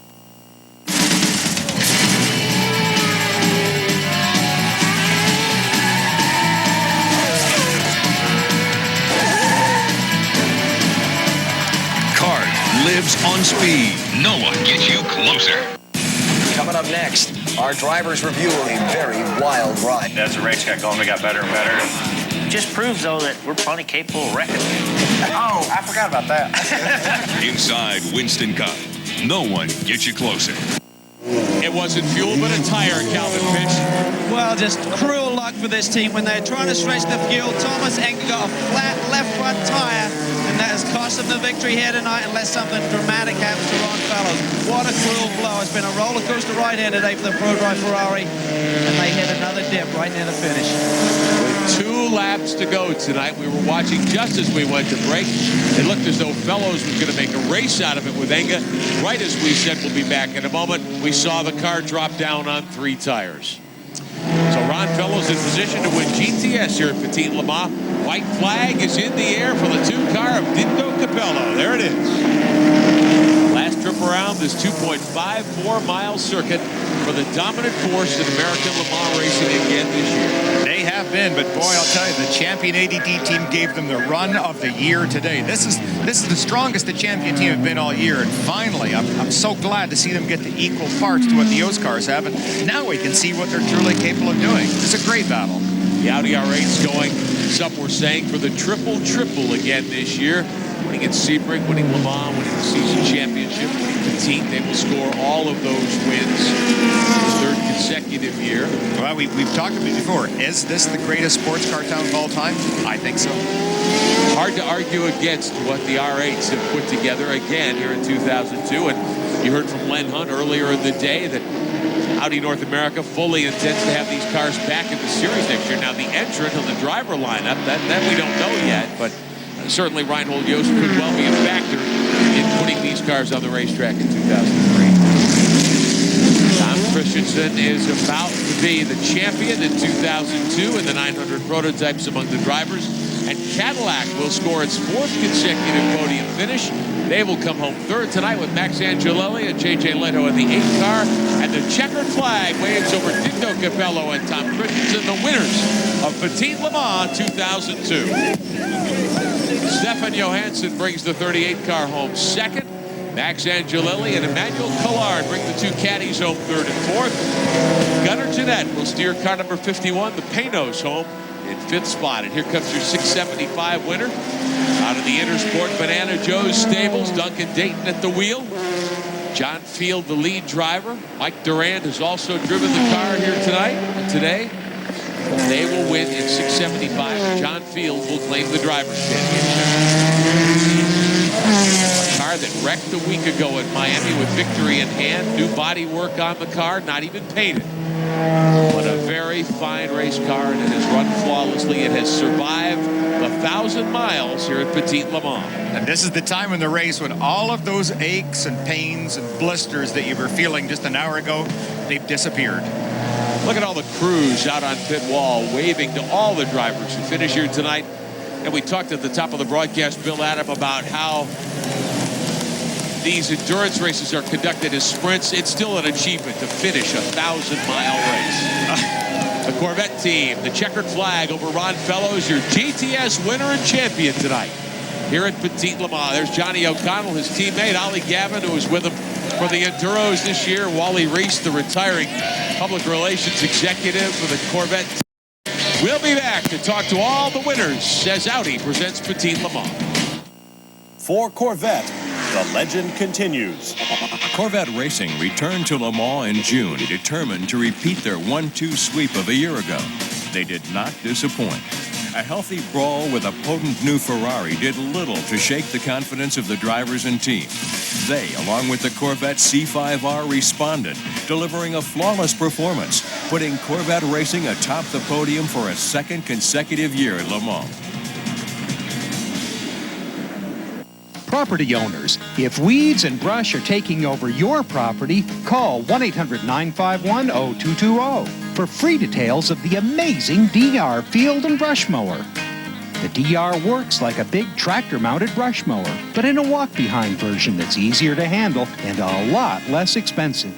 So if parts of your land are too overgrown for any ordinary mower, call now for free details about the amazing DR Field and Brush Mower. Hey guys, we've got a little bit of everything tonight on Speed. First at 9:30, Speed News Saturday. And at 10:30, Formula One gears up with qualifying from Japan. And later at 1 a.m., Formula One Live, Japanese Grand Prix. That's all tonight, only on Speed. Winston Cup Wednesday. With enhanced in-car camera coverage, get inside the minds of this week's headliners, offering their unique perspective from the track to the pits. Winston Cup Wednesday, only on Speed Channel. No one gets you closer. Interest on our cards used to be 21 to 23%. They were impossible to pay down. I couldn't keep up with my payments anymore. Cambridge lowered my monthly payments so that I'm able to manage it. Cambridge Credit Counseling is a non-profit service that work with you and your creditors to reduce your monthly payments. Before Cambridge, it would have taken me 15 to 20 years to get out of debt. With Cambridge, I'll be debt-free in 4.5 to 5 years. Give Cambridge Credit Counseling a call. Find out how good it feels to be debt-free. When you have money problems, just going to the mailbox can be frightening. It's the same when the phone rings. You know it's another creditor. I thought bankruptcy was the only way out. And then I called Ameridebt.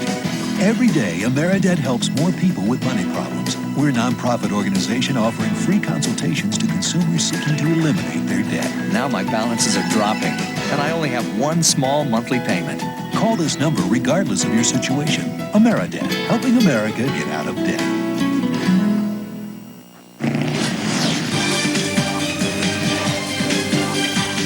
Capping off a storybook season for the Audi Sport North America team.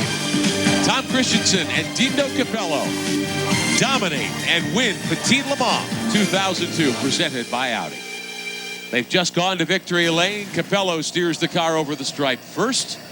Christensen claims the Drivers' Championship with that win. Johansson and Herbert finish second. The Caddies, and then the Panos. To Calvin Fish in victory lane. Well, they're both wearing the champion hats, but Tom, I know it's hard for you because you'd love to share this championship with Dindo, but congratulations.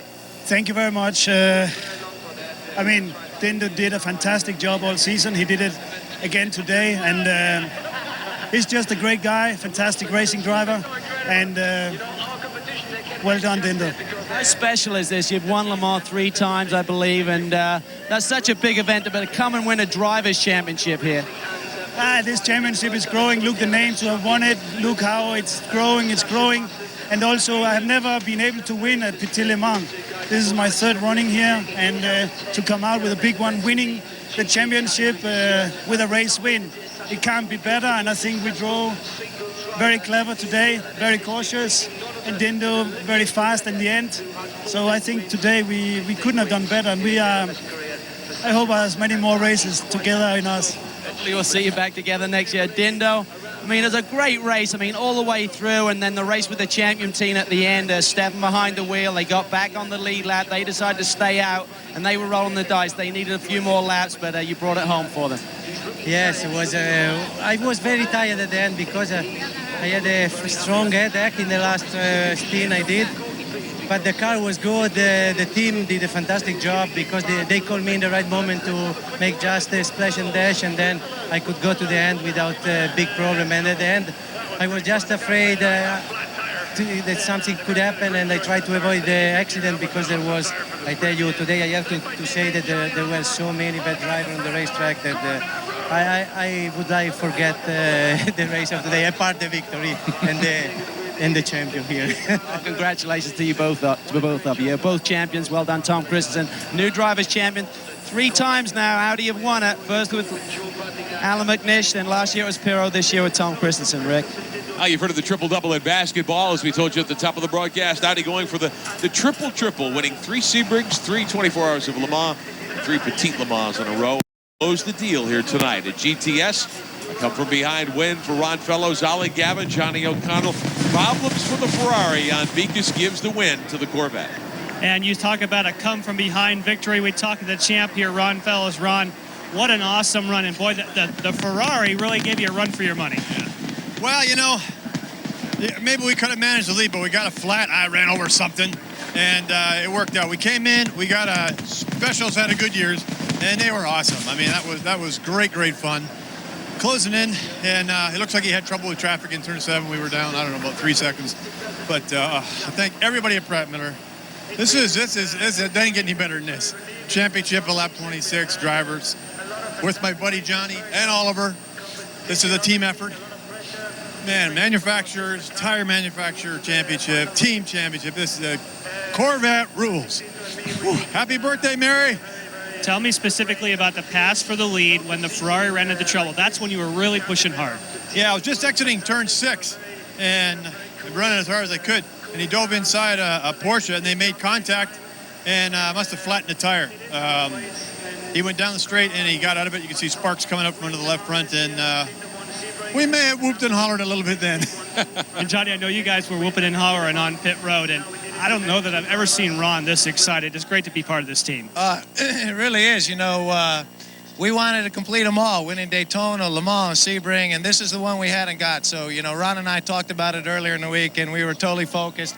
Bringing Oliver in here is a huge addition to us, and you know, it was wild because we got the lead lap, and then you know, we had a puncture with Ron. We went to second, and Ron was really pushing hard, running them down. And I think, you know, the fact that no one at Pratt & Miller ever quit.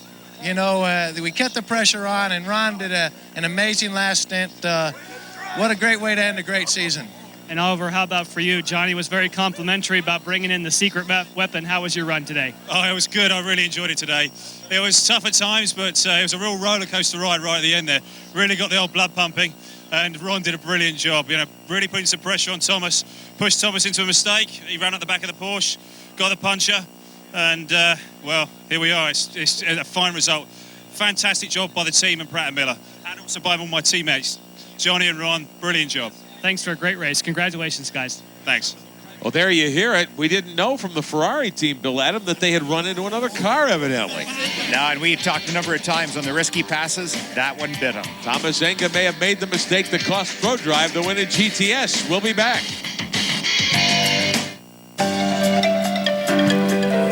Behind them is a 19th century cabin with a 19th century roof. Ahead of them is a 21st century modern with a 21st century electrical system. But right now, life is perfect, thanks to a clear sky, a smooth ride, and the electronic four-wheel drive, 260 horsepower Acura MDX. Hello, I'm Derek Daly. Have you ever thought what it might be like to push a race car to its limits? Well, for most of my life, I did just that. And now I want to share those thrilling moments with you at the Derek Daly Performance Driving Academy. You can walk through our doors with no experience and have the thrill of a lifetime. From the classroom to the racetrack, and all just minutes from the world's most exciting city of Las Vegas. To begin your racing adventure, simply call 1-888-GO-DEREK and begin to live your dream. With revolutionary new Sirius satellite radio in his car, a man finds he feels more like a man. Does he ever need to ask for directions? Never. He's got 100 channels of premium digital entertainment in his car, including 60 channels of 100% commercial-free music. So there's no need to actually arrive. Plus, he gets 40 channels of sports, news, and entertainment. Want Sirius in your car? Visit your audio retailer and get a $75 mail-in rebate on any new Sirius system. Only Sirius has 100% commercial-free music. Just where does a guy with all this entertainment prefer to dine? Did you want any ketchup with that? Girls? Why, in his car, of course. Now get a $75 mail-in rebate when you visit these or other fine retailers today. Sirius Satellite Radio. You'll never want to leave your car.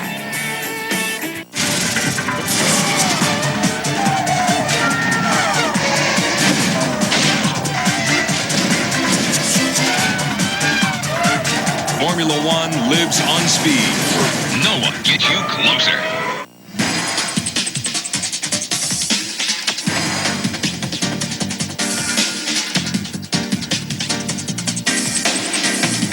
Hi, I'm Ron Fettel. You're watching Speed Channel, the American Le Mans Series. They've been the dominant team in the GT category in the American Le Mans Series since the season began. The Alex Joe, McKenna, Zybernaut, Mobile One Porsches, the 23 and the 22. 4 fine drivers, a well-run team. They've survived a lot of adversity this season. They managed to hang on and score a win here at Petit Le Mans. Let's find out their story as we take a look at the top 5 in the GT category. Sasha Massa and Lucas Luhr come home the winners. And from what we're being told, they have scored a tie for the Drivers' Championship. Calvin Fish, that's just the way they wanted it to play out. Exactly the way they wanted it to happen today. Lucas Luhr, Sasha Masson. Lucas, what a performance today. Great to go out with another win, 7th of the year. Yeah, it was great. Sasha makes me some gray hair this weekend because in the time practice he was really close. And now at the end we had a little small problem that the engine was hot. So I was sitting in the pits, and I think I don't have any nerves anymore. Sasha, tell us about that. You came in, the engine was overheating, and you just had to nurse it to the finish. Well, I don't know what Lucas has because he doesn't have to be concerned about me. I did everything right. Okay, it was a little bit close at the end of the race when we almost had 130 degrees water temperature, but the Porsche is a reliable engine, no problem, and I think we could have done maybe another 10 hours, maybe. Well, a great performance by you both. I know you want to have tied champions here, and that's what we got for the Alex Job team. Great season, 8 wins for the team, 7 for this driver pairing. Awesome job. It is. Take a look at some of the statistics for this team. Sasha Masson with the victory today surpasses Olivier Beretta as the winningest driver in ALMS history. That was his 15th victory overall. And they won 7 races. This team did. Masson and Luhr won at Sebring and Sears, Washington and Trois-Rivières, Laguna, Miami, and now here at Petit Le Mans for the team, 8 of 10 this year. In the 675 prototypes, we've documented the story. John Field clinching the championship personally as the driver, title holder this year in 675s, and his Intersport team, his Banana Joe's team, maybe not the most heralded team in this category, Bill Adam, but they were the most consistent throughout the run of the season. All right, let's get the story with the 675 winners. Jan Bikas, are you there? Brian Till is there. Trick, the Intersport team, Banana Joe's, you guys put it to him today. Duncan, you finished in the car. Any problems late in the going? We had an under tray coming off, so the car started to vibrate a lot going down the straight. But other than that, it was pretty good. Just like to thank John and Mike for a great run and great way to finish off after Sebring at the start of the season 7 months ago. Other than a car shaking at 160 miles an hour, no big deal.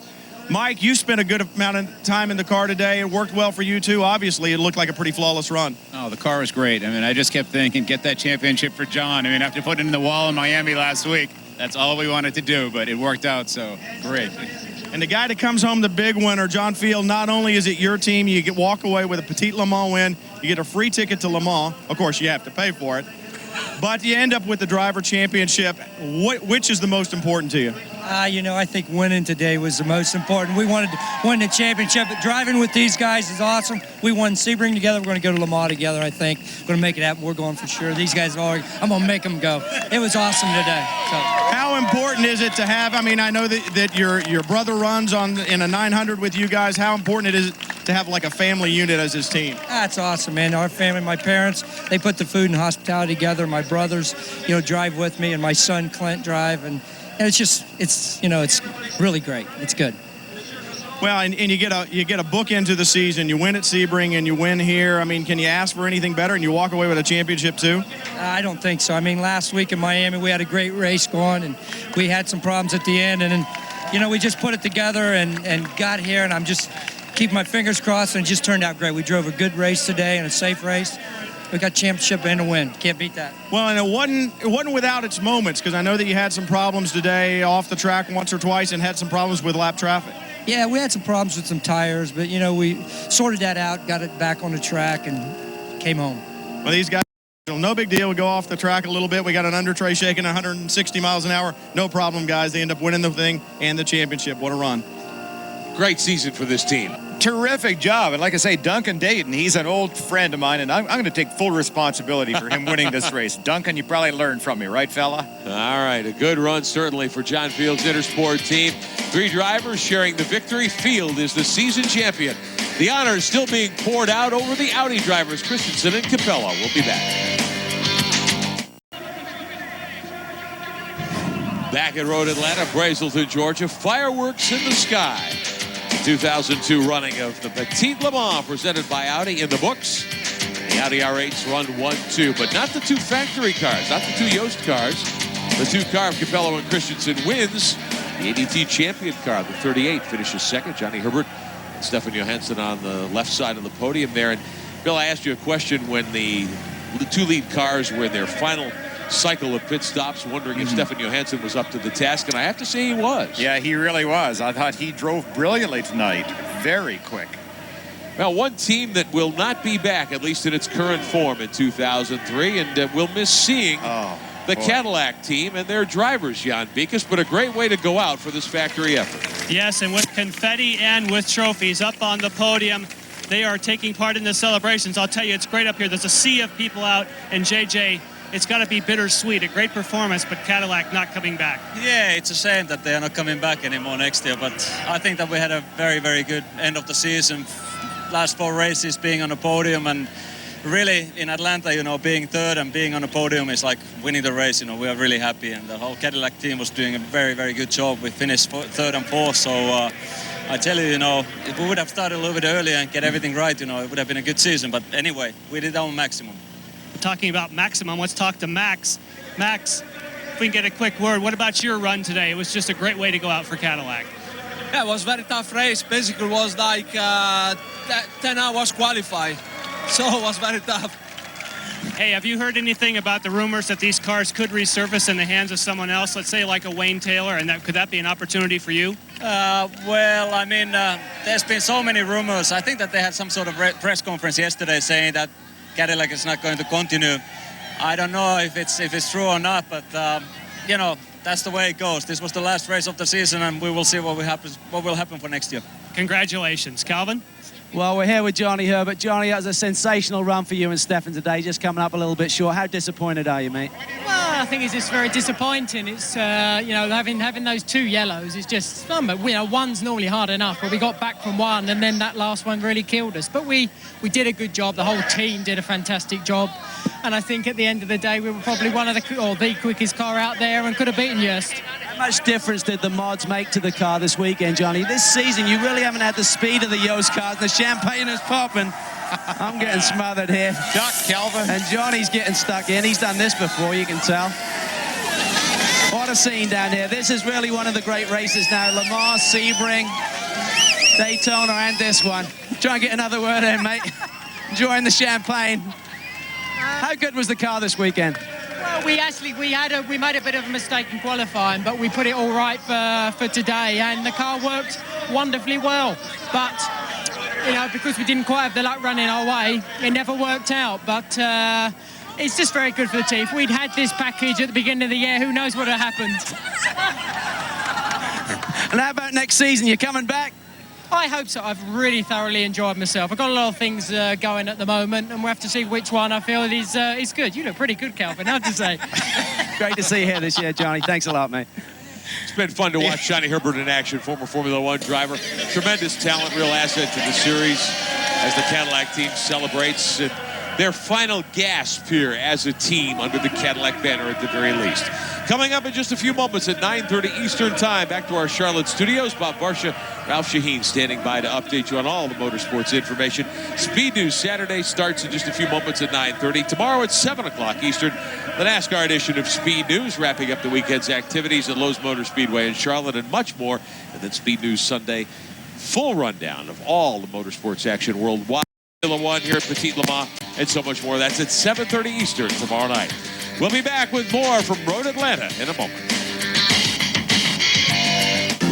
It's hard enough rushing through a stressful world during your waking hours. So why add to that stress in bed, tossing and turning on an uncomfortable metal spring mattress?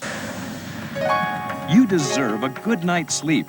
And that's just what you'll get with the Tempur-Pedic Swedish Sleep System, the only mattress that uses the gravity-defying Tempur material originally developed by NASA.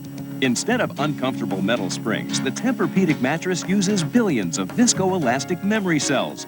This soft yet supportive material automatically adjusts to every curve of your body, providing a weightless-like sleep surface that you have to feel to believe. It feels like it's actually forming its own glove to me. I can't really find an uncomfortable position. It's like nothing I've ever felt before in a mattress. Now you can feel it for yourself. Call and we'll rush you a free sample of the revolutionary. Tonight's Speed Channel coverage of Petit Le Mans has been brought to you by Porsche. What only a Porsche brings to driving. By K&N. Performance begins with K&N. And by Arby's. Try Arby's fresh roast beef and Swiss. It'll change the way you think about roast beef sandwiches.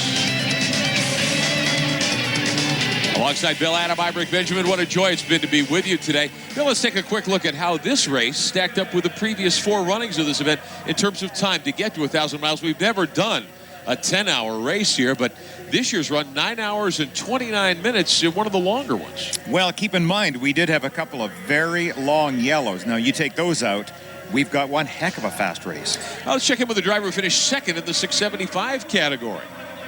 Well, Ben Devlin's second tonight in 675, and unfortunately that ends up with you second in the championship. Yeah, I don't think that's unfortunate. I think that's a great result. We've been coming late into the season. We never expected to be here, so it's a great result for me. First time in full season in the American Le Mans Series, so hopefully we'll come back next year and we'll take the title. So you're looking to be back maybe with Archangel again and go for it? Yeah, things are looking quite promising for a 2-car team and maybe moving up, so we'll see how it goes. Well, this guy certainly has the talent, second and only a partial season. He's going to be good. Calvin Fish? Well, Randy Post, great performance by Peterson Motorsports here today. Well, the Porsche ran really well. We chose a conservative strategy. We found a trick with our Yokohama tires to work in the hot weather. The practice and qualifying was all cold. And I just feel really pleased for the Peterson team to come on with a second for Porsche. All right, guys, congratulations. We got to get off the air, so we can't talk to you, Johnny, but great job today. Thanks, Brandon. Randy Post, Johnny Mullen, good to have them here this weekend. They didn't run the full season, Bill, but they come home second in GT behind the Alex Job team. Yeah, they like, I think, everybody else that we've dealt with over this entire season. Every driver, every mechanic. Just the most delightful group of people. They're constantly smiling, and they just showed it right there. Last couple of moments we have tonight, we want to show you how your favorite driver and team scored here tonight. There's your top 6, the 2 Audis, the 2 Cadillacs, the Panos number 51, and then Bila and Pirro, the second Panos, the 675 winner, the top GT cars, and then there's the Ben Devlin Archangel car in 12th spot. Take you through 13th to 18th. 18th spot belonging to one of the Celines. A bunch of the GTs, the 900 car of Jarrett Schrader. There's the Celine that did so well in qualifying so many times this year as we walk you through the balance of the field. Bill, what's your favorite memories? We look back all the way to Sebring in March. I've got so many, it's very hard to pick out one. I think for an exciting race, I got to go back to Washington and watching that great battle between Jan Magnussen and Christensen. That's something I'll remember forever. But I'm just so grateful to have been around here for the whole season, and thank you to Don Panos and Scott Atherton for having what a sensational series this is. As the 675 podium receiving their awards, you see the champions, John Field and his Intersport team, the IMSA Cup champions, Champion Racing in the 900, so they win fine honors. Congrats. The Nighthawk team in the 675s, the Conrad Celine in GTS, and Alex Job in GT, and all deserving champions. All of these awards will be handed out at the annual awards banquet tomorrow night at Chateau Elan, just down the road here. Coming up at 9:30 Eastern, Speed News with Bob Barsha and Ralph Shaheen. For Bill Adam, Greg Creamer, and Derek Bell, I'm Rick Benjamin. I want to thank our pit road crew tonight as well. Andrew Marriott on pit road with Brian Till, Jan Beekes, Calvin Fish. It's been a pleasure, gentlemen, to work with you this season. A lot of fun. We look forward to doing it again starting in March next year. All the information from Petit Le Mans, a whole lot more on our website, available 24/7 at speedtv.com. A long list of winners tonight on the season. We especially want to congratulate the 900 prototype champion Tom Christensen, the 675 champ John Field, the GTS champ Ron Fellows. Thanks for watching. We'll see you again soon. I'm Rick Benjamin. So long from Petit Le Mans.